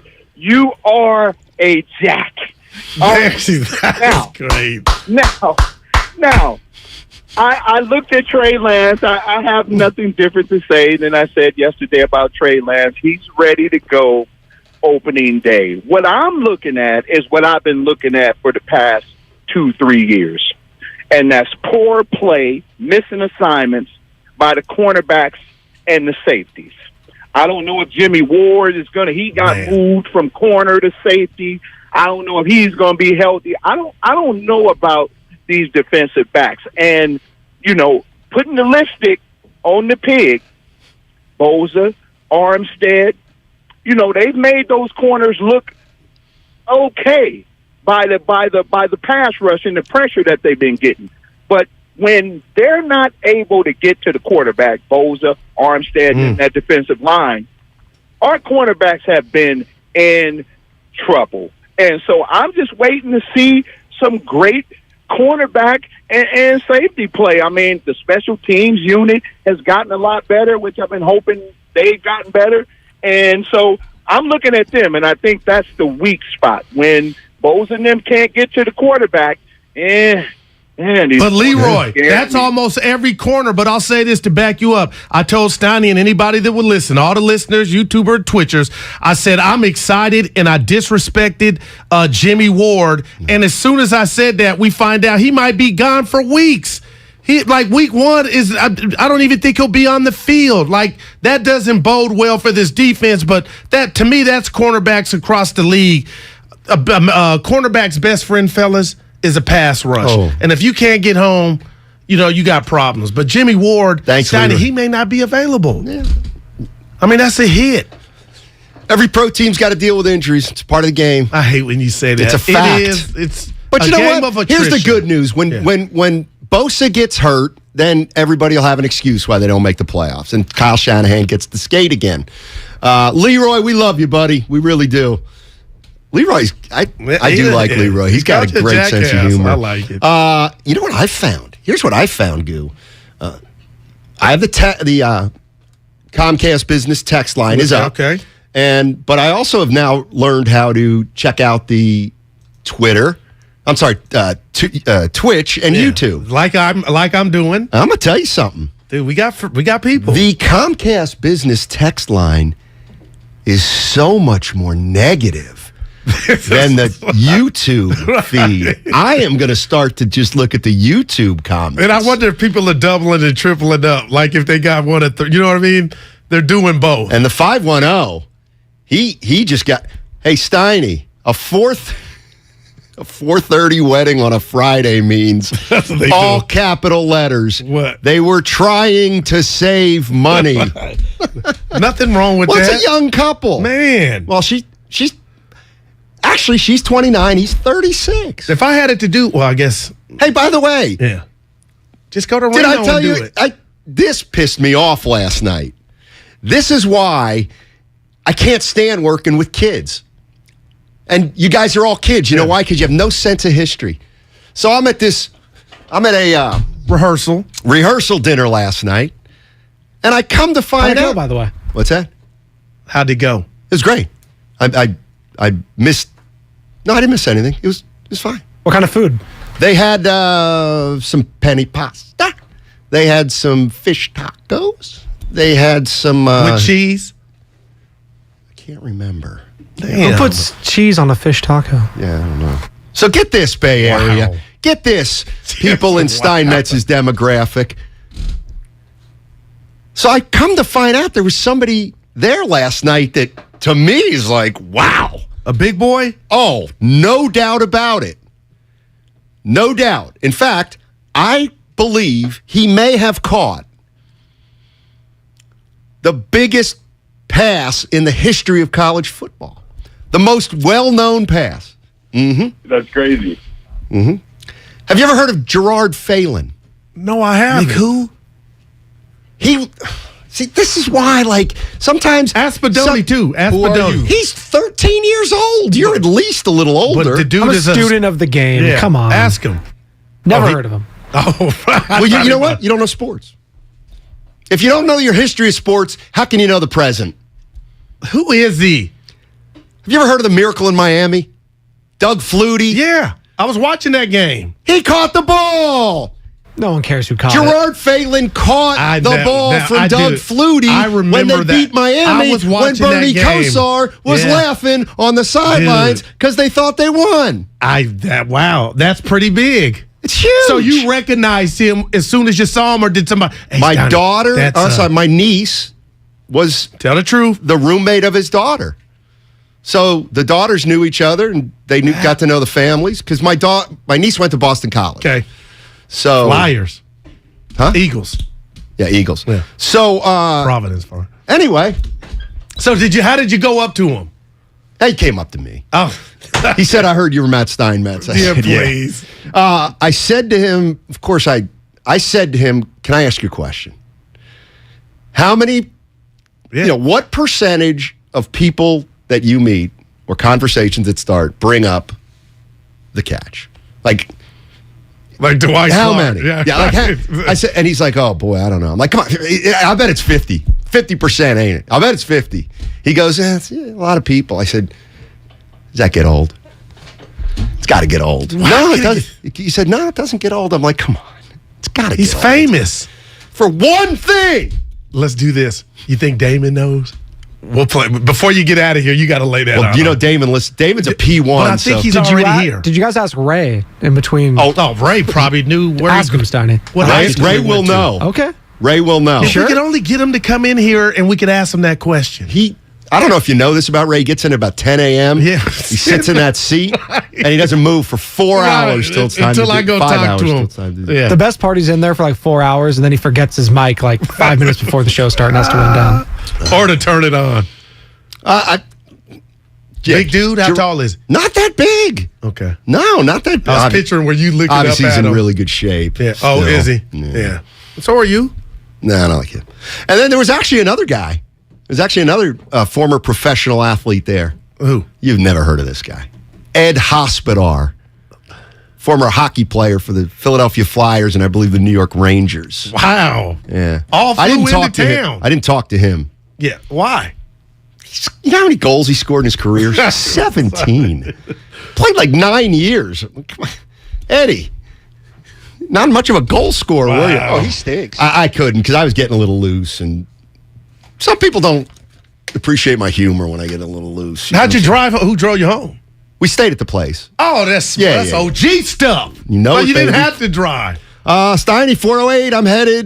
I'm in Napa heading toward Union City, ETA 115. Well, that's totally different. He says no chance. Oh, you're coming the other day. Yeah. He says no chance. For We'll back-to-back carpool. I'll tell you what. Don't tell Leslie. You ever get up on some of those roads up to Sonoma, that one by Sears Point, 37? Jeez. It's like you can't. It's like a line of cars. Don't you go up to Sonoma to kind of get out of that? You should have took the day off. Crap. That's bad planning by you. I have no more vacation days. I think it'll hurt the show. I won't let you go. Steiny, I'm protecting us, man. All right. 888-957-9570. Here's the bottom line. The bottom line is, what have we learned about the San Francisco 49ers and to a lesser extent, Trey Lance? We're heading into the regular season, 17 days away, and the 49ers are going to start Trey Lance. There's some people out there that think this is a Super Bowl contending team, and all I want to know is, if you think that's the case, why? Why is this a Super Bowl contending team with a quarterback with no experience and an offensive line that up to now has really, really struggled? When I look at the big picture, Goo, I'm not saying the 49ers are going to stink. I'm not saying any of that. But when you're talking about Super Bowl contention, I'm just going conventional wisdom. it's really hard for a quarterback as inexperienced as Trey Lance to take a team really, really far. That's what I'm basing it on. Okay, I understand that. Okay. I get that, but do understand too, do remember, last January, this same team, not the exact same team, was in the NFC Championship game. Okay? So one thing we know they got a stout defense, okay, when everybody's healthy. So I'm being proactive. They got what's been told a great running game, but that will be affected by this porous offensive line if they don't get their act together. But in regard to the quarterback position, you don't need Trey Lance to be Y.A. Tittle. You don't need him to be Montana. What you need him to be, partner, is Jimmy Garoppolo. At minimum, can he be Jimmy Garoppolo? Which includes, hey, we built in the whole equation. You're going to make mistakes, but kid, can you bounce back? The trust level. Will the trust level be there? So I do think they can get back without Trey being a Pro Bowler. And what do we talk about Kyle Shanahan? Whatever he saw in this kid, he's going to be able to manipulate, Steiny, what and when he's going to call certain plays, and trust this kid. Because, again, you can't hide him. So I feel like I get why the noise is, hey, that Niner roster is loaded. And, indeed, it is, but is inexperienced in one of the most, if not the most important position in the game. So I expect them 10 wins or more. You know, the other thing that I'm factoring in, and I forget who was talking about this on the radio, but they were saying, every year is different. And so you talked about last year's 10-7. They were lucky. They were lucky to make the playoffs. But they earned it. They were lucky. But they earned it. They were down and out after the Indy game, after losing to the Cardinals JV team. They earned it. And the Warriors were lucky in a sense. No, I'm talking about. Listen, no, I mean to get to 10-7, I think they were pretty lucky. And also, if somebody won that last week, if somebody won that last week, they wouldn't have gone to the playoffs, even with a 10-7 record. Didn't New Orleans? Somebody lost a game late.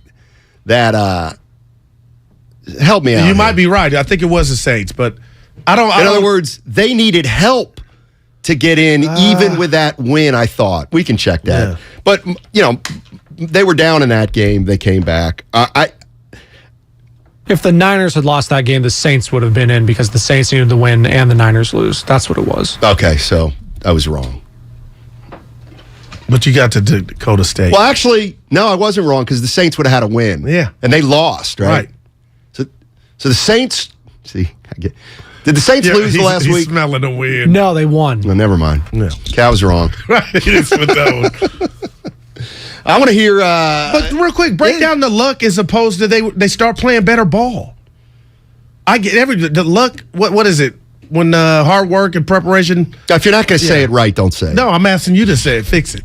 I don't know. You knew it was wrong. Where hard work and preparation meet, something like that. I just thought, it took them 7 wins in 9. I mean, lucky's probably too strong. Lucky's probably too strong. But I'm mostly talking about that. They were a half of football away from not making the playoffs. All right. So that's all I'm saying. You want to hear Trey Lance? Yeah. Mr. Excitement? This is Trey Lance after last night's game. Some ups and downs for sure. Never feels good to lose, but we'll learn from it, turn the page. Not going to make a bigger deal out of it than we need to for sure. But like I said, man, never feels good to lose. Some ugly stuff out there for sure. Man, definitely wasn't our best night, but like I said, man, we're not going to make a big deal, too big of a deal out of it. Watch the tape tomorrow, learn from it, get better. See, if I wanted to play devil's advocate, I could be. Why isn't it a big deal? You guys stunk. You guys didn't put a point on the board. He didn't play the whole game. Well, they played 3 series, didn't get anything done. But nobody, come on, Steiny. That was, They scored 0 points in an exhibition game. But again, my point is, if they scored 40, would you be telling me, hey, Guru, they're going to be the kidding? number one offense? If the 49ers would have won that game 41-3, right, and Trey Lance played 3 possessions and went touchdown, field goal, you think your win total of this season would not change? Oh, mine wouldn't. That's what it's about. Yes, it would. The Steiny style. You know it would. Then you would be a front runner. Come on. Nothing last night we saw has any substance. Well, again, you don't like to not score, but man, I didn't like Trey getting sacked. I didn't like Trey missing Kittle on a wide open pass. I thought like little things like that I take away. And again, I'm not going to let it supersede or put a cap on what I think this kid can do. I just can't believe this kid got drafted in this situation to where, like, let's just say Zach Wilson with the Jets. They didn't expect the Jets to do a damn thing. So you can stink. It don't matter. The team was going to stink. But Trey, no. You were in the final exam from week one. It starts. But yeah. Because you did say that. I'm not putting you on the spot here, but I do. Handle it. All right, I'm putting you on the spot. 650. Hilarious. All right. The Trey conversation has now devolved into he just has to be Jimmy. Which he just has to be, like you said, Not he just for has the to be career, Jimmy. for the team to reach. Yeah, there's 2 scoreboards. Well, and we talked about it. The pressure's on Kyle because he owes the other 52 guys in that locker room, an opportunity that they had last year. And that's to get better play or at least the same play from the quarterback position to allow them to be close in the Final Four for a Super Bowl appearance. But this is where I think there's something there. Because there is a feeling, well, if Jimmy got him there and he's mediocre, then Trey Lance should be able to get him there if he's mediocre. And if he's better than mediocre, they should win a Super Bowl. But I kind of agree that one of the reasons Garoppolo is because of Shanahan. And I believe, maybe I'm wrong, but I believe he's going to be pretty conservative with Trey Lance. And he's going to coach him like he coached Jimmy Garoppolo, and he kind of wants him to play like Jimmy Garoppolo, at least early in his career, to avoid mistakes and all that kind of stuff. So I guess what I'm getting at is I feel like the year is going to be set up for, look, Trey's not going to have great numbers. That's why I don't really care about him. Just get me to 10-7 and get me to the playoffs, and that's a good start to his career. That's a good year for the Niners, and let's try to build off. Yeah, but where we differ, I'm not saying you're wrong. Where we differ is I don't think Kyle Shanahan at the core is conservative. He had a quarterback that was limited, and he was limited in his power, in his arm, and his ability to throw the ball and complete it downfield. So insert a young stud who he's not a young stud. I mean, Does he look like a young stud in the first 5 preseason Well, when I say games? young stud, I'm talking about attributes. A big strapping dude. He's ready to go. He's ready to start his career. He can do things with his arm. We were told that Jimmy can't. So now when you say the numbers, I'll meet you halfway, but I expect we're going to see bigger plays. Well, and he looked for Debo yesterday, left some area under through it if you want to just one. But that Sherfield last year, the one to Gray. It was a practice. The same practice that you're telling me they didn't score last night didn't mean something. But that at least was a preseason game. Right, which he didn't play all 60 minutes. I'll tell you what. The kid can let it go. Just tell me I'm wrong. I've said this from the beginning. I think Kyle Shanahan wants to run the football no matter who his quarterback is. He's going to want to run 30 freaking times. And if it's working with a guy like Trey Lance, he's going to want to run 35 times. What if this and if that's working, right, then he's going to want to run 40 times. But that's your boy's going to have to put it in the air, just like Jimmy, Steiny. I don't think he's necessary. I think he's like, obviously, and listen, I'm not, obviously he's creative with these pre-snap packages. Oh, man. That's where he's the best at. He's conservative in terms of his play calling. He wants to run. But I feel like he had a quarterback that would bite him in the ass more often than not in crunch time where he didn't trust him, and that's why we saw more of the run than the pass. Now I feel like that's going to change a little bit. A little bit. And if I'm Debo or Kittle or Ayuk, I want it to. Or even Gray. He could throw more and be less accurate. Then what? Then we got a problem. Yes, we do. All right, we come back. I'm looking forward to talking to him. Rob Guerrera, Niners Nation podcast. Don't go anywhere. We're talking 49ers. How good are they going to be? 95-7 again. The preseason is over. Bills on a 3rd and 7. Under pressure. It's swamped by that 49er defensive line. The regular season is right around the corner. Tonight, we want bodies preseason victory. Blood is the only thing we're interested in. Yeah, we're fired up. Let's go kill Chicago. Are you guys ready? Are you guys ready? Yeah, Coach, we're ready. On 95.7 The Game.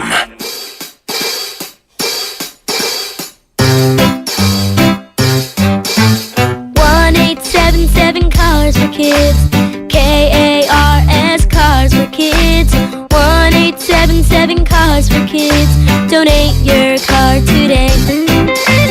1877 Cars for Kids. KARS Cars for Kids. 1877 Cars for Kids.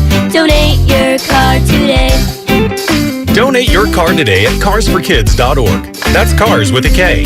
Your car, running or not, can be picked up as soon as the next day. You'll get a maximum tax deduction and a vacation voucher. 1877 Cars for Kids. KARS Cars for Kids. 1877 Cars for Kids. Donate your car today. Now accepting donations of land, homes, buildings, or any kind of real estate. Everything, our farm, our stand, our pop-up shop, it really all started when we discovered the benefits of local, raw honey for our family. And then we decided to turn it into a business. We were looking for something to help us get up and running. So we got the Chase Business Complete Banking Account. It's more than a bank account. It comes with Quick Accept, which lets us take card payments anytime, anywhere in the U.S. using the Chase mobile app. Plus, we get same-day deposits at no extra cost. For us, it's more than honey. It's about sharing a little sweetness with the world. Get the Chase Business Complete Banking Account with the essentials you need to help get your business going. Learn more at chase.com/business-complete-banking. Chase for business. Make more of what's yours. Quick Accept is not available in U.S. territories. Enrollment required. Usage subject to approval. Same-day deposits available for payments before 8 p.m. Eastern Time, Sunday to Friday. Fees and rates apply for checking and processing. Limitations and restrictions apply. Participants compensated. Merchant services provided by Payment Tech LLC and WePay Inc. Subsidiaries of J.P. Morgan Chase Bank and a member FDIC. Summer's in full swing. Are you making the most of it with backyard barbecues, pool parties, and s'mores by the fire pit? Or have you spent another season staring at the same crumbling patio or cracked driveway? You deserve better. The outdoor remodeling experts at System Pavers can help. Get the outdoor space you've always wanted. And for a limited time, System Pavers will demolish and remove your old hardscape for free. This unbeatable offer can save you hundreds or even thousands. Start by calling 800-PAVE-004 or visit systempavers.com. Plus, enjoy special financing to get the ball rolling today. With 30 years of experience and more than 75,000 projects completed, System Pavers delivers more than just beautiful outdoor remodels. You get peace of mind knowing the job's done right. Call System Pavers at 800-PAVE-004 today. That's 800-PAVE-004 or visit systempavers.com right now. All orders must be placed by August 31st. Financing subject to credit approval. See website for full offer and demolition savings details. Contractor's license 661575. Kirby is your driveway mechanic. They bring the shop to you with brake and tire replacements, oil changes, and so much more. Get $50 off your first oil change with code OIL50 at Kirby.com. That's CURBEE.com and use code OIL50. We're all on this planet together, so join Odyssey and find your one thing. Summer items like garden hoses, pool toys, and lawn chairs are not recyclable and best donated to charity. Join Odyssey, and together each of us doing one thing makes a greener tomorrow. What's your one thing? If this were a Reese's TV ad, you'd be staring at a Reese's peanut butter cup. And sure, my voice is peanut buttery smooth, but still, you need to see the peanut butter cups, right? No? I can really just say Reese's and you'll go get some? Okay. Reese's. Reese's. Reese's. Really working, actually. Reese's. Reese's. I'm on to something. Reese's. Reese's. Reese's. Reese's. Ray Magliozzi here for eBay Motors. Okay, easy now. You're teaching your kid how to parallel park. Ouch! Turns out he likes to do it by feel. Don't worry, eBay Motors has bumpers, taillights, trunk lids, license plate holders, 122 million parts. Pull up just a little bit. And headlights. They've got lots of headlights. Get the right parts at the right prices. eBay Motors. Let's ride. DQ presents Picture This. Picture the burger of your dreams on the new DQ Signature Stack Burgers menu. 5 premium burgers like the Flamethrower Signature Stack Burger and loaded A1 Signature Stack Burger. But it's not a dream. The DQ Signature Stack Burgers lineup. Try it today. DQ. Happy tastes good. Listen to Bonte and Shasky each day this week around 7:30 for your chance to win a $100 gift card to Kirby. Kirby is your driveway mechanic. Brakes, tires, oil changes, and more. Get all the info on our contest page at 957thegame.com. This week at Big O Tires, get up to $140 in rebate savings on select Michelin and BF Goodrich tires and up to $80 on select Uniroyal tires. Visit your participating Big O Tires for details. Ends September 18th. Great deals on great brands. Big O Tires, the team you trust. Hi, I'm Mandy Moore. Stand Up to Cancer is closer than ever before to achieving its mission to make every cancer patient into a long-term survivor. To learn more and get Advantage miles, go to standuptocancer.org/American Airlines. You're listening to 95.7 The Game, KGMC FM at HD1 San Francisco. Always live on the free Odyssey app.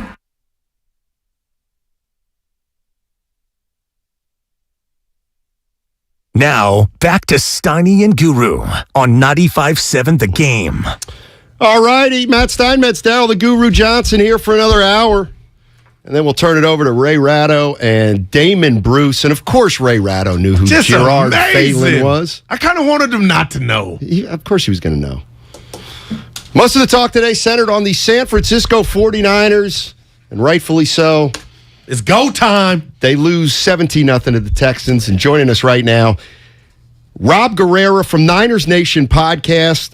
This is his debut on Steiny There Guru. we go. So let me tell you something, Rob. Don't be a joke artist today. It's your debut. Welcome. Well, thanks for having me. I wish I had a better game to talk about, but here we are. Well, listen, we got what we got, and let me just throw this at you because it's the last question I asked. If you're a 49er fan, I'm not saying you are, but if you're a fan and you have high expectations for this team, why? Knowing that you got an offensive line that's struggling and a quarterback that's inexperienced. Isn't that a lot to overcome on the surface? Yes, it is, but I think that there's a difference between an offensive line that is struggling and some of the just comically bad blocking that we saw last night. I think we all knew that the middle of the Niners' offensive line was inexperienced, but we didn't think it was going to be that bad against the Houston Texans. I mean, almost every single offensive lineman had a play where they were beaten pretty much immediately off the snap. There were multiple carries by running backs where they had a defender within 1 yard of them before they even got the ball from the quarterback. So I think that the 49ers were thinking that it wasn't going to be this bad, and I don't think it will be when the regular season hits. Speaking of that game in Chicago, Rob, talk to me about Jimmy Ward. Will he be available for that game? Also, along those lines, what about McGlinchey?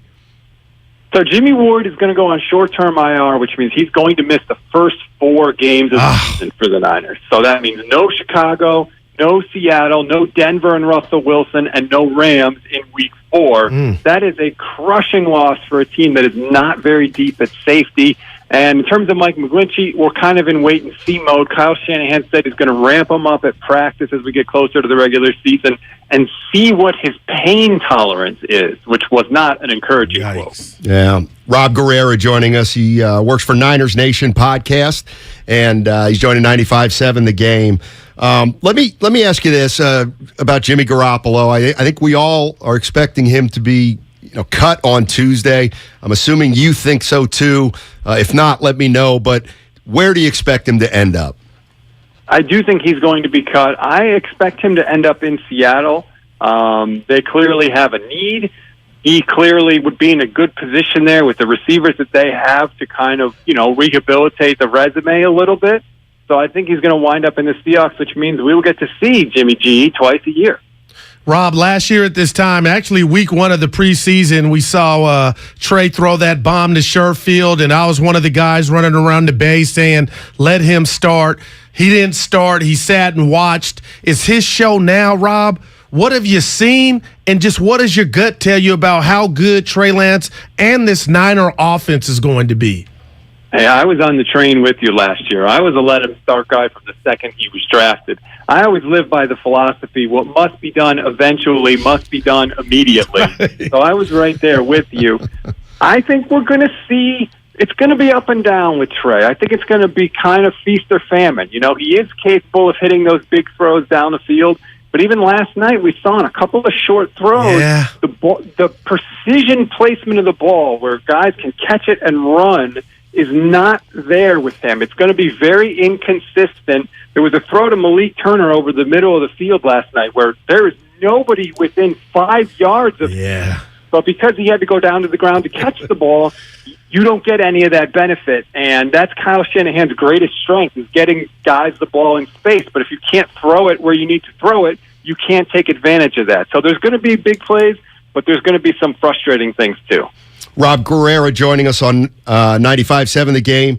You can hear him at the Niners Nation podcast. Let me ask you a little bit about that.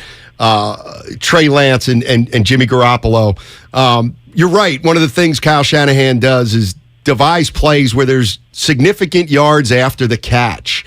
Give me a grade on what you thought Jimmy Garoppolo was in terms of precision, and then where is Trey Lance, do you think? Well, it's not like Jimmy G didn't miss those throws last year either, because he did. There were plenty of them.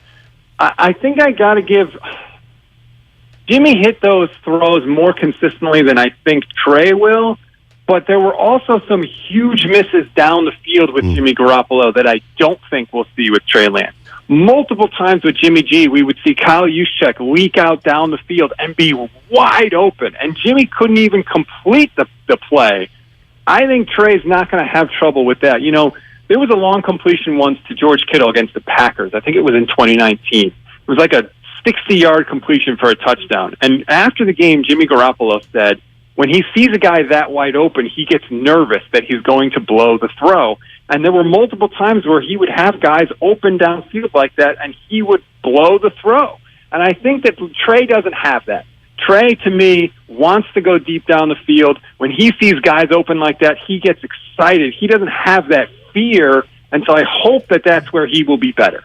Wow, Rob, I love that. Let me ask you this. I don't want to go Dr. Phil, but every time I see Kyle Shanahan, who's a great play caller, I try to get inside of his head and ask myself, what message is he sending the NFL with this change? And the change is, you won with Jimmy with his warts, but now you saw something in Trey. So for the people that say he's a rookie quarterback, it's not going to be ultra aggressive, isn't that off the table because Kyle feels like he can get Trey to be dynamic? Shouldn't we expect more from this Niner offense with Trey? You should expect different from this Niner offense with Trey. You should expect him to push the ball further down the field. There were a lot of plays with Jimmy Garoppolo where if you go back and watch the TV copy, every single defender is in the screen at the snap of the ball because they knew it wasn't going to go 10 yards down the field, and they knew it wasn't going to go outside the numbers. So things got very, very congested for the offense and how they could operate, and that's part of the reason you saw Jimmy Garoppolo throw so many interceptions, because he was always throwing to the middle of the field where all the people are. With Trey Lance, you're going to see the offense more spread out, so I think there's going to be less chance for him to throw interceptions because even if he misses on balls deeper down the field, there's just not as many people there available to catch the ball. So it's going to look different with Trey Lance. It's not going to be pretty all the time. It's not going to be efficient. There might not be as much rhythm and flow to the offense, but on any play, you could hit a 50-yard touchdown. Hey, Rob, good stuff. Really appreciate it. Thank you. Thanks for having me. All right, that's Rob Guerrera. Hit it out the park. You can hear more of him on Niners Nation podcast. Good stuff. Good stuff. He said you could see every defender in the screen, meaning they knew your boy Jimmy wasn't going to stretch it. And Steiny, if I'm a quarterback and I got you, I love that I got you there. I'm trying to hit it. I wouldn't get lemon booty. I wouldn't get nervous. That's a good thing. But Jimmy, he performed that way. Like, it was weird for him, I guess. Now, I don't know Rob well, at all. I did when he said, "I believe what should be done eventually should be done immediately." Oh, when I heard that, Well, you know me, Gil. I'm a man of precision, and I was thinking I could poke some holes in that theory. That's right. Yeah. But he meant what he said what he meant. I love it. If it's going to be done eventually. Yeah, make it happen now. All right. Yeah. Here's the most discouraging news of the day from the 707. Uh-oh. Hey, Steiny, I commute from San Francisco to Glen Ellen every day. I got off early today because it's a Friday, and it just took me an hour and 20 minutes. And hey, Steiny, that's with only a little traffic on Highway 37 at the Raceway intersection. You still got that card to play. Go tell him your partner said come ask it. You afraid? I am a little. I just don't want to go into his Gutless. office. I know. Just go tell him, hey, look, man. But what role do you got in the? You can be late. That's kind of nobody. Gutless. Especially if it's one of those. Especially, and I'm not sure if there's a mass or not. No. So see, if there's a mass, then I'm not going to ask to get out of here early. Yeah. That's see what I'm saying? Yeah. So, dude, can I tell you this though? Absolutely. Did I hit you in the cardiac muscle when I asked you, Willard and Kyle, like this next weekend's nothing, college football debut, but shouldn't that be when we start week 1? We shouldn't have these many days in between. Because guess what we're going to do here at the station when I see you? I'm excited. I love seeing you. It should be go time because yesterday was this weekend's the last preseason game. I just don't get what's going on. I get that, but you're the same guy. Oh, God. And I'm going to pull the curtain. Yeah. You're the same guy who came in today, remember, and said, what? Steiny, what do you say we talk some Giants? I'm ready. They're 5.5 back. This could be the series to get them back. Dude, they should be 12 or 13 out. If something's eating at me, like if they get a little act right, get back, we could come in here Monday, they could be 2.5. Then we're going to be front runners talking about them. But we're going to talk I'm going to watch them tonight. They got Minnesota, who's in first place. They're not, quote unquote, done until the math is gone. That's all. And we got to do our Niner running back draft. Our producer, E's not here. We didn't say, what you think he's doing? Who? E. He's on the airplane. Where's he going? Back home. To a wedding. He lives here. No, back home, Seattle. Portland.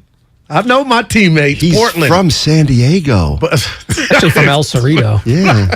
But he's going to Portland for a wedding. He had to get an all-black fit. That was the attire. Yeah. So Twins, by the way, are in second place, 4 games behind the Guardians. It's just accuracy. Doesn't matter. I'm in first place in the wild card. Doesn't matter. Help me out, Spadoni. He's about as precise as Spadoni, Trey help Lance me out. throwing a ball over the middle. The wild card is what I meant. I'll tell you what, you guys gotta. No, it's the Rays, then the Blue Jays, then the Orioles. Gosh.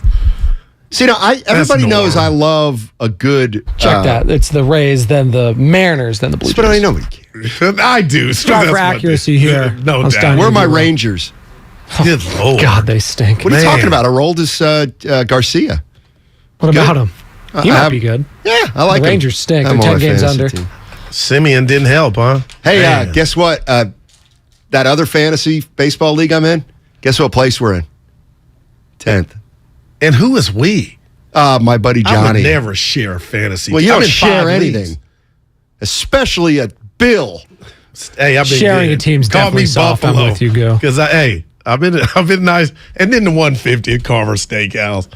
You were proud of me on that one. Where I got the meal comped. Oh, in Vegas. Yeah. I graduated. That was good. I graduated. Well, no, now you got to do it every time. It's not a one and done thing. You know what I'm saying? Right. Oh, man.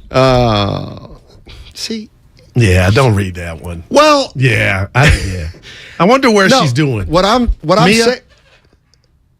What are you talking about? Oh, the Jimmy one with Kiara Mia. Why do you do that?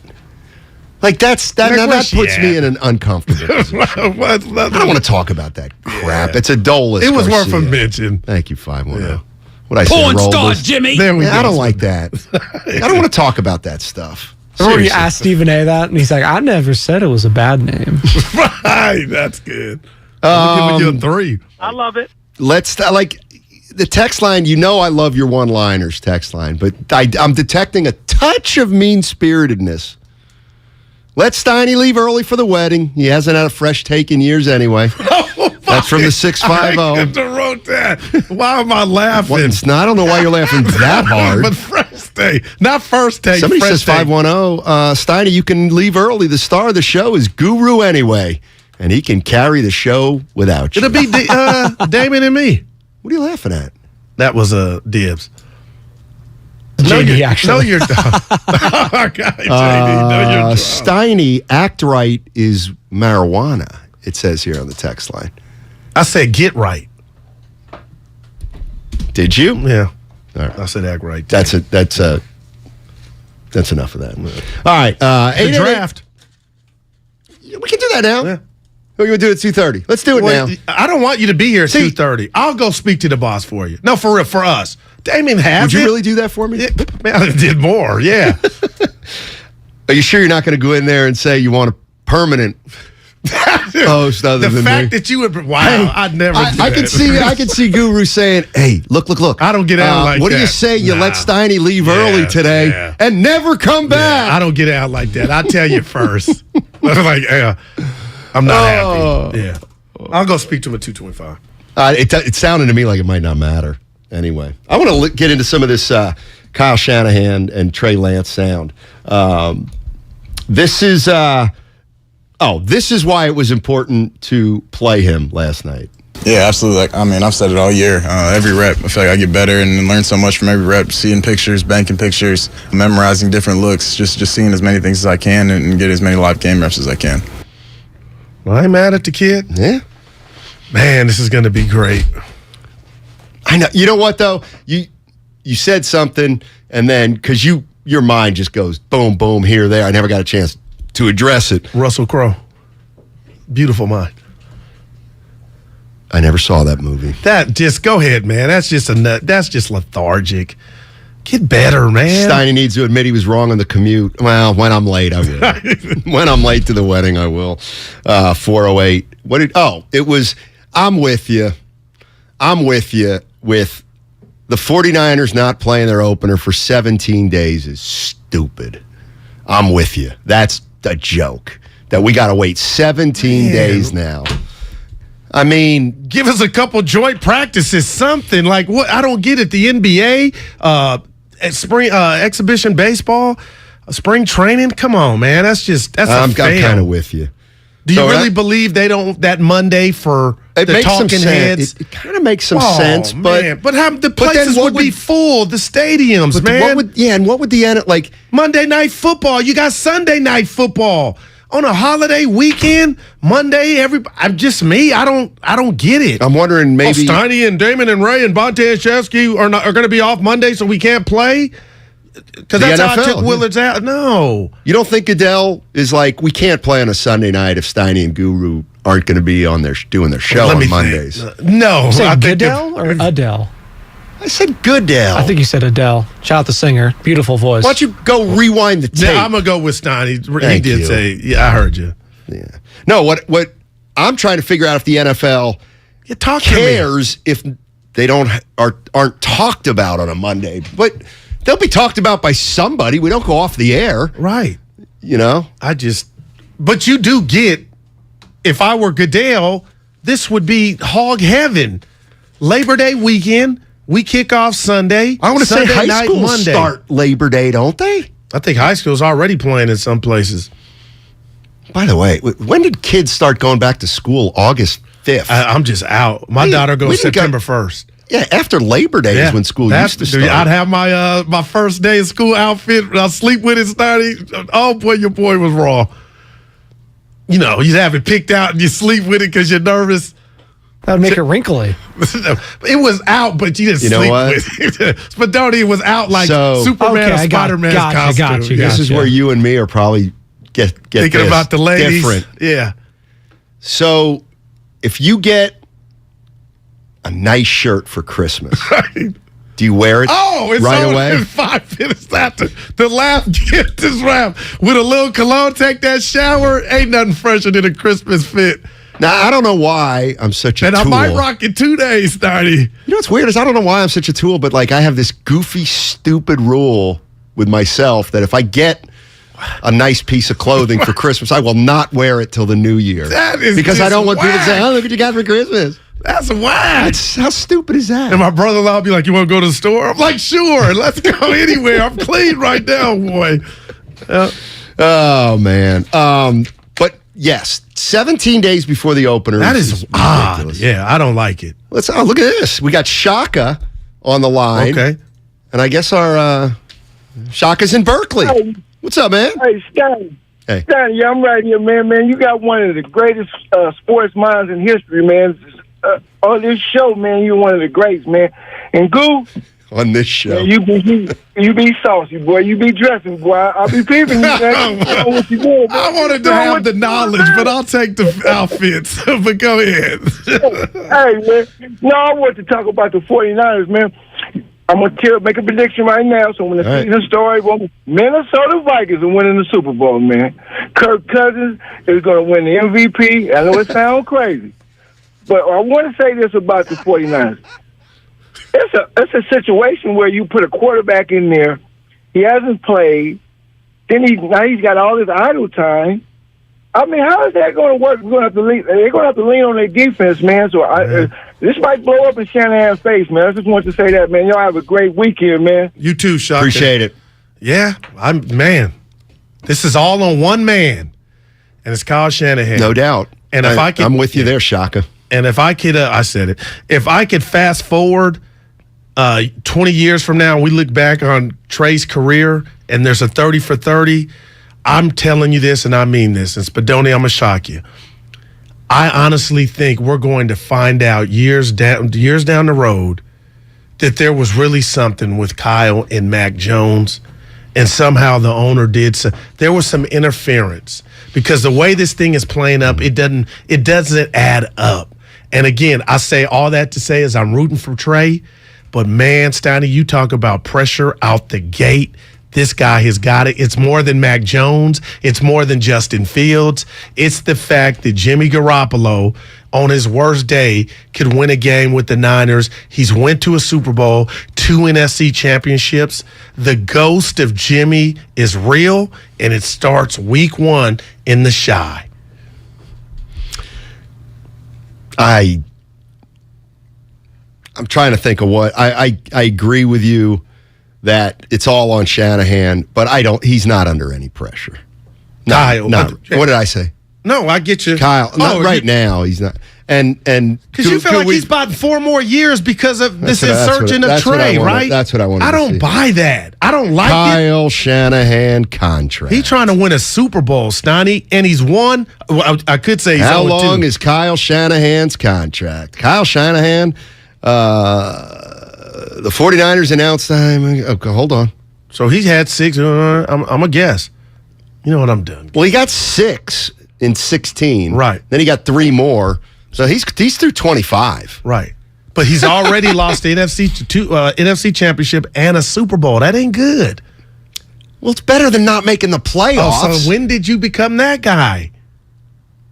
Wait a minute. No. See, this is... Okay, hold on. Let's back up. Help me here, No, Coop. I'll take that over not making the Thank you. But there's a track record here. Okay. What teams in the NFL have had better last 5 years than the Niners? All right. Any team that won the Super Bowl, right? Chiefs. Rams. Patriots. Pats. Bucks. Somebody probably won twice. Yeah. I'm trying to other than those teams. But who's been now to a Super Bowl and an NFC Championship? But I would say probably them. Yeah, and a non-visit to the playoffs. Right. Okay, if you want to say why, well, it was injuries. But my point is, Steiny, you're losing big games. And people don't forget them. They've the bigger lost they 2 are. games. Okay, but that's nothing. But a Super Bowl was at stake on one. We got a trip to the Super Bowl. We got to take a break. Okay. And we were late. That's your fault. We were late. Yeah, I know. Well, I have the respect. Actually, I'm gonna go speak to the boss. Want me to do it? Yes, I do. Actually, I'm gonna go do it. And Guru, speaking of the boss, If I fail, I don't sponsored hate. by Yeah. Chilton Auto Body. Mm-hmm. Have you been in a car accident? Chilton Auto Body has 15 convenient Bay Area locations to help restore your vehicle to pre-accident condition. Chilton Auto Body is also actively hiring for all positions. For more details, head to ChiltonAutoBody.com, the Bay Area's leader in collision repair. The greatest of all time, Jerry Rice, joins the Morning Roast this Monday at 8:30. Was there ever a moment where you met somebody outside of football, somebody else, and you were like, wow, I'm awed by being around that person? Clint Eastwood. I'll never forget it. Make my day. Don't miss The GOAT with Bonte and Shasky, Monday morning at 8:30 on 95.7 The Game. Now it's time for the closer of the week. Presented by LiftMaster and RNS Doors. Turn your garage into the envy of the neighborhood. Visit rnsdoors.com. The closer of the week is Evan Longoria, who hit a grand slam in the Mile High City, keeping the Giants' hopes alive. It's a grand slam! Recently, my garage door opener was not working. I was in need of a closer. I was put in touch with RNS Doors, and they hooked me up with a brand new garage door opener from LiftMaster. With LiftMaster's MyQ connectivity, my garage door opener can be controlled right from my smartphone. You'll know when a door or gate has been left open and can close it with a tap, no matter where I am. Be one of the first 10 callers and receive 20% off a LiftMaster garage door opener when you purchase a premium garage door. Call 1-800-FIX-A-DOOR. That's 800-FIX-A-DOOR. Or visit rsdoors.com. R&S Doors. Look for the red truck. Now with Xfinity, you'll get unlimited internet with gig speed and supersonic Wi-Fi. With a 2-year internet rate guarantee, no annual contract required, and no equipment fees. Talk about knock your socks off. Ooh, plus a free Flex 4K streaming box. It's like hitting the streaming jackpot. It's all just $50 a month when you add Xfinity Mobile with unlimited data. $50 a month. A price that's truly jaw-dropping. Oh, literally. The speed you need at a price you want. Value that's simply bananas. That's the new Xfinity Supersonic Bundle. It's kind of a big deal. Go to Xfinity.com/gig, call 1-800-XFINITY, or visit a store to learn more. Limited time offer. Restrictions apply. Requires paperless billing and autopay. New gigabit internet customers only. Xfinity Mobile requires post-pay Xfinity Internet. After 24 months, regular rates apply to all services and devices. It's easy to think all money managers are pretty much the same. But at Fisher Investments, we're clearly different. Different? How? You sell high commission investment products, right?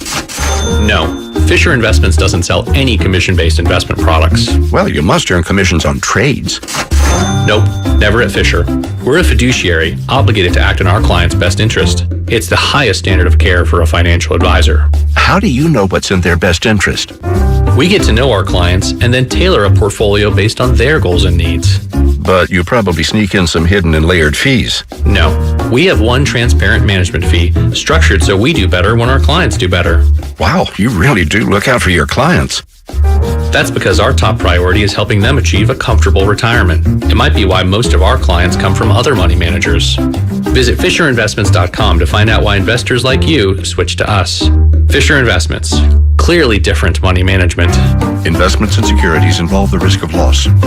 What's better than an award-winning education? A free award-winning education. Evergreen Valley College was named a 2021 Best College for an Associate's degree with the 4th most diverse faculty in the country. And with EVC alum earning more than any other California community college according to Newsweek and PayScale, you can take classes and transfer or fast-track your career. And now at Evergreen Valley College, tuition is free for fall 2022. Visit evc.edu for more information. Make connections that count with free tuition in the fall 2022 semester at evc.edu. We're all on this planet together, so join Odyssey and find your one thing. Improve your gas mileage by properly inflating tires and taking your car in for a tune-up. Join Odyssey, and together each of us doing one thing makes a greener tomorrow. What's your one thing? Why choose proven quality sleep from Sleep Number? Because our Sleep Number 360 smart bed is really smart. It senses your movement and automatically adjusts to help keep you both comfortable. Plus, it's temperature balancing so you stay cool. It's even smart enough to know exactly how long, how well, and when you slept. Our smart sleepers get 28 minutes more restful sleep per night. Sleep Number takes care of the science. All you have to do is sleep.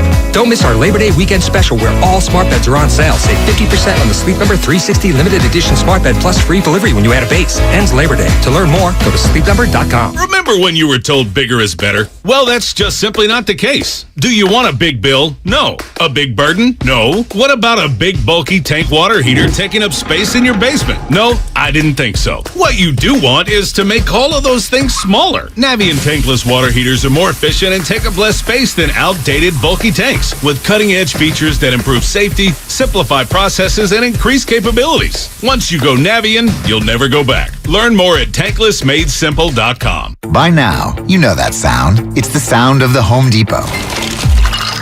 But what about those sounds? Those are the sounds of the Samsung Bespoke Refrigerator's Beverage Center with internal water dispenser and built-in pitcher with flavor infuser for crisp, refreshing water. Making this the sound of savings on top brand appliances. The Home Depot. How doers get more done. Save up to $1,201 on this Samsung Bespoke Refrigerator at the Home Depot. Offer valid August 25th through September 14th. See store or online for details. In San Jose, mostly sunny, highs in the low 80s. Weather brought to you by One Thing. During summer, be sure to use dishwashers and stoves in the evening to minimize the effects of heat. Join Odyssey, and together, each of us doing one thing makes a greener tomorrow.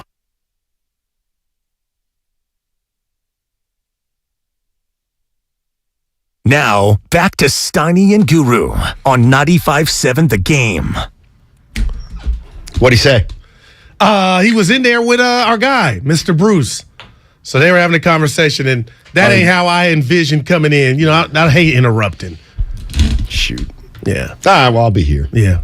Let's go back-to-back carpool lane, because you're going 80, right? You got to take 80 to 37. Or 101. Which one? Oh, you're going 101. Well, I don't know. Well, who's on first? No, I'm going across the bridge to 80. Okay. And then I'll fall in that lane because I won't be paying attention. There's another way to get to Sonoma other than up 101 in Marin? I thought you could get off the Napa exit. But we're close to the Bay Bridge, Golden Gate Bridge here. Well, you know what? We're still probably closer to the Bay Bridge. Somebody get on that for Steiny. Well, you can use Waze. It'll give you routes. So it'll give you 3 options. And can I speak to something before we get into right now? If we're just going to Sonoma, not to cut you off, Goose. Yeah, no, go ahead. Hour 31 minutes right now. I got a shot. And that's 101. I got a shot.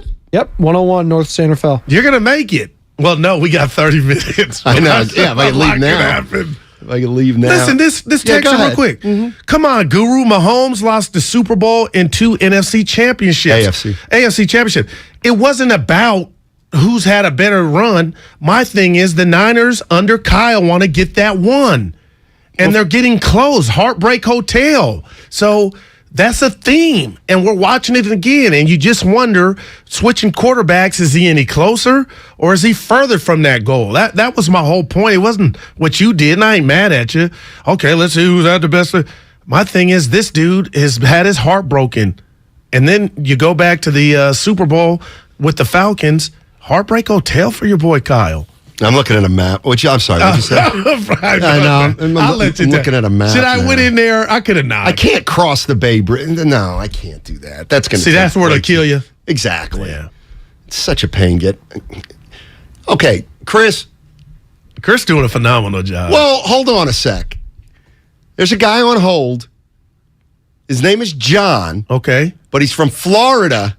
And under the comments section, it says, new baseball rules. Who the hell is John? Man, I'm ready. I want to talk Giants. Yeah, let's go. Well, I think Goo brought up baseball for like 1 minute, so this guy locked in, right? There it is. Well, you know what? Let's not take anybody for granted. Right. He's calling from Florida. Okay. What's up, John? How you doing, buddy? Let's talk some baseball. Good. Yeah, sound great. Thank you. What's up, Jay?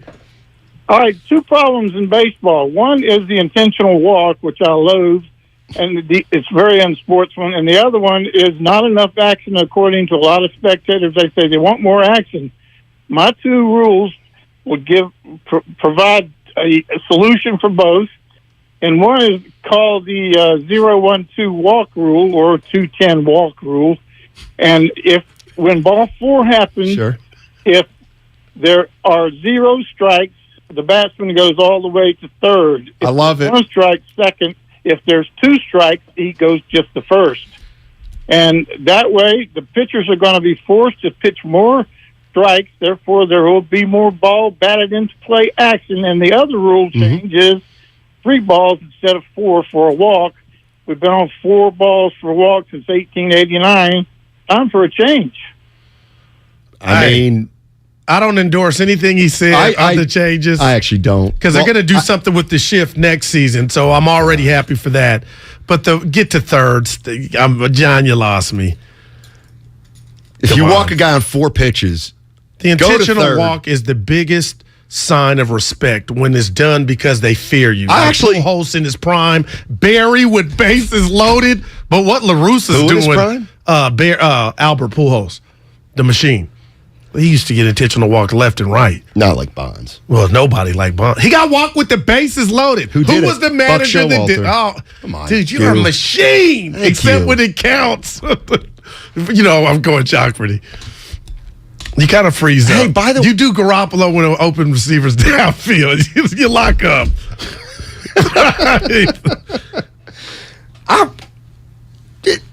Can you really play Jockberty without me? We did twice. The hell is that? It was awesome. And this A's play. Speaking of A's, they got a star, and his name is Jesus Luzardo. Dallas Brayton. He will be swooped off that next. Have you heard him? Only for the last 6 years. But he's been doing it forever, and you just noticed he was on the A's I'm watching that Yankee game and their last night. play-by-play man's a guy named Glenn Kuiper. Oh, he's phenomenal. Thank you. I'm telling you, Dallas is headed for national. Dude is special. You're a day late and $1 short. He started out at ESPN, actually. Exactly. And then NBC Sports. Like Reed, you know what? He got demoted to come to the A's. I hate you too. I'm giving the guy a compliment. Barely. I'm telling you, he could do Sunday night baseball. That's what I'm saying, because it's a snore fest. He is really good. To your credit, Drew, he's really good, and he had big shoes to fill. R.I.P. Ray Fosse. That was a tough spot to fill, and he's done it seamlessly. Man. Well, I think it helped. Honestly, it helped that he was on the broadcast before Fosse. You think so? Okay. Oh, absolutely. He's very good. Yeah, personality is just oozing through the mic, man. Yeah. I was like, give me more. Let's listen to Kyle Shanahan assess Trey Lance's performance last night. I mean, I wish it was cleaner just from a hole, but I'm not going to make too much of it. We wanted him to get just 2 drives. I ended up giving him 3 because I wanted to give him a little bit more there, but there weren't too many opportunities, and we got him some long down and distances, which made it tough. I'll give you this. He let the kid play yesterday, Steiny. I just couldn't believe he went out there a whole quarter.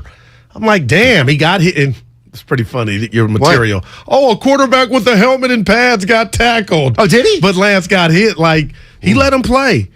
But these 17 days or 16 before, I hate it. We talk, hey, you want to do... So who's staying and who's going? You ready? Here we go. All right. Elijah Mitchell. The number 1. He's staying. Come on. Oh, you're going to do it like that? Oh, no, you do it. I stepped on your toe. No, you did. Yeah. Well, look at Spadoni with the extra. Let me just give you the names. Elijah Mitchell, Jeff Wilson Jr., Trey Sermon, the guy they call TDP, because nobody wants to say Tyrion Davis-Price, Kyle Juszczyk, Jordan Mason, JaMychal Hasty. Now, you want to have a draft of these 6 guys? Yeah, and I think I want a do-over because I told you, Willard and Kyle, that JaMychal Hasty, we didn't include Juszczyk. Well, you have to. But we kind of did. I know. Joke about him, but he's obviously a lock, right? Yeah. I said JaMychal Hasty would be gone. I think it's undrafted rookie Jordan Mason. Elijah Mitchell is in. Jeff Wilson Jr. is in. Ty Davis Trey Price. Sermon is in. No doubt. JaMychal Hasty's in. Undrafted rookie Jordan Mason. I think it might be him. Mason's not going to make the team. Mason's out. Yeah. But the question is, do they keep Mitchell? They still got to lose somebody, I think, don't they? Mitchell, Wilson Jr., Trey Sermon, that's 3. Juszczyk is 4, but he's a fullback. I guess you keep 5. Yeah. You keep 5 running backs and a fullback? Because I'm not calling a fullback a running back. Okay, and I'm with you for this exercise. Exactly. So I think Hasty makes it, Steiny, and Jordan Mason would be the guy saying bye-bye. I think you're right there.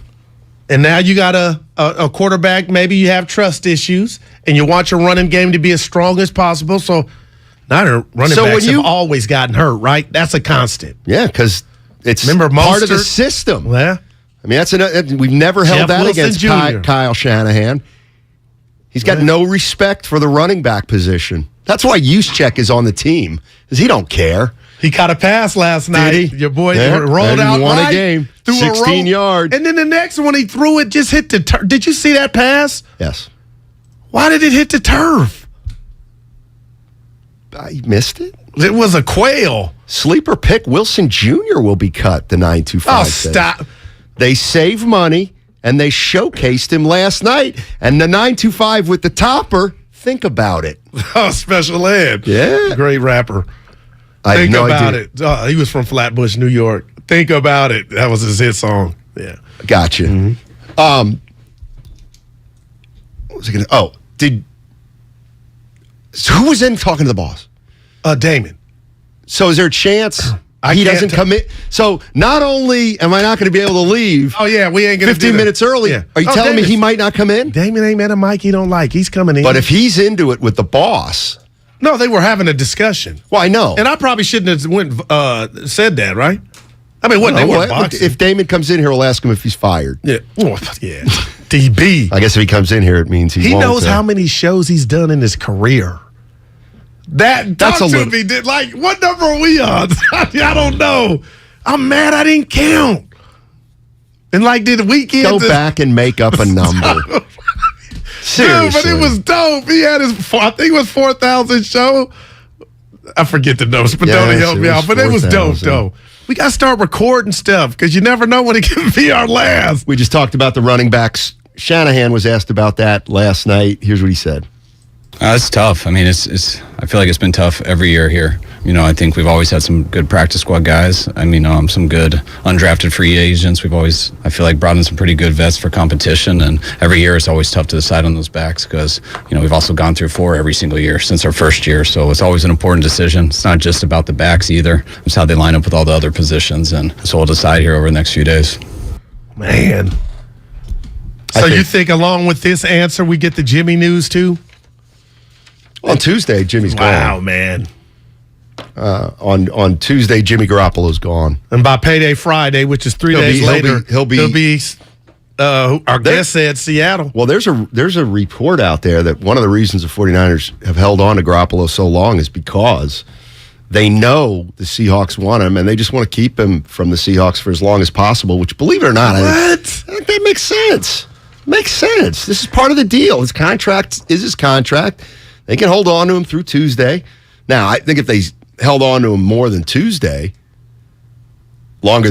and waited till September 10th, I believe, the day before, then he's got to occupy a roster spot. But why would you do that? My question is this: if they waive him on Tuesday and he's in Seattle by Friday, is he quarterbacking week 2 as a starter in Seattle? I would think after about 3.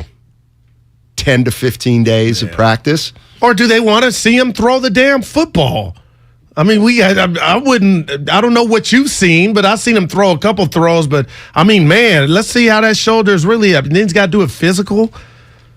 But you said if you're Jimmy, you'd rather go quarterback. Obviously, it's not what you want, but you got to get in where you fit in. A 4-13 team as a starter as opposed to being a backup in L.A. with the possibility and reports that what's 4-13? That's what I think they would be in Seattle if he's their quarterback. And that's not an indictment on him. It's rob him. Your phrase, your big phrase you love. But if they went throwing that one around, you would go. So you're going to rob Garoppolo of an opportunity to lead the Seahawks into the postseason, essentially. Why? Because I think their roster you would never allow me to do that. Is devoid of talent. Okay. So, and my whole point is, would you go to L.A. to be a backup with the opportunity by November, December to get in there? I mean, honestly, I need to know what's going on with Stafford. Because I think if Stafford seriously got some arm issues, then yeah, if I'm Jimmy Garoppolo, if McVay's saying, hey, Jimmy, 90% chance halfway through the year he's done. Well, that's big. That's huge. That's right. Tom Hanks, big. But if Stafford's arm troubles are overblown a little bit, damn right I would go to Seattle. What if... Let me tell you something. They can go... If they go 2-15, but they beat the Niners twice with Jimmy Garoppolo...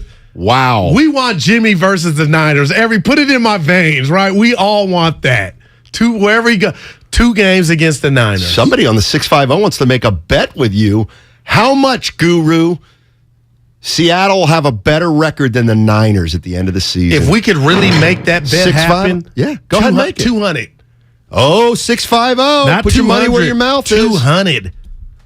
650.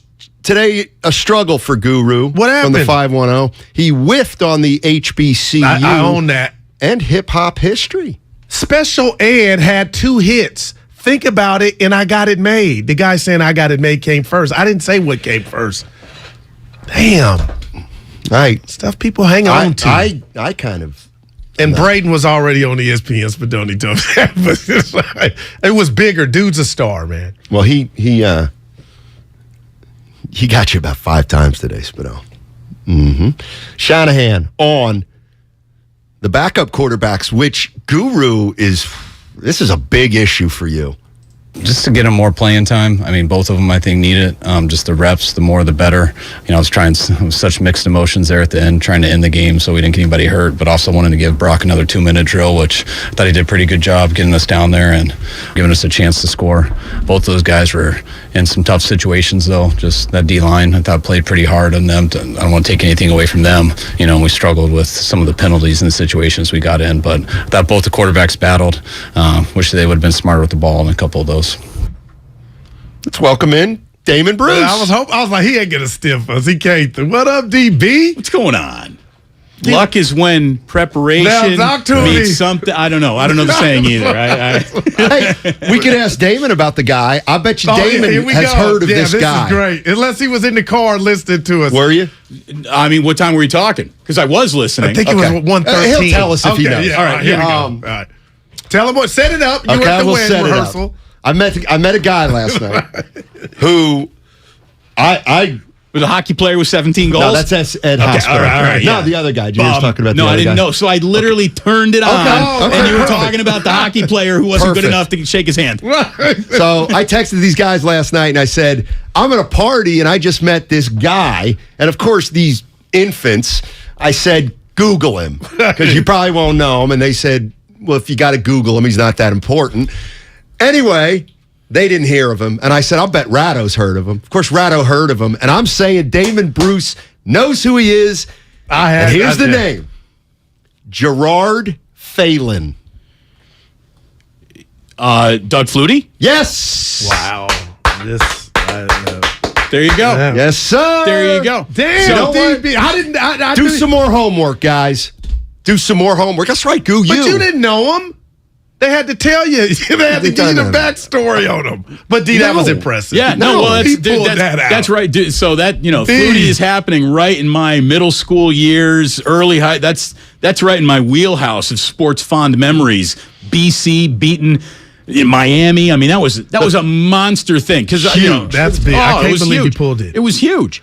Well, the other thing was what happened in that game, too, which was everybody remembers the game is before the last play, they showed the Miami sidelines, and Kosar was just laughing it up. Oh, yeah. We thought the game was over. Game's over. Last play of the game. Yeah. D, we were talking about quarterbacks. Flutie and Phelan were roommates. Dude, that is wild. Okay, I didn't ask him about that. I'll ask him about it today. Yeah, they were roommates. And so I used to. My wife and I live right over by the beautiful Jillian City College. Yeah. Thank you very much. Right over by City College, and City College used to be right on Phelan Way, and so I even told her, I'm like, honey, you know who Doug Flutie is? And she's like, no. And then I'm like, well, then you don't know who Phelan is. But so I always used to think Phelan and Flutie, and then they changed the name of the street to Frida Kahlo Way. You know, the artist with the unibrow? Oh, she's pretty good. Though. Yeah, I mean, that's a thing. She's no Salvador Dali. Right. She's all right. Yeah. But, so anyway, I'm pro Phelan. That was just great. Pro Phelan. There's another Phelan who's very important, I think. Phelan? Jim Phelan. Former coach of Mount St. Mary's University in Maryland. About 975 wins. Mouth. Anyway, there you go. We were talking about quarterback mannerisms. D, if we went to the park right now and I saw you and Steiny throw a football or a baseball or hit a softball, I would say, you know what? There's some natural in it. Yeah. And I'm saying this to say, I'm not Jaworski, but when I watch Trey Lance, I don't know what he's going to be, but I know what he was billed. Can I ask you, do you see the natural mannerisms of a natural gifted quarterback? Because I don't, and I'm not saying it's bad, but accuracy is natural. I don't think you can work on that. I hope I'm wrong, but D, I don't see the Boomer Esiason or the Dan Marino or even the Justin Herbert. I have two answers for you. They said the exact same thing about Josh Allen, who was a huge athlete. Wonder if he's ever going to be an accurate athlete. And look now. And look at where he is now. But I hear you with what you're saying about Trey Lance. Because I'm looking at Trey Lance, and I still don't see a starting level caliber quarterback as much as I see a supreme athlete. Right. And honestly, that offensive line is going to completely disrupt whatever the hell you hoped his first year as a starter might be. Ooh. Probably take it down a full letter grade based on the guard play I'm looking on this team. Wow. Yeah. It's just some reality. Yeah. Man. And the run game, another byproduct of that old Poor's line. You want to talk, by the way, you want to talk about I can see it early or not? Yeah, look at you. Trey Sermon's not an NFL running back. You think he gets cut? I don't know if he gets cut because it feels like this team is to the cameras they're trying to speak it into existence. Right. John Lynch is trying to speak it into existence. Yeah, he's gonna make it. I mean, and Trey Sermon was awesome in college. He was awesome. I don't know if he's an NFL back, man. I don't know. You got to start falling forward on these 2-yard carries. He was acting yesterday too, like if his runs were 18-yard Walter Payton runs. But I'm like, he's trying to show he's got some zest or something. I'm like, hopefully that'll get you on. But we'll find out next week. Here's the thing: you can't be a short yardage back if you're averaging 2 yards carry. True. By the way, did I see the 49ers didn't convert a fourth down again last night? Yeah, that did happen. When's the last time they converted a fourth down? Let me guess, they went to use check and he couldn't come up with Let me ask you this. Why are you QB sneaking it with like Purdy or Sudfeld? Wow. Turn around and give it to a back. Man. Do something. The things that make you scratch your head, Steiny. These guys have Mike Martz on at 3:30 today. I can't wait. Yeah. I don't want to. I'll try to tease it without.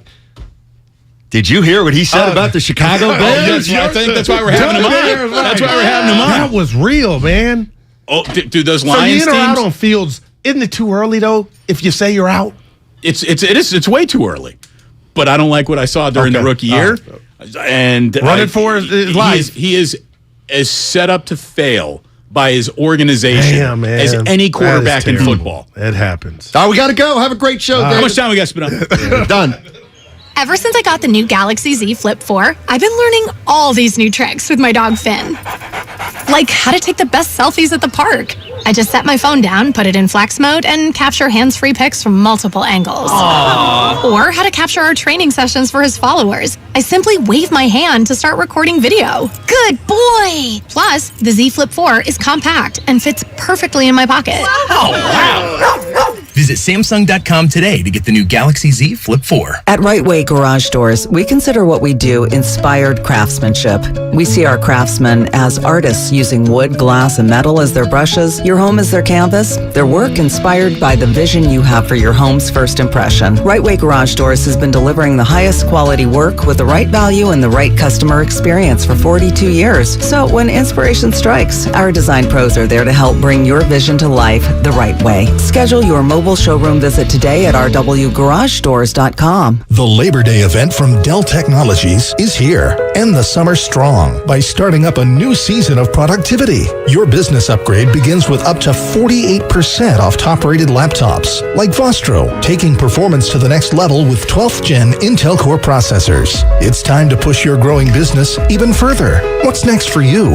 Upgrade today by calling 877-ASK-DELL. That's 877-ASK-DELL. Come on, we're gonna be late to the cookout. I was just packing up my famous mac and cheese. I hope you packed the Pepto, too. Huh? Pepto-Bismol provides fast relief from heartburn and indigestion. You know, that uncomfortable feeling after you eat too much? And after the deviled eggs, baked beans, and barbecue ribs? You're gonna need it. Barbecue ribs? I should probably pack an extra shirt, too. Good call. When you have nausea, heartburn, indigestion, upset stomach, diarrhea. Pepto-Bismol. Use as directed. Keep out of reach of children. Summer's in full swing. Are you making the most of it with backyard barbecues, pool parties, and s'mores by the fire pit? Or have you spent another season staring at the same crumbling patio or cracked driveway? You deserve better. The outdoor remodeling experts at System Pavers can help. Get the outdoor space you've always wanted. And for a limited time, System Pavers will demolish and remove your old hardscape for free. This unbeatable offer can save you hundreds or even thousands. Start by calling 800-PAVE-004 or visit systempavers.com. Plus, enjoy special financing to get the ball rolling today. With 30 years of experience and more than 75,000 projects completed, System Pavers delivers more than just beautiful outdoor remodels. You get peace of mind knowing the job's done right. Call System Pavers at 800-PAVE-004 today. That's 800-PAVE-004 or visit systempavers.com right now. All orders must be placed by August 31st. Financing subject to credit approval. See website for full offer and demolition savings details. Contractor's license 661575. UCSF Sports Medicine Center is dedicated to treating every type of athlete, from kids to adults, amateurs to elite professionals. As one of the best orthopedic programs in the nation, UCSF has programs to optimize an athlete's performance and the latest advancements to treat the most complex sports injuries. With locations throughout the Bay Area, now including Marin, Walnut Creek, and Redwood Shores, it's even easier to make an appointment today. Visit ucsfhealth.org so you can get cleared to play. UCSF Health, redefining possible. I'm Listening reminds you that you are not alone and that talk saves lives. There's a new national hotline for mental health-related distress, 988. When you call or text 988 from any phone, you will be connected directly with trained counselors in over 200 crisis centers nationwide. They can get you the help you need anytime, anywhere. 988, the new National Suicide Prevention Lifeline. Talk saves lives. And with 988, talking is only 3 digits away. Find out more at imlistening.org. Now, local businesses can get closer to every customer in their city with fast, affordable shipping. Introducing USPS Connect Local. You want speed? We deliver same or next day. You want savings? We give you supplies at a flat rate. You want less legwork? We do free pickups. Move your local business forward with the United States Postal Service. Let's connect at USPSconnect.com/local. Specific markets, restrictions apply. Same day or next day delivery expected, but not guaranteed with entry close to final destination. I want to take more chances with the embroidering. Henley's vision for a new clothing line is coming into focus. Dramatic. They'll need an on-staff photographer to put their collection in the spotlight. Why is no one taking shots of these? Indeed can help them hire great people fast. I need Indeed. Indeed you do. You can schedule and conduct virtual interviews all from your employer dashboard. Visit Indeed.com/credit and get $75 towards your first sponsored job. Terms and conditions apply. Everything, our farm, our stand, our pop-up shop, it really all started when we discovered the benefits of local, raw honey for our family. And then we decided to turn it into a business. We were looking for something to help us get up and running. So we got the Chase Business Complete Banking Account. It's more than a bank account. It comes with Quick Accept, which lets us take card payments anytime, anywhere in the U.S. using the Chase mobile app. Plus, we get same-day deposits at no extra cost. For us, it's more than honey. It's about sharing a little sweetness with the world.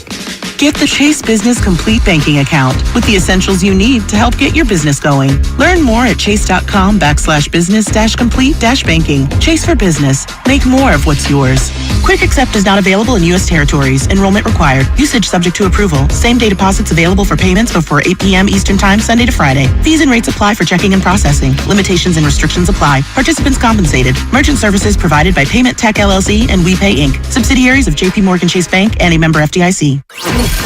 You're listening to 95.7 The Game, KGMC FM at HD1 San Francisco. Always live on the free Odyssey app.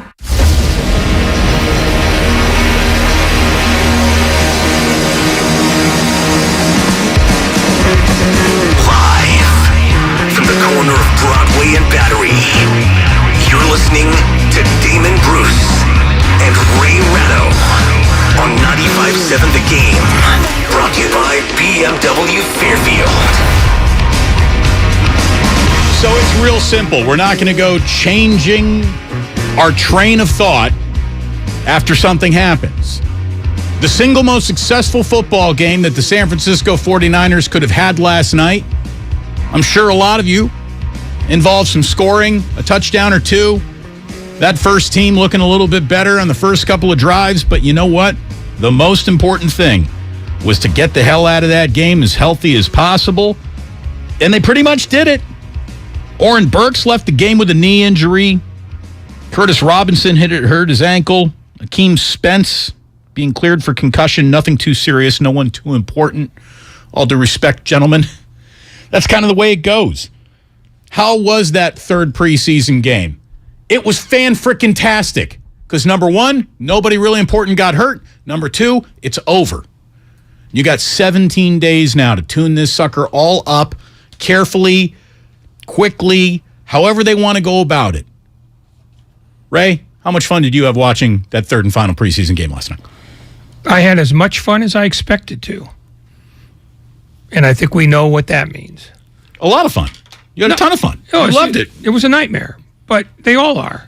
And by the way, in response to your off-air question, Mike Nolan / Mike Singletary. That's right. That was the interim. Yes. I mean, he was already there when Singletary was hired, but he got canned at the end of the year with the rest of the staff. I was trying to think of when exactly was Mike Martz the 49ers offensive coordinator? 2008. These were forgettable 49ers teams. So sorry, I'm a little fuzzy about it was a proud 7-9. Oh, very proud 7-9. Anyways, Mike Martz is going to be joining us at 3:30 today. He is now part of the 33rd team. There it is again. There it is again. 33rd team. I just looked up to see what we look like on the video stream today, Twitch and YouTube. We look coordinated. Right, we're wearing the exact same color blue. Yes, but you're wearing a shirt you picked off a table for free and felt like you got gypped. Yeah, and you're wearing a shirt that looked like somebody gave it to you for free. Hey, it's a fine shirt. Take it up with my wife. The shirt looks okay. She'll stab you. Not over that. Oh, no. For any reason. Not over that. No, she understands. She's not defending me. She just wants to stab somebody. I'm going to call this Duke blue because I'm uncomfortable in any concept of Kentucky blue. Golden State Warriors blue. I think was it Warriors World that left these T-shirts? Well, thank you, Warriors World. Big fan of what you do. And by the time Afternoon Drive saunters into a radio station, the only thing that was left were smalls, mediums. Nobody's a medium at this station. Well, maybe one or two. Oh, Lucas. Actually, Lucas is a toddler large. He might be. And like XXX large shirts. So this is a XXX, and I'm absolutely disgusted how well it actually fits. I shouldn't be filling up a XXX as well. This should be a little bit more blousy. Well, it's still a little game blouses. It's still a little blousy, but I'm filling it way too well. I got to work on that. Right around the holidays and football starting up is always a great time to enact that weight loss plan. Yeah. Maybe you can get them to send you a 4X just in case. Just in case things go wrong. Mike Martz is joining us at 3:30, and outside of that, we're pretty much wide open today here on a Friday afternoon, and that's good because we got a lot of stuff to talk about. Namely, if this 49er season goes wrong, I think we know exactly what takes it down and where it starts going wrong. That interior line play by the offensive line went from something for us to talk about in the preseason to official, I think, concern. That's where we are. We're at an offensive line concern. To the point where I'm going to go ahead, Ray, and let you know that maybe letting Laken Tomlinson sign with the New York Jets could be a DeForest Buckner level mistake by this front office. It already is. He's simply better than whatever they put there. And the fact is, when you have a window that you think could lead you to February, that's a position you pay for. Yeah. I don't want to hear about, salary cap this, and we don't want to overpay guards that. No. When you need a rookie quarterback to be upright, that's not a place you sit there and look for bargains. This is going to sound a little nuts. Laken Tomlinson might have had a bigger role to play in Trey Lance's success than Deebo Samuel will this year. Like, that's how important it is to keep a young quarterback from having to run for his life every single time he drops back. 16 dropbacks for Trey Lance this entire preseason. It's hardly Kyle Shanahan did not exactly call a heavy passing game to get him the seasoning that he might have needed in the passing game. 16 total dropbacks. He's running for his life on no fewer than 12 of those. No fewer. So there are problems along this offensive line. We know that one tackle spot is going to be locked down, but that is just one of 5 positions, and you might be critically undermanned at 2, kind of undermanned at 1, and Mike McGlinchey is an experiment that we really hope works out, because if he doesn't, now you're undermanned at 4 different positions, aren't you?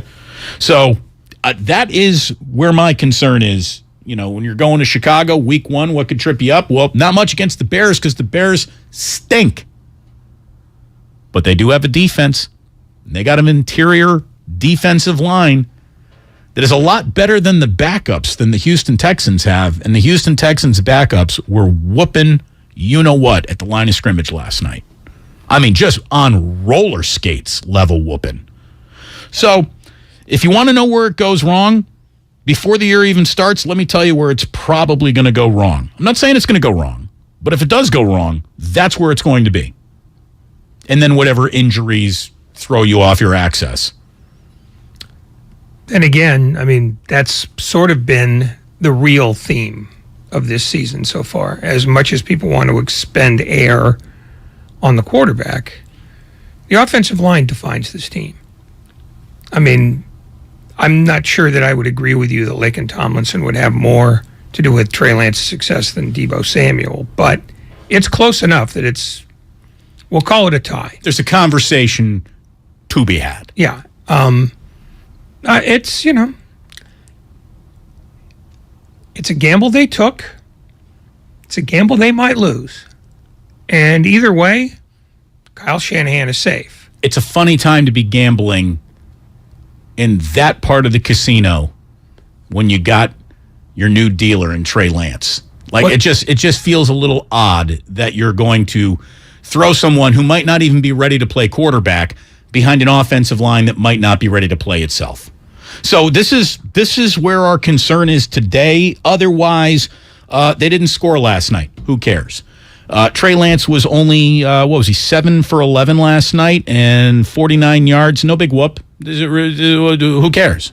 It doesn't matter. He got out of the game healthy. That's all that matters. I do have a 49ers preseason MVP. That and like $2.75 gets you on Muni. But we do have a clear-cut, I think, guy who took his preseason and did everything he could to not only make the team, but stand out to the point where maybe he got something special. So we're going to have a 49er preseason MVP presentation a little bit later on. Ray will be giving out the trophy and kissing our winner on both cheeks. Well, you have sadly overestimated my participation in that particular thing. It's going to be great. There is a defensive line to absolutely love about this team, though. There is no doubt that whatever the 49ers offensive line woes might be, they will be creating offensive line woes for a lot of teams that they play. They are loaded to go, loaded to bear. up front, and we're going to talk about that today. 888-957-9570 is the number. Look, we already got people ringing the phone off the hooks. We like that. Go ahead and line them up, Sterling. We'll be knocking them down coming up soon. Phones aren't on hooks anymore, by the way. The receiver, the cradle. They're all little boxes. Are you done? No, I'm kind of enjoying this. What'd you think of the Amazon broadcast last night? I was underimpressed. So was I. I mean, Al Michaels brings gravity to no matter what he does. I'm not sure anything else did. It looked great. They got nice cameras. I'll give them that much. Yeah, but it takes a long time to figure out how to do that well. And the fact that they started it doesn't necessarily mean they're going to hit the ground running. I remember when NBC started doing AFL games back in the 60s. For about 3 years, it was pretty ragged stuff. And then suddenly Joe Namath got drafted and everything got upgraded, and upgraded hard. So Amazon's a work in progress. We'll see. But based on one preseason game, I'll find it missable. The star of the entire show is clearly Ryan Fitzpatrick's beard. That was fantastic last night. We are brought to you by BMW Fairfield, now open in the Fairfield Auto Mall. Since opening their doors in July of 2021, all BMW Fairfield has become is the top-rated BMW dealer in the entire Bay Area. Go find out why for yourself. You can visit bmwfairfield.com right now. Book your visit. You will enjoy. You will be interested. Trust me. We have Mike Lombardi saying that the Seahawks are 100% going to be coming for Jimmy Garoppolo. We're going to get into that today. We're going to get into the fact that the Giants are at the Twins. The Yankees are in town. Last night, they put it on the A's, something hard. And we're going to talk about that. Staggering attendance issues in Oakland personified last night. And we're going to get into that a little bit. The Dolphins are going to be trotting into the season. The word trotting has been absolutely chosen for a reason, because the whole team had the trots basically yesterday. We got quite a bit to get into, including if you like a rookie in Major League Baseball, you better be able to go and pay big early, and it looks like that's what the Seattle Mariners are going to be doing for Julio Rodriguez. We got ourselves a great show for you this Friday afternoon. Mike Martz is going to be joining us on our very next segment, and we're going to invite you to watch it all on Twitch, on YouTube, Damon and Ratto. You can find us all there on twitch.com, or twitch.tv/957 The Game, youtube.com/957 The Game. Look at us. We match today. We're all matchy-matchy. I feel like burning my sweater during the commercial. We'll see what Ray's wearing when we come on back here. Damon and Ratto, 95.7 The Game. America's favorite car show returns to the Bay Area for a jam-packed weekend of hot rod and fun. It's the Good Guys 35th Race Deck West Coast Nationals, and it's all going down this weekend at the Alameda County Fairgrounds in Pleasanton. Check out over 3,500 of the country's coolest hot rods, muscle cars, and trick trucks. Plus, shop the huge swap meet and hundreds of vendor exhibits. Experience Nitro Thunderfest, celebrate the 90th anniversary of America's iconic 1932 Ford, and so much more. And it's all this weekend at the Alameda County Fairgrounds. Details at good-guys.com.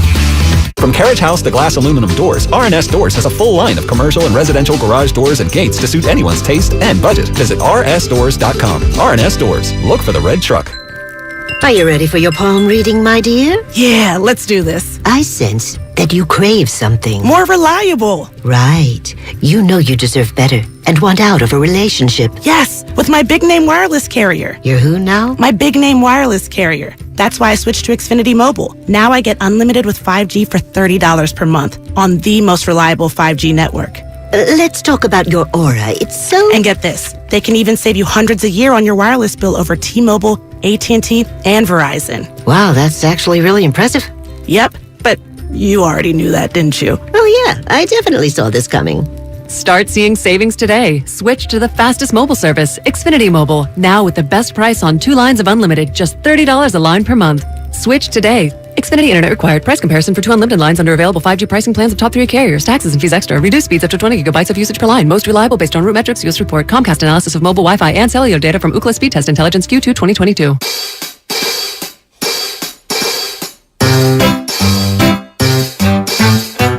1877 Cars for Kids. KARS Cars for Kids. Kids. Donate your car today. 1-877 Cars for Kids. KARS Cars for Kids. 1-877 Cars for Kids. Donate your car today.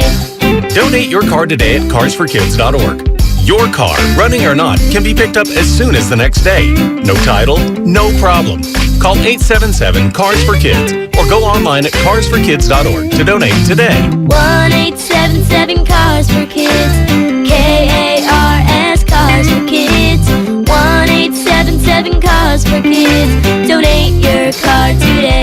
Now accepting donations of land, homes, buildings, or any kind of real estate. This week at Big O Tires, get up to $140 in rebate savings on select Michelin and BF Goodrich tires and up to $80 on select Uniroyal tires. Visit your participating Big O Tires for details. Ends September 18th. Great deals on great brands. Big O Tires, the team you trust. Are you curious about who offers the best deals on top-rated Samsung, LG, and Sony TVs? The answer is surprising. It's not online, and it's not the warehouse clubs. The best deals on top-rated TVs are at Video Only. Don't believe it? Then check out the trade-in deals at Video Only. How about $500 for your old TV? Try doing that online. Before you buy that new TV, drop into Video Only. If you don't, you'll be sorry. The following is a commercial announcement. There's nothing like hearing the songs you love on local radio with no subscriptions and no monthly fees. But there's a new bill in Congress that could stop the music. If passed, this bill would tax your local radio station simply to play the music you love. Text LOCAL to 52886 and ask Congress to support local radio stations. Help us keep you connected to the music, local news, weather, and traffic that you need each day. This message furnished by the National Association of Broadcasters. The roar of our engines, the pump of our heartbeats, the pedal to our metal, the sparks that ignite us, the pistons that push us, the passions that drive us. From the feelings that move us to the places that pull us on the roads that unite us. With nearly 6,000 stores and over 17,000 auto care centers, Napa has America's largest network of parts and care, here to keep you firing on all cylinders. The Labor Day event from Dell Technologies is here. End the summer strong by starting up a new season of productivity. Your business upgrade begins with up to 48% off top-rated laptops, like Vostro, taking performance to the next level with 12th Gen Intel Core processors. It's time to push your growing business even further. What's next for you? Upgrade today by calling 877-ASK-DELL. That's 877-ASK-DELL. Get Labor Day savings at Lowe's. Buy one, get one 50% off select HGTV Home by Sherwin-Williams Paint and Cabot Exterior Stains via rebate. And save on Lowe's exclusive Stainmaster laminate flooring starting at $269 per square foot. It's 3 times wear resistant and backed by a lifetime limited warranty. Shop Labor Day savings now at Lowe's. Stainmaster claims compared to standard residential grade laminate. See warranty at Lowe's.com/Stainmaster. Conditions and exclusions apply. See store Lowe's.com for paint details and restrictions. While supplies last. Offer valid through 9/7. You might not have the biggest garage on the block, but with eBay Motors, there's 122 million parts right at your fingertips. Whatever you need, there's something that fits your vehicle. Air filters, tires, seat covers, and more. Get the right parts at the right prices. ebaymotors.com. Let's ride.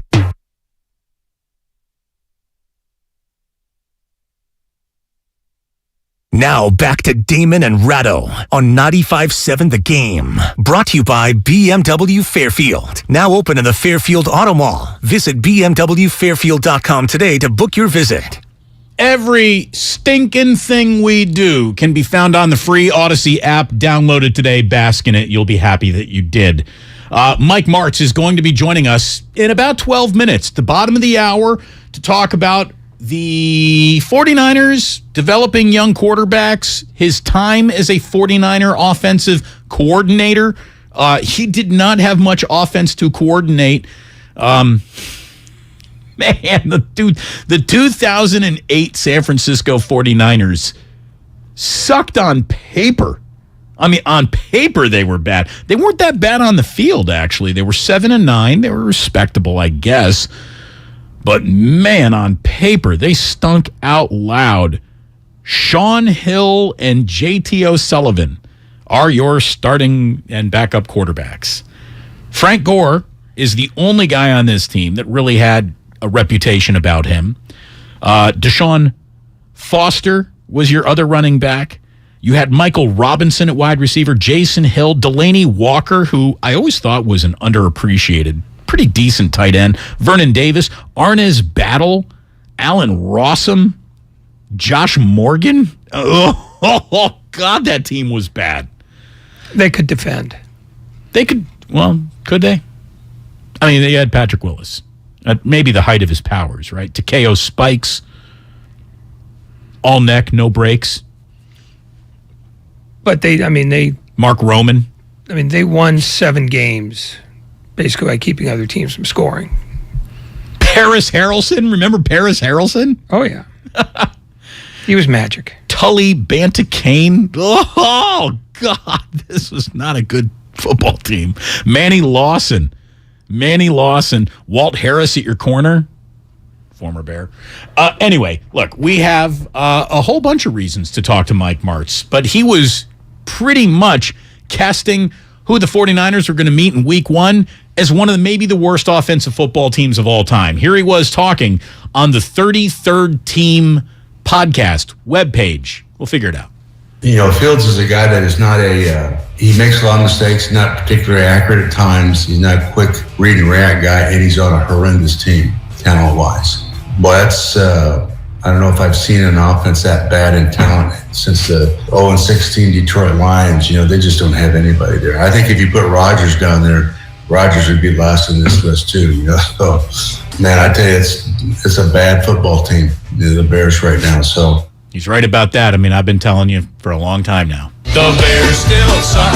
The Bears still suck. The Bears still suck. The Bears still suck. We really suck. Yes, the Bears still suck. And that might be a good thing because the 49ers might not have an awful lot of points to show in the beginning of this football year.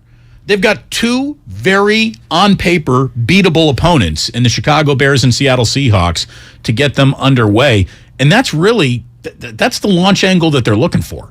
It really is, because this is going to be an offensive line that needs to start improving quickly. And then obviously Trey Lance, the improvement needs to be a steady climb week to week to week. And we know that there's going to be some dips and valleys along the way. He will hand 2 opponents their victories this year, at least. He'll be the reason why 2 games are lost. And it won't be all his fault, but he's going to make mistakes. There's just no doubt he's going to make mistakes. Every quarterback makes mistakes. Young quarterbacks that have played maybe, arguably, the least amount of high leverage amateur snaps in football history. I don't know anyone who has ever played less college football than this guy before he was asked to play professional football. So it's a huge gamble. It's a huge gamble. I know why last night Kirk Herbstreit was like, well, I don't know why they, Well, it's because you spend an awful lot of your time, concentrating on college, not really, pro football. There were reasons to keep Jimmy. I think that they were trumped probably by reasons to move on. And Kyle Shanahan did just that. But man, moving on from Lake and Tomlinson, I hope that does not come back to haunt this team. JD in San Jose. You're on 95.7 The Game, JD. What do you got? Yo. Hey, this is what I got. I feel like Shanahan is trying to replace Justin Smith and Alden Smith when he drafted all these linemen, not linemen, but defensive line in a row. Didn't work out. They got D Ford to go with him. Didn't work out. Now he's after all these running backs. So far, only one of these running backs working out. I feel like if we would have drafted Jamar Chase this year, we would have been in a better position, and we would probably won the Super Bowl. You never know. Look, if you could go back in time and add pieces instead of the quarterback, who knows where it would have gone. I'll say this. Trey Sermon is a question mark. The other decisions that Kyle Shanahan has made at running back haven't been bad, and what this team has done at its defensive line, I don't even think you can criticize it. If you want to go back all the way to Solomon Thomas was the wrong pick, you're right about that. Just about everything else they've done across this defensive line has hit and hit big for them. It does put the Buckner decision into a new light, since it would seem that while they did not replace him 1-for-1, they replaced him in terms of how good the unit is. So maybe we can stop pointing to that as the most egregious error that they've made, because it might have been replaced by the Tomlinson one. Well, and Javon Kinlaw goes a long way to solving that problem just on his own. If Javon Kinlaw has an incredible year of football, this 49ers defensive line is going to be talked about like it's a quarterback. It's going to affect so many games all year long. It's going to be a monster. It's far, far and away the strength of this football team. Offensive line, we got some worries. We've already expressed them. We will continue to express them until they prove there's a reason to stop expressing these worries. But right now, Trent Williams can't block a defensive line by himself. He could if he cared. He's going to try, but man, it's a good luck with that level offensive line right now, and that is hardly a place you want to be talking about good luck with that on a football team, because offensive lines determine, roughly everything. Roughly everything. So we have Mike Martz coming up to talk about a whole bunch of offensive bells and baubles when it comes to the 49ers. Last night, the Amazon broadcast, like we were saying, Al Michaels, he brings gravity to anything he does. He could make a World Series out of a T-ball game. He could. He sounds like there's a big sporting event going on. Kirk Herbstreit, he's okay. He sounds like a college football game to me, though, still. I'll get used to him. He's good at his job. I bet you he is regarded as one of the better analysts, because if there's one thing I do know about Kirk Herbstreit is that he's going to work hard at it. He's a tape grinder. He's someone who's going to actively try to get better week to week. That is kind of who he is, and his career has led him here. So, and in fairness, not being able to rely on knowing who the players are at any given moment, because there are 90 on each team, has a lot to do with it. You have to talk in generalities. You can't talk in specifics. He does, but he knows more college football players that are probably, on the fringe that he did know a little something about. But you're right. And this is why I'm not going to hold it against the new sideline reporter, Kaylee. What's her last name? Hartung. Kaylee Hartung. They spent way too much time playing patty cake with her, but it's a preseason football game, so you got way too much space to fill. I did see this. Like NBA games, coaches are now going to be speaking to sideline reporters after the first quarter and after the third quarter. And I think we all thought the exact same thing at the same time, didn't we? I can't wait until the Patriots play on Thursday night, because Bill Belichick doing an in-game interview is going to be it might be better than the Super Bowl. I'm just going to throw it out there. I'm just going to tell you that it's going to be Joe Judge and Matt Patricia. Amazon did not pay for either of those nobodies, so no. They didn't pay for it, but you think Bill Belichick cares? I bet he only does one, if that. And when they say you have to, you're under contract, I didn't sign any contract. You get what we send you, or don't talk to anybody. We'll see. Because he won't care about that either. We'll see. Bill Belichick's got a lot of power, more power than Amazon Prime. I don't know right now. So we'll get to all that a little bit later. Right now, though, we're very happy to welcome in Mike Martz, longtime NFL coach. 1 year with the 49ers, and it was probably enough for him. God, that was a rough football team. And he was just talking about the 49ers' week 1 appearance, or opponent, I should say, on the 33rd team. As we've been saying, this is a new media player that has been popping up on my timeline and in conversation more in the last 10, 12 days than ever before. It's new, and they're making their presence felt. Mike Martz, thank you so much for joining us here on 95.7 The Game. Damon Bruce and Ray Ratto, it's a pleasure to have you on today. How are you? I'm doing great. Hey, thanks for having me. And by the way, that year I was really proud the way that team competed.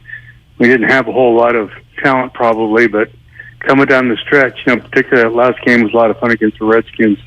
Yeah, well, I mean, I'm looking at this roster right now. Sean Hill, JT O'Sullivan, Frank, look, but look at the receivers. We got Isaac Bruce out of the closet. He was done. He came back. He got 50 balls. It was tough. The line was taped together. We didn't have a whole lot in offense, but I was so proud of how well they competed. Our guys coached their hearts out and defensively played good. And coming down the stretch, last 6-7 weeks, I thought we did a pretty damn good job. So can we be honest about it, since it's so far in your rearview mirror? Mike Nolan. Yeah. Mike Nolan gets his walking papers after a 2-5 start, and they go to Mike Singletary as the interim coach. Did you feel passed over in that moment because of all the experience that you had? No, actually, I talked to him and talked to Jed about it, and he, and I said, listen, I understand this. He's been waiting. It's his turn. God bless him. I don't really at this point want to be a head coach. Mike Nolan's a very dear friend of mine. I wouldn't feel comfortable doing something like that, and he appreciated that. And I just, at that point, I just enjoyed, the offense with Ted Dolner, and we had such a great staff there on offense, such good coaches, and, we were just a little short some personnel here and there. To move to the present, as you look at games now, how much of what you see reminds you of when you were with the Rams, and how much seems maybe almost foreign to you because it seems like football has changed a great deal in the last 15 years? Well, it's been dumbed down a lot. I think the college thing of lining up in one formation and checking, I just never liked that, never believed in it. I love what the 49ers do because they're creative. You can be out in two tight ends, one snap, four wide receivers the next snap. They change to what they need to do. I think he does as good a job as anybody in the league offensively in terms of attacking people every week. That's why they're successful. He reminds me more of what we did, Shanahan does, and you have to be pragmatic with your people. You just can't keep running the same stuff over. People draw a beat at you. They're good on defense now. They'll take it away. So I think the 49ers remind me more of what we did back then than probably anybody. The multiple formations, the multiple personnel changes, and trying to get personnel matchups was such a big thing when I came through the league, and we carried that on. Of course, we ended up throwing the ball, but I don't know that that's the case much anymore. I think guys just run plays, it looks to me, and they're successful enough at it, but they just run as fast as they can and wear down the defense, and they don't care much for that. Mike Martz joining us here on 95.7 The Game. So when a coach is billed as an offensive genius, which is a card that you got to carry in your wallet for a great part of your career, what does that mean to you? And as we apply that saying to Kyle Shanahan, what do you think separates him from the rest of the play callers and head coaches in football? Because without the Super Bowl ring to show for it, it feels like Kyle Shanahan has a level of league-wide respect that is usually only attached to coaches who have been there and done that in the Super Bowl. Well, that tag comes with great talent. That's why you have that tag. Not necessarily so much what you did, but because he's creative and he's always on. It's hard to explain it. He's not afraid to take risk and do something a little bit different. He's very sharp. Everything he does has a reason.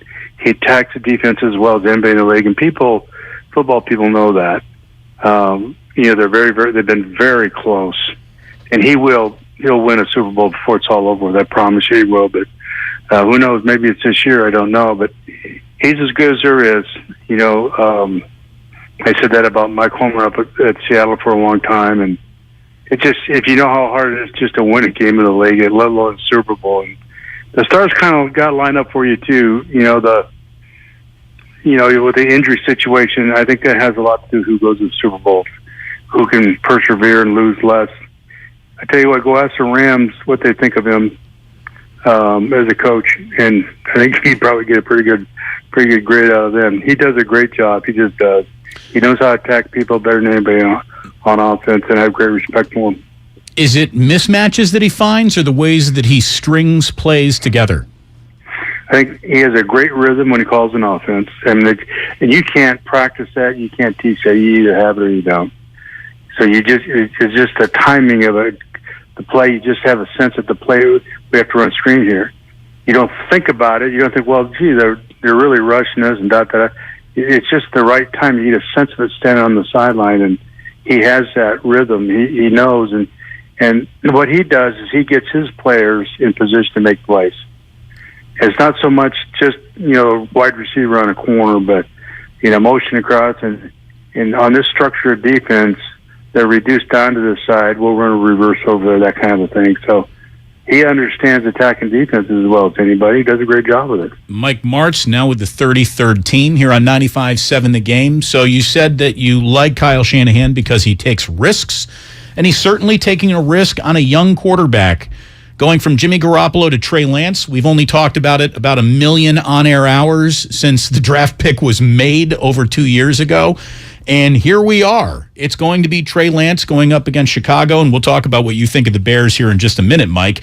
But it's certainly a risky move. When it comes to developing as raw a young quarterback as football's seen in a really long time, how would you go about grooming Trey Lance, and what are some milestones that you would be looking for? Well, he's been there now long enough to be ready. I promise you that. We obviously look at a guy like Kurt, for instance, who had no background in it. He's been with them now, so he knows the offense. If he's not ready now, he'll never be ready. So I don't care how raw he was. Kurt only started 1 year in college, for crying out loud. It's who he is and how well he competes and assimilates the offense and those kinds of things. I think he's obviously, I'm not there. I've never seen him practice, but I would trust the fact that they made that move, that there's a great belief in his ability and where he'll be, and he'll coach him like that. And I think when you get a guy coaching him like that, that believes in you, regardless, it just energizes you. It just gives you great confidence. And I think they have a great relationship. There's something missing with Jimmy G. They just did. I love the kid. I think he's a terrific quarterback. I love watching him play and competing. But I will tell you, there's just too many things I've said about his commitment to the game, and if that's a question, then he's not going to be happy. Can you look at Lance, and not stylistically as much as sort of prep level and amount of experience? Can you compare him in some ways to Kurt Warner, or are they so completely different that there's nothing to draw from one to the other? Oh, I think they're drastically different. Kurt didn't have a very strong arm, but he got the ball out so fast, and he could see and react to things quicker than I've ever seen anybody. He'd come back and tell you exactly what happened in the blink of an eye, that kind of thing. That was so unusual. What made him so different. I don't know Trey Lance enough to know, but I know he's got a very strong arm. He's accurate. I love his passing skills. I don't know how he'll be in terms of decision-making until he gets in the fire. We didn't know that about Kurt either until we stuck him in there. And he had a rough go, but the first half he threw 3 interceptions and came back and threw 3 TDs, and we won the first game. But it's just, I just trust their judgment with him. Under pressure, when they blitz you and when they're bringing the ranch, that's when you find out if he's got it or not.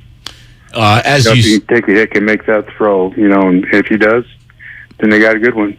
Mike Martz here on 95.7 The Game. As you said, the Chicago Bears feel woefully unprepared to go and compete, and so maybe that's the right way for the 49ers to be opening their year.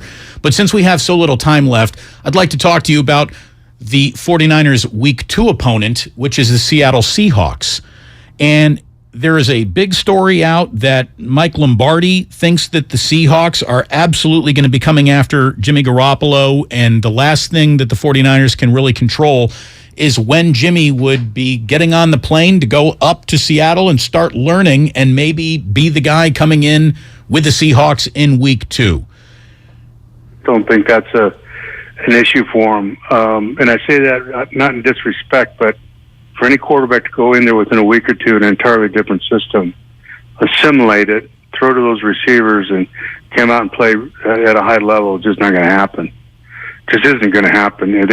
I think the 49ers benefit that more than the Seattle Seahawks because they know Jimmy better. You know, they know what he can do, what he can't do, and they'll play to that. I think it's a real detriment, you know, to have to play the 49ers if you're Garoppolo up there in Seattle after 2 weeks and, you know, trying to learn that stuff and where you got the protections. There's just so much involved. And defensively, the 49ers, they'll turn it loose. They'll change fronts. They'll bring guys from different sides, and he doesn't know the protections well enough to change it, and it can be a nightmare. Have you got any football coaching left in you? No. No, that was 10 years ago. When I left Chicago, I knew I wanted out. At that point, it just level of frustration for me is I was done. I just wore out. It feels like a sport that certainly burned guys out, and you gave this sport an awful lot. You certainly made it one of the more fun years of football to watch. I mean, the greatest show on turf was something else, and you were the architect of so much of that. Mike, it was a pleasure to talk to you today. Thank you so much for joining us. We appreciate your time. Well, thanks, guys. I sure appreciate it. And I will tell you, one of the best years I had was in San Francisco. The people there were great, and I appreciate everything. Thank you very much. Mike Martz here on 95.7 The Game. Nice conversation with him, and a lot of interesting little nuggets about why he thinks Shanahan is state-of-the-art, why he thinks Trey Lance is the right guy at this time, and I thought it was pretty interesting for him to say that there will be more of an advantage for the 49ers should Jimmy end up in Seattle come week 2 than what Seattle would bring as far as advantages because Jimmy Garoppolo is now their quarterback into Levi Stadium. Yeah, that was the takeaway, which is, you know, if the 49ers are reluctant to put Garoppolo in Seattle for some reason, I'm not seeing why. And I think this kind of buttresses that argument because if the 49ers know more about Garoppolo than Garoppolo can know about them at this stage, why wouldn't you send him there? Well, just wait till the last minute and then send him there. And that's what it feels like might happen. We will get into this Mike Lombardi rumor, why he thinks Seattle does want Jimmy as much as we think if you're going to tank away, why would you even want Jimmy? So we've got that coming up around the corner. We've also got our 49er preseason MVP. Ray is going to be placing the sash upon our winner, getting the tiara ready. We'll let you know who it is coming up next year on 95.7 The Game, brought to you by Fremont Bank. Full-service banking, no compromises. BetQL is one-stop shopping for all your football season needs. I'm Joe Ostrowski here to help you beat the books with BetQL. This week on BetQL Daily, we've gone through all of the models' projections for the upcoming season, pro and college football win totals, and pro player props. BetQL ran 10,000 simulations for the upcoming season to get these projections, and now they're available with the football season about to kick off. I'm Joe Ostrowski. Bet smarter and beat the books. Download the BetQL app today. Staples has everything for school at great prices. So this year you won't go back to school. You'll be ready to move forward into art class. A 4-foot replica of the Statue of Liberty using elbow macaroni? With glue and art supplies from Staples. By tomorrow. Right now at Staples, 1-inch binders are only $1.99 each. Plus select backpacks are 50% off. Everything on your list at amazing prices. Staples, this year we're not going back. We're going forward to school. In-store only, ends 8/27, limit 30 on binder. What's better than an award-winning education? A free award-winning education. Evergreen Valley College was named a 2021 Best College for an Associate's degree with the 4th most diverse faculty in the country. And with EVC alum earning more than any other California community college according to Newsweek and PayScale, you can take classes and transfer or fast-track your career. And now at Evergreen Valley College, tuition is free for fall 2022. Visit evc.edu for more information. Make connections that count with free tuition in the fall 2022 semester at evc.edu. T-Mobile believes customers deserve to get more without paying more. Everything from entertainment benefits like Netflix on Us, to travel benefits, to Scam Shield protection, all with taxes and fees included. So the price you see is the price you pay. When you're a T-Mobile customer, you get over $225 in value every month in benefits with our Max Family Plan. That's like paying for nosebleed seats and getting to sit in the front row. That's right. At T-Mobile, your family gets over $225 worth of value and benefits with our Max Plan each and every month. Plus, with our price lock guarantee, we won't raise your rate plan price for talk, text, and data ever. That's like paying for a cab and getting a stretch limo. At T-Mobile, you get value beyond the expected. Qualifying service required. Value based on included monthly benefits. Sales tax and regulatory fees included in Max's monthly price. Price lock guarantees rate price of talk, text, and data for new accounts with qualifying service. Exclusions apply. See details at T-Mobile.com. Alice in Chains and Breaking Benjamin. Live in concert this summer with Bush plus special guests at Shoreline Amphitheater, September 5th. Get tickets now at livenation.com. Get up and get outside this summer with Alice in Chains and Breaking Benjamin. Now with Xfinity, you'll get unlimited internet with gig speed and supersonic Wi-Fi. With a 2-year internet rate guarantee, no annual contract required, and no equipment fees. Talk about knock your socks off. Ooh! Plus, a free Flex 4K streaming box. It's like hitting the streaming jackpot. It's all just $50 a month when you add Xfinity Mobile with unlimited data. $50 a month. A price that's truly jaw-dropping. Oh! Literally. The speed you need at a price you want. Value that's simply bananas. That's the new Xfinity Supersonic Bundle. It's kind of a big deal. Go to Xfinity.com/gig, call 1-800-XFINITY, or visit a store to learn more. Limited time offer. Restrictions apply. Requires paperless billing and autopay. New gigabit internet customers only. Xfinity Mobile requires post-pay Xfinity Internet. After 24 months, regular rates apply to all services and devices. Why spend hours negotiating with a car salesman to get the best price for a vehicle you want to buy? At BMW of Fairfield, we give you our very best, most competitive price right up front. By eliminating the price negotiation process, we create a comfortable environment that helps our guests enjoy an experience that's often hostile and difficult at other dealerships. There is a better way. Experience it for yourself at BMW of Fairfield. One price, one person, 1 hour. How's your mental health? I'm listening with Dr. Christine Moutier. You know, we have this image that if a person is strong, is accomplished, or whatever the stereotype is, that somehow they'll be immune from a mental health problem, PTSD, or suicide. And the reality is that every single human being is exactly that. We're human. And we all have our physical health and we all have our mental health. More at imlistening.org. Talk saves lives. This is a Reese's Peanut Butter Cup sound experiment. We're looking to find the perfect way to hear Reese's so you'll buy more of them. Here we go. Reese's. Reese's. Reese's. Reese's. Reese's. Hey, get out of here, you little stinker. Reese's. Reese's. Reese's. Peanut Butter Cups. That breathy one sounded very creepy, am I right? Did you get the Clement Horizon clean last night? I don't want another barnacle incident. Where's Ivan? Kiki's head of docking operations just jumped ship. What do you mean he's sailing around the world? She needs a new marina manager to help keep her head above water. Yeah, the tide's perfect, but we are slammed. Indeed can help her hire great people fast. I need Indeed. Indeed you do. You can schedule and conduct virtual interviews all from your employer dashboard. Visit Indeed.com/credit and get $75 towards your first sponsored job. Terms and conditions apply.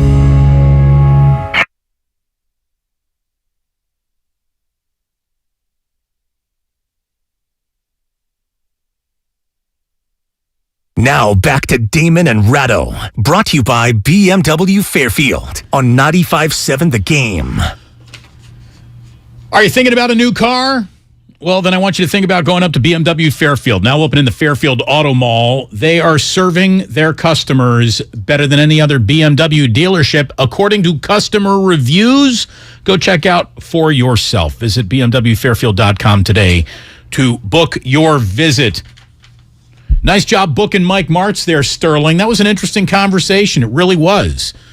The fact that he says, Jimmy, should he end up in Seattle, him coming into Levi Stadium in week 2, should that all happen, is probably more of an advantage for the 49ers than it even is the Seahawks at this point, because there is a working knowledge of one man that this team definitely has. It would just be fascinating if it actually plays out this way. Mike Lombardi suggests that it could, Ray. Mike Lombardi, a former NFL executive, says that he has heard that the reason why the 49ers haven't cut Jimmy is because they don't want him to go to Seattle. Okay, so you listen to the same show that we host. Thank you very much, Mike. He also said that Seattle, and this is what we didn't really have any indicator on, Mike Lombardi says he does, Seattle is very interested in Garoppolo, which seems a little antithetical as to the way they go about putting their football team together this year. That is a team that looks like it was assembled to fail, to get a premium draft pick. Why you would bring in Jimmy Garoppolo to maybe ruin your chance at a premium draft pick is, a question that both Ray and I have asked aloud. We've heard Matt Mayoko already report something similar. Sean Salisbury told us yesterday that Garoppolo really can't tell the Seahawks anything they don't already know. And Mike Martz just told us that should he show up, it's really not it's not going to be something that the 49ers should be that worried about, because who knows more about Jimmy Garoppolo than the Niners. But it would be fascinating. I mean, if you wanted to put a little bit more on that home opener in week 2, this would be the single greatest way to do it. I guess. I mean, again, I don't know that it matters much to the 49ers where he ends up, whether it's Seattle or anywhere else. I don't see how, based on the things we've been told, that Garoppolo going to a division rival matters.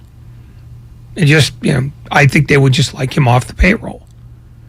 And they can do that easily enough. They might not get a return for him, but a sunk cost is a sunk cost. So whether he ends up in Seattle or the Jets or nowhere, I think is essentially the same for the 49ers in any event. It just... By the way, if he ends up nowhere, like Jimmy Garoppolo doesn't play football this season, Kyle Shanahan never has to explain why he went ahead and drafted Trey Lance ever again. And I will say this. If Kyle Shanahan is ready to walk away from any offensive player, there's a big reason why a lot of coaches would be reluctant to then walk towards that offensive player. Like we were just talking with Mike Martz, and he says this guy, knows he will win a Super Bowl. Mike Martz said Kyle Shanahan's going to win a Super Bowl. He's that confident that it's going to happen. He's that good of a head coach. Should the team be able to stay healthy long enough to do such a thing? Because it's a war of attrition out there. But I think that that's another big reason why, Garoppolo's shoulder creates doubt, and Kyle Shanahan saying enough is enough has to create even more. I have a feeling that it's more the shoulder than the other. Although I think there are a few coaches or general managers who look at when he had the surgery and said, cost us evaluation time. If he knew he had to have the surgery, he had essentially a month and a half before he had the surgery to have the surgery. So what's that about? Do you think he stuck it to the Niners a little? Do you think that was an actual choice? I'm going to create a timeline here that makes it more difficult for them to trade me. I'm going to guess that he thought he could get away without surgery and just try to rehab it. And if it wasn't responding, and finally he just... I don't believe that Jimmy Garoppolo would be, A, that vindictive, and B, that short-sighted. Because it hurts him as much as it hurts the 49ers, if not more. Yeah, that's why I'm not buying it either. Yeah, no, I think he was hoping rehab would allow him to get back in the saddle, and it didn't. Mike Lombardi on the GM Shuffle podcast. I keep asking teams all the time, like, why don't they just cut Jimmy G now? Mm-hmm. And the answer that I got back from multiple teams is they don't want him to go to Seattle. And I said, well, how interested is Seattle in Jimmy G? And he said, oh, they're very interested in him. So for all the talk about Geno, for all the talk about Drew Lock, I think Seattle knows they're going to get Jimmy G. And I think San Francisco knows that he could go there. So they're trying everything in their power to prevent that. And right now they have no takers. So what I think will happen is the Friday before the opening weekend, I think they'll cut Jimmy G. I think that's when they'll cut him. And then he'll have to go do his contract and go up to Seattle and go there. But there is no interest in allowing Seattle to even have a week preparation with Jimmy G to come as their starting quarterback. But I do believe, reliably reported to me, that Seattle is the team that wants him. And for all the talk about Geno and Locke, no, I think they have their eyes on Garoppolo. All right. Well, we'll see if that indeed does come true. Like we've been talking about, all of our eyes were on Amazon Prime's delivery of Thursday Night Football for the first time last night. NFL coaches always avoiding in-game interviews, but apparently Amazon has it in their deal where they get to talk to the head coach after the end of the first quarter on one team, the other team after the end of the third quarter. Again, are the Patriots on Thursday Night Football at all? I really hope they are, because how Bill Belichick negotiates that is going to be a lean-in moment for, all of us? I think all of us, yes. Having said that, somebody said, Damon, did you know that Aqib Talib was going to be part of Amazon's broadcast but had to step down because of the incident his brother was involved in?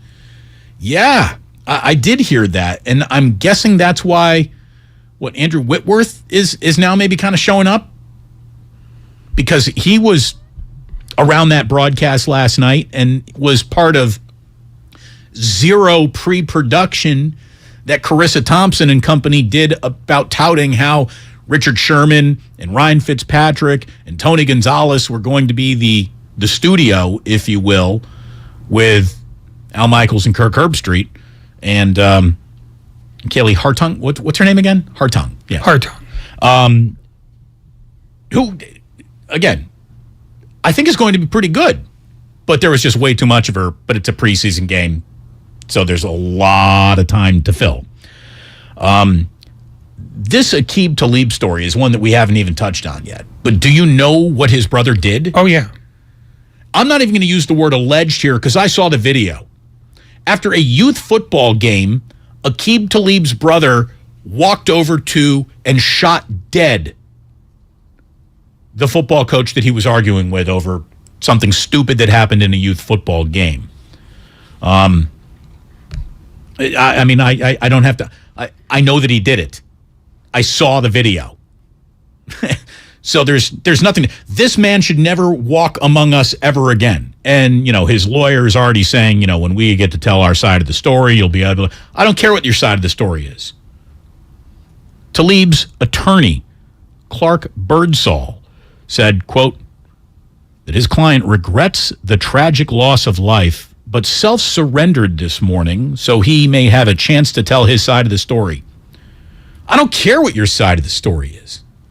It doesn't matter what your side of the story is when you end any and all stories by shooting a man dead in front of his 9-year-old son in a field full of children. That monster should be strapped into the electric chair and have enough electricity passed through his body till he is dead right now. I don't need a trial. I saw the video. You walked up to a man and shot him on the field after a youth football game. There is also some debate about whether Aqib Talib himself was an instigator in the conflict, because I guess this has been an issue before in other youth football games. So I'm not surprised that he's not doing any broadcasting now. I mean, I suspect he will be, as they like to say, a person of interest. How could you possibly? It's a youth football game. Nothing happening today matters. Nothing happening today. This is fun. Well, Damon, in Florida, youth football. Shut up. We're talking about 11-year-old boys. There's nothing that happens in a youth football game when you're 11 that matters to the rest of your life. It's ridiculous. I couldn't believe the video that I saw. No, it's pretty horrifying. So, somebody says Aqib was the first one across the field. That's cool. You know, I mean, there's a difference between yelling at a guy and pulling a trigger. I think 9 different. He shot him 9 times or something. I mean, he emptied a clip on a youth football coach in front of that coach's son and team. Find me a more you gotta go moment than that. I don't know if you can come up with justification for that. I don't care what happened. I don't care if he had just caught that guy with his woman. It doesn't matter. Does not matter. Let me look this up. Yep, what do you know? You're not allowed to shoot another person dead. You're not allowed to. I'm looking at it right here. I made the note. Can you shoot another person dead, especially over a youth football game? Turns out the answer is no. You looked that up? Yeah, I did. I got it right here. I wrote it down. I brought that note in today. But I mean, it's crazy. Oh, no, that it is crazy. I mean, and it's the fact that it happened in Florida doesn't make it any more defensible in any way. It doesn't matter how much it puts it in the matters. proper location. Well, either that or Texas, where youth football also matters. Yeah, youth football matters in a lot of places, but it should never matter like that. That is insane. Well, I have a happier football in Florida story to tell you, at least funnier. Let me start by welcoming everybody to your 4 o'clock hour. You're listening to 95.7 The Game, KGMZ FM and HD1 San Francisco. Always live on Twitch, YouTube, and the free Odyssey app. Damn well better be free. By the way, you and I haven't talked really at all about Mike McDaniel being the new head coach of the Miami Dolphins, outside of the whole Stephen Ross thing.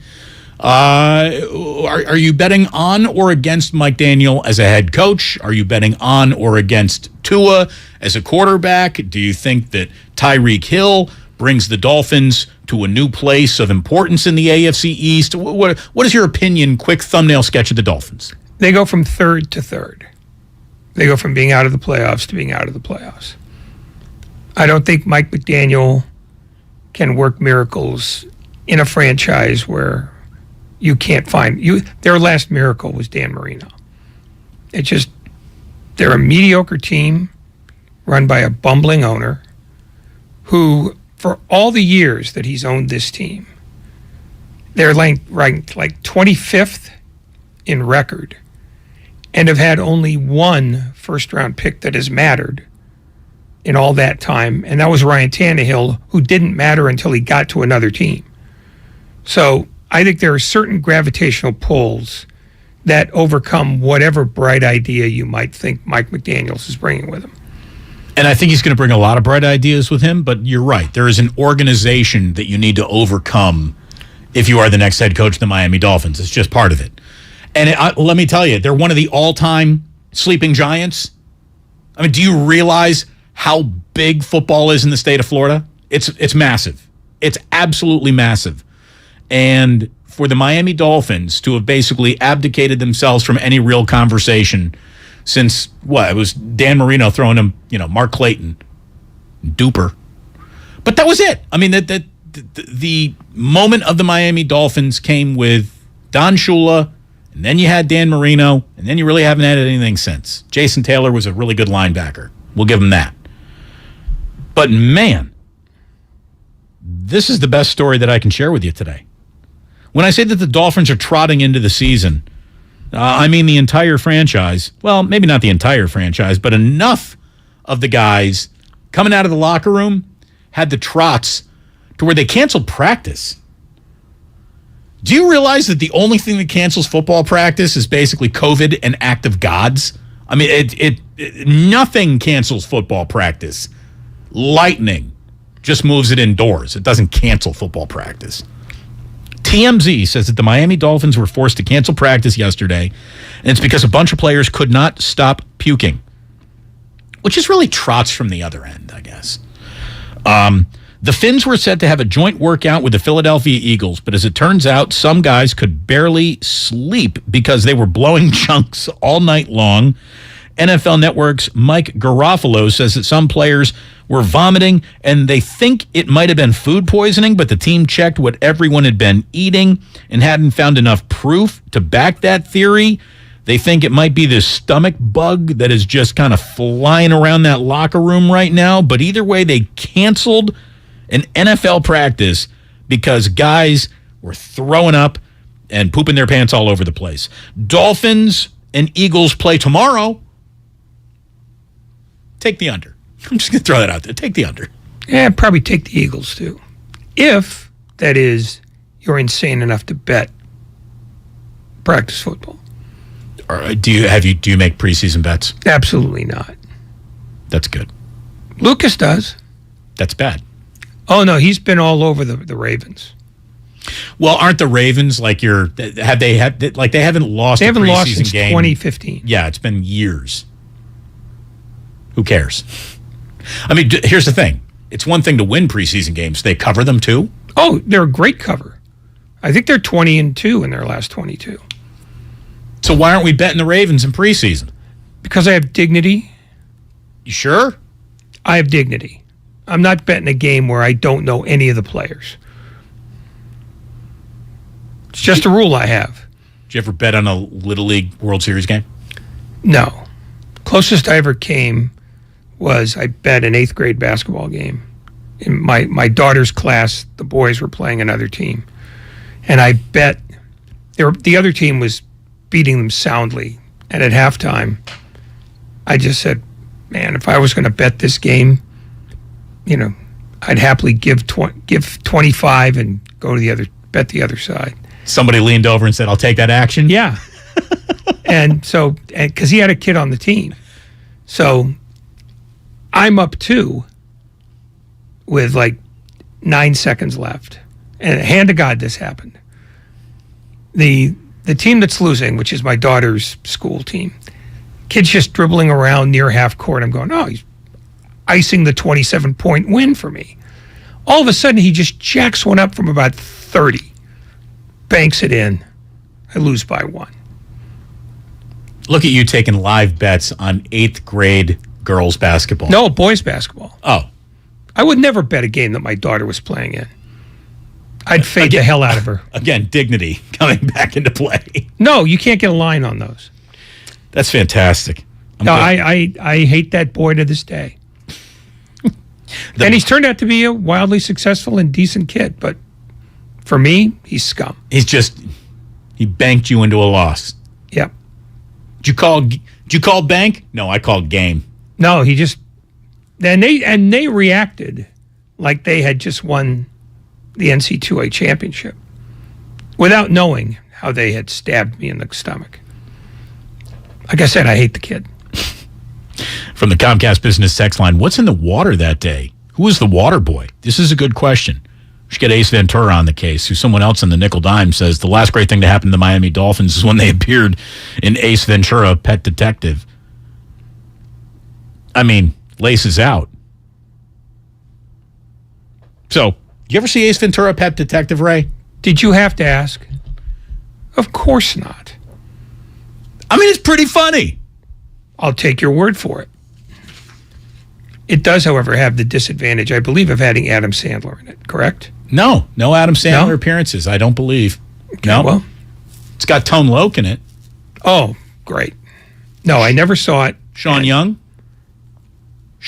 at the end of her career, after she pulled the whole I want to be Catwoman so bad, she showed up in Joel Schumacher's office wearing a full Catwoman suit, and he's like, lady, you're crazy. Go away. Did any of that make any sense to you? It made sense, but I'm unaware of any of it, and I am not moved to care. Care a little. No, listening to your story, which is as much as I'm going to care. I will not seek out any further information on her or the movie. Dan Marino has a cameo in the very end. Okay. Still nothing? No. Okay. You'd have to have Jesus juggling cleavers to even get me to think about it. And even then, I don't think it'd overcome me. At that point, you're watching the juggling act. I mean, right? I'm not sure. There was a juggling act in week 3 of Hard Knocks. Well, it's not the juggling that does it for me. Were they juggling cleavers? No. Did you get a hold of what they were juggling? No. Come on, Dees. Oh. Dees nuts. It's just, you make it too easy. You need your thumbs broken. Well, again, Dan Campbell would still be coming after me. Doesn't matter if you have one ass cheek and 3 toes. I will beat your ass. No thumbs, doesn't matter. Still love that guy.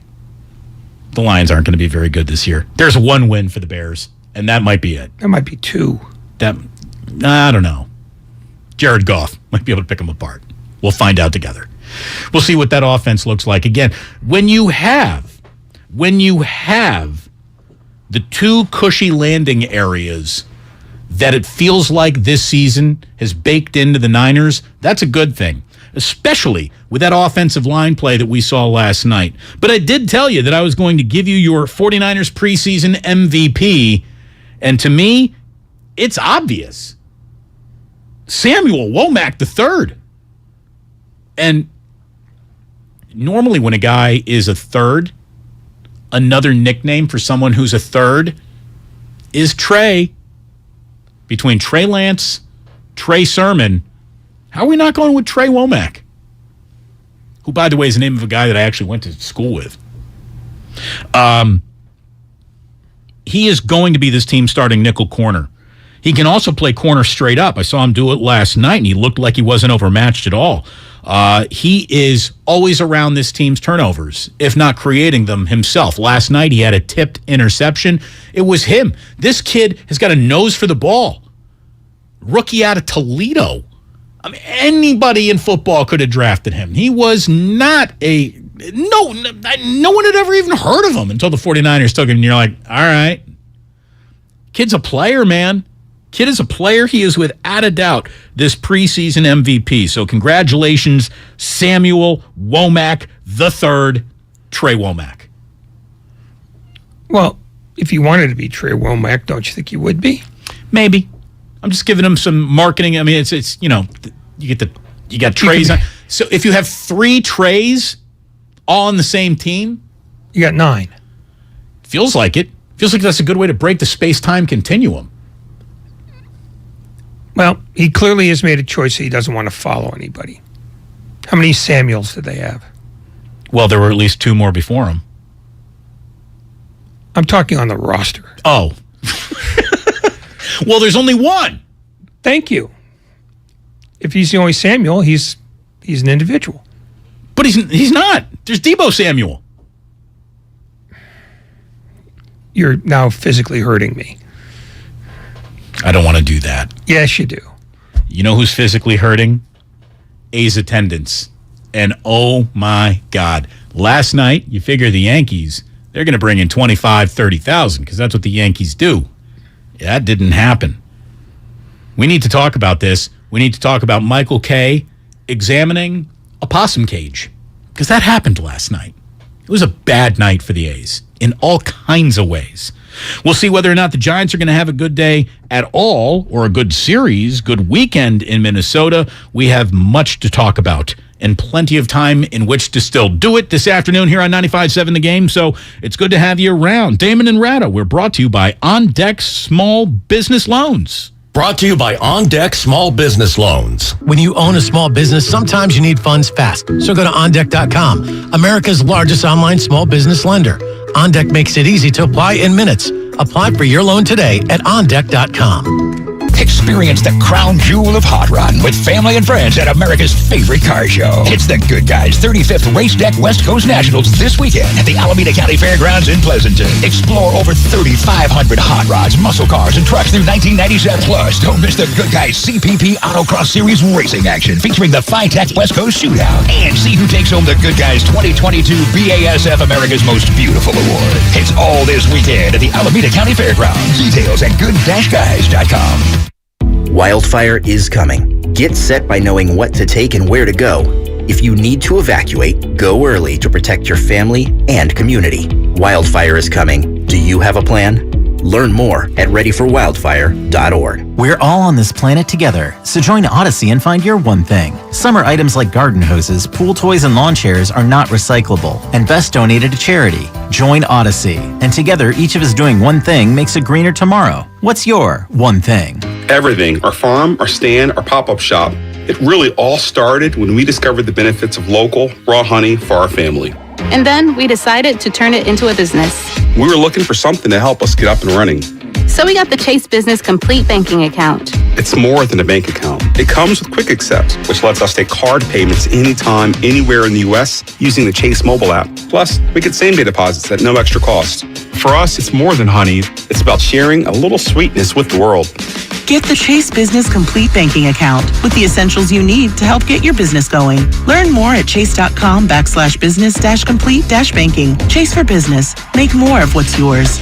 Quick Accept is not available in U.S. territories. Enrollment required. Usage subject to approval. Same-day deposits available for payments before 8 p.m. Eastern Time, Sunday to Friday. Fees and rates apply for checking and processing. Limitations and restrictions apply. Participants compensated. Merchant services provided by Payment Tech LLC and WePay Inc. Subsidiaries of J.P. Morgan Chase Bank and a member FDIC.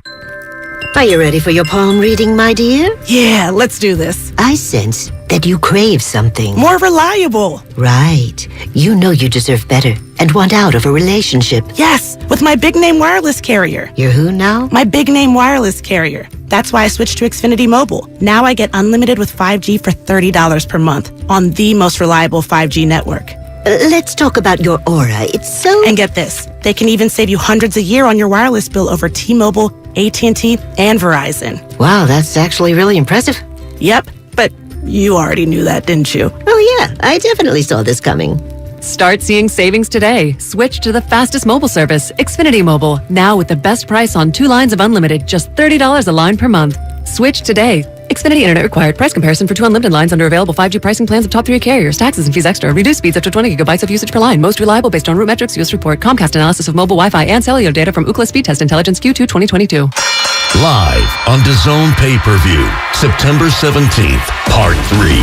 Canelo versus Triple G to take the trilogy. Bad blood, a score to settle, controversy, brutality, pure hostility. For victory, for history, for the trilogy. Canelo Alvarez versus Gennady Golovkin.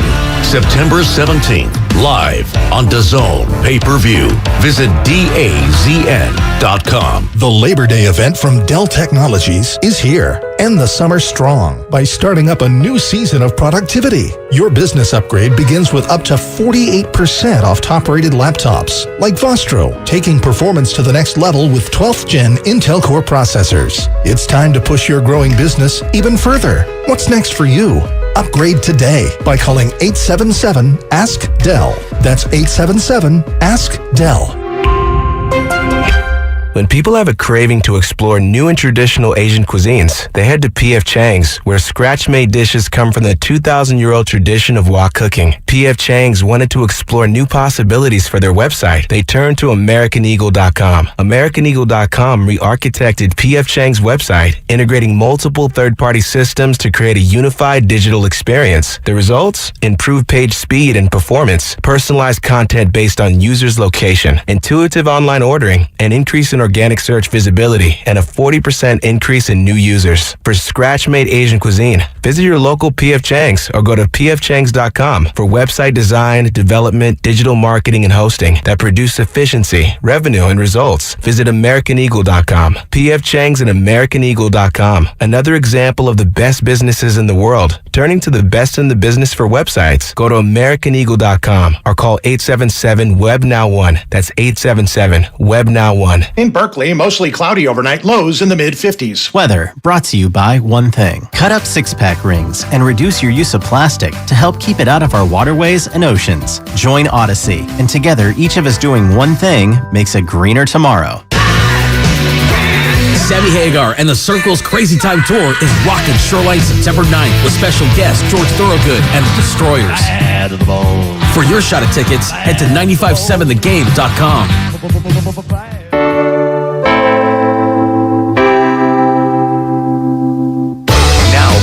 Damon and Ratto, brought to you by BMW Fairfield on 95.7 The Game.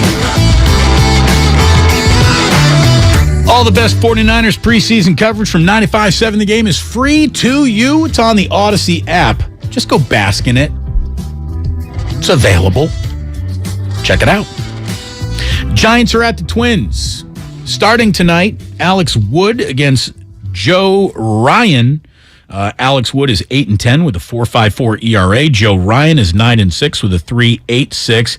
As we've been saying for about a month now, 5.5 back. And that's a problem. We've been saying that for about a month now. They cannot turn that gap. They can't turn the corner. They can't get that 5.5 to 4.5 and not watch it go back to 5.5 the very next day. It's time to string some wins together. Just a little tip from this friendly broadcast to the San Francisco Giants. It's time. They have run out of time. I think they're aware of that. I just don't think they can do anything about it. Twins are back home riding a 6-game losing streak. So, yeah, they're 6 behind Cleveland now. Feels like some ripe pickings. We'll see, indeed, if it can happen. Want to talk about what happened at the Coliseum last night. There are very few big crowds ever really promised to the Oakland A's for their home games, and one of those promises comes with the New York Yankees. And the Yankees deliver that promise everywhere they go. I mean, there's no such thing as a poorly attended New York Yankees game. Maybe a couple during the dearth, the absolute bottoming out of the Baltimore Orioles. A couple of years ago, when the Orioles were just unwatchable. That would be a crowd of, Camden puts a lot of people in the stands just by being Camden Yards. It's still a very special place.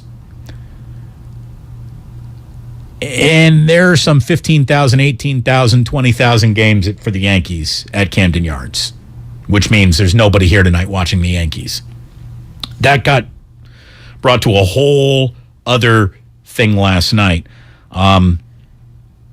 Just under 11,000 fans. And if the announced attendance is 11,000, you know that's about 6,000 at best actual people there. Like, I turned the game on. I flipped over last night. Didn't stay for very long because it wasn't close. It was 13-4 New York Yankees. That's got to be, Ray, and this is not hyperbole. This is not being caught up in the moment. I promise you that is one of the smallest crowds the New York Yankees have ever played a game of professional baseball in front of. In the entire franchise's history, that's got to be one of the smallest crowds the Yankees have ever played in front of. You're underestimating the Orioles and the Rays.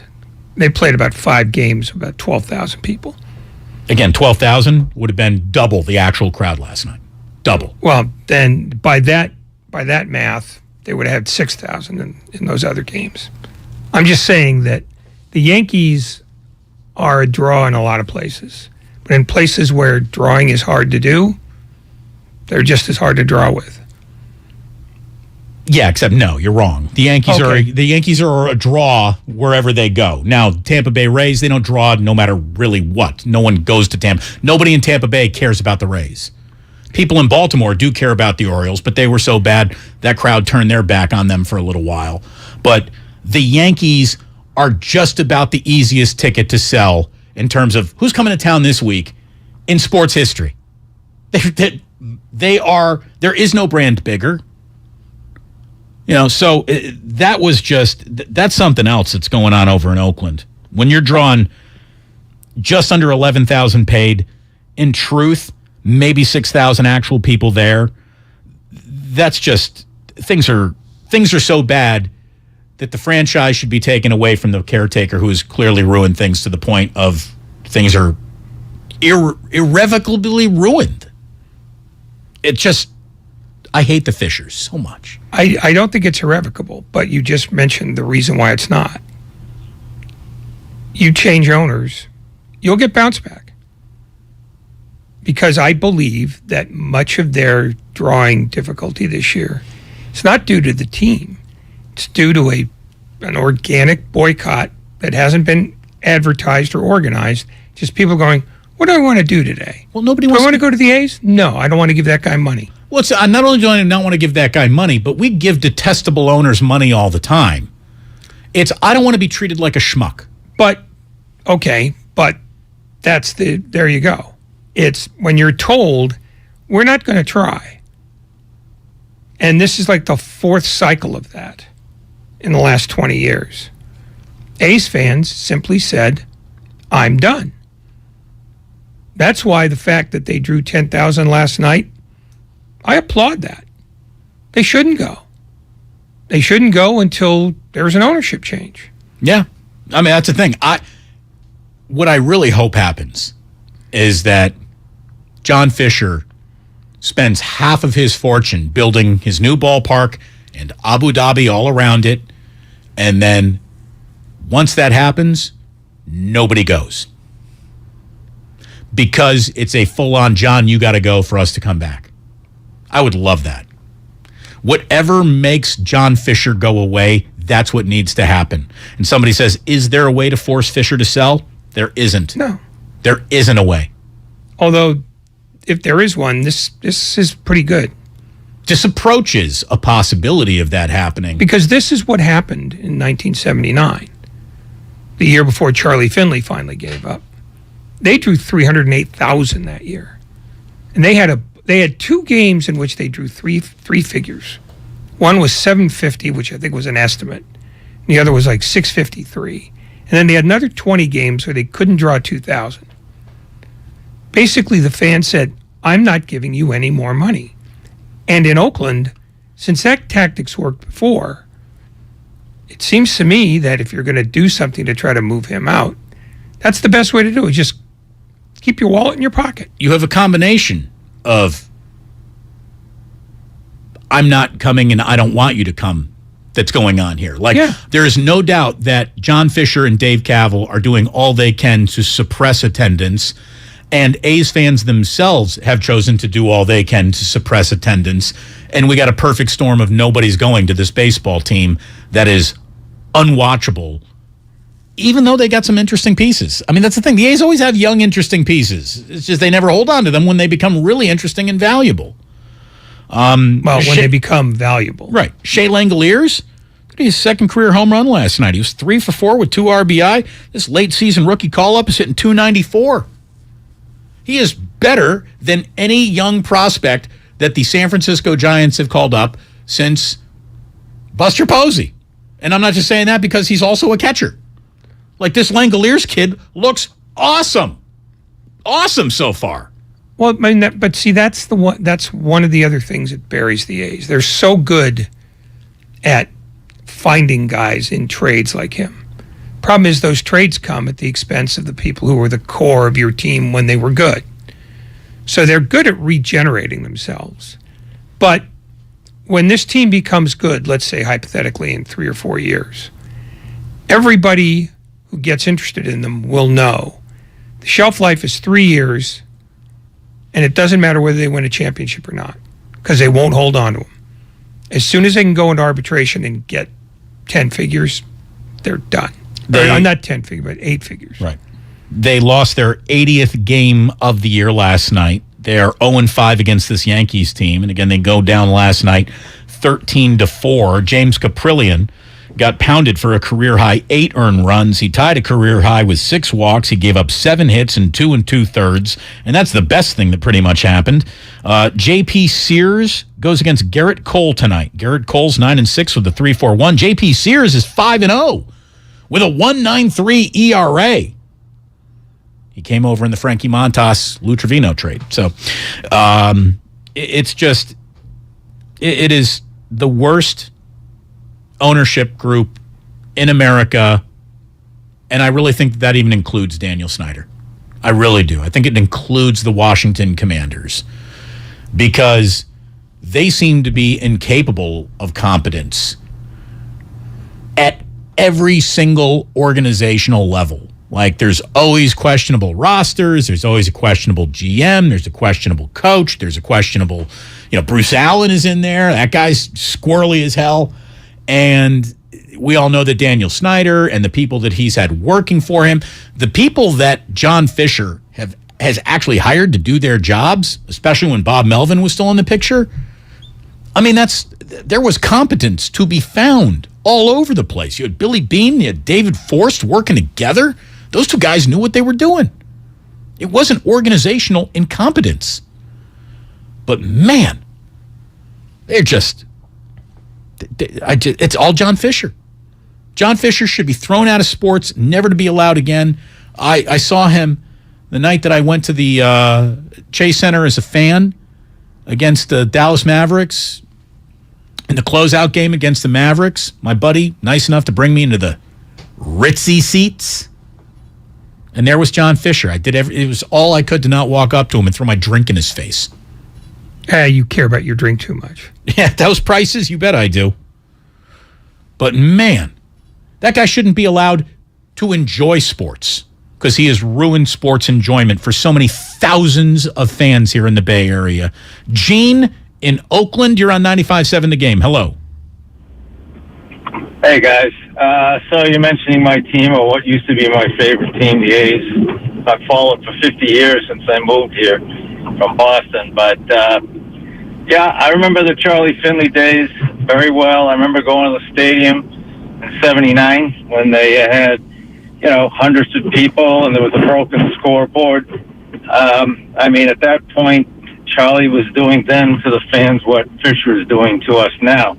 He's just basically sticking his middle finger up against up to us and saying, this is what you get for not supporting my team or whatever. In Finley's case, I mean, I remember he, of course, he tried to sell the team to Marvin Davis, and as I recall, the Oakland City Council put the kibosh on that, so he couldn't sell. He was in the middle of a divorce. Anyways, and I think finally he was forced to sell the team. Meanwhile, you got this guy Fisher worth $5.5 billion, and I really don't know what he's doing, humiliating the fans right now. I don't know what that gets him, unless it's his way of being able to go to the rest of the ownership and saying, "See, they're not supporting me." He gets to cry poor, and he gets to cry nobody cares. Help me either get a stadium built here or help me relocate. And everything he does just falls upon deaf ears everywhere. I mean, John Fisher has zero political pull locally, nationally, or in the sport that he abuses as one of the owners of. He is just the worst. He's an absolute DNA lottery winner who's got no skill or discernible personality to be detected by anyone who has ever dealt with him. He does have the singular tactic of breaking things. He sure does. The only thing he is rich. That's the only aspect he has is his personality. And if you're going to be the world's cheapest rich guy, what the hell's the point? What the hell's the point? He also owns the San Jose Earthquakes, who are basically run the same way. Who cares? No, but I'm just saying that this is not just something that's baseball related. He runs that team the way he runs this one. He should be It's shunned. a strategy. He should be shunned by every single aspect of the sports community here in the Bay Area. Kind of is. Just the worst. And last night, to add a little insult to injury, on the Yes Network, Michael Kay is sitting there doing the Yankees game. And what do you know? He's got these like rickety high school lockers behind them. And I guess he started poking around in one. And I'll just let Michael Kay take it away. There are possum cages behind us so they can catch them. Right in here if you want to look. Those are the cages. I don't know if you can see. Wash your hands. Do you touch that? What are we doing here, by the way? What is in here, That's dude? probably why there's possums. There's garbage in the cage. This is how absolutely pathetic they are. In their attempt to catch possums in a cage, they leave the bait in the cage, which is probably why you have possums and varmint and feral cats. I know enough about catching mouses that should you not catch a mouse that night, you go ahead and you empty out the mouse trap, because we get these humane mouse traps, Ray, where you don't kill the actual mouse with the big slap down thing. And we're not doing that because we like mices. We just know that meese.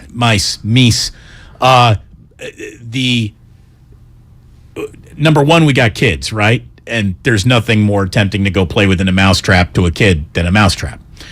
Also, I also don't trust myself to set it up properly. I think I'm going to take one of my fingers off just setting up the whole snap thing to begin with.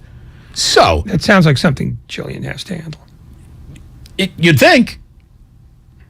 But we have these humane cages where it's like a long plastic tube, and you put a little, piece of cheese or whatever your bait is, and then there's this.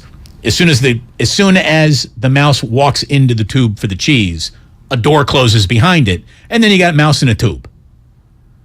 Which, by the way... Delicious. No, well, so what happens is you then take the live mouse and you walk it out into a field or wherever you live, and you get rid of it and you let it free. Go run free. And this is supposed to be a humane way to catch a mouse. However, there have been a time or two where I've forgotten that I set up the actual mouse trap, and then the poor thing starved to death in the tube, which is, while you're trying to catch a mouse in the humane way, find me a worse way to go than starvation. I feel like I'm oversharing. I feel like I'm telling too much. But you are merely reinforcing my theory that this is something Jillian should do.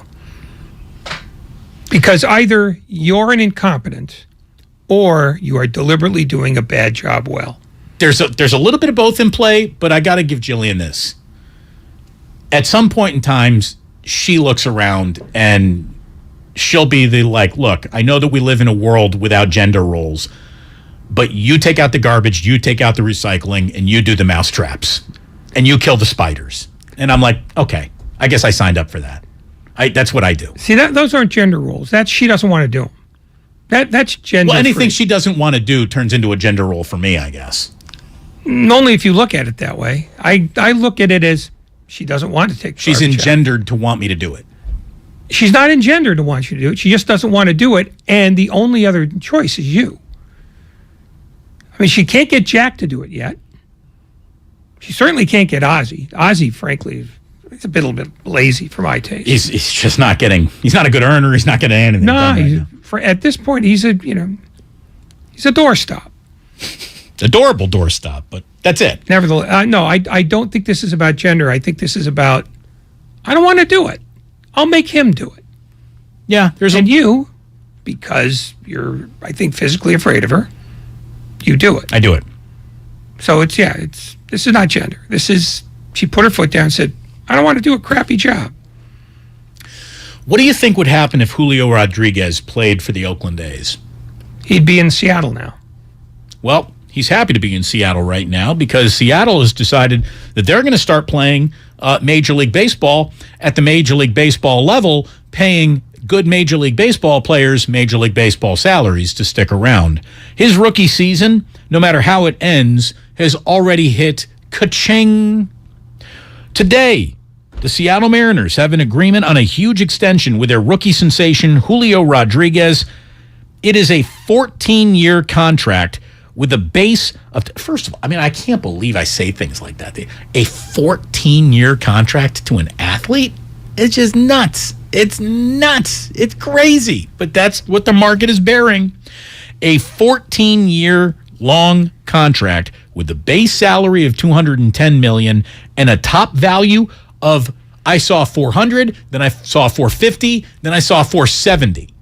So this thing keeps on going up, what the maximum value would be. Now, in order for him to get that maximum value, this guy's putting up multiple MVP seasons, obviously.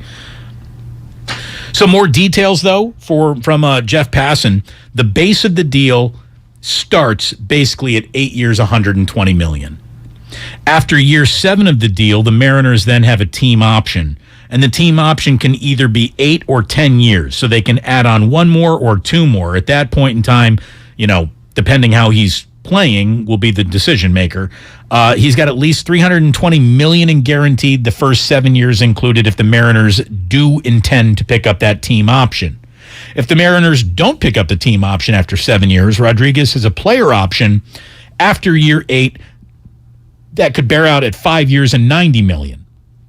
So think of that as a worst case for Julio Rodriguez. If for whatever reason he doesn't become the star that it looks like he is projected to be, he gets $120 million over 8 years and then $90 million over the following 5 years. That's if he stinks. It's good to be a baseball player with an awful lot of talent. He could also turn down that player option and hit free agency right before his 30th birthday. The Jeff Passan summation of this whole thing, the likeliest outcome is that Julio Rodriguez is a Mariner through 2037 and makes at least $320 million, probably more based on the talent we see early on in his career here. And he turns into the monster that he's shown during his rookie season. This could be one of the most financially lucrative deals in American sports history. He is 21 years old. He has parlayed his breakout rookie season into this new deal. He is the first rookie in Mariners history to record 20 home runs and 20 stolen bases in the same season. He is the fourth rookie in American League history to accomplish the feat since 2000, joining only Mike Trout, Andrew Benintendi, and Randy Arozarena. So he's good. Yeah. No, this is a lot like the Tatis contract, except that there are clauses in it that are not in the Tatis contract. Tatis is just $340 million straight. Yeah. And the Padres are beating themselves for that. It also resembles the Ronald Acuna deal. They're probably not, though. No, they kind of are, because I think they no longer trust him. In fact, I'm not sure that they trusted him, after the motorcycle accident. But now they definitely don't trust him. But they also know they can't move him. So they're married to him, but they're not crazy about it. It's also like the Ronald Acuna deal, which has a couple of options in it, but he got lowballed by the Braves because nobody thought to look at that structure of a contract with the vision that the Rodriguez people did. Well, or maybe they saw the Acuna deal and said, we can do better than that. Was that the knee injury, though? Was the knee injury? Did the knee injury happen before the Acuna extension? No. Okay. The extension happened first. Okay.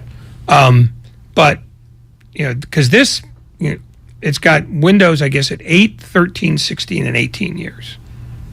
Now, maybe maybe he doesn't play 18 years. Most guys don't. But it does allow a level of flexibility for both sides, which I think works for both sides, because maybe the Mariners at some point want to get out. Who knows? And now they've got windows where they can go, okay, let's see where we are at 8 years. Let's see where we are at 13. I mean, isn't that amazing? Now, let's see where we are at year 8. You want to talk about things that you never said in the first 30 years of your career?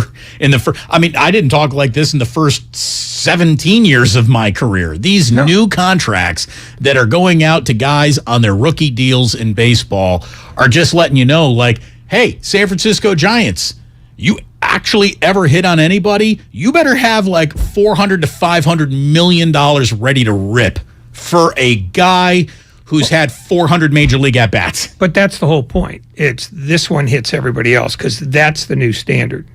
They took the Acuna deal, which was ridiculously team-friendly, and they said, no, we're going to make this more even-handed. And now this is going to be the template for the next, if the Giants ever find the next young phenom. Yeah, let's not hold our breath there. By the way, here's the template for our next segment.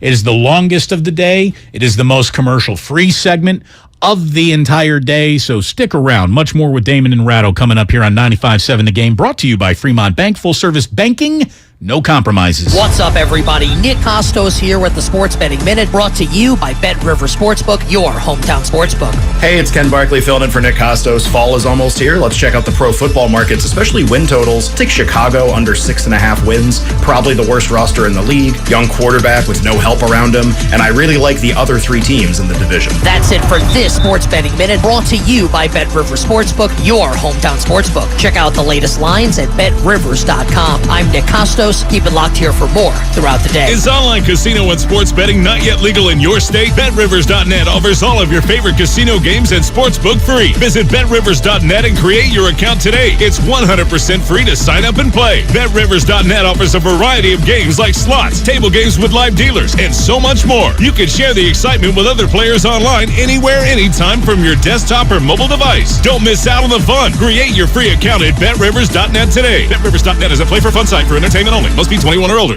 T-Mobile believes customers deserve to get more without paying more. Everything from entertainment benefits like Netflix on Us to travel benefits to Scam Shield protection, all with taxes and fees included. So the price you see is the price you pay. When you're a T-Mobile customer, you get over $225 in value every month in benefits with our Max Family Plan. That's like paying for nosebleed seats and getting to sit in the front row. That's right. At T-Mobile, your family gets over $225 worth of value and benefits with our Max Plan each and every month. Plus, with our Price Lock Guarantee, we won't raise your rate plan price for talk, text, and data ever. That's like paying for a cab and getting a stretch limo. At T-Mobile, you get value beyond the expected. Qualifying service required. Value based on included monthly benefits. Sales tax and regulatory fees included in Max's monthly price. Price Lock guarantees rate price of talk, text, and data for new accounts with qualifying service. Exclusions apply. See details at T-Mobile.com. Why do we find popping bubble wrap so satisfying?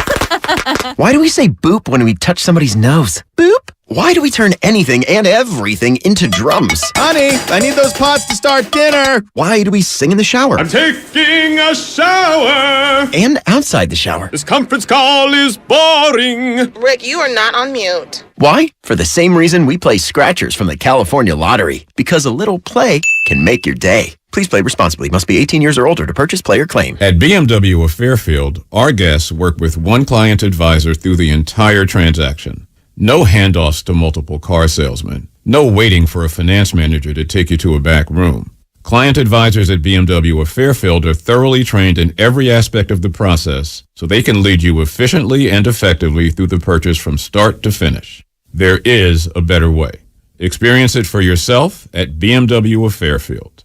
One price, one person, 1 hour. Don't waste your time trying to sell your old car. Donate it to Cars for Kids. It's the easiest and fastest way to donate your car and get a tax deduction. Donate online at carsforkids.org. That's cars with a K. 1-877 Cards for Kids. Donate your car today. What's better than an award-winning education? A free award-winning education. Evergreen Valley College was named a 2021 Best College for an Associate's degree with the 4th most diverse faculty in the country. And with EVC alum earning more than any other California community college according to Newsweek and PayScale, you can take classes and transfer or fast-track your career. And now at Evergreen Valley College, tuition is free for fall 2022. Visit evc.edu for more information. Make connections that count with free tuition in the fall 2022 semester at evc.edu. In order for small businesses to thrive, they need to be smart, efficient, agile, staying ahead of the market at every turn, and finding ways to do more with less. That's never been more important than it is right now. So for a limited time, Comcast Business is introducing Small Business Savings, a deal for companies across the country. When you call in now, you can get powerful internet for just $39 a month for 12 months. $39 a month with no annual contract and a money-back guarantee. All on the largest, fastest, reliable network for small businesses with the company that powers more businesses than anyone else. So if you're a small business owner, don't wait. Call and get started today. Comcast Business, powering possibilities.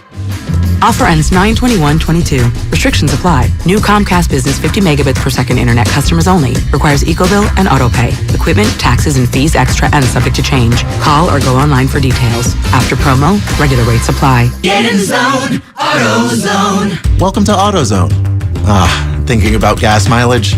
If your check engine light is on, it may be affecting your MPGs, but the free AutoZone Fix Finder service can help. With the most complete free warning light report backed by technician-verified fixes, you'll know what's affecting your gas mileage and more, and you don't have to drive too far to find the fix. The free AutoZone Fix Finder service is available at all 6,200 stores. Get in zone, AutoZone. See details at AutoZone.com. Man, I slept. New ZQuil Pure Z's Restorative Herbal Sleep is made for people who are tired of being tired. I've never slept like this before. I've never woken up like this before. A melatonin-free sleep aid made with a botanical blend that contains clinically studied and effective valerian root, hops, and passion flower, shown to help promote better restorative sleep. ZQuil Pure Z's Restorative Herbal Sleep. Sleep this good, feel this good. Available at retailers near you.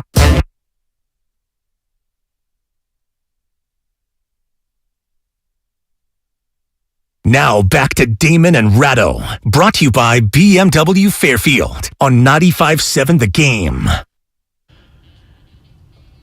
We're brought to you by Trimark, which has been partnering with independent restaurateurs in Northern California for over 55 years. Trimark brings you innovative product solutions and helps your hospitality business thrive. Visit TrimarkWest.com. Damon and Ratto here. It is good to have you along today. Beautiful Friday afternoon. We'll see what kind of crowd the A's are able to pull in against the New York Yankees tonight. Giants at the Twins. And we finally have ourselves a concluded preseason for the San Francisco 49ers. Huzzah. Thank God. Enough of that. And we did not much, we didn't get to know Trey Lance very well. And I think that that's part of the Kyle Shanahan plan. I mean, he knows that he's got a little bit of a mystery. And I think he wants to remain a little bit of a mystery with this guy. And 11 of 16 for 144 yards, 1 touchdown, no interceptions, and a 117.7 quarterback rating. Not last night. That's the entire preseason stat line for Trey Lance. 7 of 11 for 49 yards last night. The 49ers did not score when he was in there. They didn't really score when anyone was in there. Kyle Shanahan, I thought he might bring about a heavy passing attack, even though that's not in his DNA, but you're looking to get some feedback, some experience for a young guy who hasn't thrown a lot of professional passes. It's not the way they played it at all, Ray. Not even close. No, I mean, and he's as much as told you like 50 times, practice is more important. And given the fact, and you referred to this earlier, that the Houston defensive line was having its way with the 49er offensive line, why would you do anything that would be high risk at that point? Yeah, that 49ers offensive line, man. It was a bad night. It was under good. Yeah. Well done. That interior line play, that was just bad. You got problems at guard, center, guard, and right tackle. Those are 4 big problems to take into a year, especially with an inexperienced quarterback. 6 penalties called on that group alone. 11 penalties overall in the game, 6 of them on the offensive line, and it was everybody on the inside. So there is an awful lot of improvement that needs to be found by that group in the next, 16 days? Because on day 17, you're playing the Chicago Bears in Week 1 at Soldier Field. Trey Lance wrapped up that game last night by saying, some ups and downs for sure. It never feels good to lose, but we'll learn from it, turn the page. Not going to make a bigger deal out of it than we need to for sure. But like I said, never feels good to lose. Some ugly stuff out there for sure. Man, definitely wasn't our best night, but like I said, we're not going to make a big deal, too big of a deal out of it. Watch the tape tomorrow, learn from it, get better. I don't even think I don't think they're going to watch that tape at all. There's nothing to be gleaned from it.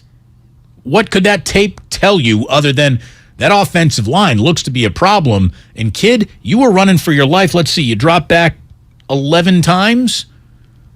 I mean, that was just last night. All season long, he dropped back 16 times. He was probably running for his life on 12 of those 16 dropbacks. Well, I mean, again, Kyle Shanahan doesn't have to show anything to anybody in August. Well, so how much can you show with that offensive line? Well, but not only that, I think he probably would have been very close to the vest anyway, because if he believes that Trey Lance will be ready for Week 1, he probably would like the Bears and then the Seahawks and then on and on to not know very much about what he does or the way he does it. I mean, the whole idea behind August football is show nothing, injure nothing. That's it. Well, and that's why last night was truly a success, because linebacker Oren Burks had to leave the game with a knee injury.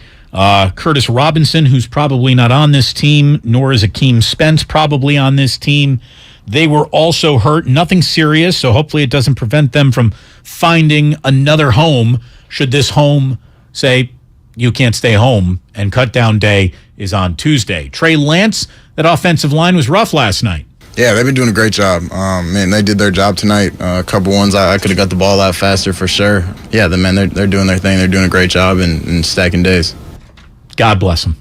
He is already talking just like a quarterback. You never disparage your offensive line, even on a day where you are running for your life. How'd they do? Yeah, they've been doing a great job. Man, they did their job tonight. No, they didn't. But that is the right thing to say. They did a job. The job was filled, but it wasn't filled well. It really wasn't. Asked a little bit of a follow-up on that offensive line. Trey, come on. Yeah, I think, like I said, man, I could have got the ball out faster for sure on a few looks. But yeah, they're doing a great job. They're stacking days, mix matching, guys in and out. It was good to get J-Mo back for the preseason before we're ready to go for real. But yeah, like I said, man, they're doing a great job. Keep it positive. Put all of the blame on myself. That's a starting quarterback, boys and girls. It really is. I don't know how successful he's going to be on the field. Fingers crossed. We'd love him to be fantastic. But that is an answer. That is a correct answer. And then the media tested him again, and he passed the second test. You want to win over this locker room? It's all on me, boys. No one will ever make a mistake. I'm not getting it out fast enough. That ball should have been placed better. That ball should have been, more on the button than it really was. And that is my story, and I am sticking to it. That's how you earn your coach's trust, your teammates' trust. That's how you make sure that the entire locker room is circling their wagons around you all the time.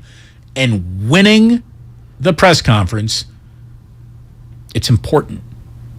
Because if you don't win the press conference, it's just like another minefield that you're creating for yourself throughout the week. So I like his maturity. I hope I like him come September 11th against the Chicago Bears. I think we're gonna. But if you don't, you at least know how the rest of the season's going to go. If they lose in Chicago in week 1, yeah. Well, I'm just saying it would be bad. It would be extra bad. It would be a downright unacceptable outcome. There's a lot of football season left after the first week. So we're not going to overreact no matter what happens in Chicago. Go ahead. We're not going to overreact. There's a lot of football season. And the way that this football season really is supposed to work for the 49ers is it's going to be ugly early, get better in the middle, and then hopefully be firing on cylinders that have you no longer talking about, this is Trey Lance's first season as a starter. Like, you want all of that put to bed by the bye week. And then you just go out and you start playing football. And no one's worried about how many reps or anything like that is ever. You won't hear about it. You will not hear about it. And Kyle Shanahan today, talking about Trey Lance and what he's about to go through, says, you know what? We're going to go through it all together. Yeah, Trey's been very even keeled throughout it all, and that's why it'll be fun to go through this season with him, because that's not always going to be the case. So we'll go through the fire together. He'll go through it with this whole team this year, and what he's shown and what he's done throughout his whole life and what he's done since he's been here. We have the ultimate confidence in him handling the situation right, whatever that situation is. It's high praise.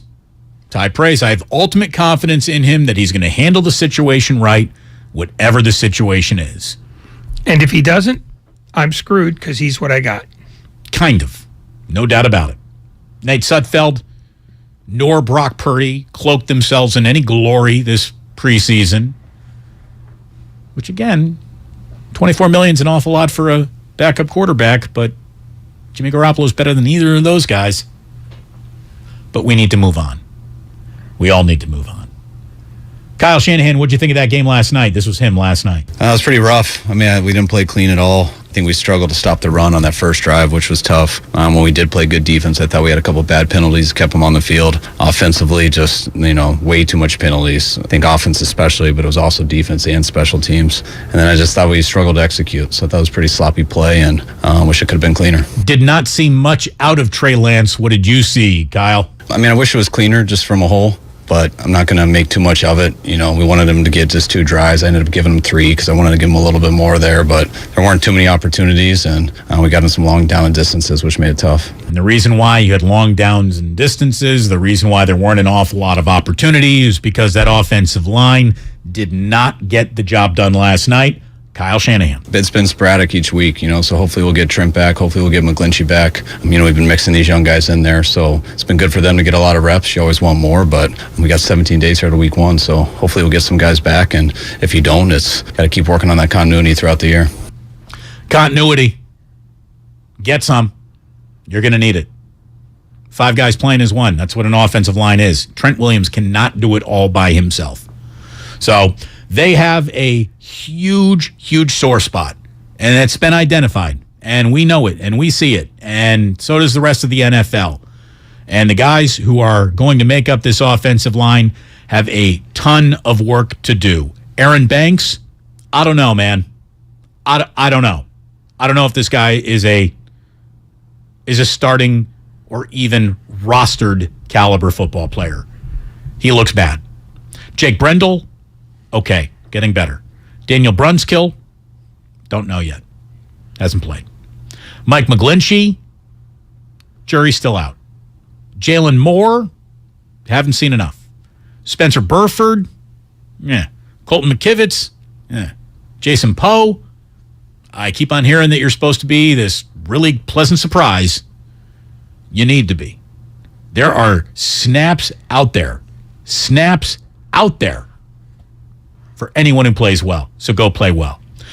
There's a lot of talk about how this defensive line might actually carry 11 defensive linemen. I don't know how you can really do that. If you want to carry 3 tight ends, I don't know how you can carry 11 defensive linemen. Maybe you could say you're only carrying 4 linebackers and Demetrius Flanagan-Foles doesn't make the team. But Matt Barrows, oh, by the way, let me welcome everybody to your 5 o'clock hour.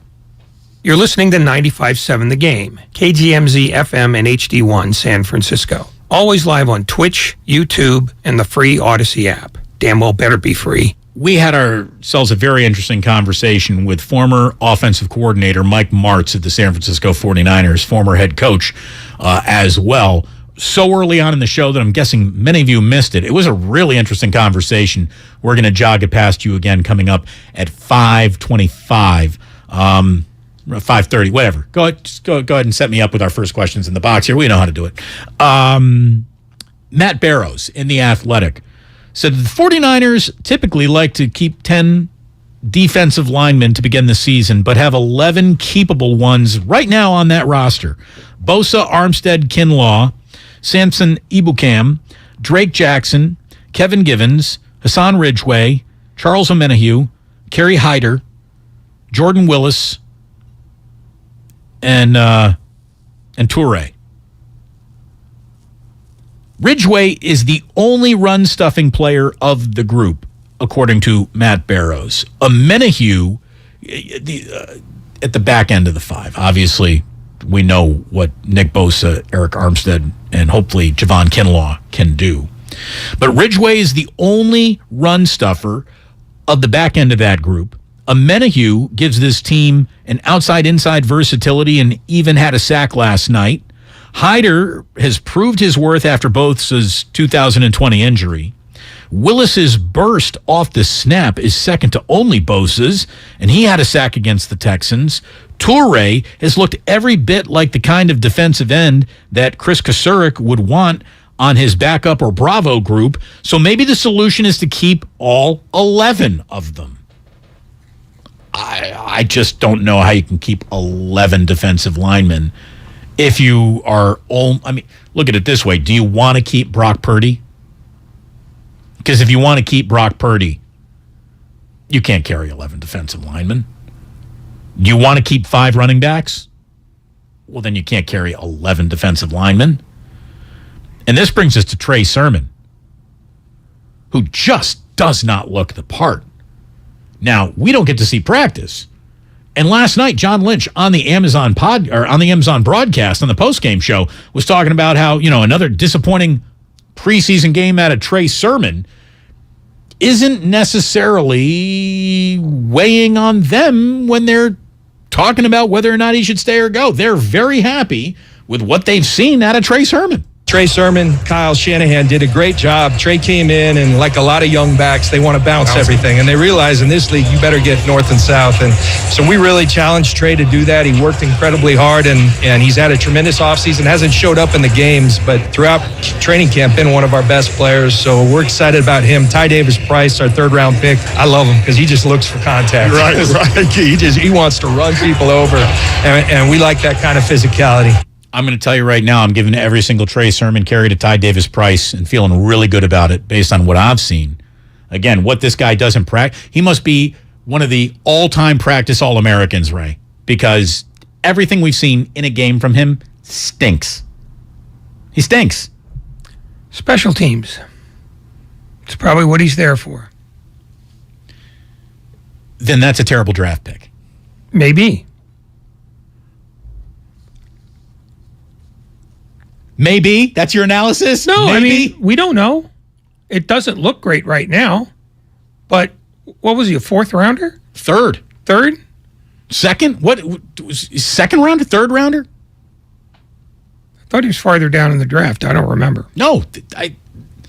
Look, here's what Kyle Shanahan had to say about another disappointing Trey Sermon performance last night.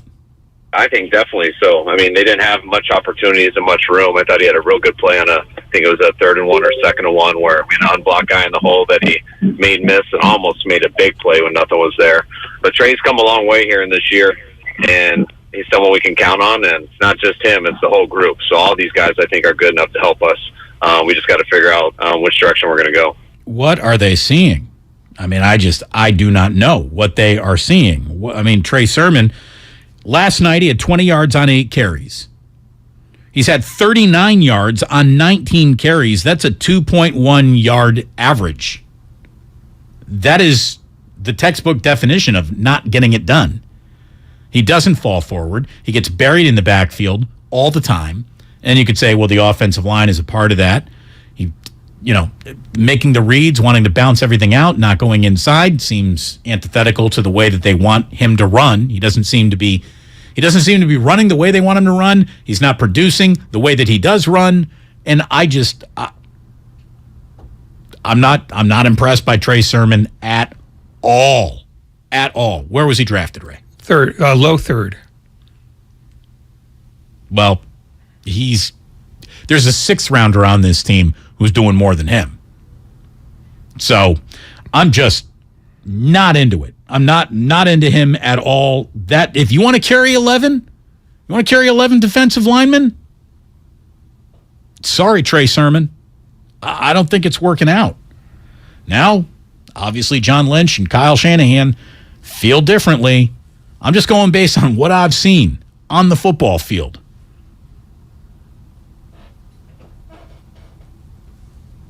Yeah, what do I add to that? You're unhappy. I am unhappy. I just, and if he doesn't make it, he doesn't make it. Story of 100 guy, 200, 300 guys in every draft. I mean, this is the nature of football. 7 out of every draft choices fails. Right. But this is the one position that, it needs to. That's the thing. Who is the running back who early in his career didn't look like he could get it done, and then all of a sudden, boom, it happened, shot out of a cannon, he's fantastic. Well, Kyle Shanahan takes guys off the streets and turns them into 1,000-yard rushers. He took this guy into the 3rd round. He can't get him to average 4 yards a carry. Well, I mean, he's not infallible. He will make, Solomon Thomas shows that. I mean, sometimes he fails. We'll see. We will see. Yeah, I mean, I wish I had a more arcane explanation for you, but sometimes guys aren't good enough. 49ers got a lot of work cut out for them in the next 16 days. Day 17 brings them to Chicago. And good luck. And somebody says, Damon, if they lose against the Bears, I need you to show your fandom. I got to tell you, the Bears don't get much of my fandom anymore. They really don't. They've squandered it away. They have. They squandered it away. I don't like the team. I don't like the talent. I don't like the coach. I don't like the GM. And I hate the owner. How do you not like the coach? He hasn't done anything yet. if you You've just decided his name is Eberflus, and that's it. But if you are hiring a defensive-minded coach for your brand new quarterback, you just got it wrong right there. He's the wrong guy from day one. If you're hiring a defensive coordinator right now as your next head coach, you're fishing in the wrong pond. That sounds like an ownership and a general manager problem, not a coach problem. Did I tell you how much I did not like him or them? No, I know They brought him in, and I don't like that. I don't like the reasoning behind that, and that to me just does not make any sense. I mean, I'm holding. It's not Matt Eberflus's mistake or fault that he came from that side of the ball. But anytime you're a head coach in this league coming from that side of the ball, to groom a looks like he might not be capable of playing in this league based on the little bit we've seen out of Justin Fields, I hate it. I hate it. It's doomed to fail. There is nobody in football today who is in a worse situation than Justin Fields. Nobody. Not a single player in football has less talent or the right decision makers around him than Justin Fields.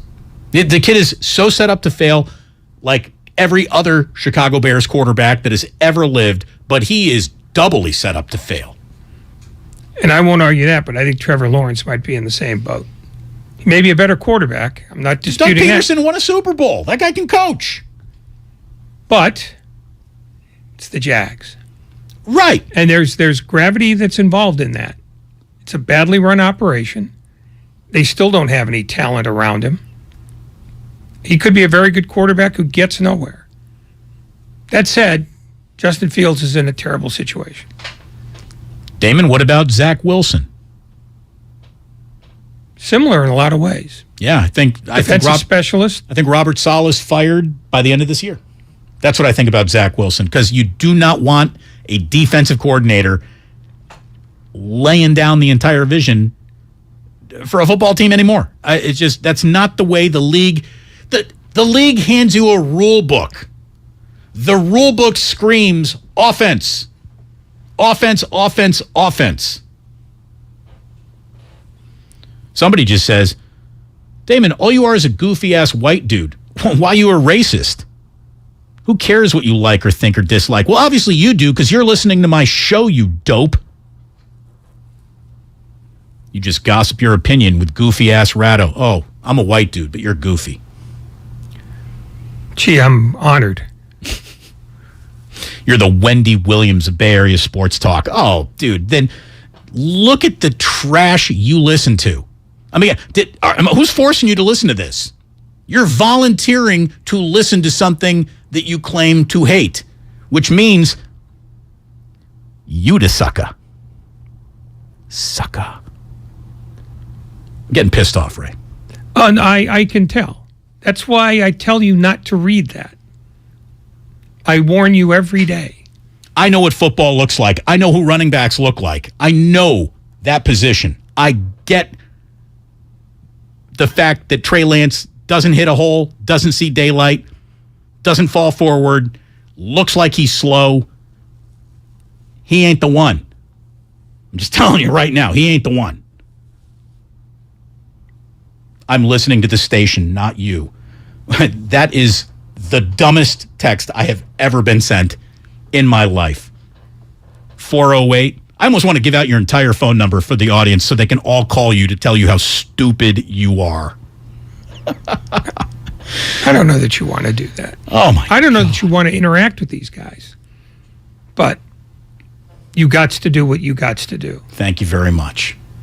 Thank you very, very much. Just throw a brick through the screen. You'll feel better.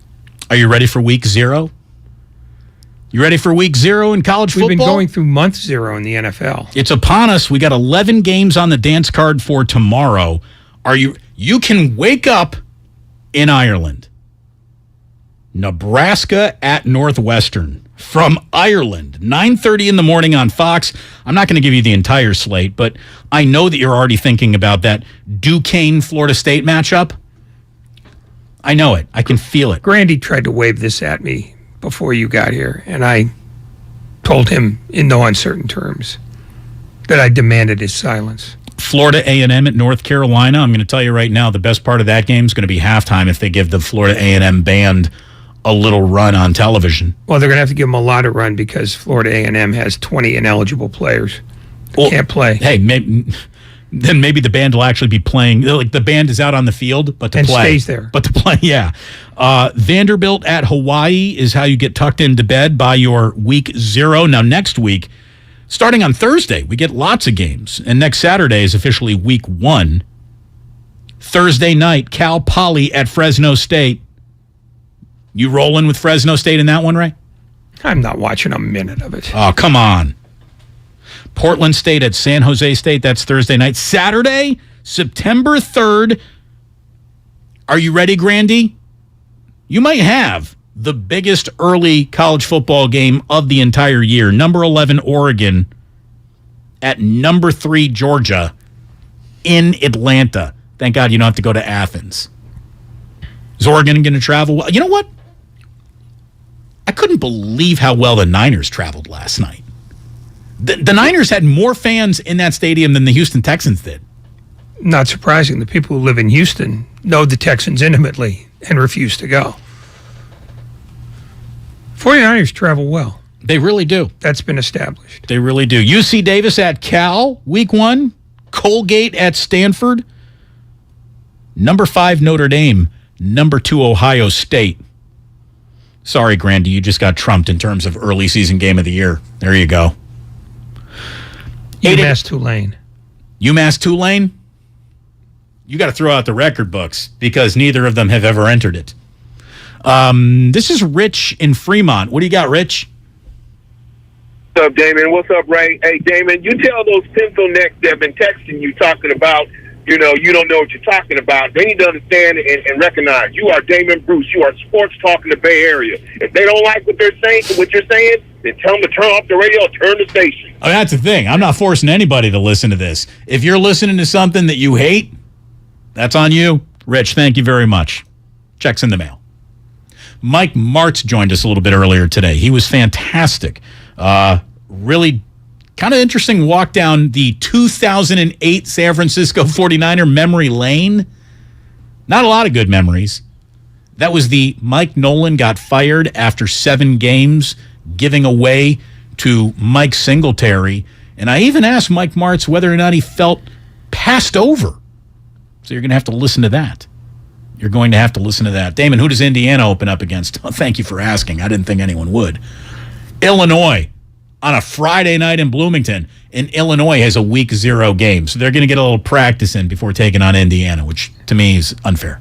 Tickets as low as $13. It's a bargain. Did you start looking up Indiana opening week ticket prices? No, I was looking at the schedule and they happen to be there. Oh, okay. ESPN provides information like that for reasons I do not understand. $13 feels about right for that game. I gotta be. Seems a little steep to me. Shouldn't be paying much more than that. Should not be paying much more than that. So Mike Martz on developing quarterbacks, Mike Martz on Kyle Shanahan and where he ranks in the offensive genius conversation that was always had around him. And Mike Martz, let's face it, knew an awful lot that he knows more about football than most people, he's forgotten more about football than most people will ever know, especially offensive football. So maybe a really interesting thing, and I'll even tease it for you right here, is when we asked him about Jimmy G going to Seattle, which Mike Lombardi says, well, here's what Mike Lombardi said. I keep asking teams all the time, like, why don't they just cut Jimmy G now? Mm-hmm. And the answer that I got back from multiple teams is they don't want him to go to Seattle. And I said, well, how interested is Seattle in Jimmy G? And he said, oh, they're very interested in him. So for all the talk about Geno, for all the talk about Drew Lock, I think Seattle knows they're going to get Jimmy G. And I think San Francisco knows that he could go there. So they're trying everything in their power to prevent that. And right now they have no takers. So what I think will happen is the Friday before the opening weekend, I think they'll cut Jimmy G. I think that's when they'll cut him. And then he'll have to go do his contract and go up to Seattle and go there. But there is no interest in allowing Seattle to even have a week preparation with Jimmy G to come as their starting quarterback. But I do believe, reliably reported to me, that Seattle is the team that wants him. And for all the talk about Geno and Locke, no, I think they have their eyes on Garoppolo. Again, if you want to go tanka, why you'd want to come to Jimmy, I don't know. But if Lombardi's got it, we asked Mike Martz, what about Jimmy G going to Seattle? Could you imagine if he rolls in here with the Seahawks in week 2? What challenge would that present for the 49ers? And Mike Martz basically said, that's almost advantage Niners. Don't think that's an issue for him. And I say that not in disrespect, but for any quarterback to go in there within a week or two in an entirely different system, assimilate it, throw to those receivers, and come out and play at a high level, it's just not going to happen. I think the 49ers benefit that more than the Seattle Seahawks because they know Jimmy better. They know what he can do, what he can't do, and they'll play to that. I think it's a real detriment, to have to play the 49ers if you're Garoppolo up there in Seattle after 2 weeks and trying to learn that stuff and where you got the protections. There's just so much involved. And defensively, the 49ers, they'll just turn it loose. They'll change fronts. They'll bring guys from different sides, and he doesn't know the protections well enough to change it, and it can be a nightmare. So, much more with Mike Martz coming up here in a little while. There is one more football story that I had strategically placed into a not much time to talk about it because it is the worst NFL story that you've seen in a while. And it proves that this league there's no depth it won't sink to if it thinks it's got a little more talent in a guy who does things maybe allegedly wrong than a guy who might be a little bit not as state of the art, but is a model citizen. Bills rookie punter, Matt Ariza. 2 of his teammates from San Diego State have been accused of gang raping a 17-year-old girl last year. All 3 are accused of rape, gender violence, and false imprisonment. The lawsuit accuses Ariza, who was 21 at the time of having sex with a then high school senior who was under the age of consent in California outside of an off-campus party held at his residence in 2021. The suit states that he brought her inside a room where at least 3 other men were, and she was repeatedly raped for about an hour. This is as awful as a story as you can share on the radio. Her lawyer told ESPN that the Bills were made aware of this at the end of July. Now, I want you to know that even though they didn't know about this when they drafted him, they did know about this lawsuit before they made the decision to keep this guy and name him the starter over the guy that they had punting and starting last year. So they knew that a gang rape civil case was about to be put on a punter. Let me tell you what punters are. They're the least important dudes maybe on the team. There are very few, just go get me the next one, positions in football. Punter's one of them. It's the truth. With all due respect to all you punters out there, it's just a punter. If I can quote Herm Edwards, sort of. Well, I guess sort of quote him because he was talking about kickers. It's just a kicker. It's just a punter. It's just a punter. And the guy who started for you last year is no longer good enough to play for you. I mean, the deciding factor in there shouldn't have been the 0.2 of a second more hang time or the age difference. It should have been the possible gang rape charges. The Bills knew that a gang rape allegation was going to be made, and they cut the other guy. What more do you need to know about football? Stop going to it to find happy stories and good lessons and the way to treat people right. What a savage, savage story that is. Now, when you talk about how disgusting it really is, let's talk about that San Diego Police Department, who has opened up an investigation here, but no arrests have been made, and detectives only recently submitted their findings to a district attorney's office to see whether or not charges should be filed. They actually have him acknowledging having sex with a girl who at the time was underage on a phone call that the police were listening to. And then when she asked specifically about the intercourse, he caught up and he clammed up and he stopped saying anything. But he's already admitted to statutory rape. Yeah. It's the NFL makes this decision every time confronted by it and will continue to do so because it doesn't, believe that the outside world should enter into their analyses, and will, in every case, do the same thing the Bills have done in this one. You can kick the ball a little farther. Great. The NFL said in a statement that it was aware of the incident but declined to comment because the alleged rape happened before Areza was drafted. He would not be subject to the league's personal conduct policy. Yeah. I don't think you can hold him to that because he's not yet an employee. You can, however, turn him over to the cops and do that. Okay. Which, of course, they never do. Then how do you compute what is going on with John Gruden?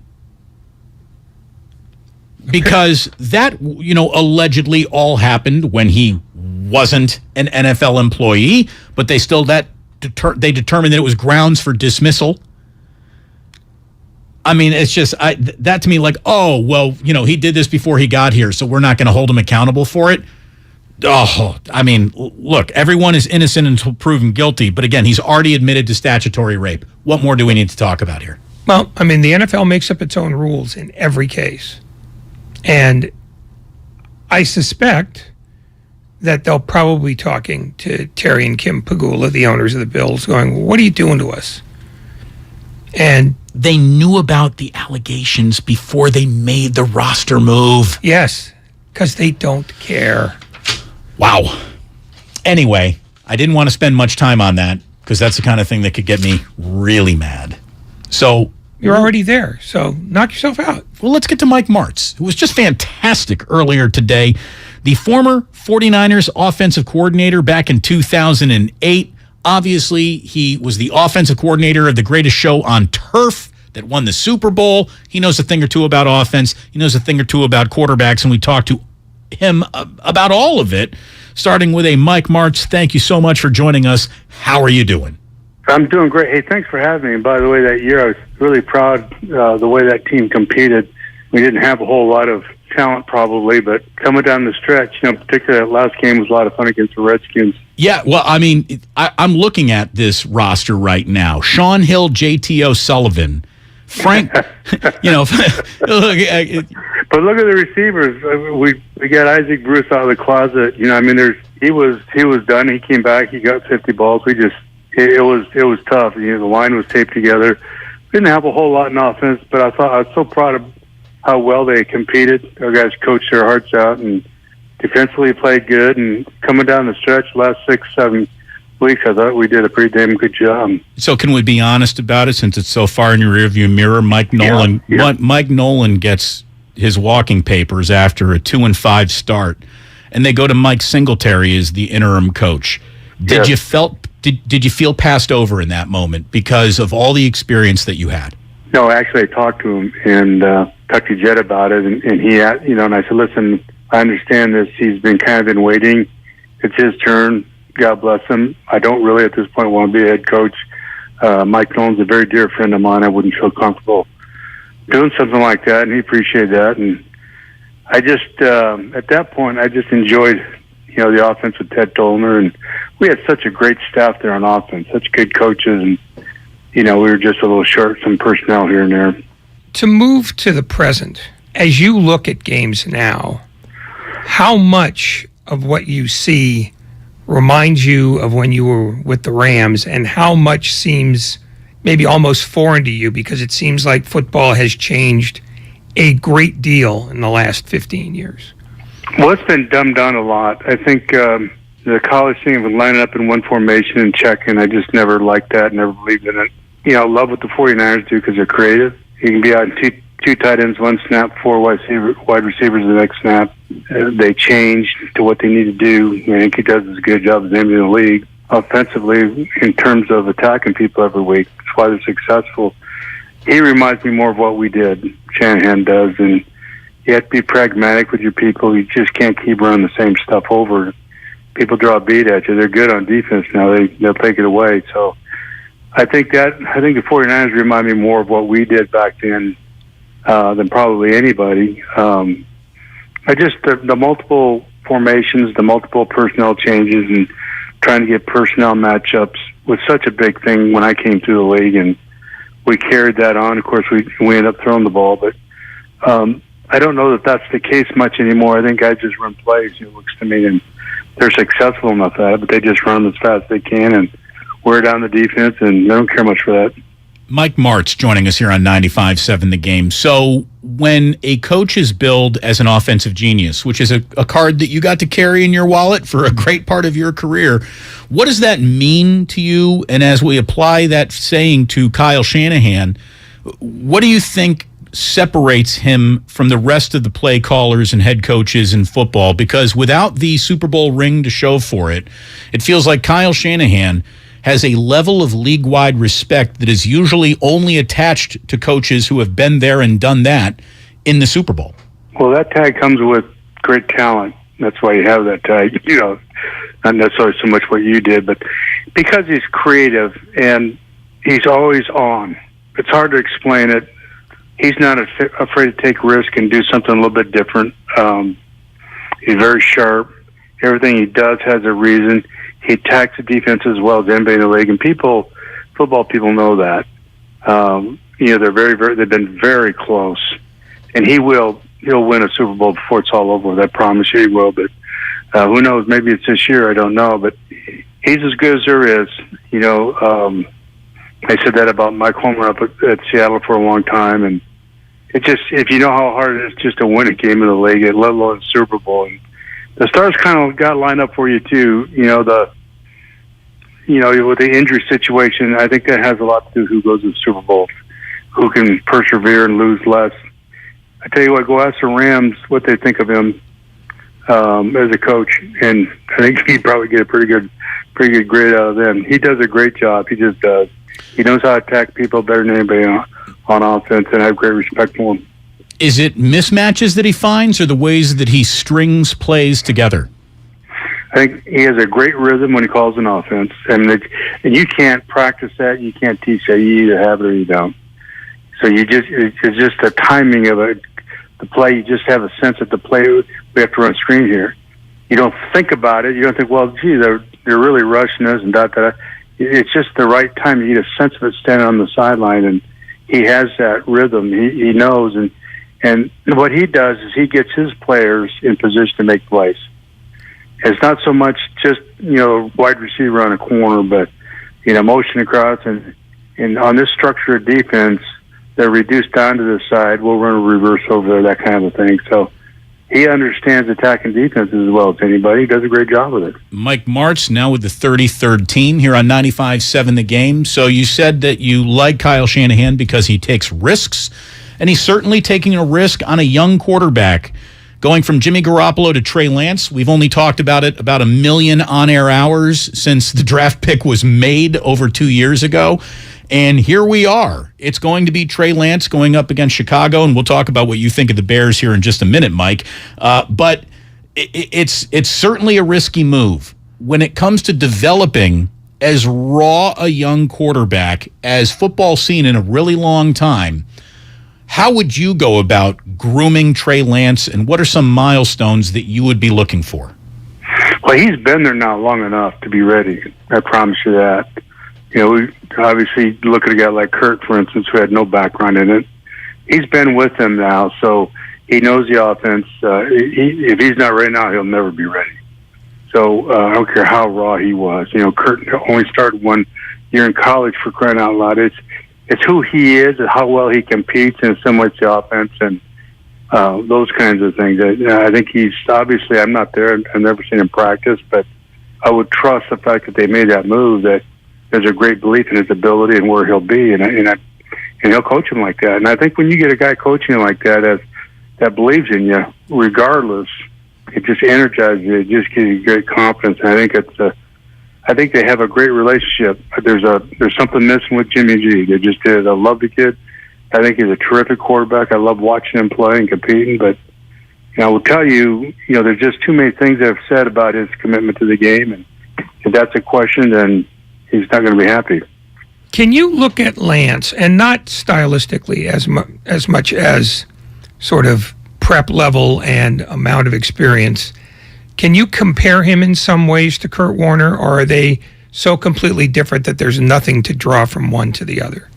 Oh, I think they're drastically different. Kurt didn't have a very strong arm, but he got the ball out so fast, and he could see and react to things quicker than I've ever seen anybody. He'd come back and tell you exactly what happened in the blink of an eye, that kind of thing. That was so unusual. So it made him so different.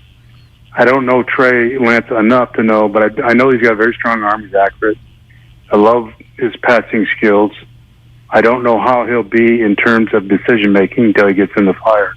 We didn't know that about Kurt either until we stuck him in there. And he had a rough go, but the first half he threw 3 interceptions and came back and threw 3 TDs, and we won the first game. But I just trust their judgment with him.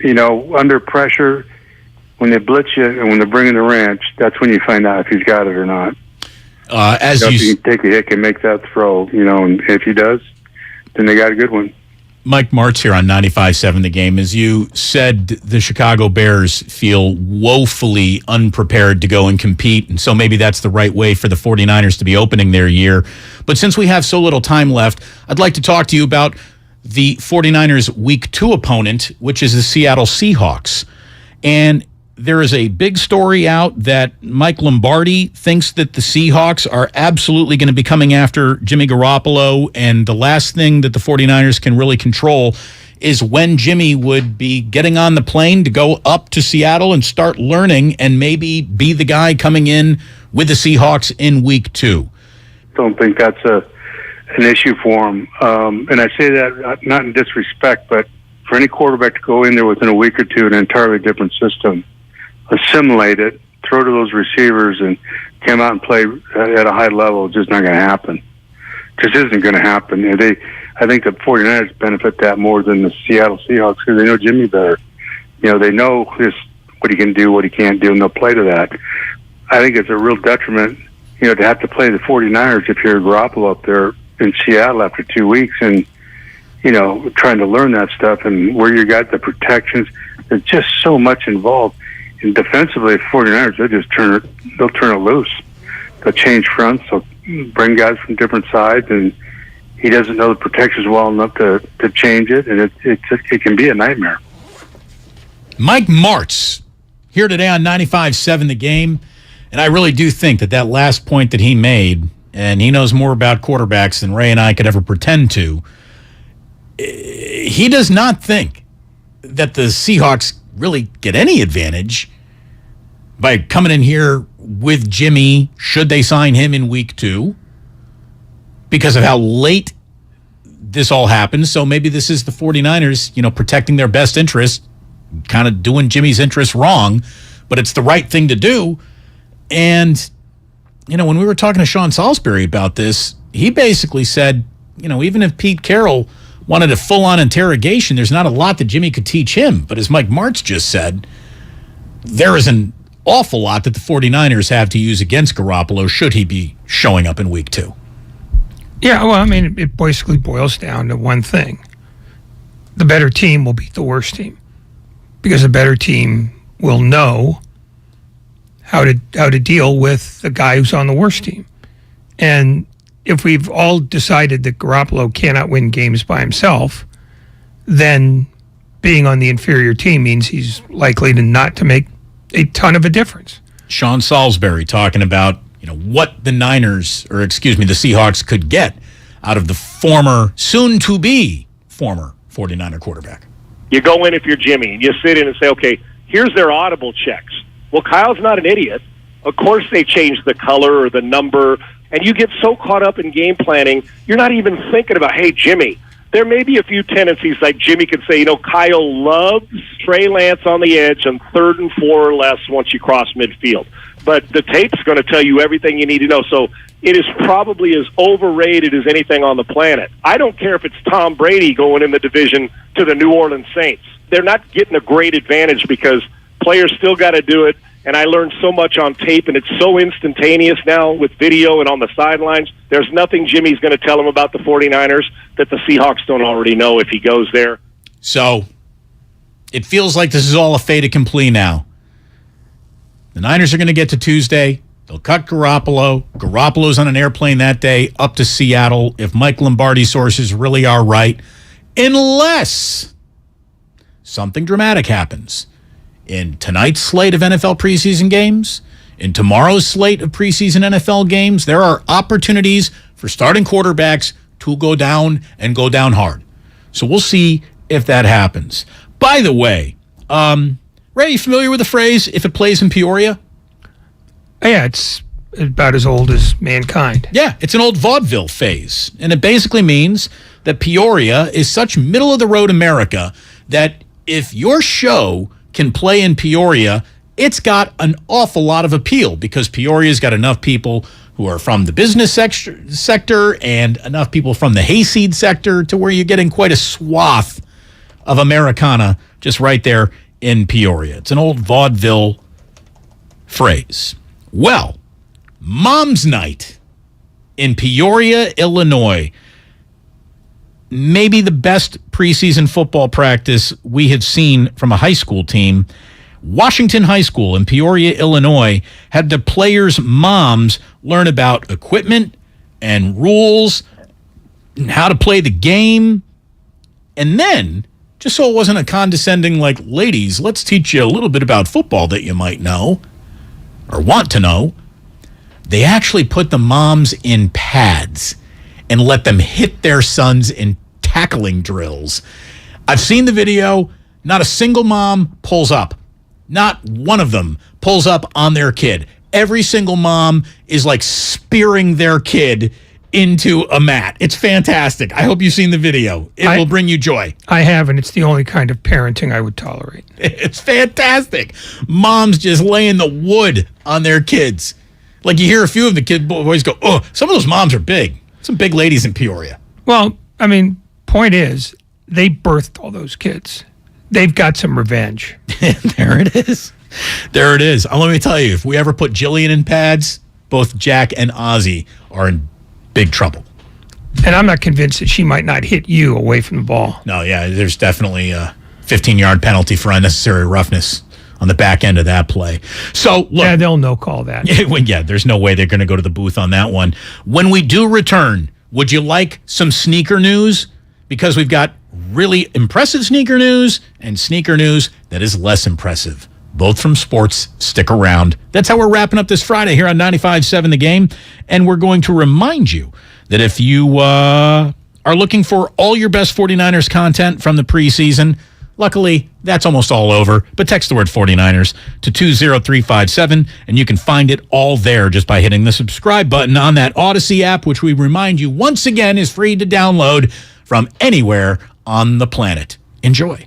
What's better than an award-winning education? A free award-winning education. Evergreen Valley College was named a 2021 Best College for an Associate's degree with the 4th most diverse faculty in the country. And with EVC alum earning more than any other California community college according to Newsweek and PayScale, you can take classes and transfer or fast-track your career. And now at Evergreen Valley College, tuition is free for fall 2022. Visit evc.edu for more information. Make connections that count with free tuition in the fall 2022 semester at evc.edu. We're on a journey to make healthcare more accessible and more equitable, to treat the most complex diseases and offer hope where often there is little, to provide better care to more people across the Bay Area. We are more than a hospital, more than a university, beyond science and technology. We are the people of UCSF. UCSF Health, redefining possible. T-Mobile believes customers deserve to get more without paying more. Everything from entertainment benefits like Netflix on Us to travel benefits to Scam Shield protection, all with taxes and fees included. So the price you see is the price you pay. When you're a T-Mobile customer, you get over $225 in value every month in benefits with our Max Family Plan. That's like paying for nosebleed seats and getting to sit in the front row. That's right. At T-Mobile, your family gets over $225 worth of value and benefits with our Max Plan each and every month. Plus, with our Price Lock Guarantee, we won't raise your rate plan price for talk, text, and data ever. That's like paying for a cab and getting a stretch limo. At T-Mobile, you get value beyond the expected. Qualifying service required. Value based on included monthly benefits. Sales tax and regulatory fees included in Max's monthly price. Price Lock guarantees rate price of talk, text, and data for new accounts with qualifying service. Exclusions apply. See details at T-Mobile.com. Everything, our farm, our stand, our pop-up shop, it really all started when we discovered the benefits of local, raw honey for our family. And then we decided to turn it into a business. We were looking for something to help us get up and running. So we got the Chase Business Complete Banking Account. It's more than a bank account. It comes with Quick Accept, which lets us take card payments anytime, anywhere in the U.S. using the Chase mobile app. Plus, we get same-day deposits at no extra cost. For us, it's more than honey. It's about sharing a little sweetness with the world. Get the Chase Business Complete Banking Account with the essentials you need to help get your business going. Learn more at chase.com/business-complete-banking. Chase for business. Make more of what's yours. Quick Accept is not available in U.S. territories. Enrollment required. Usage subject to approval. Same-day deposits available for payments before 8 p.m. Eastern Time, Sunday to Friday. Fees and rates apply for checking and processing. Limitations and restrictions apply. Participants compensated. Merchant services provided by Payment Tech LLC and WePay Inc. Subsidiaries of J.P. Morgan Chase Bank and a member FDIC. Okay, you know those amazing spots only the true San Francisco locals are in on? Like Square Pizza. That place with the square pizzas? Or Mama Hoo-Hoo? The spot for sweet and sour chicken that's anything but so-so. Order up! You know, with the Granch dressing. And all the other spots the real SF locals know without us even saying them. Yeah, they're on DoorDash. San Francisco gets it. DoorDash has it. If you run a small business, efficiency has never been more important. So for a limited time, Comcast Business is introducing small business savings. Call now to get powerful internet for just $39 a month for 12 months with no annual contract and a money-back guarantee. All on the largest, fastest, reliable network for small businesses. Comcast Business, powering possibilities. Ends 9/21/22. Requires EcoBill and AutoPay. Restrictions apply. New business 50 megabits per second customers only. Equipment, taxes, and other charges extra and subject to change. After promo, regular rates apply. Progressive presents Don't Do It Yourself. Okay, read me the manual. Using a Phillips screwdriver, drain to die Haube, bis sie fit sits. What was that? Drain to die Haube, bis sie fit sits. This sounds like another language to me. Okay, maybe we should bundle our home and auto with Progressive. We could save big, then pay someone to do it for us. Maybe. What's next? Next, pony ostium pronus intera. Was that one Latin? Save when bundling home and auto with Progressive and use the money to, not do it yourself. Coverage from Progressive Casualty Insurance Company affiliates and third-party insurers. Bundle discount not available in all states or situations. Hey, it's Tiki Barber. When part of your offense isn't firing on all cylinders, it shows. And sometimes the only solution is to replace that part with something new. It's true on a championship team, and it's also true with cars.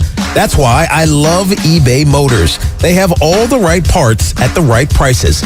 122 million of them. That way you can get the parts you need to make your car a winner. ebaymotors.com. Let's ride. If this were a Reese's TV ad, you'd be staring at a Reese's peanut butter cup.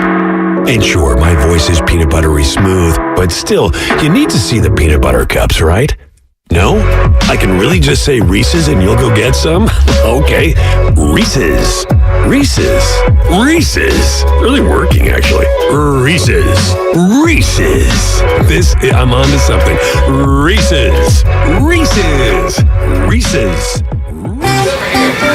Nature Valley has helped restore access to 10,000 miles of national park trails. And we're on our way to restoring even more because every mile is a new memory. Life happens out there. Nature Valley. Here's what happened today on The Game. Presented by the County of Santa Clara. The morning roast from 6 to 9. We out here pumping up Brock Purdy, saying he looked better than Trey Lance. Stay off the weed. Hell, stay off the crack. Willard and Dibs from 9 to noon. Trey's got to be good. But I also, as a fan, I've got to be prepared to not lose it when he's not. Steiny and Guru from noon to 3. That was one throw, but he missed Kittle. And it was, I know it's just one pass, but I'm like, God, you got to hit that one. And Damon and Ratto from 3 to 6. How was that third preseason game? It was fan-frickin-tastic. Because number one, nobody really important got hurt. Number two, it's over. The best of the game, presented by the County of Santa Clara. Book a COVID-19 booster shot now at sccfreevax.org or call 211.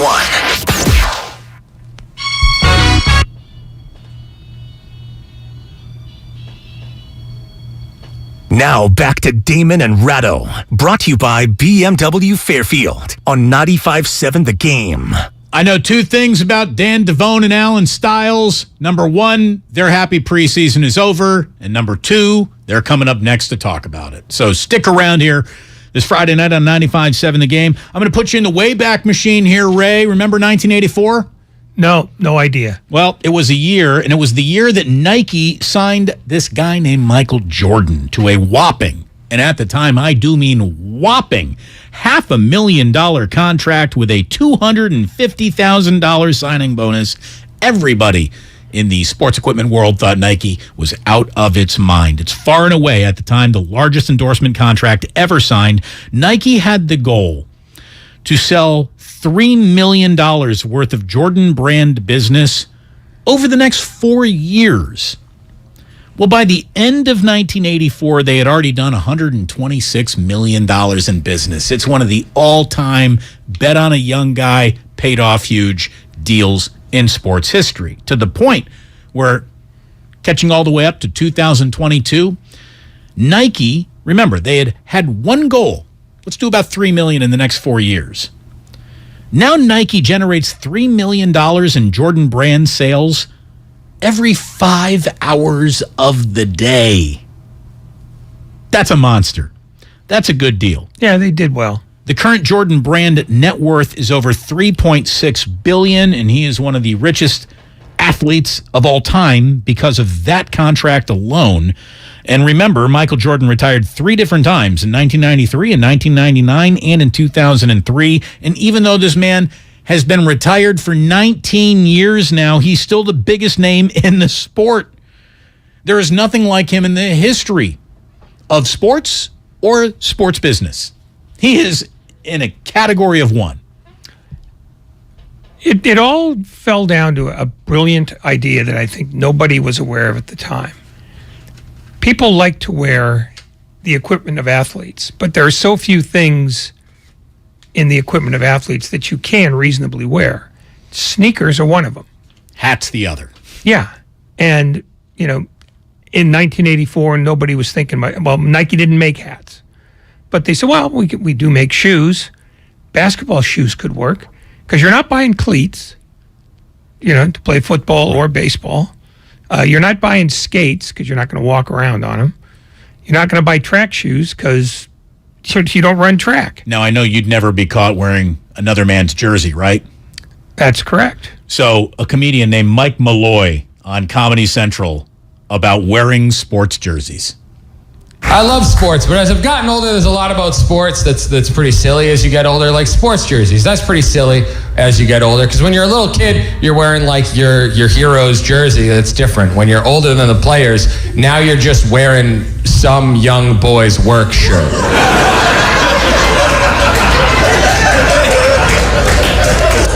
You don't know that boy. Why are you wearing his work clothes? It's strange. We go into a store, we go, hello, good sir, I'll take that young boy's work shirt. What do I have going on tonight? Glad you asked. I'm going to dress up like this athletic young boy that I admire. The one that I watch on the TV. I'm going to show up at his job. I'm going to show up at his place of business. Cosplaying as him. What am I going to do while he works his shift? Well, I'm going to get hammered. I'm going to get faced. Barely going to be able to stand by the end of his shift. And then I'm going to tell all the boys who work at the baseball factory in the other city what disgusting little pigs I think they are. So me and my dad have something to talk about. Good times. By the way, the other sneaker story that I have for you here. Adidas has ended its partnership with Fernando Tatis Jr. A company spokesperson said, quote, "We believe that sports should be fair. We have a clear policy on doping and can confirm that our partnership with Fernando Tatis Jr. will not continue." However, the Padres' partnership with Fernando Tatis Jr. will. Yeah, because they have to keep paying him. And he's also the right guy to have in your middle of the lineup, let's face it. Yeah, if they can ever figure out how to get him in the middle of the lineup. And so is the conundrum. Folks, we have made it. We've made it through the preseason. Now, we've got a little dead week to get through together next week. We'll figure out a way to do it, but thank you for getting through. The dead week's better than this. It probably is. It probably is. Thank you very much for tuning in all week long. Again, stay tuned because Dan Devone and Alan Stiles are right around the corner. In the meantime, thank you very much, Sterling, in for Lucas, not only at the end of this week, but beginning of next week as well. Grandy, way to push the buttons. Got them all right on the button. For Ray, I'm Damon. Thanks for listening. Sports don't build character. They reveal it. And like that, he's gone. Ladies and gentlemen, the weekend. What are Jerry Rice's expectations?